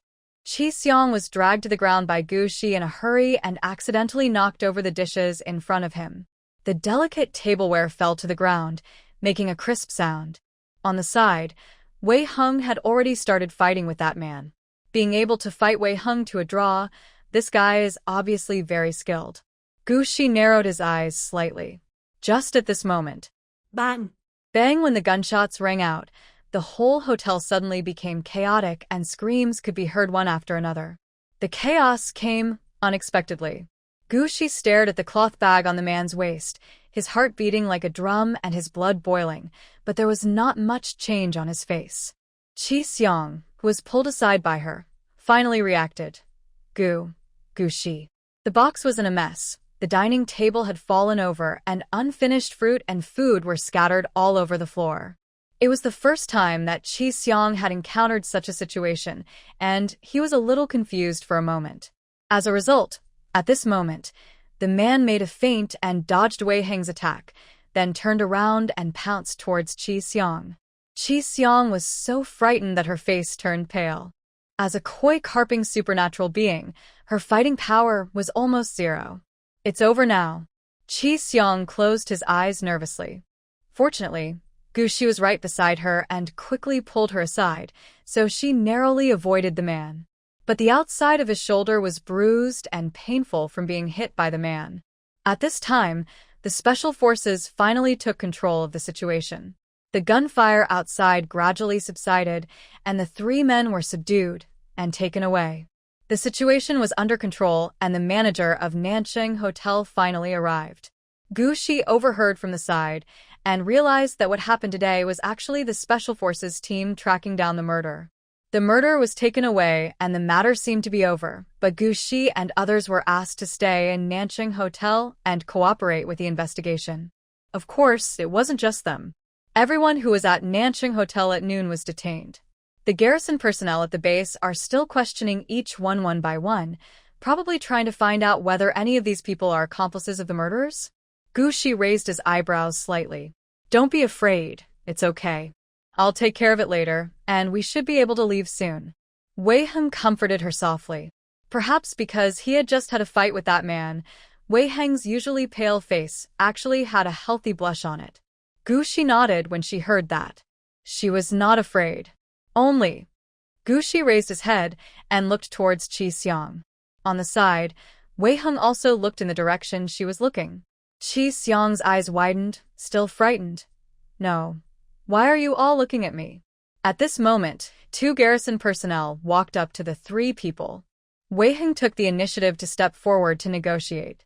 He is the former deputy captain of the Special Forces team, and the Special Forces team leader, who came here to carry out the mission this time, was his former subordinate. This identity can naturally withstand scrutiny. As for Huang Er, he is a local boss with a complicated background and connections in the military. Soon, several people were released. During this time, Huang Er's personal terminal kept ringing. He probably knew some inside information. After walking out of Nanching Hotel, he simply exchanged a few words with Wei Heng, said I'm sorry for the poor hospitality to Gu Shi, and left in a hurry. Gu Shi looked at the man's back as he left, thoughtful. The reason why she agreed to cooperate with this person was because she valued his identity. To be able to work as a middleman in a large base like Nanching Base and intervene in grain trading under the official nose, this person must know people from all walks of life and have his own sources of information. And what just happened obviously confirmed this. To find out some inside information in such a short time, it is obvious that his strength should not be underestimated. At least, this man is unique in terms of the source of information. What Gu Shi lacks most now is news, all kinds of news. She needs to master a large amount of information and analyze it to obtain effective intelligence in order to speculate what has happened in the past 30 years and what is happening now with her appearance. Li Ming has always been in charge of intelligence work. Although Gu Shi had never intervened, he had watched and witnessed it for so many years, so he was certainly not a novice. Just as she was willing to give part of her trust in exchange for Xinyu's information, now, she was also willing to give part of her food in exchange for Huang Er's source of information. Although this deal was a bit risky for her, it was actually a good deal. As for whether Huang Er would agree, Gu Shi was not worried at all. As long as she can continuously grow food with a low coefficient of variation, even if there is no Huang Er, there will still be Zhang San and Li Si. Huang Er was chosen because he had a military background. Now. Gu Shi's eyes fell on Huang Er's wrist, which obviously added another layer of insurance. On the way back, Wei Heng frequently turned to look at Gu Shi, but hesitated to speak. Gu Shi thought about it for a moment and knew what he was worried about. He asked bluntly, "Are you worried that the fight just now will arouse other people's suspicion?" "I am a little worried." Wei Heng nodded, his expression somewhat solemn. "Although I did not invoke my supernatural powers when fighting with that person just now, but anyone with a discerning eye can see the difference at a glance." "But they don't have any evidence either, right?" Gu Shi asked back. Judging from Wei Heng's previous situation, he would be completely finished if he used his supernatural powers, so without solid evidence, no one would force him to use his supernatural powers to prove himself. What's more, Wei Heng had served in the Special Services team for many years, during which he had made numerous contributions. Gu Shi believed that even if the people above had some doubts, they would treat Wei Heng's issues seriously. Wei Heng wasn't worried about himself, he was just worried about. But Wei Heng retracted his gaze and looked forward, worried. Once the higher-ups start to suspect that my situation improves, I'm worried that they will investigate the people around me. There is no question about the origins of Xinyu and others, and they can withstand any investigation. But Gu Shi just, have you all forgotten that you still have me? At this moment, Qi Xiang suddenly said. Seeing both of them looking over, she pointed at herself, blinked, and said, I'm a famous koi luck user. With me by your side, Isn't it normal for Wei Heng's physical condition to improve? Anyway, things like koi luck are so illusory. Who can explain it clearly? Just fool it, and that's it. Gushi. Wei Heng. Seems. A little bit reasonable, but koi luck is not 100% effective, just like what happened at the restaurant just now. The three of them left the South City base with mixed feelings. Halfway through the journey, Chi Xiang suddenly felt an itch on one side of his waist, and he couldn't help but scratch it. Suddenly, she stopped moving and her whole body stiffened slightly. The next second, Chi Xiang looked down at his hands and nervously called Gushi. Gushi, look what this is. The faintly trembling sound scared Wei Heng so much that he quickly stepped on the brakes. When he turned around, he saw Gushi staring at Chi Xiang's hand. On Chi Xiang's hand lay a thin layer of transparent crystal, half the size of a grain of rice. What is this? Wei Heng asked puzzledly. He subconsciously looked up at Gushi. Gushi had quickly calmed down and used his fingertips to pick up the transparent crystal in Chi Xiang's hand. After confirming it, he looked up and said to the two of them, "This is mine." As soon as she finished speaking, a small green sprout emerged from her fingertips and swept away the thing in the blink of an eye. Gushi was caught off guard and didn't have time to stop him. Wei Heng and Chi Xiang, who had no idea what was going on, said, Gushi? The two of them looked at Gushi, worried and a little curious. "I'm fine." Gushi lowered his eyes slightly, as if thinking about something. That thing just now was actually a fragment of her crystal core. No wonder she felt vaguely that the man's aura was a little familiar when she saw him at the South City Hotel before. It turned out that the man was carrying her crystal core fragments. But where did her crystal core fragments come from? And how did they fall into the hands of that man? Moreover, that man was an SSS-level criminal wanted by the authorities. Gushi had a hunch that this matter was not simple, and it was probably related to the 30 years when he disappeared inexplicably.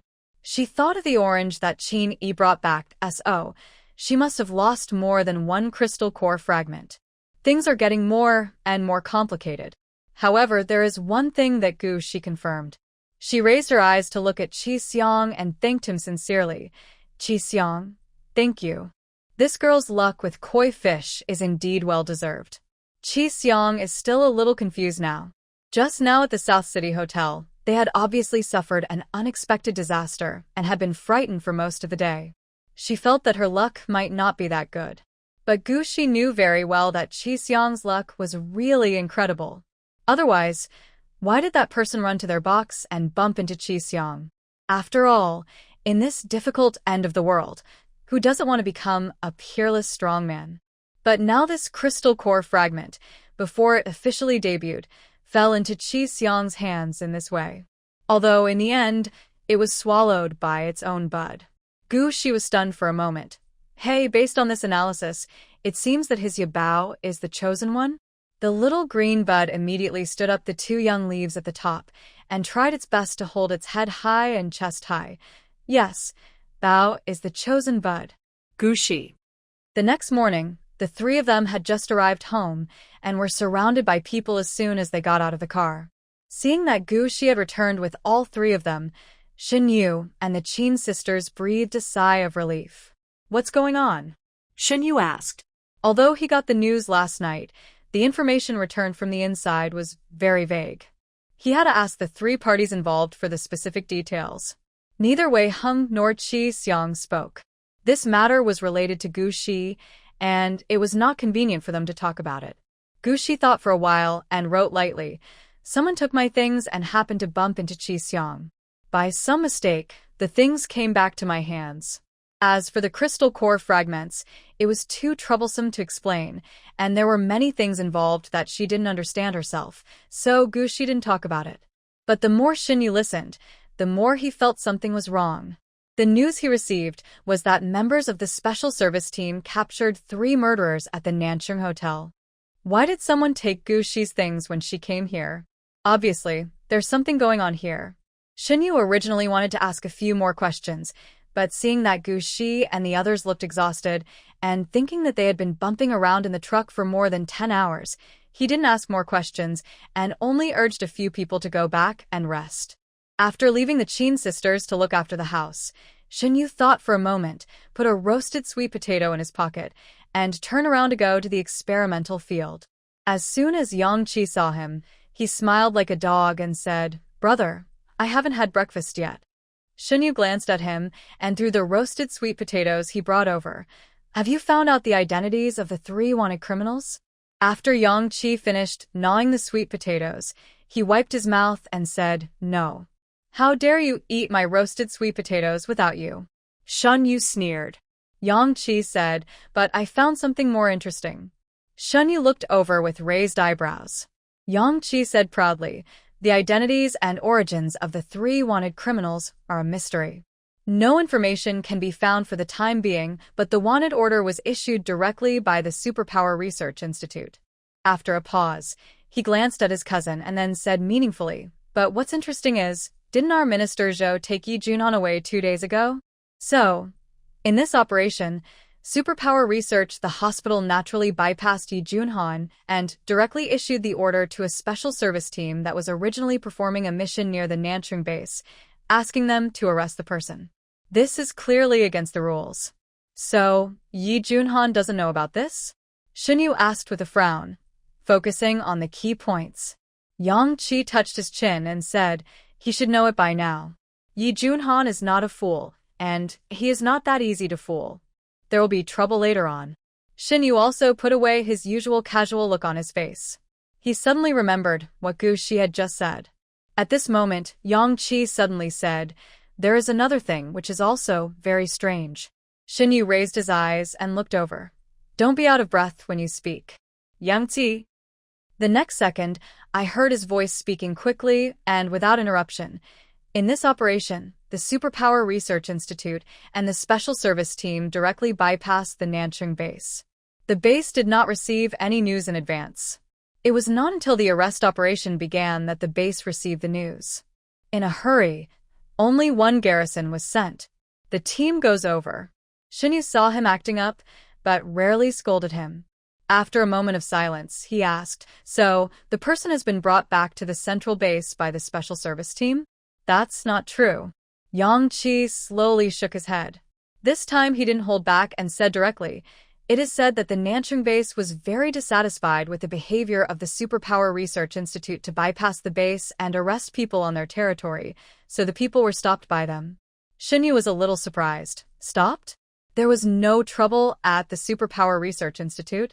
This was not like the style of the people at the Superpower Research Institute. Yang Qi pushed up the glasses on the bridge of his nose and said meaningfully, "There are only 6 people in the special service team that went to Nanchung base to perform the mission this time. The permanent garrison force of Nanchung base is more than 10,000 people. It's on someone else's territory, and if the base really wants to stop it, no matter how strong the people from the Superpower Research Institute are, what can they do? Unless the person coming is Yi Junhan." But Yi Junhan happened to be transferred away by Zhou Jinyu just 2 days ago. All we can say is that this time, the Superpower Research Institute may have shot itself in the foot. But Yi Junhan is obviously not a stone to be fooled. Everyone knows this. Therefore, the value of this matter itself is likely to be far greater than Yi Junhan's stone. Otherwise, Zhou Jinyu would not have personally taken action and deliberately transferred Yi Junhan away several days in advance. Those 3 wanted criminals have secrets, big secrets. Yang Qi subconsciously looked up at his cousin. If things are really as he inferred, then it is impossible for the military not to take a hand. Shinyu frowned slightly. This matter seemed to be a conflict between Nanchung base and the Superpower Research Institute, but Gu Shi said that someone took her things. Shinyu made a judgment almost immediately. There must be a lot behind this matter. Maybe there are several forces involved in the big game here? At this time, Yang Qi threw another depth bomb. Last night, the Superpower Research Institute and the Nanchung base were arguing all night over this matter. It was not until 8 o'clock this morning that the 3 wanted criminals were arrested. He was detained at number 176 of Nanchung base. Number 176. Are you sure? Shinyu raised his eyebrows with a solemn expression. Yang Qi nodded.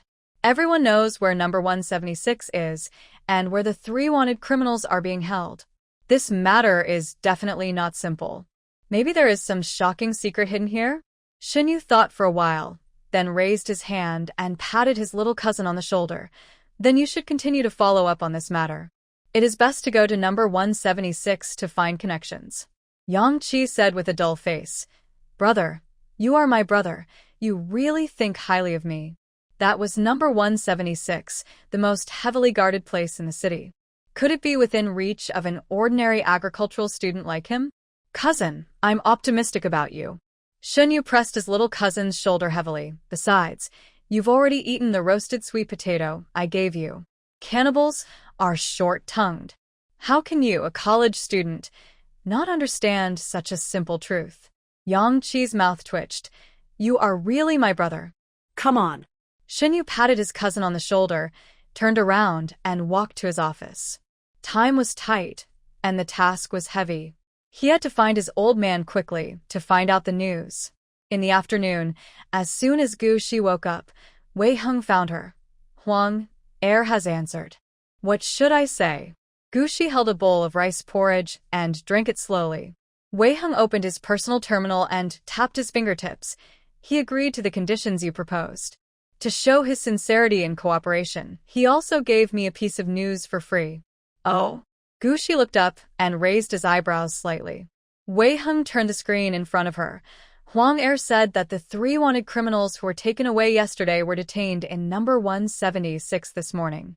From the tone of his voice, Gu Shi guessed that number 176 was probably not a simple person. After thinking for a while, she asked, What is this now? 176? Wei Heng lowered his eyes slightly. Every large base has a number 176, which is a place dedicated to imprisoning those monsters. Gu Shi paused slightly while drinking porridge. Yesterday at the South City Hotel, she did not detect any signs of mutation in those three people. How did they get locked up in that place? There's something wrong with this. Gu Shi finished his porridge slowly, put the empty bowl aside, raised his hand, and tapped the edge of the table lightly. After a while, she looked up and said, Ask Huang Er if he can find out the identities of the three wanted criminals and why they are wanted. Wei Heng nodded and started to operate quickly on the light screen. Soon, Huang Er gave a reply. Huang Er said that he checked yesterday. The three wanted criminals are not locals. Their origins are a mystery, but judging from their accents, they should be from the southwest. As for the reason why they are wanted, the wanted order was issued directly by the Institute of Supernatural Powers. After a pause, Wei Heng waited for Huang Er's next message to arrive, and then concluded. Huang Er also said that the top brass at the South City base had no prior knowledge of this arrest operation, but they attached great importance to the three wanted criminals and even had a conflict with the Ability Research Institute because of it. And this time, the attitude of the South City base towards the Institute of Supernatural Powers is unprecedentedly tough. Finally, Wei Heng read out the last message sent by Huang Er. Unprecedentedly tough. This adjective is obviously meaningful and thought-provoking. When Gu Shi heard this, his heart moved. Maybe this is an opportunity?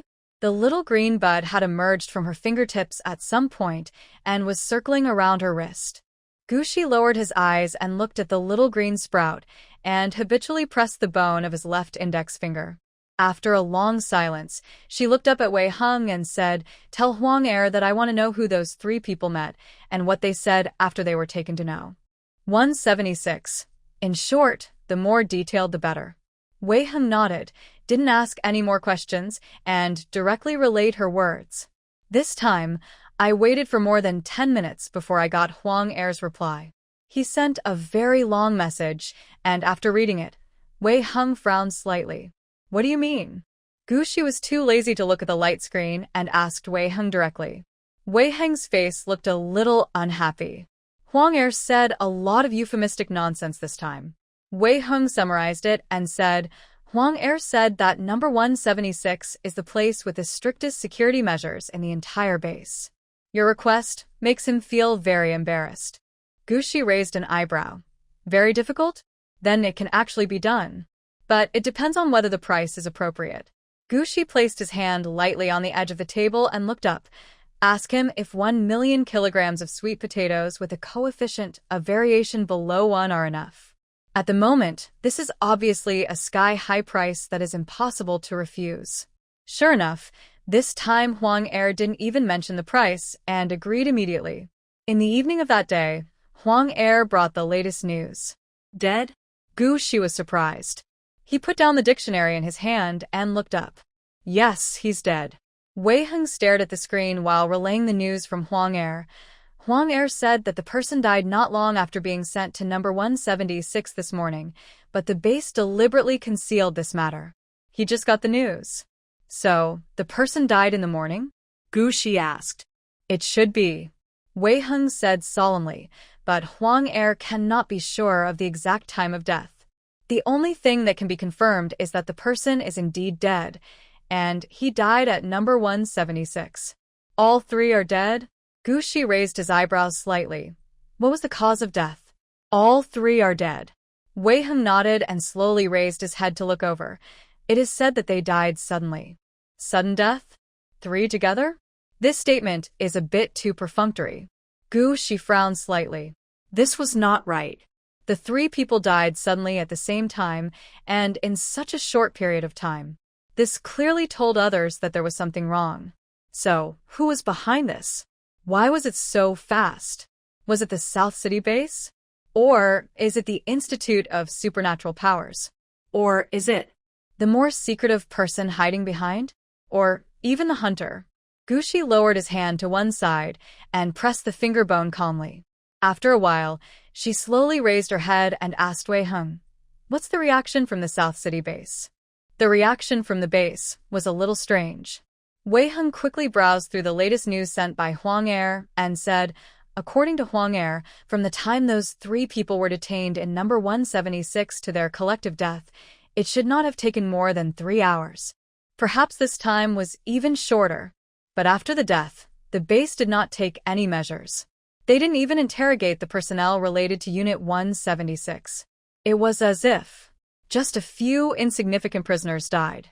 But just yesterday, the South City base even had a conflict with the Institute of Supernatural Powers over these 3 wanted criminals. It was obvious that the top leaders of the base attached great importance to these 3 wanted criminals at that time. Things are a bit strange, and the direction is becoming confusing. Who did those 3 people meet after being detained in number 176? Gu Shi thought for a while and asked again. Huang Er is still investigating. Wei Heng said, but he can't guarantee how much useful information he can find. And Wei Heng frowned slightly, paused, and then looked up at Gu Shi. This Huang Er is implicitly reminding us that it is best for us not to interfere in this matter. That means that the other party has actually found useful information, but just doesn't want to tell them? Gu Shi frowned slightly. The little green bud poked her fingertips, but was pushed back coldly and ruthlessly by Gu Shi.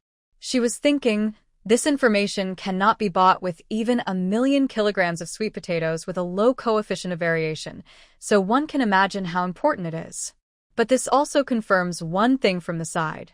On the side, Wei Heng saw that she was lost in thought and stopped talking. After thinking about it, he finally sent a message to Yi Junan. Gu Shi sat at the stone table, her eyes slightly lowered. After being silent for a while, she raised her head and asked, "What about the Superpower Research Institute? What's the reaction there when a person dies?" Wei Heng shook his head. "I don't know.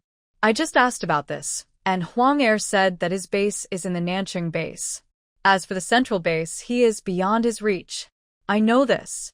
At this moment, Xinyu took his cousin Yang Qi into the small courtyard. As soon as Yang Qi saw Gu Shi, his eyes lit up. He squeezed his cousin away with one shoulder, walked up to Gu Shi quickly, and smiled like a dog. "Sister Gu Shi, I'm here." Xinyu felt a little embarrassed. He raised his hand and stroked his forehead helplessly, thinking that his cousin was also a young man in his early 20s, and now he called Gu Shi a little girl just for a bite to eat. Wei Hengzi glanced at him with a sly smile. "You are just a freeloader, but now you have the nerve to take care of your family? Do you think you haven't eaten enough?" Gu Shi was fine. She had dealt with Yang Qi at the experimental field, and Xinyu also vaguely revealed his relationship with Yang Qi. However, This was the first time Shinyu brought someone back. So, Gushi looked up at Shinyu, waiting for him to give her an explanation. Shinyu glared at his cousin angrily. It was so embarrassing that he didn't hurry up and get down to business. Unfortunately, his cousin was currently staring at the big pot of strawberries on the stone table with a look of salivation on his face, swallowing hard. His brother's signal was not received at all. Shinyu, feeling tired. In the end, Gushi couldn't stand it anymore and pushed the big bowl of strawberries in front of Yang-chi. Eat it. The child was so greedy that even Da-hong next to him felt disgusted. Thank you, Sister Gushi. Yang-chi said vaguely while eating strawberries. From now on, you are my half-sister. After eating 7 or 8 large strawberries in one go, Yang-chi pushed up the glasses on the bridge of his nose and looked at Gushi shyly. Sister Gushi, did I eat too much? So you knew it too? Isn't it too late to be reserved now? Shinyu looked at his cousin very speechlessly. What a shame. just couldn't see it. Gushi didn't care. As long as there were seeds, she could easily grow a large strawberry. Sister Gushi, thank you. You're so kind to me. Yang-chi thanked him seriously, not forgetting to say, my brother has never been so generous to me. Even if he eats an orange, he has to pick at it. Sosa took back most of it. Shun Yu sneered twice. He couldn't have this cousin anymore. Gushi politely said to Yang-chi, if you like it, you can take some back later. This child is pitiful to say the least. Shun Yu deliberately tricked him into coming here, but because there were too many eyes in the experimental field and they had to hide their relationship from the outside world, even if Shun Yu had delicious food, he would not dare to blatantly give it to him. Bring more. Thank you, Sister Gushi. Yang-chi was very moved. He turned back and raised his eyebrows proudly at his cousin Shinyu, and then said seriously, Sister Gushi, you can ask me about the news from the central base. In order to successfully get the upper hand and get the long-term meal ticket, he must know everything and say everything. Yang-chi subconsciously straightened his back and decided to take this opportunity to show his value. Gushi glanced at Shinyu, saw Shinyu nodded, and then asked Yang-chi, what is the attitude of the Central Base and the Superpower Research Institute about the Nanching Hotel? Yang-chi first told the story about the wanted order, and also emphasized the fact that Yi Junhan was taken away early. Gushi thought of the scene where Zhou Jinyu appeared on camera during the video chat between Wei Hung and Yi Junhan that night. It turned out that everything was planned in advance? What about now? 3 wanted criminals died suddenly at the same time. What was the reaction from the Superpower Research Institute? Gushi asked directly. The reaction of the Superpower Research Institute. Yang-chi paused and hesitated before saying, there is just no reaction. It is as if there is no such thing. The special service team has also been recruited by them. Of course, Yi Junhan also contributed to this. It is said that Yi Junhan was very angry this time, but he just didn't lose his temper for the time being. After listening to this, Gushi realized almost instantly that whether it was the South City base or the Institute of Supernatural Powers, they all made the same decision after people died to make a big deal out of a small matter and a small matter out of nothing. In other words, the matter of the 3 wanted criminals cannot be brought to light? Gushi raised his hand and tapped lightly on the edge of the table. There must be something more complicated behind this matter. Yang-chi glanced at her, thought for a moment, and then said, Sister Gushi, I asked someone to check the identities of the 3 wanted criminals. Gushi slowly raised his head and looked over. Yang-chi pondered and said, it is said that the 3 people escaped from a secret laboratory that was rumored to belong to the Institute of Supernatural Powers, but this is just a rumor and has not been confirmed yet. Gushi asked, do you know where the laboratory is? Yang-chi was stunned for a moment, then shook his head. I don't know about this. But if you are interested, Sister Gushi, I will ask someone to check it out later. However, this is just gossip after all. It is not certain that any results will be found. Yang-chi didn't finish his words, but his meaning was very clear. Xiaoyang, thank you for your hard work. Gushi thanked him sincerely. Yang-chi felt that he was one step closer to getting a long-term meal ticket. After thinking for a while, he said, Sister Gushi, there is one more thing that I find a little strange. Last night, The South City base and the Ability Research Institute had a bit of a fight over the whereabouts of the three wanted criminals, but the top brass at the central base turned a blind eye to the matter. Gu Shi nodded, and after Xin Yu and Yang Qi left under the cover of night, she stood in the yard for a while, watching Da Hong chase a group of half-grown hens and run around in the small garden several times before slowly walking away. He went back to the house and turned on the radio. Little Leah very attentively opened the dictionary on the side for her, which happened to be the page she was looking at before. Gu Shi lowered his eyes slightly and slowly rubbed his fingertips over the inconspicuous little ink on the lower left side of the page, thoughtfully. She always felt that this matter was not over yet. Or is this just the beginning? At night, after everyone went to sleep, Gu Shi went to the depths of the forest again. Yesterday, her baby bud swallowed the crystal core fragment in a hurry, but it did not absorb it, but temporarily placed it in her space. After all, those were fragments of her crystal core from her god-level days. It was not so easy to absorb them. Her supernatural power has now recovered to about level 8, and level 9 is a stretch. In order to absorb this crystal core fragment, she needs to plunder a large amount of energy. Fortunately, she has the exotic plants all over the mountains outside to support her. The next morning, Gu Shi returned to the courtyard.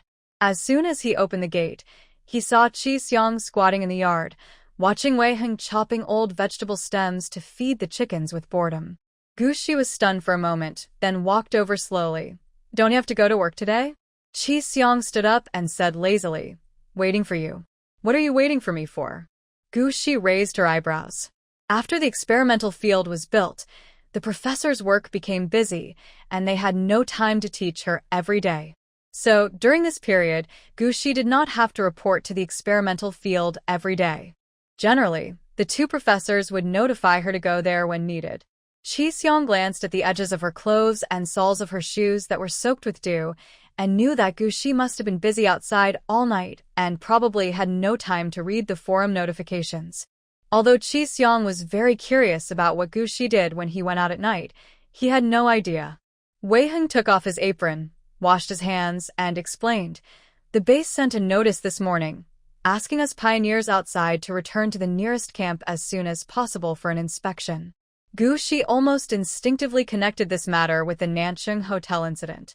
After thinking for a moment, she asked, how often was this type of examination usually performed in the past? Wei Heng wiped the water off his hands and said, "In order to prevent people from consuming too much X energy and suddenly mutating, the permanent population of major bases and camps are generally checked once a month. For pioneers who go out, they are required to return to the city for a checkup every 6 months." Gu Shi calculated the time. It has been about half a year since she woke up. In other words, they were only notified to go back for a routine checkup this time? So, was she overthinking it? Gu Shi frowned slightly and then heard Qi Xiang lazily say, "The notice from the base this time is a bit confusing." Gu Shi raised his head and looked over. Qi Xiang brought the breakfast left for her and said, "There are routine inspection equipment at the experimental field, but the notice from the base asked us to go back to the camp for inspection. Isn't this unnecessary and a waste of everyone's time?" Gu Shi lowered his eyes slightly. Yes, since the last theft incident in the laboratory caused someone to suddenly mutate, a lot of new testing equipment has been added to the medical room over there. In order to calm people's minds, the two professors set an example and organized physical examinations for everyone every month. In order not to attract attention, Gu Shi went to check several times like everyone else. Ordinarily, there is no need for them to go back to the camp to check. After Gu Shi slowly drank the porridge, he raised his head and asked, "What did Shin Yu say?" Wei Heng said, "He asked the three of us to go back to camp number 9527 as soon as possible." This is quite intriguing and worth pondering. Just the three of us? Gu Shi glanced at Wei Heng, who nodded. After breakfast, the three of them drove a large truck and set off with most of the sweet potatoes. Gu Shi discovered that there were many pioneers on the road who were rushing back like them. When they arrived at the camp, they saw a large number of garrison personnel checking at the gate. Although the garrison personnel did not hold guns, their expressions were very serious. Each of them held a palm-sized machine in their hands and scanned people coming and going. That's not all. After they entered the camp, they found that the camp was under full martial law. There were garrison personnel scanning every street with similar machines. Gu Shima calculated that from the time they entered the camp gate to the time they arrived at the medical room, they were scanned a total of 87 times. Is this frequency a bit high? Gu Shi pushed open the door of the medical room and thought to herself, it's a good thing that she had made sufficient preparations along the way. Yilin hadn't seen Gu Shi for several months. When she saw the little girl pushing the door in, she was stunned for a moment. Then she smiled and pointed to a stool beside her, asking Gu Shi to sit down and wait. After checking the first few people, Yilin came over and whispered, "Don't worry, it's just a routine check." Gu Shi lowered his eyes and looked at his fingertip, which was bleeding after being pricked by a needle, and uttered him softly, "Sister Lin, what's going on outside?" Wei Heng came over, glanced out the window, and asked in a low voice, "Such a big scene. Something happened at the Nanqing base?" Wei Heng and Qi Xiang looked at each other, and Gu Shi also looked up at Yilin, showing a bit of shock and confusion. Just then, a fierce-looking man with a scar on his face walked in from outside. It was Uncle Zhou, who had picked up Gu Shi and brought him back to the camp together with Wei Heng. Uncle Zhou pushed the door open and was not surprised at all to see Gu Shi and the other two here. He and Yilin exchanged a glance before he spoke in a deep voice. "A large riot broke out at base 176 yesterday. All the mutants and guardians imprisoned there died, without exception." As soon as Uncle Zhou said this, Gu Shi and the other two all changed their expressions. How could a riot suddenly break out in a place like number 176? And why did it happen last night, when the 3 wanted criminals were killed? Someone is killing people to silence them. Gu Shi and the other two thought of this almost at the same time. This riot happened suddenly. It is said that in order to prevent the monsters inside from escaping and endangering the base, the guards of number 176 activated the self-destruct device at the last minute. After Uncle Zhou said this with an unusually heavy tone, he fell silent. After a long while, he continued, "It is said that the situation at number 176 last night was very tragic. But when the last batch of rescue workers went in early in the morning, they found that one of the crystal cores that should have been left at the scene was missing after investigation. It is said that it should be the crystal core of a mutated 9th-level mutant." Uncle Zhou said this, his eyes fell on Gu Shi, and stayed subtly for a second. In number 176, every imprisoned monster has detailed records. Not to mention the tragic consequences of last night's riot, the missing crystal core is enough to cause the base's wrath. Therefore, it is understandable that all major camps are under comprehensive martial law and inspection today. Only, Gu Shi thought about it carefully again and felt that something was wrong. If what happened at number 176 last night was just someone trying to kill someone to cover up the truth, it doesn't seem necessary to make such a big scene. Isn't this deliberately arousing suspicion? So the incident with number 176 is more like someone trying to take advantage of the opportunity to completely muddy the waters? What is the purpose? Is it to fish in troubled waters? Or is it to force someone to show up, or to force someone to take action? The current situation is unclear, so Gu Shi decided to remain in place. Uncle Zhou saw the 3 people were silent and sighed deeply. This happened and the top management of the base was very angry. Because it is currently impossible to rule out whether the number 176 incident was caused by human factors, the entire base has started a large-scale investigation since early morning, and the focus is. Uncle Zhou's eyes fell on the 3 people again, and he said word by word, "Non-resident population who have entered and exited the base in the past 7 days. So, the 3 of us are also going to be investigated?" Qi Xiang frowned and said, "But weren't we already investigated that day at the Nanqing Hotel? Why do we have to?" Uncle Zhou nodded and said nothing. Gu Shi almost instinctively connected the investigation with the Nanqing Hotel incident in an instant. As for the base's talk of eliminating human factors and searching for the lost 9th-level crystal core, I'm afraid it's just a pretense. What they are really looking for is their own crystal core fragment. Gushi lowered his eyes slightly. No wonder Shinyu asked the three of them to come to Camp 9527 as soon as possible in the morning at this sensitive time.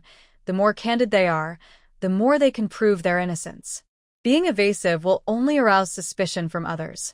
At this moment, there was a knock on the door.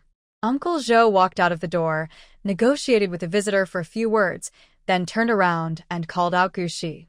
"Ms. Gu, please follow me." The person who came to pick up Gushi was also a short-haired young lady in a white coat. She looked very gentle and kind, but Gushi could tell at a glance that this was a high-level psychic. The short-haired girl looked at her kindly. Gushi nodded, took 2 steps forward, and turned back to look at Uncle Zhou, Wei Heng, and the others. Uncle Zhou was about to say something when the lady in white smiled and said, "Don't worry, my colleagues will make arrangements for your 2 friends." So, it was a separate examination? Gushi didn't ask any more questions and followed the short-haired girl to the 2nd floor of the infirmary. "Come in, this is my office." The short-haired girl pushed open a door, revealing the interior space. Gushi raised his eyebrows in surprise. The interior was very cozy, with even some candies and a bouquet of flowers. It didn't look like an ordinary doctor's office, but more like a pre-apocalyptic psychotherapy room that she had seen in a video before. Gushi lowered her eyes calmly. The short-haired girl handed her a bracelet-like device and said, "Just wear this on your wrist." "What is this?" Gushi raised his eyebrows slightly, with a bit of confusion on his face. The short-haired girl smiled, half knelt on the ground to help her put it on, and explained, "This can monitor your body data, and it will sound an alarm when the indicators are abnormal." The indicators are abnormal? Does that mean I am lying? So, this thing is actually a lie detector? But after putting it on, as the needle on the inner ring of the bracelet pierced into it, Gushi knew that this thing might be more than just a lie detector. There is energy invading her supernatural powers. The little green bud was very domineering. It had always been the only one that devoured others. How could other energies have the chance to devour it? Bud Bao was about to devour it back, but Gushi calmly held it down. Gushi sat on the sofa and looked up to ask the young lady, "Is this all right?" The short-haired girl sat on the sofa opposite her and smiled gently and amiably. "Don't be nervous. We just want to understand some circumstances." Seeing Gushi's puzzled expression, the short-haired girl smiled kindly and explained as detailed as possible. "Something big happened at the South City base last night. Of course, we don't suspect you of anything, but you and your friends just went to the base a few days ago, so we wanted to find you to understand what happened at that time." The short-haired girl pushed the candy on the table towards Gushi. "Ms. Gu, why did you go to the base that day?" Gushi suppressed Xiao Lia's impulse to take the candy and said truthfully, "Go do business and sell food." "Can you tell me in detail?" The short-haired girl stared into her eyes and asked with a smile. After a moment of silence, Gushi slowly said, "Actually, it was Mr. Huang who invited us to dinner that day." She truthfully recounted what happened to her meeting with Huang Er that day, including the conversation with Huang Er in the Nancheng Hotel. Because it was not clear whether there were any secret surveillance devices installed in the Nancheng Hotel, Gushi did not lie. After listening to this, the short-haired girl smiled gently and kindly. "Is that all?" Gushi recalled it carefully again, and after making sure there were no omissions, he nodded. "That's all." The short-haired girl opposite looked at her gently and said, "Can you tell me why you wanted to buy information from Huang Er?" "Of course, it's okay if you don't want to tell me. I'm just a little curious." Gushi said calmly, "I've been away from human society for too long and lack knowledge of this world, which makes me feel insecure. I urgently want to know what is happening outside, but Camp 9527 is too far from the base." After Gushi finished speaking, he fell silent. But the invisible feeling of loneliness emanating from the inside out made the short-haired girl secretly frightened. She observed secretly for a while, nodded, stood up and walked to Gushi. While untying her bracelet, he said gently and amiably, "Okay, I have basically understood the situation. You can rest here for a while. Once the result comes out, you can go back." The short-haired girl pointed at the bracelet she took off Gushi's wrist. Gushi nodded obediently, but with a bit of confusion.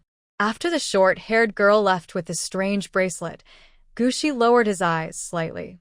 Something is wrong. She calmly pressed the bone of her left index finger, then raised her head and looked around the room with bored curiosity. The whole room is decorated in a warm and cozy way. Flowers, candies, sofas, and music can all make people relax. After the short-haired girl left the room, she turned and went to the next room. As soon as she pushed the door open, she asked the people inside, "Did you see everything?" There were 7 or 8 people sitting in the room, both men and women, all staring at their own screens. In the center of those screens were pictures of Gu Shi in the next room taken from different angles. The middle-aged man in the lead nodded seriously. "It looks fine. Have you checked this girl's background?" The short-haired girl asked another long-haired girl next to her. "I checked. This Gu Shi was a refugee who was picked up from the ruins by a group of pioneers half a year ago." The long-haired girl recalled the information she had read and said, "Except for the fact that the person who picked her up was Wei Heng, the former deputy captain of the Special Forces team, everything else seems normal. Can her identity as a refugee be confirmed?" The short-haired girl asked again. "That's confirmed." The long-haired girl nodded without hesitation. 28 years after the end of the world, when humans wiped out the last zombie king, order has gradually been restored. And every child born since then has had various data collected, including DNA. In the years that followed, the country conducted several censuses, and relevant information was collected from everyone who had entered and exited major bases and camps. However, no information left by Gu Shi could be found in the central database. This at least proves that before she was picked up and brought back to Camp 9527, she had indeed not entered any of the major bases or nearby safe camps. Considering her age, which is no more than 20 years old, it can be basically confirmed that this girl is undoubtedly a refugee who has been making a living in the ruins and has never entered a human settlement. The identity was confirmed, but the short-haired girl frowned. "Luru, is there any problem?" asked the middle-aged man in the lead. Luru, the high-level psychic who went to ask Gu Shi before, the short-haired lady. She placed the wristband that she had just worn on Gu Shi's hand onto a machine with a somewhat strange shape, and all of Gu Shi's data had been collected. She stared at the machine, waiting for the data, and shook her head slightly. I can feel that she was not lying just now. It's just... Luru had an inexplicable strange feeling. Although she didn't know what was strange about it. I just feel it's weird for some reason. After thinking for a while, she lowered her eyes and stared at the machine and said, "Let's wait and see until the results come out." At this moment, on the big screen in the center, Gu Shi suddenly looked up. Zhao Yang, a researcher who was closest to the big screen, was startled and turned around to ask, "Did she find us?" "It's possible." Luru stared at the screen, thought for a while, and said, "This girl is very vigilant." She had already noticed this when she was talking to her. However, this is normal. For a young and beautiful girl to survive in a ruined area, it is easy to imagine how high her intuition and vigilance against danger are. Zhao Yang muttered softly, "This girl's perception is quite sharp." Their micro-cameras were installed very secretly, and even a high-level psychic might not be able to discover them in such a short time. The middle-aged man in the lead frowned slightly, stood in front of the big screen and looked at it for a while, then turned back and asked Luru, "Are all the data out?" At this moment, the strange machine made a ticking sound. "Well, let me take a look." Luru fell silent after getting Gu Shi's data. "What's wrong?" The long-haired girl next to him turned her head and found that all of Gu Shi's data were as straight as a line. This shows that her emotions have been very stable without any fluctuations, which basically means that what she said before was true. Only. The long-haired girl's eyes fell on the last line of data and she exclaimed, "The level of X energy in her body is so low." Several people nearby looked over when they heard this. One of them muttered, "This is normal, isn't it? Hasn't she always been living in the ruins?" As we all know, the refugees who make a living in the ruins mostly eat and use things they picked up from everywhere before the end of the world. Although I don't know how many years it has been expired, there are still various problems. But those expired foods definitely do not contain X energy. However, Precisely because the items before the end of the world have become fewer and fewer over the years and more difficult to pick up. Therefore, in recent years, many refugees who once made a living in the ruins have taken the initiative to return to human gathering places. Gushi looks like just one of them. There's nothing strange about it. But Zhao Yang on the side still found it a little unbelievable. This X energy value is really too low. Lu Ru suddenly looked up and said, she is a wood-type mutant. Moreover, this girl has a high talent for planting. Data shows that the coefficient of variation of the crops she has grown is generally very low. Especially for those crops grown by the other party themselves, the coefficient of variation is even shockingly low. And this time, the reason why she took the risk of exposing her identity and accepted the mission was actually for this. No wonder the X content in this girl's body is so low. It is really enviable to have a wood-type mutant with a talent for planting. The middle-aged man in the lead frowned slightly, but the fact that she asked Huang Er to buy information is still very suspicious. Anyone who can be a leader in such a special department must have extraordinary sensitivity. But Lu Ru is a high-level psychic and a professional researcher in this field. She gave an explanation, but I don't think this girl is lying. Given her situation, why don't we put ourselves in her shoes and think about it from her perspective? Most people in the room were convinced by her. It's not just because Lu Ru's words are well-reasoned, nor because Gushi's data is very flat. It's because what Gushi said, to a certain extent, is the truth. She just concealed some past events. Every staff member here has his or her own judgment, and it is actually not difficult to judge this. The middle-aged man frowned slightly. Intellectually, he should believe this result, which is based on data and facts. But he just felt that something was wrong. After thinking for a while, he suddenly asked, "What are her physical indicators?" Lu Ru didn't say anything, but handed the report form in her hand directly to him. The middle-aged man in the lead looked at it once, thought he had seen it wrong, and then looked at it again. His brows were tightly furrowed. Zhao Yang and others on the side looked at each other. "Boss." The middle-aged man handed the report directly to him. After Zhao Yang and the others read it, they reacted with great surprise and exclaimed, "Is this data wrong? How could this girl's physical function data be so bad? Looked like a dying person. But she was clearly a 4th level wood-type ability user. How could she be so weak? This is too weird." Zhao Yang muttered to himself as he stared at the lines of data. "Not surprising," Lu Ru said. Seeing everyone looking up at her, Lu Ru rubbed her brows and sighed. "Don't forget, this girl has been living in the ruins, wandering alone to make a living. Life in the end times is not easy, let alone for a young girl who makes a living by picking up garbage in a ruined area." "But isn't she a wood-type mutant?" someone asked with a frown. "It is precisely because she is a wood-type mutant that she can live to this day." Lu Ru looked up at Gushi on the screen and saw that she had sat back on the sofa in an orderly manner and no longer looked around. Maybe she has noticed something? Lu Ru thought to herself, this girl is really very vigilant. I'm afraid this mission will be difficult to complete. Lu Ru stared at the little girl who suddenly became very quiet and well-behaved on the big screen and sighed barely perceptible. In the next room, after she realized that someone was secretly spying on her, she thought about it and deliberately showed some vigilance. An hour later, Gu Xiaoxi, are you okay? Qi Xiang came out of another room and quickly caught up with Gu Shi, who was walking in front of him. He glanced at the short-haired woman next to him and asked in a low voice, "Did they embarrass you?" "I'm fine." Gu Shi pressed the back of her hand calmly and distanced himself from her. Now was not the time to talk. No one knows how many eyes are watching them behind these cameras.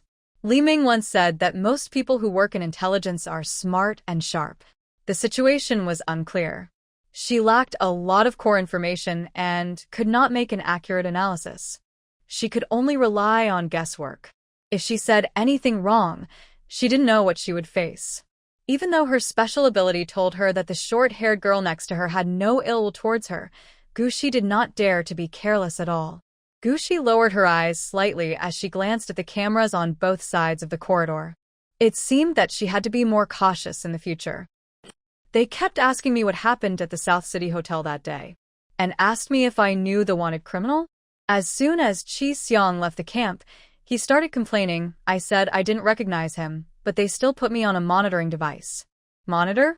Gu Shi's heart moved, and he looked up and asked, "What does it look like?" Chi Xiang looked up at her, a little surprised. "They didn't put it on you?" Or, The monitor Gu Shi was wearing was different from hers? Thinking of this, Chi Xiang opened his personal terminal and clicked on a picture to show Gu Shi. This is it. On the side, Wei Hung, who was sent back last, also came over and tilted his head to take a look. "Yes, mine is also this." Gu Shi took a look and found that it was indeed different.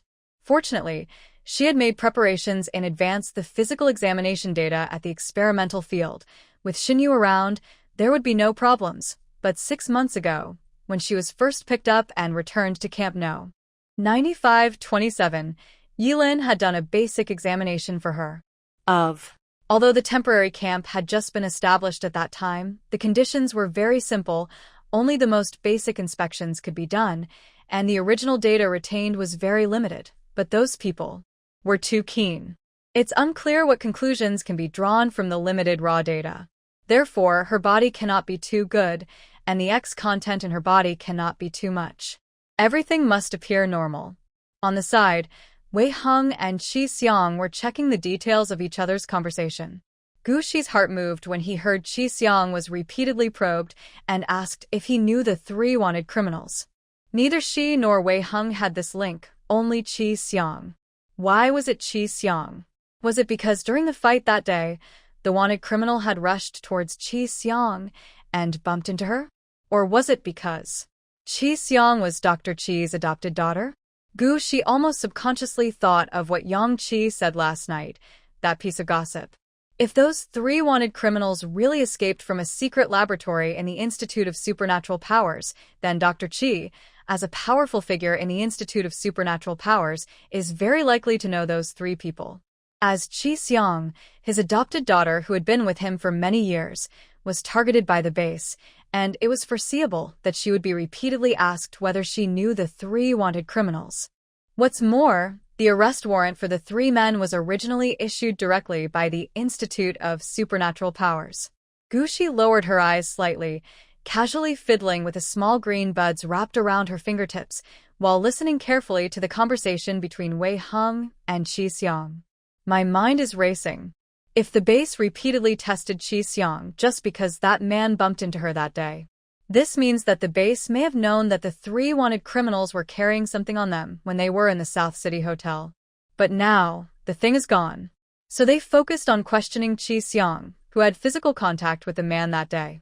But that day at the Nanchung Hotel, after the incident, the garrison personnel at the base simply verified their identities, asked a few simple questions, and let them go. No body search was conducted. This shows that, at least at that time, the base did not know the news. Otherwise, they would not have let them leave so easily that day. So, here comes the question. When and how did the base know the news? Are 2 possibilities. Either there is another channel, or the 3 wanted criminals who were captured have confessed. Combined with the riot at number 176 last night, Gu Shi could almost conclude that it was those 3 people who spoke. So, afterwards, all the people in number 176 were silenced. Because some people don't want this news to spread out. Gu Shi guessed that the number of people who knew about the existence of the crystal core fragments should be very small. At least the people who came to investigate them today did not know this news. Otherwise, they would not have let Chi Xiang go so easily. Of course, another possibility is not ruled out, that is, they asked Chi Xiang this question only because she is Dr. Chi's adopted daughter. But this also proves from the side that the 3 wanted criminals must have some connection with Dr. Chi. At least that's what the base thinks. Plus the gossip Yang Chi said. After integrating and analyzing this matter, Gu Shi made a reasonable inference her crystal core fragment was most likely smuggled out from a secret laboratory by those 3 men. Therefore, those 3 men became wanted criminals that the Institute of Supernatural Powers had to capture without going through the base and senior military officials. So, how did her crystal core fragments appear in that secret laboratory? Was she sent there by someone? Or did she spend the 30 years she disappeared in that place? Gushi remembered the glass of wine from that year. And the person who handed her the glass of wine. They were the friends who grew up with her. They had fought side by side and shared life and death with her. They were her most trusted friends and comrades. Gushi lowered her eyes. She didn't want to doubt any of her teammates because they had already proved themselves countless times on the battlefield with their lives. But this time, she really fell into the trap of that glass of wine. She remembered that Li Ming once said that human nature is complicated and people's hearts are changeable. Gushi sighed. She was lacking a lot of core information and couldn't make an accurate analysis. She could only ignore the issue of the glass of wine for the time being. Raising his hand and poking the tender leaves at the top of the small green bud, Gushi made a bold hypothesis. If she was indeed sent to that secret laboratory and someone touched her supernatural power. So, how did she leave the secret laboratory? The first possibility is that she escaped by herself. But during her escape, she had an accident and suffered brain damage, causing her to forget everything that happened in the past 30 years. The second possibility is that the person who touched her superpowers is very likely to have had a big problem, Her yabao has always been domineering, and her superpowers are not so easy to take. So that person could only use special methods to block her memory, release her, and let her recover her superpowers under natural conditions to solve his own problem. If this is the case, then that person must be hiding in the dark, silently watching her. Gushi carefully recalled what happened after he woke up. Of course, there is one final possibility, that is, she was rescued by someone. But if that was the case, then how did she appear in the wilderness and be picked up by Wei Heng? Either Wei Heng was the one arranged by the other party from the beginning, and he may or may not know it. Or maybe, during the rescue process, something unexpected happened and she was left behind accidentally or deliberately. Gushi poked the tender tip of the small green bud and frowned slightly. As I said, the situation was too complicated, and she lacked a lot of core information, so she couldn't make an accurate analysis and judgment, and everything could only be based on guesswork. We can only take one step at a time and see. There are only two things that Gushi can confirm now. One is that someone has touched her supernatural powers. Second, there must be clues on those 3 wanted criminals. Gushi lowered his eyes to hide his deep thoughts. After a while, she looked up and asked Qi Xiong, "Did they ask you about the crystal core fragments?" Qi Xiong was stunned for a moment and shook his head. No. She immediately patted her chest and looked at Gu Shi with a loyal face. Gu Xiaoxiu. Don't worry, even if someone asks, I won't say a word. Gu Shi asked again. Have you been with Dr. Qi all these years?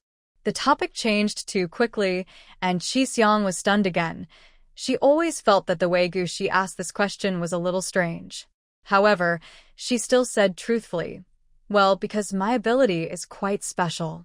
So over the years, my adoptive father really likes to keep me by his side. Speaking of this, she suddenly thought of Gu Shi wandering in the ruins all those years ago. Thinking of this, Qi Xiong couldn't help but make up hundreds of millions of points in her mind, and then she briefly told Gu Shi about what she had seen and heard about the places she had been to over the years. It can satisfy the little girl's curiosity. Finally, when Gu Shi didn't speak, Qi Xiong thought for a while and added, Actually, it's just like that outside. It's hard to eat something good, but it's better at home. You can make delicious food at will, just this one point is 10,000 times stronger than outside. Gu Shi nodded and said nothing. When the three of them went back, they saw Professor Zhao leading several staff members from a distance, standing in the rice fields beside the stream, bending down and busy doing something.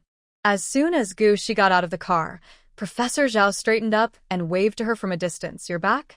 Gu Shi walked over quickly. Half a month ago, Xinyu finally fulfilled his promise and got her some improved rice seeds from before the apocalypse through military channels. Gu Shi planted a crop that day.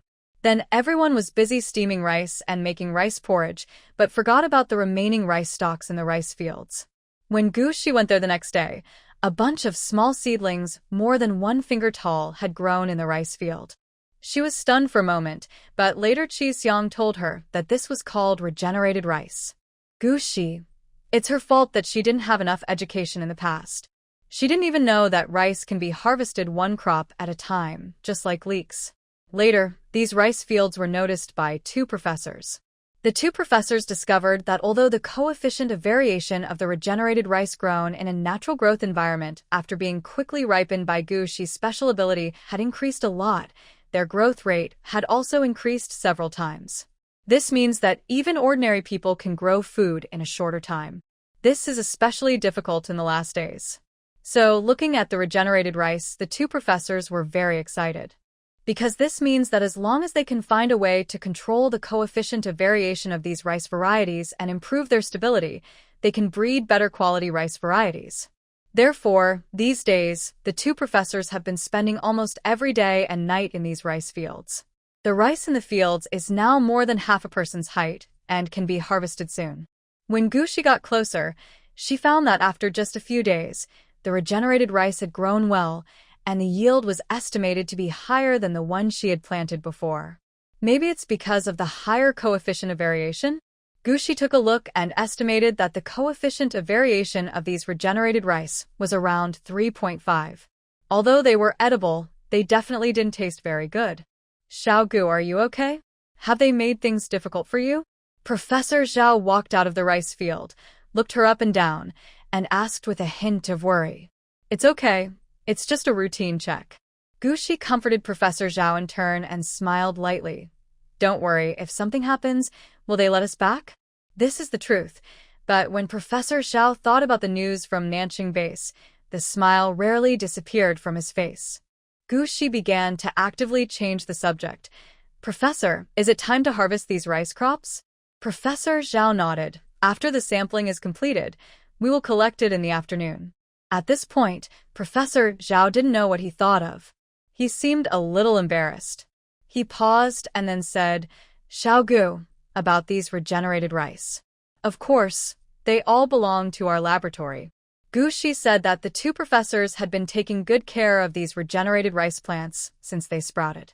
Now that they are ripe, how could she be so embarrassed to ask for a share? Professor Zhao hesitated for a while before speaking. It's like this, Xiao Gu, Lao Zhang and I both think that this batch of regenerated rice has great potential, and it is likely that we will not only harvest it this time. So, Professor Zhao really couldn't speak.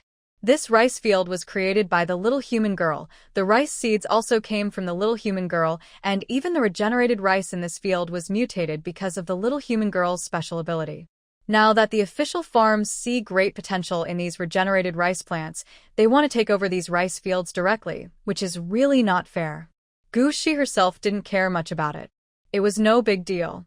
Without these rice fields, would she stop eating rice? At worst, we can just reclaim a few acres of rice fields. It's not that difficult. Gu Shi immediately took the initiative to suggest that these rice fields and the regenerated rice in the fields could be donated to the farm for experiments, thus saving Professor Zhao from the embarrassment. But this child is so sensible, he can't let her suffer, right? So, Professor Zhao made a decision on the spot and allocated the nearby hilltop and the wasteland near the stream to Gu Shi as compensation for the rice fields. I just estimated that the land that Professor Zhao gave us as compensation is about 200 acres. Many of them are right next to the stream and can be directly reclaimed into rice fields. Wei Heng followed behind Gu Shi and said happily, the rice field we had before was only about 10 mu at most. Gu Xiaoxi, we made a lot of money this time. When I get back, I will apply for electronic signing and get the land contract as soon as possible. He talked a lot, but didn't get any response. He looked up and saw Gu Shi in a daze. Gu Shi, Gu Xiaoxi? Wei Heng called out several times before Gu Shi came back to his senses. What? I said we'll make a fortune this time. Wei Heng raised his head and looked at her with concern. Gu Xiaoxi, did something happen to you? In the camp before? Something happened. Gu Shi glanced at him and pressed her finger bones calmly with her left hand hanging by her side, but she couldn't say it. Because Wei Heng was most likely an eye deliberately placed by someone next to her. Although it is very likely that he himself does not know. Gu Shi, what's wrong with you? Why are you looking at me like that? Wei Heng felt something was wrong and frowned slightly. It's okay. Gu Shi shook her head. Her eyes swept across the personal terminal on his wrist and suddenly said, "Contact Huang Er. I have something to discuss with him in person. Ask him to find a way to get out of the city as soon as possible to meet me." Wei Heng frowned slightly. Gu Shi requested to talk to Huang Er in person, which meant that the matter they were going to discuss must not leave any traces on the internet, and time was so urgent. Wei Heng had a lot of questions in his mind, but looking at Gu Shi's exceptionally calm eyes, he just sighed secretly and didn't ask anything. After a while, he heard himself say, "Okay, I'll arrange it." That night, Gu Shi met Huang Er in the woods behind the mountain. Not far away, a private helicopter was parked. Gu Shi first glanced at the helicopter at the other end, and after making sure that there was no one inside, his eyes fell on Huang Er. Huang Er's face looked a little haggard, and his expression was slightly solemn. Now that the Nanching base is under full martial law, it is not easy for him to secretly leave the city this time. Time was limited, so as soon as they met, Huang Er asked straight to the point, "Miss Gu is so anxious to see me. Is there anything you need my help with?" In an instant, Huang Er's face changed slightly and his pupils shrank, but he soon returned to normal. "Miss Gu, what are you talking about? Why can't I understand?" Huang Er frowned slightly and stared at Gu Shi. At the same time, his left hand hanging on one side quickly made another set of weird gestures under the cover of the night. "Password checked. It's one of our own." Gu Shi breathed a sigh of relief. Her bet was right. Xinyu had said before that Huang Er's background was somewhat complicated. Later, he asked someone to conduct a detailed investigation and vaguely found out that Huang Er actually had some connection with the military machinery depot. Later, when Gu Shi saw Huang Er at the gate of Nanching base that day, he discovered that this man was wearing a string of ink-colored beads on his hand. The style of the beads is very ordinary. And that symbol and the string of numbers she just reported were an agreement she had made with someone. Even her former teammates didn't know about this agreement, because someone had a deep social phobia and didn't like the friends around her. So that year, at his strong request, Gu Shi did not share this secret with her teammates. But 30 years later, she saw the symbol again on Huang Er's wrist. So at that time, Gu Shi guessed that this Huang Er might be Lu Qinyuan's man. And Lu Qinyuan was the person who had made a promise with her. Although Lu Qinyuan is a person with severe social phobia, he is also a very meticulous person with social phobia. Otherwise, he would not have become the military's chief weapons expert at such a young age. Over the years, Lu Qinyuan has adopted many battlefield orphans, and Huang Er is one of them. As for whether Lu Qinyuan is trustworthy, in fact, Gu Shi was not so sure. Because back then, she had only known Lu Qinyuan for more than a month before her last expedition because of weapons issues. But now, if Gu Shi wants to use Huang Er, he can only take the risk once. She must seize this opportunity to obtain more information. "I want to know what happened to those 3 wanted criminals." Gu Shi looked into Huang Er's eyes and asked slowly. "They entered number 176. Who did they meet? What did they say? And what about the big riot at number 176 last night?" Huang Er frownete lichtly. Although he didn't know why the little girl in front of him knew the secret code for their internal communication, but since her identity had been confirmed, she was undoubtedly one of his. Huang Er thought about it and advised, "It's best for you and me not to interfere in this matter." After a pause, he added, "This is also what my godfather meant." Gu Shi thought that the adoptive father he was referring to should be Comrade Lu Qinyuan. Why? Gu Shi frowned slightly. She was missing a lot of core information now. She couldn't miss this news again. This is also the only direct breakthrough that has appeared in front of her so far, related to the 30 years when she disappeared. Before the appearance of her crystal core fragments, she, Gu Xiaoxi, could be indifferent to fame and fortune and hide her identity, or she could peacefully hide in the mountains and forests to farm and live a leisurely life. Even if she was forced to take on a revenge script, she could just laugh it off and ignore it. But the premise is that there shouldn't be an eye always staring at her in the dark. She doesn't like it. She doesn't like being watched all the time, and she doesn't like being calculated and used for no reason. Huang Er stared at her eyes for a while, then slowly said, "Because the water here is too deep." Not little people like you and me can afford to wade through it. How deep? Gu Shi raised an eyebrow. At this moment, Huang Er clearly felt a terrifying aura from the young girl in front of him. Calm, yet indifferent. Huang Er subconsciously tensed up his body and squinted his eyes slightly. Then he sighed and asked Gu Shi, "Then do you know how those people on number 176 died last night?" Gu Shi nodded. "I vaguely guessed that killing people and silencing them, right? Not bad." Huang Er was not surprised that she could think of this. After all, he was trained by his adoptive father. "Then have you ever thought about who is the person behind the scenes?" he asked again. Gu Shi thought for a moment. This matter seems to be a game between the Supernatural Research Institute and the South City base, but there should be other forces hidden behind it. Judging from the performance of both parties, neither the Ability Research Institute nor the South City base is likely to take action. After all, their goal should be their own crystal core fragment. But now it's gone. Therefore, neither side is likely to take action before finding the lost crystal core fragment. Moreover, if the people from the Institute of Supernatural Powers wanted to silence the witnesses and hide the news, then they could have given the order to the special forces to shoot the 3 wanted criminals on the spot at the South City Hotel. In that case, there would be no subsequent events. As for the base, it is even more impossible. You have to know that the accident of number 176 is a major accident for which the entire top management of the base will be held accountable. So, there is only one possibility left. Someone is fishing in troubled waters. Gu Shi affirmed.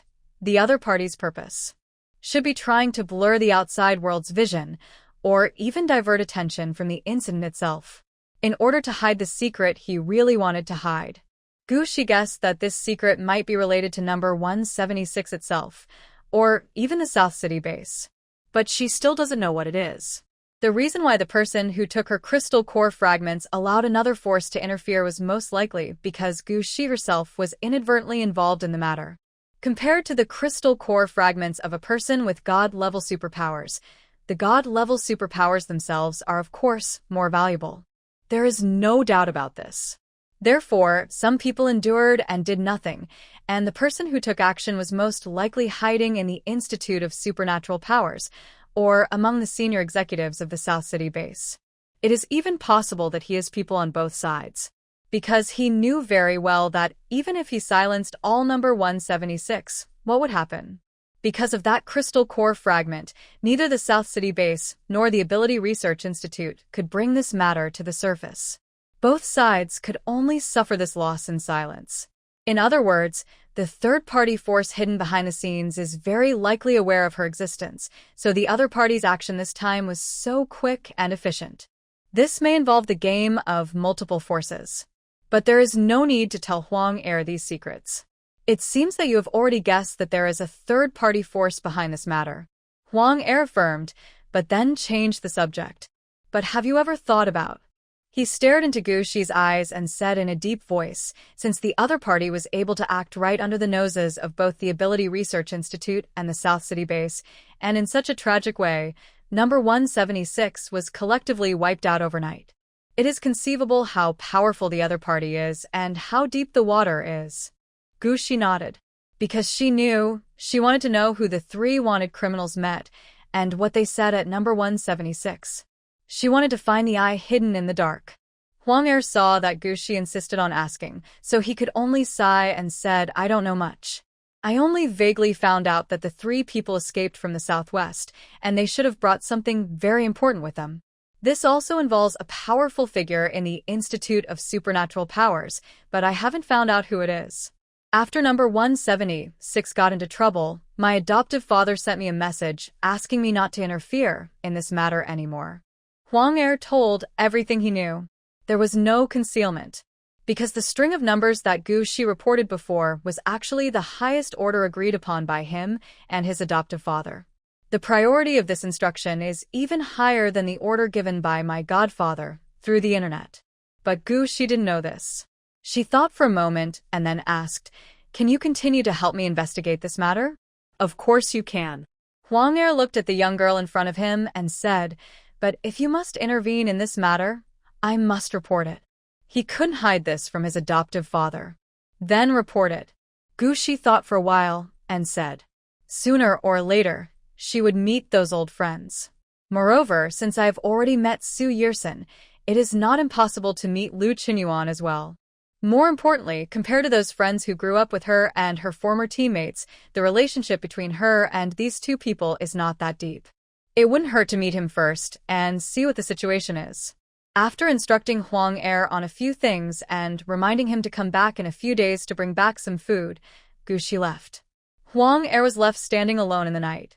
After a while, Huang Er released his mental power, and after making sure that Gushi had gone far away, he opened his personal terminal. Huang Er had heard this kind of sound countless times over the years and had long been accustomed to it, so he didn't think much about it. After returning, Gushi did not go back to his own cabin, but found Qi Xiang. Gu Xiaoxi? Qi Xiang was half asleep when she heard a knock on the door. She opened the door in the dark and saw that it was Gushi. She was stunned for a moment, and then she quickly opened the door and said, "Come in." After Gushi entered the room, she yawned and asked, "Why did you come to see me so late?" "I need your help with something," Gushi said, looking around the room and found that the beauty's room seemed decorated too casually. To put it bluntly, it's a bit messy. Qi Xiang had always been secretly worried that Gushi was only keeping her by his side temporarily because he was interested in her good luck. This means that if Gushi is no longer interested one day, she may lose this long-term meal ticket at any time. Qi Xiang didn't want to lose this long-term meal ticket. So now when she heard Gushi say that she needed her help, she instantly woke up from her sleepiness and became very energetic. Gu Xiaoxi came to her alone late at night to ask for help. What does this mean? It means that Gushi treats her as his own. It also means that her long-term meal ticket is secure. Tell me, what's the matter? Qi Xiang immediately straightened his back and was ready for battle. This was the first time she had asked for a meal ticket, and she had to seize this opportunity to demonstrate her own value. Gushi stood opposite her, looked into her eyes, and said slowly, "I want you to help me investigate someone." Ah? Qi Xiang was stunned for a moment. Shouldn't he go to Xinyu for this kind of thing? But soon, she came to her senses and agreed immediately. Of course, no problem. Who do you want to check? Gushi said a name. Qi Xiang was a little surprised. She couldn't understand why Gushi wanted to investigate this person, but Qi Xiang cleverly suppressed his curiosity and didn't ask anything. He just said solemnly, "Don't worry, leave this matter to me." "Thank you." Gushi thanked her seriously. If Wei Heng really had someone deliberately arrange the eyes around him, then, when one day, this unknowing eye gradually loses control, what will the person behind it do? He will definitely find himself a new eye. Then, he calmly and naturally placed the new eye next to himself. After leaving Qi Xiang's cottage, Gushi stood alone in the yard in silence for a long time. It took so long that Dahong, who was resting in a corner of the yard at night, couldn't hold it anymore and kept stealing glances at her. This human woman is so strange tonight. She didn't sleep for most of the day and came here to threaten the chickens? Didn't she just steal 2 of her eggs? But didn't she hatch and raise those little hens with great effort? What's wrong with her taking 2 eggs? Dahong felt wronged. But Dahong didn't dare to say anything. Because Dahong is a chicken who knows how to adapt to the changing times. When it was almost dawn, Wei Heng was the first to get up. Seeing Gushi standing alone in the yard in silence, he opened his mouth, but in the end he said nothing. He just turned around and went to the kitchen silently. Before meeting Huang Er that day, he had looked for Yi Junan. After exchanging a wave of information in secret language, Yi Junan asked him casually why he chose to come to the South City base after leaving the Special Forces. The tacit understanding of fighting side by side for many years made Wei Heng understand Yi Juanhan's implication almost instantly. Was it a coincidence that he came to the South City base? Or was he influenced by something subconsciously? Wei Heng was not stupid. He had no doubts before, he just didn't think about it. Besides, he was a useless person at that time. Who would plot against a useless person for no reason? But now think about it. What if this whole thing was a conspiracy from beginning to end? Someone has been eyeing Gu Shi for a long time, so they used that incident to destroy him, and then quietly sent him to Gu Shi. The more Wei Heng thought about it, the more frightened he became. Has he unintentionally become someone else's eyes? Or maybe a chess piece to test Gu Shi? After Gu Shi left last night, Wei Heng tossed and turned all night long. He carefully went through the events of the past year in his mind several times. Finally, one thing was confirmed. As soon as Wei Heng left, Shinyu also opened the door. He walked straight to Gu Shi and looked her up and down. Why are you standing here? You haven't slept all night? Gu Shi turned back to look at him. Have you come out with the results of the last case involving mutants in the laboratory? Shinyu smiled, narrowed his peach blossom eyes slightly, and said meaningfully, I thought you wouldn't ask? Gu Shi stared into his eyes and said slowly, Food is the foundation of the country. If experiment number 1 can really stabilize the coefficient of variation, it will definitely become the focus of attention of all parties. It's impossible without watching, Gu Shi said, looking up at the forest behind him. 30 years after the end of the world, although human order has been restored, the major bases are not united. This can be seen from the Nanjing Hotel incident and the subsequent incident number 176. The 2 professors are from the central base, and the experimental field is at the Nanjing base. Shinyu, who is responsible for the safety of the 2 professors, is from the military. Looking through the pipe, Gu Shi could see many problems no matter how little information he had. Shinyu shrugged, stood next to her, and followed her gaze to the mountains and forests behind. The twilight is beginning to appear, and the mountains are shrouded in clouds and mist. It's very beautiful, but also very strange. After a while, he turned his head and looked at Gu Shi. Don't worry, with Yang Qi here, there won't be any problems in the laboratory. Gu Shi turned around and looked at him calmly, non-committal. At this moment, Wei Heng suddenly poked his head out from the kitchen and shouted, There are not enough eggs. Who is that? Go to Da Hong's place and pick up a few eggs and come back. That person is Shinyu. Shinyu touched his nose and lazily walked towards the chicken coop. Since the little hen at home started laying eggs a few days ago, Gu Shi asked Wei Heng to cook them. At first, Wei Heng and others refused to eat. Later, it smelled really good. Gu Shi was not a stingy person, so she let Wei Heng watch the cooking every morning. Shinyu has always been very good at eating. After walking around Da Hong and walking to the chicken coop behind it, Shinyu suddenly frowned. No. Why did he feel that there were a few eggs missing today?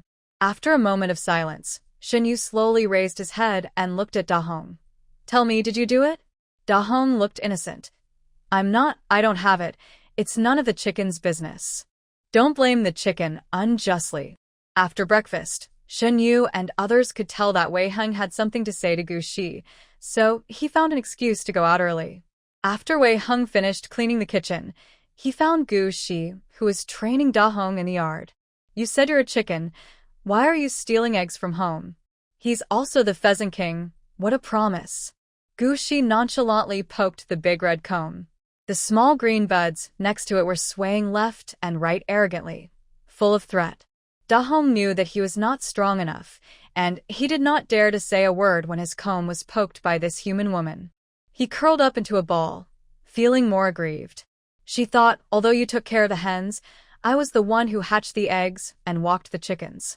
I have worked hard, so why can't I eat eggs? Da Hong didn't dare to argue with Gu Shi.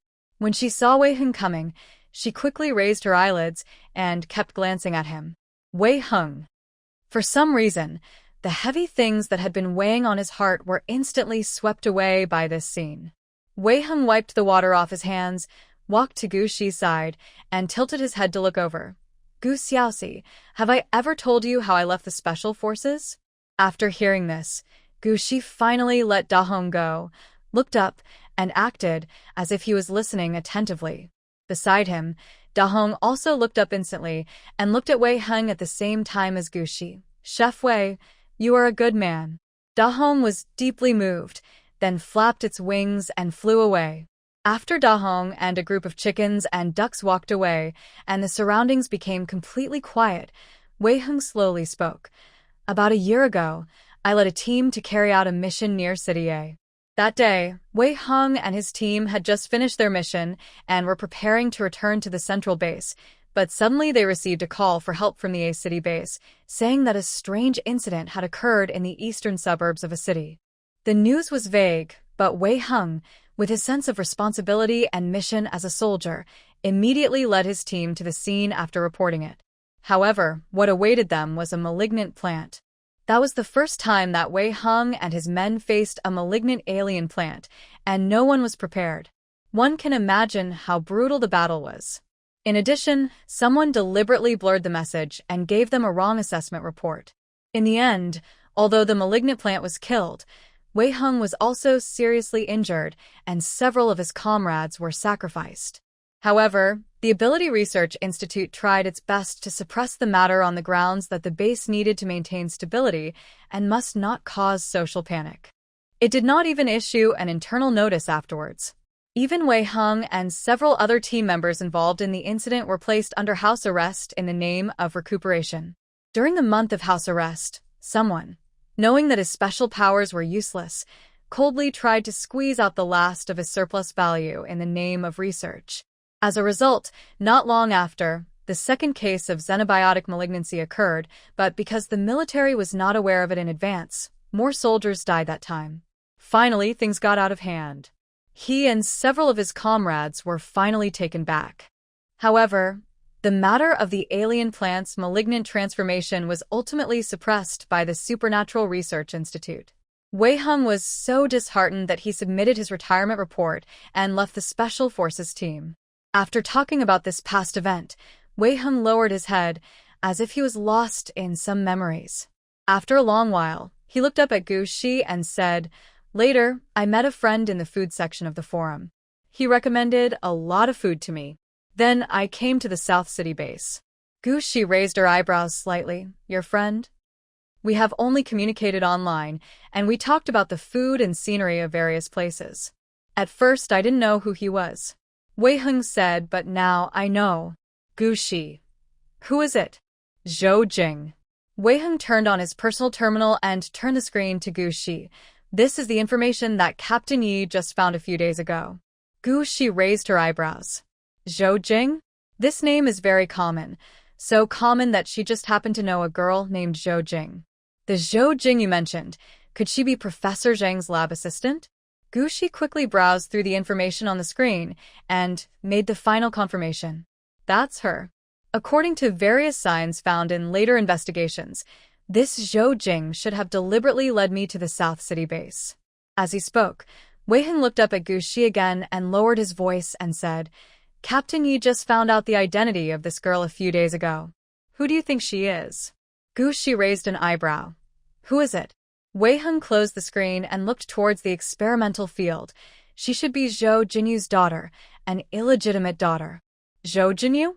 The low-key director of the Institute of Supernatural Powers? The rumored former lover of Yi Xian?"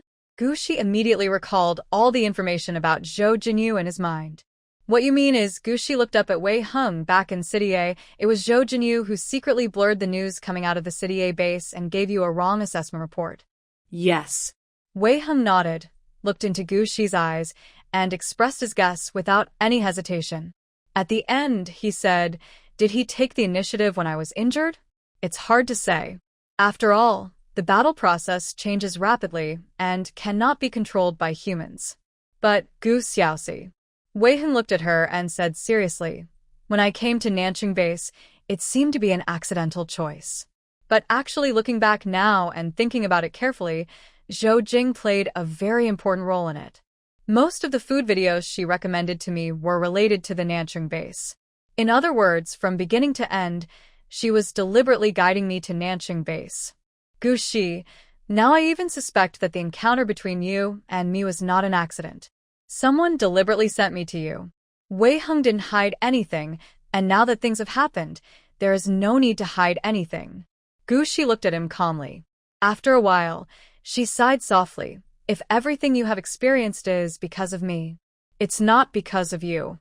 Wei Hung interrupted her. "Gu Xiaoxi, don't put everything on your shoulders." In fact, given his physical condition at the time, He wouldn't have been able to hold on for long even if the incident in City A hadn't happened. The X energy in his body could no longer be suppressed. If it could not be effectively purified, something bad would happen sooner or later. Thinking of this, Wei Heng suddenly felt that maybe he should thank that person, because it was that person who painstakingly sent him to Gu Shi. From then on, his fate changed completely. Wei Heng suddenly smiled. Gu Shi looked at him puzzledly. What are you laughing at? I'm laughing. Can this be considered a blessing in disguise? Wei Heng said. Gu Shi raised an eyebrow. Maybe? Wei Heng tilted his head and looked at her. Gu Xiaoxi, you said that person helped me so much. How should I thank him? Gu Shi thought about it and thought that this was a good question. It's worth pondering. It's worth pondering. In the afternoon, after listening to the radio for a while, Gu Shi slowly walked out of the yard. Not far away, beside a stream, Professor Zhao and several laboratory assistants were busy in the rice field where a wave of regenerated rice had just been harvested yesterday. As soon as Gu Shi walked over, a tall girl with long hair and a scholarly air smiled at her and said, Gu Shi, you're here. Well, I came to discuss something with the professor. Gu Shi smiled. This girl is Zhou Jing. As the name suggests, she looks like a very quiet girl. You want to turn all the nearby hills into orchards? You also want to contract a few hundred acres of land to grow crops? After hearing Gu Shi's request, Professor Zhao was stunned for a moment, then frowned slightly. Nowadays, the food crisis is getting more and more serious. Everyone is working hard to ensure that people across the country can eat their fill as soon as possible. As for fruits, to be honest, even if Professor Zhao had applied for this project, he would have put it very far down the list. Gu Shi nodded, and his eyes inadvertently swept over Zhou Jing, who was squatting at the edge of the field and responsible for sampling. What a nice girl. She once gave Qin Yi an orange. It was said that the orange was specially mailed by her friend from the central base. Unfortunately, Gu Shi withdrew his gaze and turned to discuss the matter of developing an orchard with Professor Zhao. She guessed that the person behind her must have thought that after she suddenly saw the fragments of her crystal core, she would be furious and eager to find out the truth of the matter. This is common sense. But Gu Shi refused. Years of fighting career and countless life and death crises have taught Gu Shi one thing. The more critical the moment, the more calm and collected one must be. If you lose patience and act rashly, you will suffer great losses. And now is the critical moment when the other party hopes she will lose her patience. Therefore, she now wants to use the other person's eyes to tell that person openly that she, Gu Xiaoxi, now only wants to develop her farming business. Of course, this is not just because she wants to paralyze the other person and interfere with his vision. Also, Gu Shi really likes farming, and it involves one of her little secrets. A little secret that only her teammates back then would know. It turned out that when the 8-year-old Gu Shi was bloodthirsty for the first time in the zombie tide, he was so angry that he almost lost his mind and accidentally hurt his teammates. Li Ming was worried that given her condition at that time, she might get into big trouble after returning to the base. So, he thought of many ways to make Gu Shi calm down and return to normal as soon as possible. Later, Qi Ran found some videos from before the end of the world, saying that they were specially designed for Gu Shi's situation, to treat some kind of mental illness. Then Li Ming discovered that among those videos, little Gu Shi particularly liked to watch those related to farming. A few days later, the little girl's mood calmed down, and the murderous and hostile intent lingering between her brows mysteriously disappeared. Li Ming has been cunning since he was young. He was only 13 or 14 years old at that time, and he was worried that after the people at the base knew about this situation, they might use it to target Gu Shi in the future, so he gave a strict order, not allowing his teammates to tell this matter to anyone. Gu Shi admitted that what happened in the past few days did cause her emotions to fluctuate. Gu Shi announced publicly that he would start his own farming business, and he also wanted to see if there were any shadows of the old people behind this matter. She used herself as bait. But I don't hope to catch any fish. This is very contradictory. After listening to Gu Shi's farming plan, Professor Zhao frowned slightly. He is not the kind of old-fashioned nerd who only cares about doing scientific research. It is not easy to live in the end times. In the end times, people who are too pure cannot survive. Professor Zhao was able to reach his current position, so he must be a very insightful person. He also vaguely knew that the nature of this official farm was somewhat special. It's just. He always felt that although Gu Shi seemed easy to talk to, he was actually not that easy to control. Professor Zhao frowned as he looked at the young girl in front of him. Thinking of the information vaguely revealed from above, he sighed secretly. Gu Shi stood opposite Professor Zhao, his eyes quietly glancing at a few young people busy in the rice fields. They are Professor Zhao's laboratory assistants, all from the Agricultural University of the Central Base. There is nothing wrong with their identities. They have a clean background, are successful in their studies, and have a promising future. In the end, they are all good young people. But privately, Yang Qi is Shinyu's cousin, and Zhou Jing is Zhou Jinyu's illegitimate daughter. Who knows that the remaining few have no other identities? Gu Shi thought for a moment and said, Professor, I have something to ask you for help. As you know, the land around here is now allocated to the farm, and I want to contract some more from the farm. That's no problem. Professor Zhao agreed, without thinking. After the end of the world, the population dropped sharply. Nowadays, large tracts of land outside are abandoned. What is lacking is never the land, but the people who work the land. Gu Shi is a wood-type person with abilities and talents. She wants to contract more land to grow food. This is a good thing, and the superiors will not refuse. Only. Xiao Gu, let me help you solve the land contracting problem. You can get as much as you want. But Professor Zhao smiled and said, Our farm will have the priority right to purchase the crops you grow. Of course, don't worry about the price. The organization will never let you suffer any loss. That's no problem. I agree. Gu Shi agreed immediately. Selling it to the farm would save trouble, effort, and travel expenses, so it would be worth it. However, thinking of her plan with Huang Er, Gu Shi glanced at the rice field nearby and found several young people pricked up their ears. She asked in embarrassment, but the output of my own 100 mu of land. Professor Zhao also vaguely knew something about her cooperation with the military. After thinking about it, he decided that he couldn't just catch one sheep and pull its wool hard. He had to leave some wool for the children, right? He smiled and said, That is the land allocated to you by the state. Of course, you have the final say. Thank you very much. Gu Shi thanked him sincerely and said, You can come to me for samples at any time in the future. If you have other requirements, you can also ask for them. I will definitely cooperate. Professor Zhao's attention was diverted. Oh, so what seeds do you have now? What do you plan to plant first? Gu Shi opened his personal terminal. Wei Heng and I have applied for some crop seeds. Would you like to take a look? However, these seeds will not arrive for a few days, so I plan to plant some fruits first. Anyway, the seeds are ready. Professor Zhao frowned slightly and gently reminded, The planting cycle of fruit trees is too long, and Lao Zhang and I are very busy recently, I'm afraid. Gu Shi smiled and said, Professor, why use a butcher knife to kill a chicken? I will try to grow some here first, and then ask you for advice if I encounter any problems.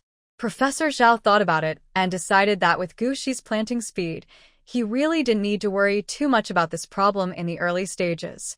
As for the problem of the tree's growth mutation after the fruit matured, we'll see when the time comes. Maybe the data will bring some surprises? After all, Gu Shi's planting talent is quite different from that of other wood-type psychics. Professor Zhao thought about it and nodded. Okay. After a pause, he asked again. By the way, Xiao Gu, when do you plan to start planting? When the time comes, I will send someone over to take samples. Gu Shi said, It's better to do it today than to wait for a better day. I plan to plant some oranges and bananas first. Professor Zhao quickly recalled the growing conditions of oranges and bananas and nodded. Okay. I'll let. Looking at several students busy working in the rice fields, Professor Zhao was a little hesitant. Which student would be more appropriate to follow up on this matter this afternoon? Each of his students is probably not simple. Gu Shi directly asked, How about you ask Xiao Zhou to come over this afternoon? Professor Zhao's eyes fell on Zhou Jing, who seemed to be concentrating on taking samples in the rice field not far away, and he frowned slightly. But in the end, he didn't say anything and just called Zhou Jing over. Zhou Jing was a little surprised. She didn't expect Gu Shi to choose her. Gu Shi pursed her lips and smiled. Chini will come to help in the afternoon. I heard her say. You two also gave each other an orange. Isn't it useful now? Although, your original purpose of giving that orange may have been other than drinking. No one knew what Zhou Jing was thinking, but she didn't show any abnormality on her face. She smiled and said, Okay, then what time do you start in the afternoon? I'll come over early to help. After agreeing on what to do in the afternoon, Gu Shi squatted by the rice field and helped Professor Zhao pull out some weeds. It was not until Wei Hung came to call her back for dinner that Gu Shi politely said goodbye. On the way back, Wei Hung asked in a low voice, Why did you choose her? Gu Shi tilted her head. Wouldn't it be better to choose her? Since someone took so much pains to send this eye to her, she should at least give it a place to use it, right? Too risky. Wei Hung frowned slightly and disagreed. This Zhou Jing is not a simple person, and we still haven't figured out how she was sent to Zhou Jinyu. In other words, this Zhou Jing is most likely not just Zhou Jinyu's man, but also someone else's spy. Isn't that just right? Gu Shi raised an eyebrow and said, We have to give people a chance, right? Without that vine, how can we find the melon? Wei Hung frowned and said, But Huang Er will come to get a batch of food in a few days. You should bring Zhou Jing with you at this time. Gu Shi tilted her head to look at him. But even if I don't keep Zhou Jing by my side, I can't hide the fact that Huang Er came to get food from her at all. The incident at the Nanchang Hotel caused such a big stir at the time that so many people saw her and Huang Er in the same private room after the incident that day. This matter cannot be concealed at all. In this case, why not turn the darkness into light? This can just cover up the true relationship between her and Huang Er. Li Ming once said that the best way to hide a secret is to expose another secret related to it. When your enemy thinks he has figured out the secret, he will subconsciously ignore whether there are other secrets hidden behind this secret. More importantly, Gu Shi raised his head and looked towards the distant mountains. The position of the eyeliner should be under the eyelids, right? Wei Hung was thinking of something. His expression was calm, but his heart was already in turmoil. After a while, he sighed, looked up at Gu Shi's eyes, and exclaimed, Gu Xiaoxi, you are so brave. Who is Zhou Jinyu? Gu Shi actually dared to set her sights on him. How dare she? Gu Shi retracted his gaze, smiled, and said nothing. Experimental field. Staff dormitory. Has she begun to doubt you? Zhou Jing heard the hoarse voice coming from her personal terminal and subconsciously frowned. Probably not. I haven't had direct contact with her before. Really? The person opposite interrupted her. What about Qi Xiang? Didn't you suspect that Qi Xiang's purpose of staying in the south was also for her? You have been in contact with Qi Xiang, so could it be that Qi Xiang discovered something? That woman's luck has always been a bit weird. Just then, some noisy sounds were faintly heard outside. Zhou Jing quickly ended the call and closed the screen. She walked lightly to the window and quietly opened the closed curtains a little. She saw Qi Xiang chatting and laughing with a few young men in the yard not far away. She looked so relaxed that the words female sea queen were almost engraved on her forehead. But those men still fall for her tricks. They are all superficial things that only look at the face. Zhou Jing's face turned cold. She let go of the curtain in her hand, turned her back, and simply decided to ignore it. Zhou Jing really dislikes Qi Xiang. She was just a little orphan with unknown origins and unknown parents, but luckily she was adopted by the famous Dr. Qi, who spoiled her in every way and made her live a life that everyone envied. But what about yourself? She is clearly that man's biological daughter, but she is not allowed to recognize him. She lives like a rat in a gutter. Zhou Jing felt like she was Qi Xiang's control group. Qi Xiang went to the agricultural college, and that man sent himself to the agricultural college as well. Qi Xiang said that she wanted to marry Yi Junhan, and that person asked her to deliberately get close to the people around Yi Junhan. Even this time, she had finally secured this mission. She had clearly left the central base, left Qi Xiang's living circle, and came to South City. But that woman Qi Xiang, like a ghost, actually followed her. And even arrived first, getting one step closer to her target. The purpose of Zhou Jing's existence seems to be to set off Qi Xiang. In the evening, after Qi Xiang came back, he rubbed against Gu Shi and whispered, "There is some progress on the matter you asked me to investigate." Gu Shi raised his eyebrows and looked over. Qi Xiang said excitedly, "During the lunch break at noon, I went to the staff dormitory over there for a stroll and found out a lot of things. The ones around him, Xiao Lu and Xiao Chun, were a little ambiguous some time ago, and recently they seem to have set their sights on Yang Qi. And there's Fong Fong, the quiet one. I heard her family has a very strong background. Oh, by the way, Lu Yan is pursuing that guy from the security team recently." Gu Shi. "What's going on here? It smells like gossip." She even began to doubt whether it was the right decision to let Qi Xiang investigate that person. "Is that all?" Gu Shi asked after a moment's pause. Qi Xiang gave her a look that said, "You don't understand this," and said calmly, "Gu Xiaoxi, you have to know that it is human nature to like to watch the fun. Even people who have received special training will be affected to some extent if they live in that kind of atmosphere for a long time. Moreover, in order to appear sociable, they will also take the initiative to share some gossip, which they think is insignificant, in the process of joining in the fun. But a truly smart person will unravel the mystery and get the information he wants." Qi Xiang finally concluded his theory. "Otherwise, where do you think those intelligence dealers get their information from? And why do they keep going to those places in the market for so many years? Isn't it because it is human nature to love watching the fun? Sometimes, the thing that people can't control the most is their own mouth." The beautiful Lady Qi held her chin and sighed deeply. Gu Shi thought for a moment and agreed with her theory. "You are right. Li Ming seemed to have said something similar before. But, so, what have you analyzed from these gossips?" Gu Shi asked slowly. Qi Xiang froze for a moment, then said confidently, "Well, I'm good at finding out gossip, but analyzing intelligence is not my strong point." Gu Shi raised an eyebrow. "So?" Qi Xiang gave her an idea. "You have to find Yang Qi for this matter. That guy has a quick mind. In a word, professional matters should be left to professionals." Gu Shi. Yang Qi sneaked over in the middle of the night. For this purpose, Gu Shi specially asked Wei Heng to stew a big pot of mushroom chicken soup as his overtime compensation for tonight. The combination of fresh mushrooms and chicken is a perfect match.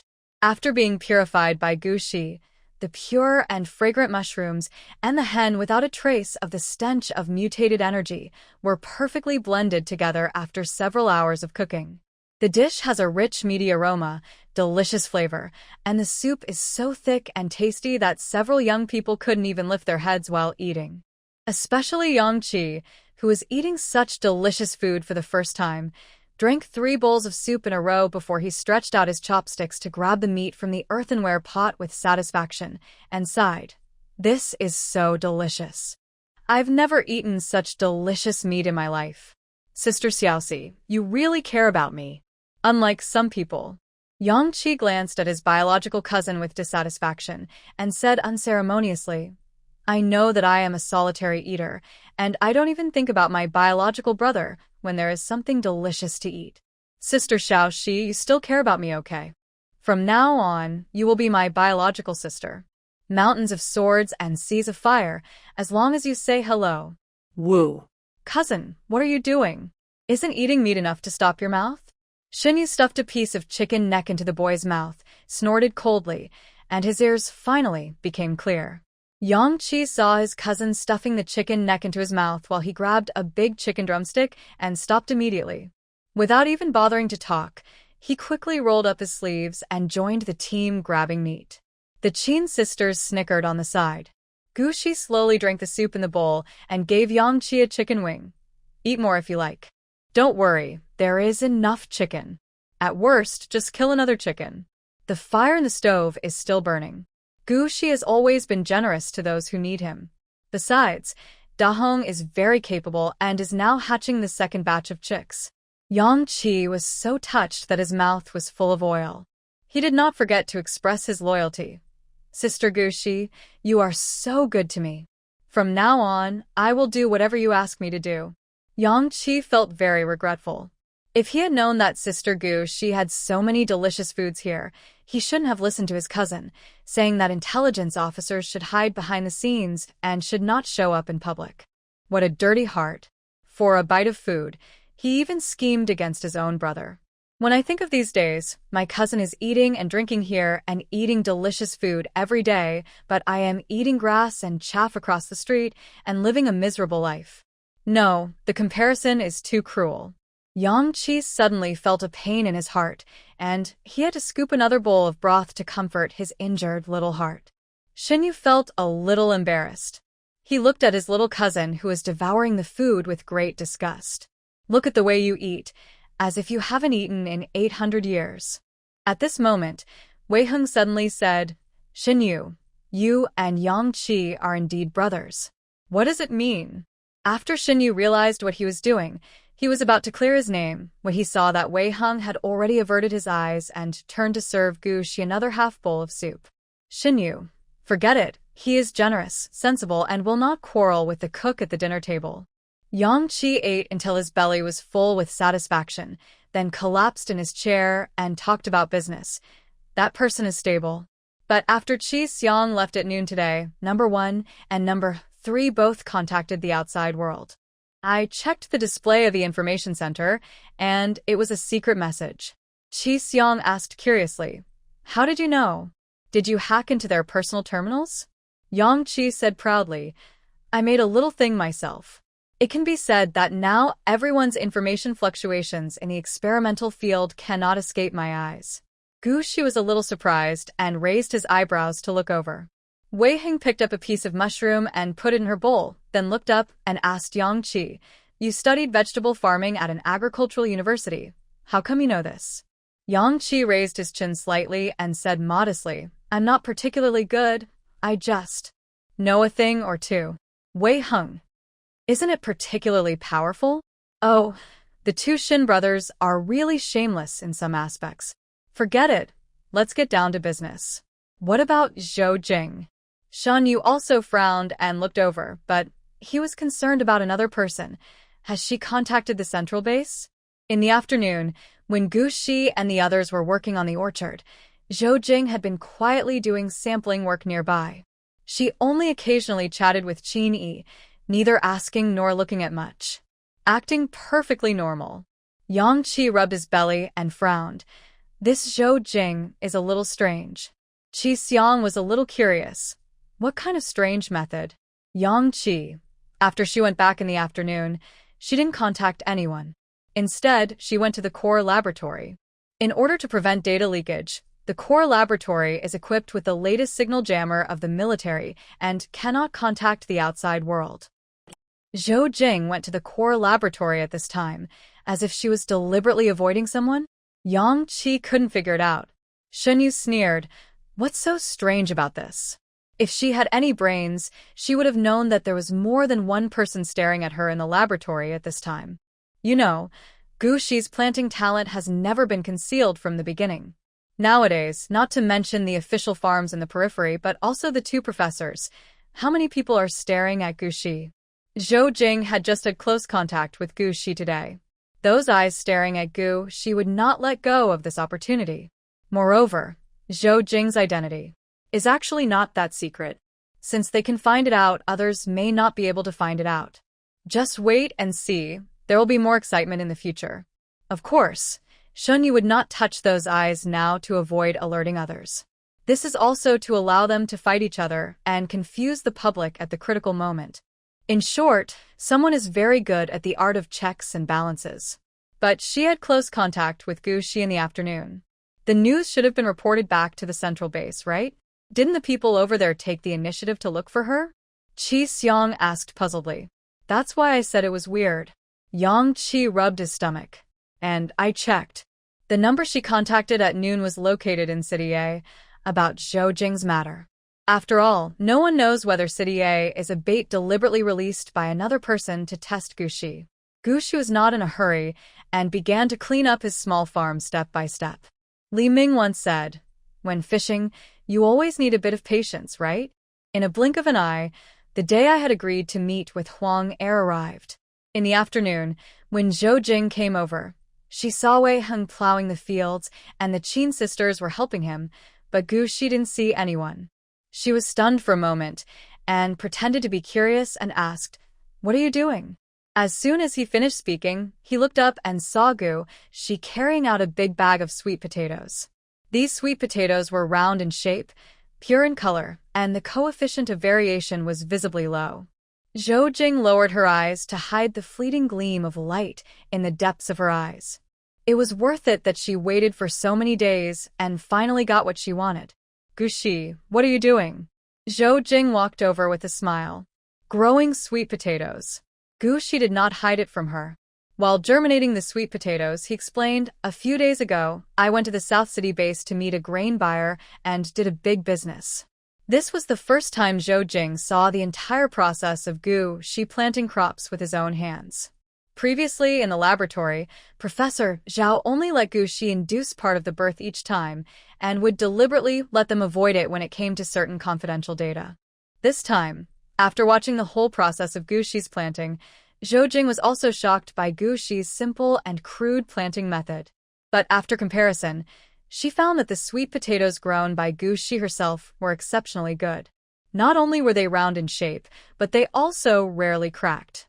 Compared to the large patch of fruits next to it that Qin helped to bring about, the coefficient of variation seems to be about the same, but there are indeed quite a few crooked and misshapen ones. The appearance alone is quite different. Of course, as a food, as long as the coefficient of variation is low enough, appearance is not really important. But Zhou Jing knew very well in her mind that this at least proved that Gu Shi's control over supernatural powers was much more precise than that of Qin, a high-level wood-type supernatural power user. When thinking of Gu Shi's simple and crude planting method, Zhou Jing's heart was suddenly filled with shock. Even a high-level wood-type mutant like Qin cannot take care of the growth of each sweet potato under such a fast planting method, but Gu Shi can. What does this mean? Is Gu Shi's ability really only at level 4? Zhou Jing looked at the little girl squatting on the ground picking sweet potatoes in disbelief, but soon withdrew her gaze. After a while, she walked over to Wei Heng with a basket of sweet potatoes, glanced at the sweet potatoes in his basket, then looked at the ones in her own basket, and frowned slightly. "Why do I feel that the sweet potatoes in your basket look better?" Zhou Jing expressed her confusion frankly, and even rummaged through the two people's frames in front of Wei Heng. She is a scientific researcher. If she can't even notice this little difference, it would be inconsistent with her personality. Wei Heng glanced at her, straightened his chest, and said proudly, "Of course, these are grown by Gu Xiaoxi of my family. How can they be the same as others?" Zhou Jing. She wanted to ask a few more questions, but she heard the roar of a helicopter in the distance. That Huang Heir actually used a helicopter to transport sweet potatoes in such a grand manner? Wasn't that a bit too high profile? Zhou Jing frowned slightly. Zhou Jing had no say in what happened next. Gu Shi and Wei Heng were selling sweet potatoes for business, and they had already strode over to greet Huang Heir. She wanted to go over and listen, but her good friend Qin pulled her aside and started gossiping about certain people. Zhou Jing. After Huang Heir left on the helicopter, Zhou Jing looked at Wei Heng again. She had communicated with this man online for some time, and Zhou Jing was confident that she could get words out of him smoothly. But Wei Heng patted his ace, turned around, and went back to make dinner. Zhou Jing. The sky gradually darkened, and it was almost time for dinner. Zhou Jing didn't want to stay any longer. During this time, she hinted at Qin, but the sweet girl said that she was just a freeloader, so. Zhou Jing. Never mind, I'll find another chance next time. Fortunately, today was not a complete failure. Zhou Jing lowered her eyes and glanced at the toolbox in her hand, and the gleam in her eyes disappeared in a flash. After dinner, several young people gathered in the yard to talk as usual. Xinyu took advantage of Wei Heng's time to wash the fruits and occupied his recliner first. He lazily asked, "How did I hear that someone came to Wei Heng to rekindle their old relationship today?" Wei Heng frowned slightly. Qin Shi, on the other hand, briefly told what happened in the afternoon. At the end, she specifically pointed out, she took a total of 8 sweet potatoes back, 6 of which were grown by Gu Shi. Xinyu snorted lightly. That would be interesting. Gushi raised her eyebrows in surprise and heard Shinyu say, Zhou took 4 sweet potatoes back to the laboratory today. When she left, Yang Qi checked that there were no sweet potatoes in her toolbox. Qi Xiang touched his chin and asked curiously, in other words, she secretly hid 4 sweet potatoes? Shinyu shook his head and said, it's not that simple. As he spoke, he opened his personal terminal, enlarged the light screen, and raised his chin for everyone to see. This is a surveillance video. The shooting angle looks very secretive. In the quiet, deserted wilderness, the sky was getting darker little by little. When Zhou passed by a hillside, she quickly threw 2 sweet potatoes out. This video should have been taken by Zhou on her way back from Gushi. After watching the video, Qi Xiang frowned slightly. This is wrong. Why are there still 2 sweet potatoes missing? Wei Heng stood aside with a large basin of grapes and frowned slightly. Shinyu tapped the personal terminal on his wrist with his fingertips. I asked Yang Qi to check all the surveillance cameras along the way, and Zhou was under camera surveillance throughout the whole process. But the strange thing is that when she returned, in the toolbox, there are really only 4 sweet potatoes left. Where did the other 2 sweet potatoes go? Who took it away again? It was obvious that Zhou had accomplices in the experimental field, and there were even more than one.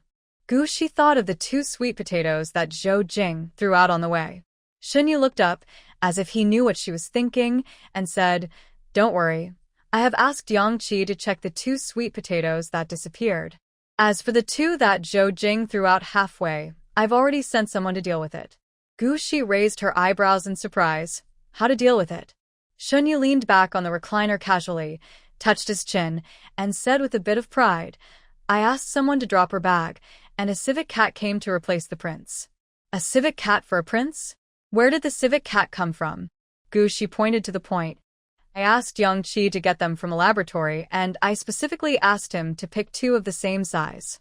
Shinyu seemed to know what she was worried about, paused, and then specifically added, don't worry. It's not the batch of grain sent from the base. That tone was quite meaningful. Gushi was a little surprised. She didn't expect Shinyu to be so sharp. In fact, the grain seeds sent by the base to the experimental field have a very low coefficient of variation, and they look not much different from the batch of sweet potatoes she deliberately controlled to plant for others to see this time. And the real difference between the 2 probably lies in this. The sweet potatoes sent as food seeds from the base have all been handled by the healing department. Ordinary people may not be able to see the difference here, but those who are thoughtful will definitely see it. Gushi looked at Shinyu calmly. She didn't know how much he had already guessed. Just then, Shinyu touched his nose and stopped talking. Wei Heng sneered, knowing that this man had something up his sleeve. The 2 sweet potatoes might have been sent somewhere at this moment. At this moment, Gushi's personal terminal rang twice briefly. At this time, everyone looked up. Gushi was also startled. Someone messaged her? But there are very few friends in her address book. The few friends she has are almost all around her now. The person who sent the message is. Gushi was surprised, but she still lowered her head and opened her personal terminal. The message turned out to be from Lu Shilu. Xiao Lu is not a little pomegranate. 0022015557 SXDFF 15555. Gushi stared at the seemingly irregular string of numbers and letters on the light screen for a long time, then suddenly laughed. 30 years have passed, and that person has not changed at all. At this moment, Lu Shilu deleted the previous message and sent another one. Little 16 is not little pomegranate. Ms. Gu, I will be transferred to the South City base in a while. Wei Heng, who was standing aside, also saw the message and felt inexplicably complicated. He looked up at Gushi and asked in a low voice, What is this? A friend. Gushi said with his head down. Wei Heng was stunned. He suddenly realized that Gushi also had friends that he didn't know about. They must have known each other before they met, right? Otherwise, he wouldn't have not known. After all, they had been together almost every day since the day he picked up Gushi. He also knew everyone Gushi knew. Thinking about Gushi's past, Wei Heng lowered his eyes. When will your friend come over? Wei Heng pretended to be nonchalant, but actually asked carefully, Do you need me to prepare in advance? the ingredients in the kitchen. No need to make any special preparations. Gu Shi's eyes fell on his lonely face. After thinking for a while, she picked a big strawberry from the fruit bowl and handed it to him. I'll introduce you to each other then. You should be able to get along well. Gu Shi wasn't quite sure either. After all, Lu Chunyuan was a socially anxious person back then. I wonder if his social anxiety has improved after all these years? Wei Heng stared at the strawberry in his hand for a long time, then suddenly took a big bite. It was fragrant and sweet, worthy of being the fruit grown by Gu Shi himself. Tasty. That's right. Today's big strawberry seems to have a slightly sour taste in its sweetness. Wei Heng swallowed the sour taste hard. His mood at the moment was like an old father watching his child, whom he had raised with great difficulty, suddenly have a circle of friends that he didn't know about. It's so complicated. Gu Shi also took a big strawberry to eat. While eating, she suddenly asked, "Do you have pomegranate seeds at home?" Lu Chunyuan seemed to like eating pomegranates. She had no stock in her space, so she could only plant them now. Wei Heng suddenly felt that the big strawberry in his hand became more sour. No. Wei Heng endured the bitterness in his heart while eating strawberries and said vaguely, "Professor Zhao didn't apply for pomegranate seeds last time, but if you need it, I will go back to the camp tomorrow to check. What else do you say? No need to prepare anything special. This person hasn't arrived yet, so I'm going to prepare the fruit that he likes to eat." Wei Heng was already feeling jealous, but someone came to cause trouble. It's Xiao Lu. Shinyu came over at some point, glanced at Gu Shi's light screen, and answered lazily, "This kid, why didn't you notify me in advance when he was coming?" Wei Heng. Wei Heng felt even more sad. From Shinyu's familiar tone, it was obvious that he knew this person named Xiao Lu and not Xiao Pomegranate. So, when did they have a secret behind his back? There was a wolf in front of him and a tiger behind him. How could he guard against it? Thinking of him as an unmarried young man, it broke the old father's heart. Gu Shi saw something was wrong with Wei Heng's mood and was about to say something. Wei Heng swallowed the remaining half of the big strawberry in his hand and looked up at Gu Shi. "Gu Xiaoxi, can your friend cook?" Gu Shi. "So, this is what you have been struggling with for a long time? It's a little strange." Seeing that Wei Heng was still looking at him unwaveringly, Gu Shi thought for a moment, shook his head, and said uncertainly, "It should be." Not. In her memory, Lu Chunyuan's hands were slender and powerful, as if they were born to wield weapons. Using a pair of hands like that to cook? Gu Shi really couldn't imagine it. Wei Heng was immediately relieved. It seemed that they were not very close friends. After he was completely relieved, Wei Heng asked, "How did you two know this little 16?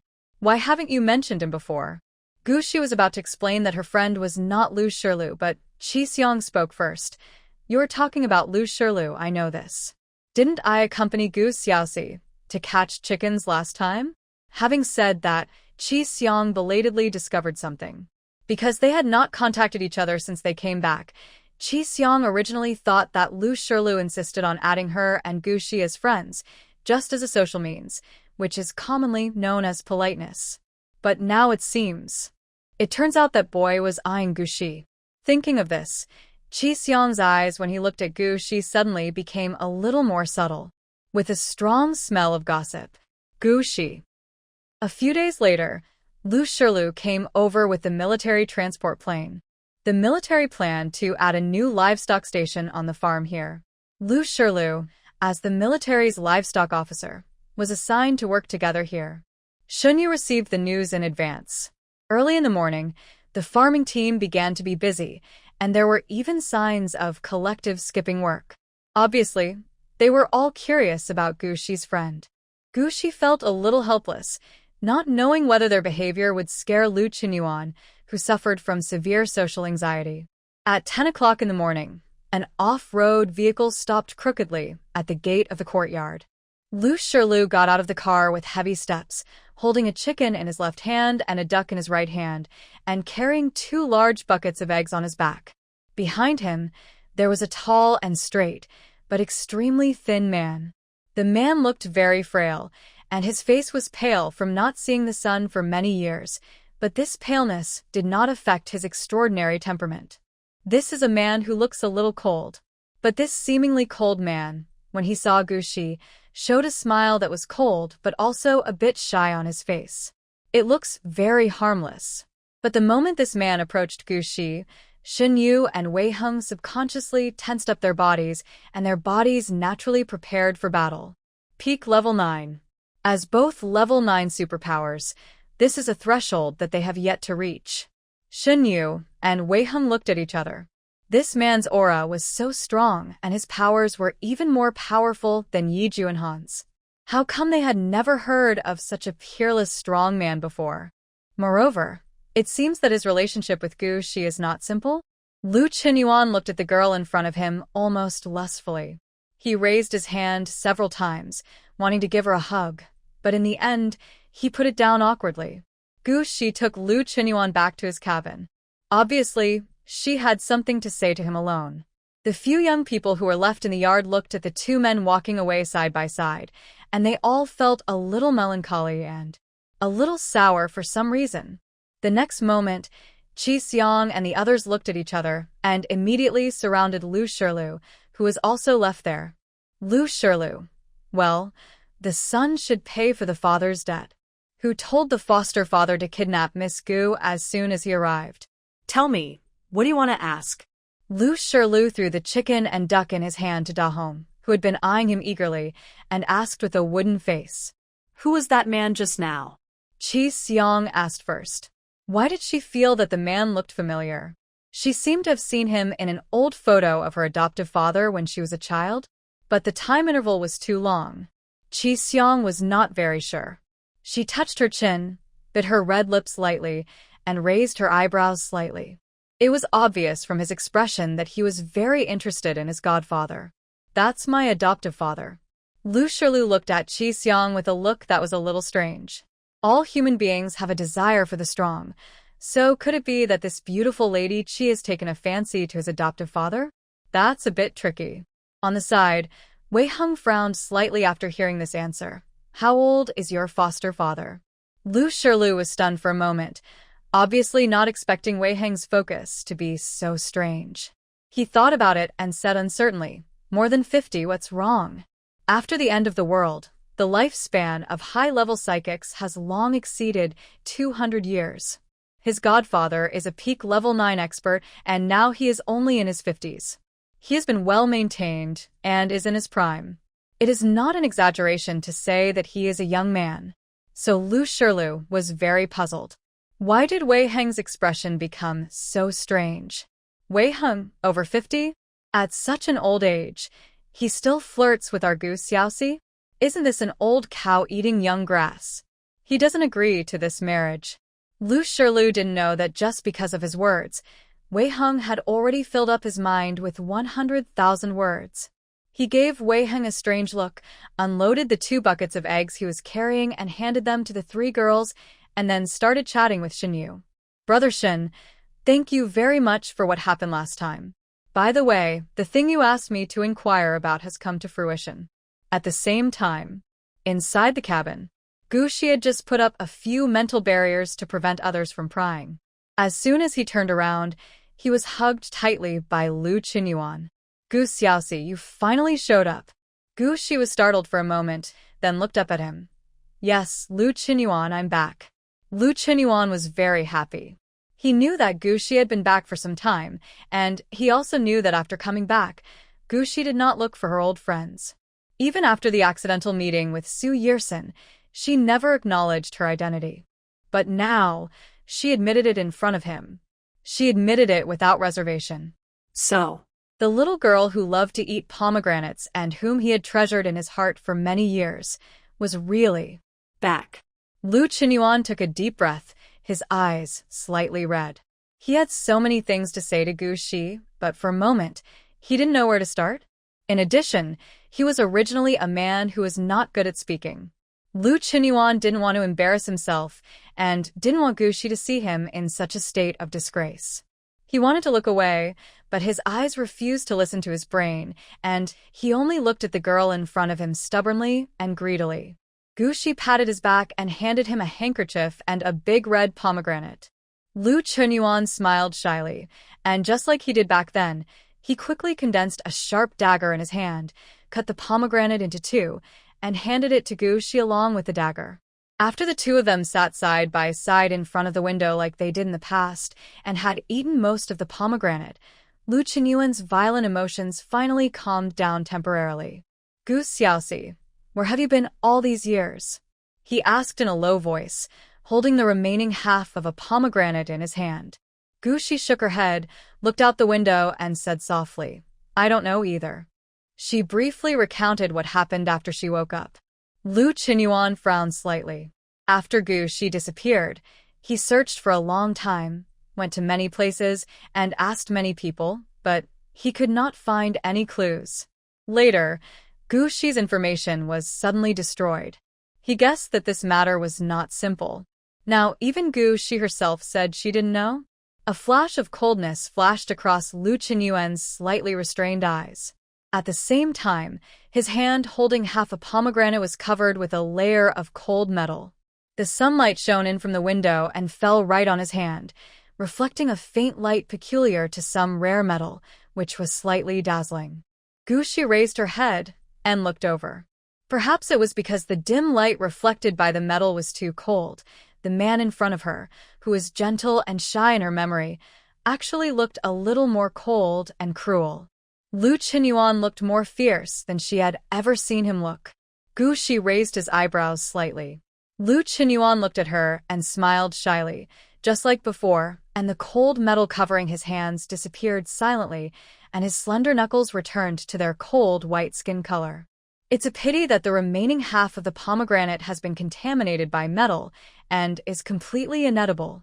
Gu Xiaoxi, there is some progress on the matter you asked Huang Er to investigate. Lu Chunyuan suddenly spoke. He opened his personal terminal and clicked on the map. More than a year ago, someone saw those 3 people in a safe camp under Yuqing. Gu Shi's attention was indeed diverted. Her eyes fell on the map that Lu Chunyuan had opened, and she stared at the place where his fingertip pointed, frowning slightly. The camp was located in the southwest hinterland, far away from City A, but Su Yerson reported that about a year ago, Li Ming had found a mark near City A that was suspected to be left by her. Although Gu Shi didn't remember whether the mark was left by her, it was definitely related to her. But in the end, she was found in South City. Yuqing, Aching, Nancheng, these 3 places are like a big turn on the map. Gu Shi's eyes fell on the map, and he frowned slightly. Lu Chunyuan raised his eyes and looked at her. I have sent people to the camp in Yuqing to inquire. No. Gu Shi said, quickly withdraw the people. Lu Chunyuan looked at her in confusion. Gu Shi raised her head, her eyes swept across a certain place on the map, and she looked at him calmly. This time, I will go there myself. No. Lu Chunyuan rejected her suggestion without even thinking about it. He took a deep breath and said, this is too dangerous. Gu Shi laughed. How dangerous can it be? Lu Chunyuan, before I went on my last expedition, you were not like this. It was the autumn of the 28th year of the apocalypse. On the eve of her fight to the death with the zombie king, they had discussed similar issues. Although Lu Chunyuan was also worried about her at that time, he never stopped her. That's different. Lu Chunyuan whispered. What's the difference? Gu Shi didn't understand. Which of her previous missions was not dangerous? Because she had lost her before and because she had lost and found her again. Therefore, he and they could no longer accept the possibility of losing her. But these words cannot be told to Gu Shi. That would only add to her burden. In the past, Gu Shi had already shouldered too many things that she shouldn't have shouldered. So now and in the future, they all hoped that she could live a more relaxed life, not have to think so much, and just live for herself. Lu Chunyuan lowered his eyes, hiding the intense emotions surging in his eyes. He thought about it and decided to tell the truth and reason. Gu Xiaoxi, there are too many people watching you now. It is almost impossible for you to avoid other people's eyes and ears and go to the southwest to investigate this matter privately. But Gu Shi smiled. Who said, I was going to the southwest privately? She raised her eyebrows and said, Can I go openly? Lu Qinyuan frowned and was about to say something else when Gu Shi stood up and patted him on the shoulder. Comrade Lu Qinyuan, don't worry, the mountain man has a good plan. Well, let's not talk about this anymore. Let's go eat first. Wei Heng started sharpening his knife last night, obviously wanting to show off his skills. You're in for a treat today. Lu Qinyuan stood up silently and followed Gu Shi, while his mind quickly recalled Wei Heng's information. Wei Heng, former deputy captain of the Special Forces team, an Earth-type supernatural being, was selected into the G01 program of the Supernatural Research Institute 20 years ago and was the last child to be eliminated. And the person finally chosen for that plan should be Junon. Although he already knew that it was the other party who had been taking care of Gu Shi all these days. But Lu Qinyuan lowered his eyes and threw the contaminated half of the pomegranate in his hand into the trash can at the door. Because he wanted to prove himself in front of Gu Shi's old friend, Wei Heng used all his skills at the lunch table and prepared a total of 18 dishes. There are both meat and vegetarian dishes, with good color, aroma, and taste. This not only made Lu Shirlu, a country bumpkin who had never eaten pure food before, salivate with grease in his mouth, but even Lu Qinyuan looked at him a second time. Wei Heng straightened his back with dignity. Gu Shi. So, what kind of strange desire to win is this? Wei Heng obviously made very detailed and thorough preparations in advance. After lunch, she not only took care of all the kitchen work by herself, but also graciously and competently brought out several large basins of various fruits that had been washed in advance. Fruits are a rare commodity these days. The fruits that Wei Heng brought out were all grown by Gu Shi himself. They were of pure color without a trace of black. The country bumpkin Lu Shirlu was so stunned that tears of envy flowed from the corners of his mouth. He just wanted to hug Gu Shi's thighs immediately. Shen Yu and others in the yard looked at someone who said, Miss Gu, from now on I will be yours in life, and your ghost in death. I will hit you wherever you point. Qi Xiang snorted coldly. Gu Shi, you don't need a younger brother. Hee, why are you talking so high-sounding? Do you think anyone doesn't know your little thoughts? Don't you just want to come here for a long time? Lu Shirlu did not explain, but looked at Gu Shi longingly. Back then, you hugged me with your own hands and saved my life. Gu Shi. Gu Xiaoxi, who had no idea what the young man was thinking, looked up and saw Wei Heng bringing out a large pile of strange things from the kitchen. She raised her eyebrows slightly. Wei Heng put all the things he had moved out by the pool. He glanced at Lu Qinyuan next to him and said to Gu Shi with a smile, Let's have a barbecue tonight. Gu Shi felt that she should have heard the word barbecue, but she couldn't remember it at the moment. While cleaning the tools, Wei Heng explained with a smile, When I visited the forum food area before, I saw some pre-apocalyptic videos. People at that time liked to meet up with their relatives and friends and go outdoors to bake and eat. That's a good idea. Shin Yu, who was standing nearby, picked up an orange and peeled it while nodding. We'll try it this afternoon. The time was advanced from evening to afternoon. Obviously, I couldn't wait. Even Miss Qi, who has always kept her fingers crossed, her eyes lit up when she heard this and she came around. I think I can do it. Then, do we have to have some barbecue first? Qini reminded in a low voice. Obviously, he had seen videos about barbecue before. Wei Heng smiled, turned around and took out several large baskets of things from the kitchen. They contained not only the meat he had marinated and washed vegetables in advance, but also many different seasoning boxes, which were fully prepared. He raised his head and glanced at Lu Qinyuan reservedly, and then in front of him, he took out a kitchen knife from his waist. When he lifted the knife, the potatoes and cucumbers turned into slices, the chicken wings blossomed, and his movements were very cool and neat. At first glance, he looks like an experienced kitchen worker. Shin Yu and the others next to him were silent for a moment. It's so cool, but they're just having a barbecue, so there is no need for this. But Wei Heng's abnormal behavior in the past few days was seen by everyone, and they could guess some of his thoughts. After thinking about it, a few people took the initiative to help. In any case, as Gu Shi's new friends, they can't let her old friends compete with each other, right? Gu Shi. She wanted to go over and help, but seeing Lu Qinyuan on the side seemed to have something to say. Gushi thought about it and took him to the rose wall not far away.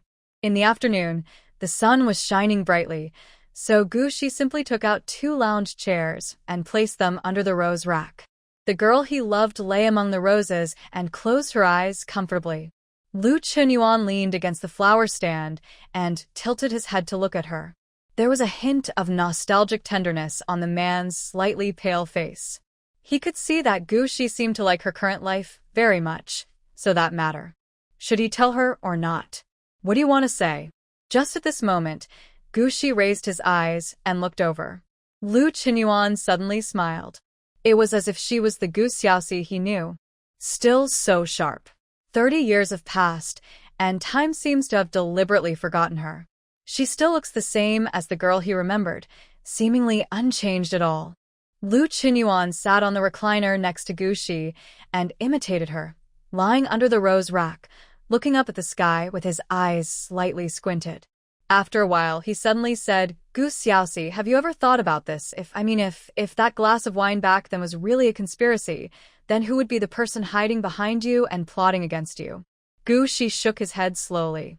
That person hid too deeply, and until now, she still couldn't be sure who that person was. Lu Chunyuan had a guess in his mind. In the past 30 years, he had done something, and he had found out some things. But that person grew up with Gushi and was once her most trusted friend. If there was no solid evidence, Gushi would not believe it. Distant relatives cannot separate close relatives. But what he found was not enough to incriminate that person. Lu Chunyuan thought about it and finally didn't mention that matter. He said, I checked. The South City Experimental Farm is nominally a collaboration between the South City base and the military, but the central base also intervened. Gu Xiaoxi. He tilted his head to look at her. There are many people staring at you now. I know. Gushi nodded. There are only 2 types of people staring at her now. One type is the very few people who actually know her identity. They were secretly watching her for her superpowers and even her superpower crystal core. These people wanted to gain powerful strength from her, uncover the secret of superpowers to break through to the divine level, or even the possibility of immortality. As for the others, they probably didn't know who she was. They were attracted by her talent in planting. Compared to those crazy and ambitious people, what these people want is just a steady supply of food with a lower coefficient of variation, which is nothing to be afraid of. If Gushi is willing, she can cooperate with these people. Even use these people's greed to deal with those crazy and ambitious people. After all, money moves people. As long as the benefits she provides are enough, even an ant can kill an elephant. However, although Gushi had made such a plan early on and deliberately demonstrated her value, she did not want to do so for the time being. When are you going back? Gushi turned her head to look at Lu Chunyuan, picked up a rose next to her, and sniffed it. We have to leave tomorrow morning at the latest. Lu Chunyuan stared at the girl who was sniffing the roses. My trip this time is to go to the Hengshan front line to investigate the use of new weapons. Although he has lived in seclusion and kept a low profile these years, in fact, there are not many people staring at him. This time, he was able to take time out of the day to take a detour to see Gushi, but he still used Lu Shirlu as a cover. Of course, Shinyu also played a role in this. Gushi nodded after listening. This time you go to the Hengshan front line to do something for me. As for the southwest side, I will go there myself. Lu Chunyuan frowned slightly, and just as he was about to speak, he saw Gushi looking up and saying seriously, Comrade Lu Chunyuan, I have a reason to go. The special mark that appeared in City A that seemed to be left by him made Gushi suspect that he might have lost some memories. So she wanted to go to the southwest in person. If she could find the secret laboratory, maybe she would remember something after revisiting the place. Of course, this was also a trip that would alert the enemy. However, the most important thing is that only if she goes there in person can she make the person behind her believe that she was really anxious after seeing the fragments of her crystal core appear. The little green bud seemed to sense her mood. It came out silently and circled around her fingertips obediently. Gushi lowered his eyes and fiddled with the 2 tender leaves on its top. After waking up this time, she found that her Budbeo's devouring ability had evolved again. Gushi knew that she must not let anyone find out about this, otherwise, she would never be able to live in peace again. Therefore, she had to draw the attention of all those who knew the truth to those crystal core fragments. Those people must be made to believe that the reason she has such ability and can recover her superpowers so quickly is because she swallowed the fragments of her previous crystal core. And coincidentally, the Nanchung Hotel incident gave her this opportunity. With the right time, right place, and right people, there is no reason for Gu Shi not to take advantage of it. Of course, Gu Shi knew what Lu Qinyuan was worried about. But it's a mission. How can it not be dangerous? Lu Qinyuan looked at her in silence. After a while, he withdrew his gaze and looked up at the sky. Time passes by little. Neither of them spoke again, until the sky gradually darkened, and the last bit of glow in the west disappeared below the horizon. Gu Xiaoxi. When the darkness enveloped the surroundings, Lu Qinyuan turned his head to look at the girl next to him. Can I just not go? Gu Xi looked up at the night sky. Lu Qinyuan, do you still remember the last time I went to war that night? At that time, remember? Lu Qinyuan lowered his eyes slightly, remaining as silent as ever, with only a fleeting glimpse of nostalgia in his eyes. That night was the most precious memory he treasured in his heart. How could he forget it? After a while, Lu Qinyuan looked at Gu Shi and said seriously, but Gu Xiaoxi, this is different. The last time you went out to fight, you had to face the zombie king, and behind you stood all of humanity, the support of the entire base. But this time, the same. Gu Shi suddenly turned his head and looked over, saying seriously, Lu Qinyuan, look over there. Gu Shi's gaze passed over him and fell not far behind him. In the yard, a fire was lit at some point. Several girls were sitting around the fire, studying something in low voices. Qin even opened his personal terminal and was placed on the largest light screen, which emitted a warm light against the bright or dark firelight. Beside the barbecue grill not far away, Wei Heng has already grilled chicken wings.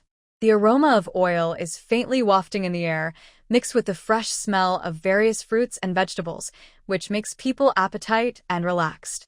Shenyu stood lazily between the barbecue grill and the fire. He turned his head for a while and went to the girls to give some suggestions. Then he turned around and stared at the chicken wings that Wei Heng was roasting. But he was soon disliked by both sides and pushed aside. Lu Shirlu went to keep Da Hong company. The world is full of fun, and the night sky is not lonely either. I don't know when it got up, but there was already a bright moon hanging in the sky, half hidden and half visible in the clouds. The moonlight poured down on the earth like silver frost, but it didn't look deserted. Everything is as it was then. The bright moon was in the sky, the fire was warm, and the laughter of friends could be heard faintly not far away. It was as if .it was back to that year, the night before the last expedition. Lu Qinyuan was in a daze for a moment. Just at this time, the moonlight is beautiful tonight. The breeze is not intoxicating enough. Gu Shi deliberately found 2 boxes of pre-apocalyptic beer from the space. It was the first time for Shenyu and others to see this thing. Although they were very curious, they glanced at Lu Qinyuan next to her and no one asked any more questions. And on a drunken night, time always flies by. At some point, the sky in the distance turned white, and the glow gradually died through the clouds. Gu Shi turned her head and looked at Lu Qinyuan aside. It's dawn. Shall I see you off? Lu Qinyuan looked at the almost extinguished fire in silence. Beside, Shenyu yawned, stretched, and stood up first. Let's go. I'll see you off. I won't go. Wei Heng glanced at Lu Qinyuan and began to clean up the mess in the yard silently. Qi Xiang was a little unfinished, but thinking that she would have to go to the experimental field to perform in a while, she had to stand up regretfully. After sending Gu Shi and the 4 people away, it was already dark and the remaining 4 people in the yard also separated. Wei Heng started to clean up the yard, feed the chickens and ducks. Qi Xiang went back to the house to tidy up and rushed to the experimental field. The task that Gu Shi had given her had not yet been completed. The Qin sisters looked at each other and turned to go to the orchard. As soon as they climbed over 2 hills, they saw Zhou Jing already busy in the orchard from a distance, with several utensils that had already been picked. The 2 sisters looked at each other, remembered Gu Shi's words, and calmly stepped forward to say hello. Morning, Xiao Zhou. Chini walked over with a smile and yawned. I'm sorry, there were guests at home yesterday, so it was a bit late. I overslept this morning, so I kept you waiting for a long time. No, I just arrived. Zhou Jing smiled and shook her head, bending down to put the test vessels on the side into the toolbox. His gaze calmly swept over the two sisters' obviously sleepy faces, then slowly moved down, and finally landed on their shoes that were still stained with dew. Did they stay up all night? You didn't sleep well last night? Zhou Jing asked proactively, paused, and then said without doubt, Yang Qi said last night that it was quite lively over there. Qini yawned. It's a bit late. Brother Fu Shen, an old comrade in arms, comes to see him. They are making a fuss after a long separation. Don't you know? It turns out that Captain Shen's comrades are here. Zhou Jing looked up and asked, pretending to be curious. Then they are making such a fuss. Isn't Gu Shi angry? I remember that she doesn't seem to like strangers visiting her home. You don't know that. Qin Yi squatted over with two small dimples and said with a gossipy face, Brother Shen's comrade is an animal trainer. Isn't our farm going to open an animal husbandry station this time? Zhou Jing nodded. She knew this.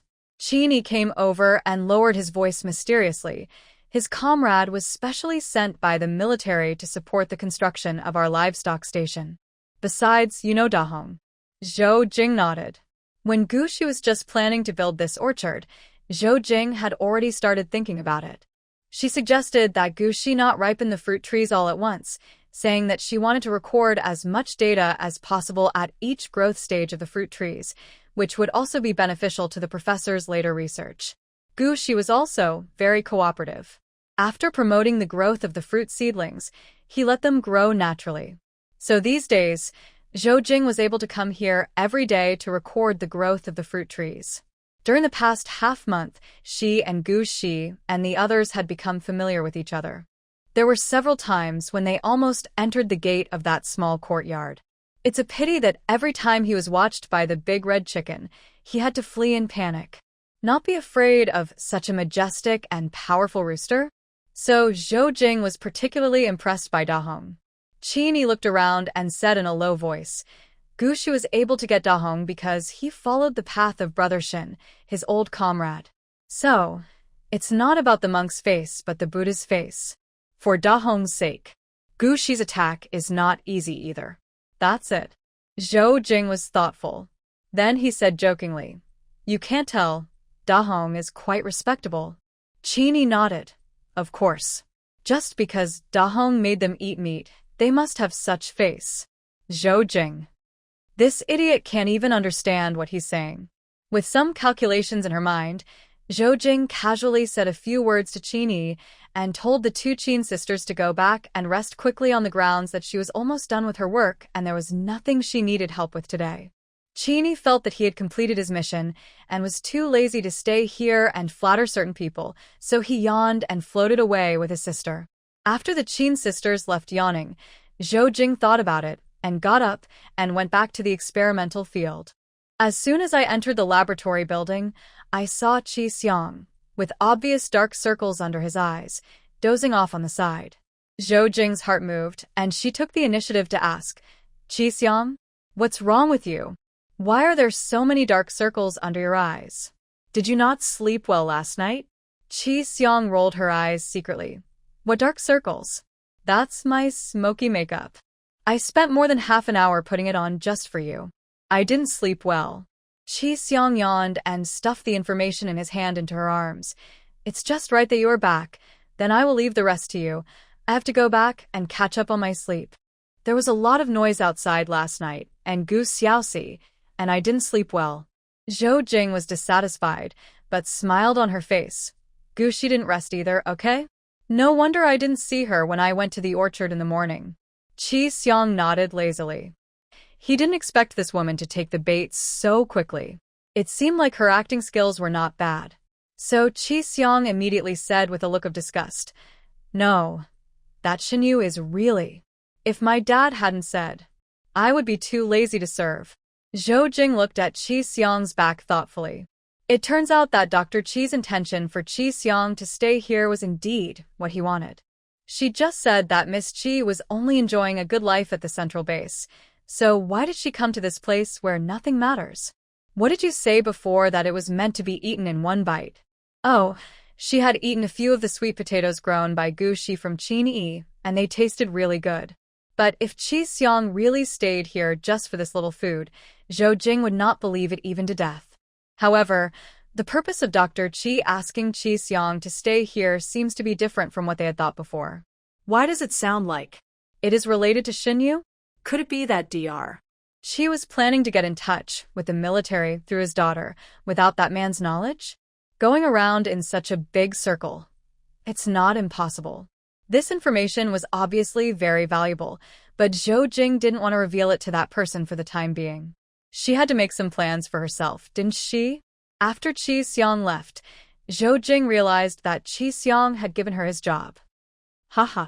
As expected, she is a willful young lady who leaves as soon as she says she will. She lowered her head to glance at the information in her arms, and a hint of sarcasm flashed in her eyes hidden by lenses. I heard that the two professors wrote Qi Xiang's name as the first experimental assistant in the research report of the Upland Rice Seed Experiment No. 1. I don't know how those people will make trouble after this news spreads. I'm looking forward to it.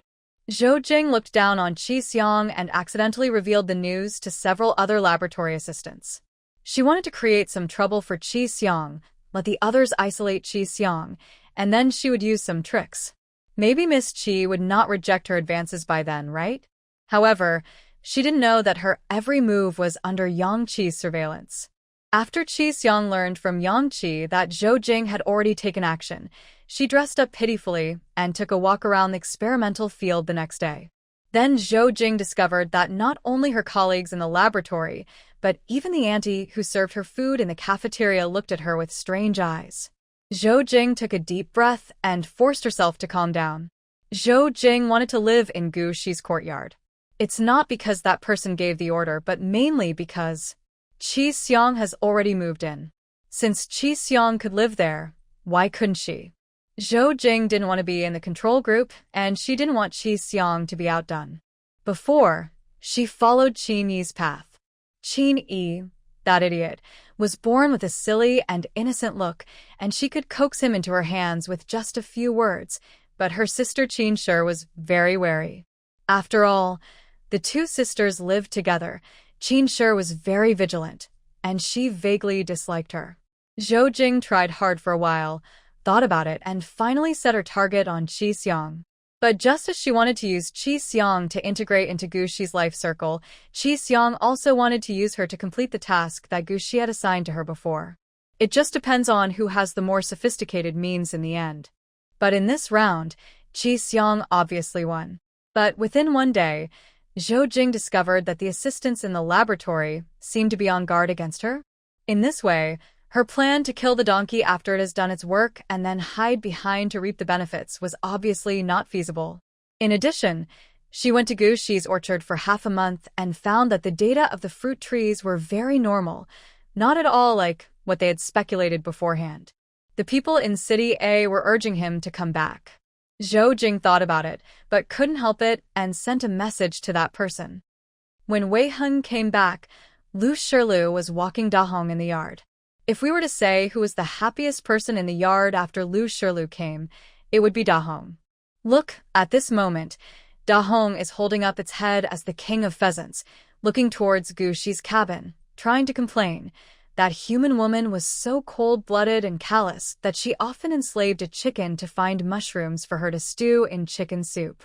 It was not known whether Lu Shilu understood the crowing of the rooster.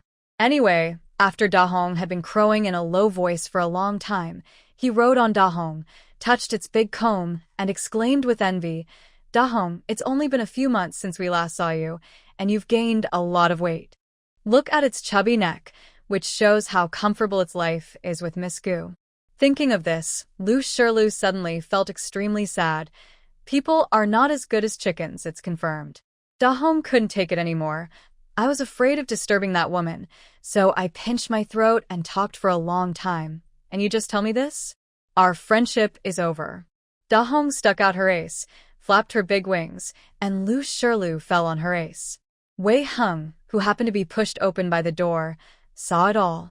Lu Shirlu. Wei Heng. Time seemed to stand still for a moment, but soon, Lu Shirlu turned over and got up, patted the dust off his body, and walked to Wei Heng as if nothing had happened. Are you back? Miss Gu is waiting for you in the main room.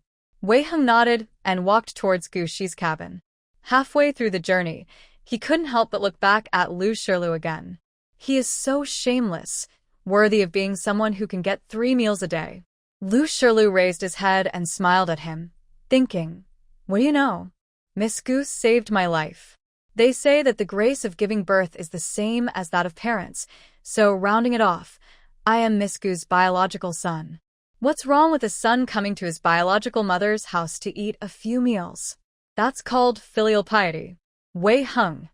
Forget it, some people are too shameless. Let's talk business with Gu Shi first. When Wei Heng pushed open the door, Gu Shi was listening to the radio.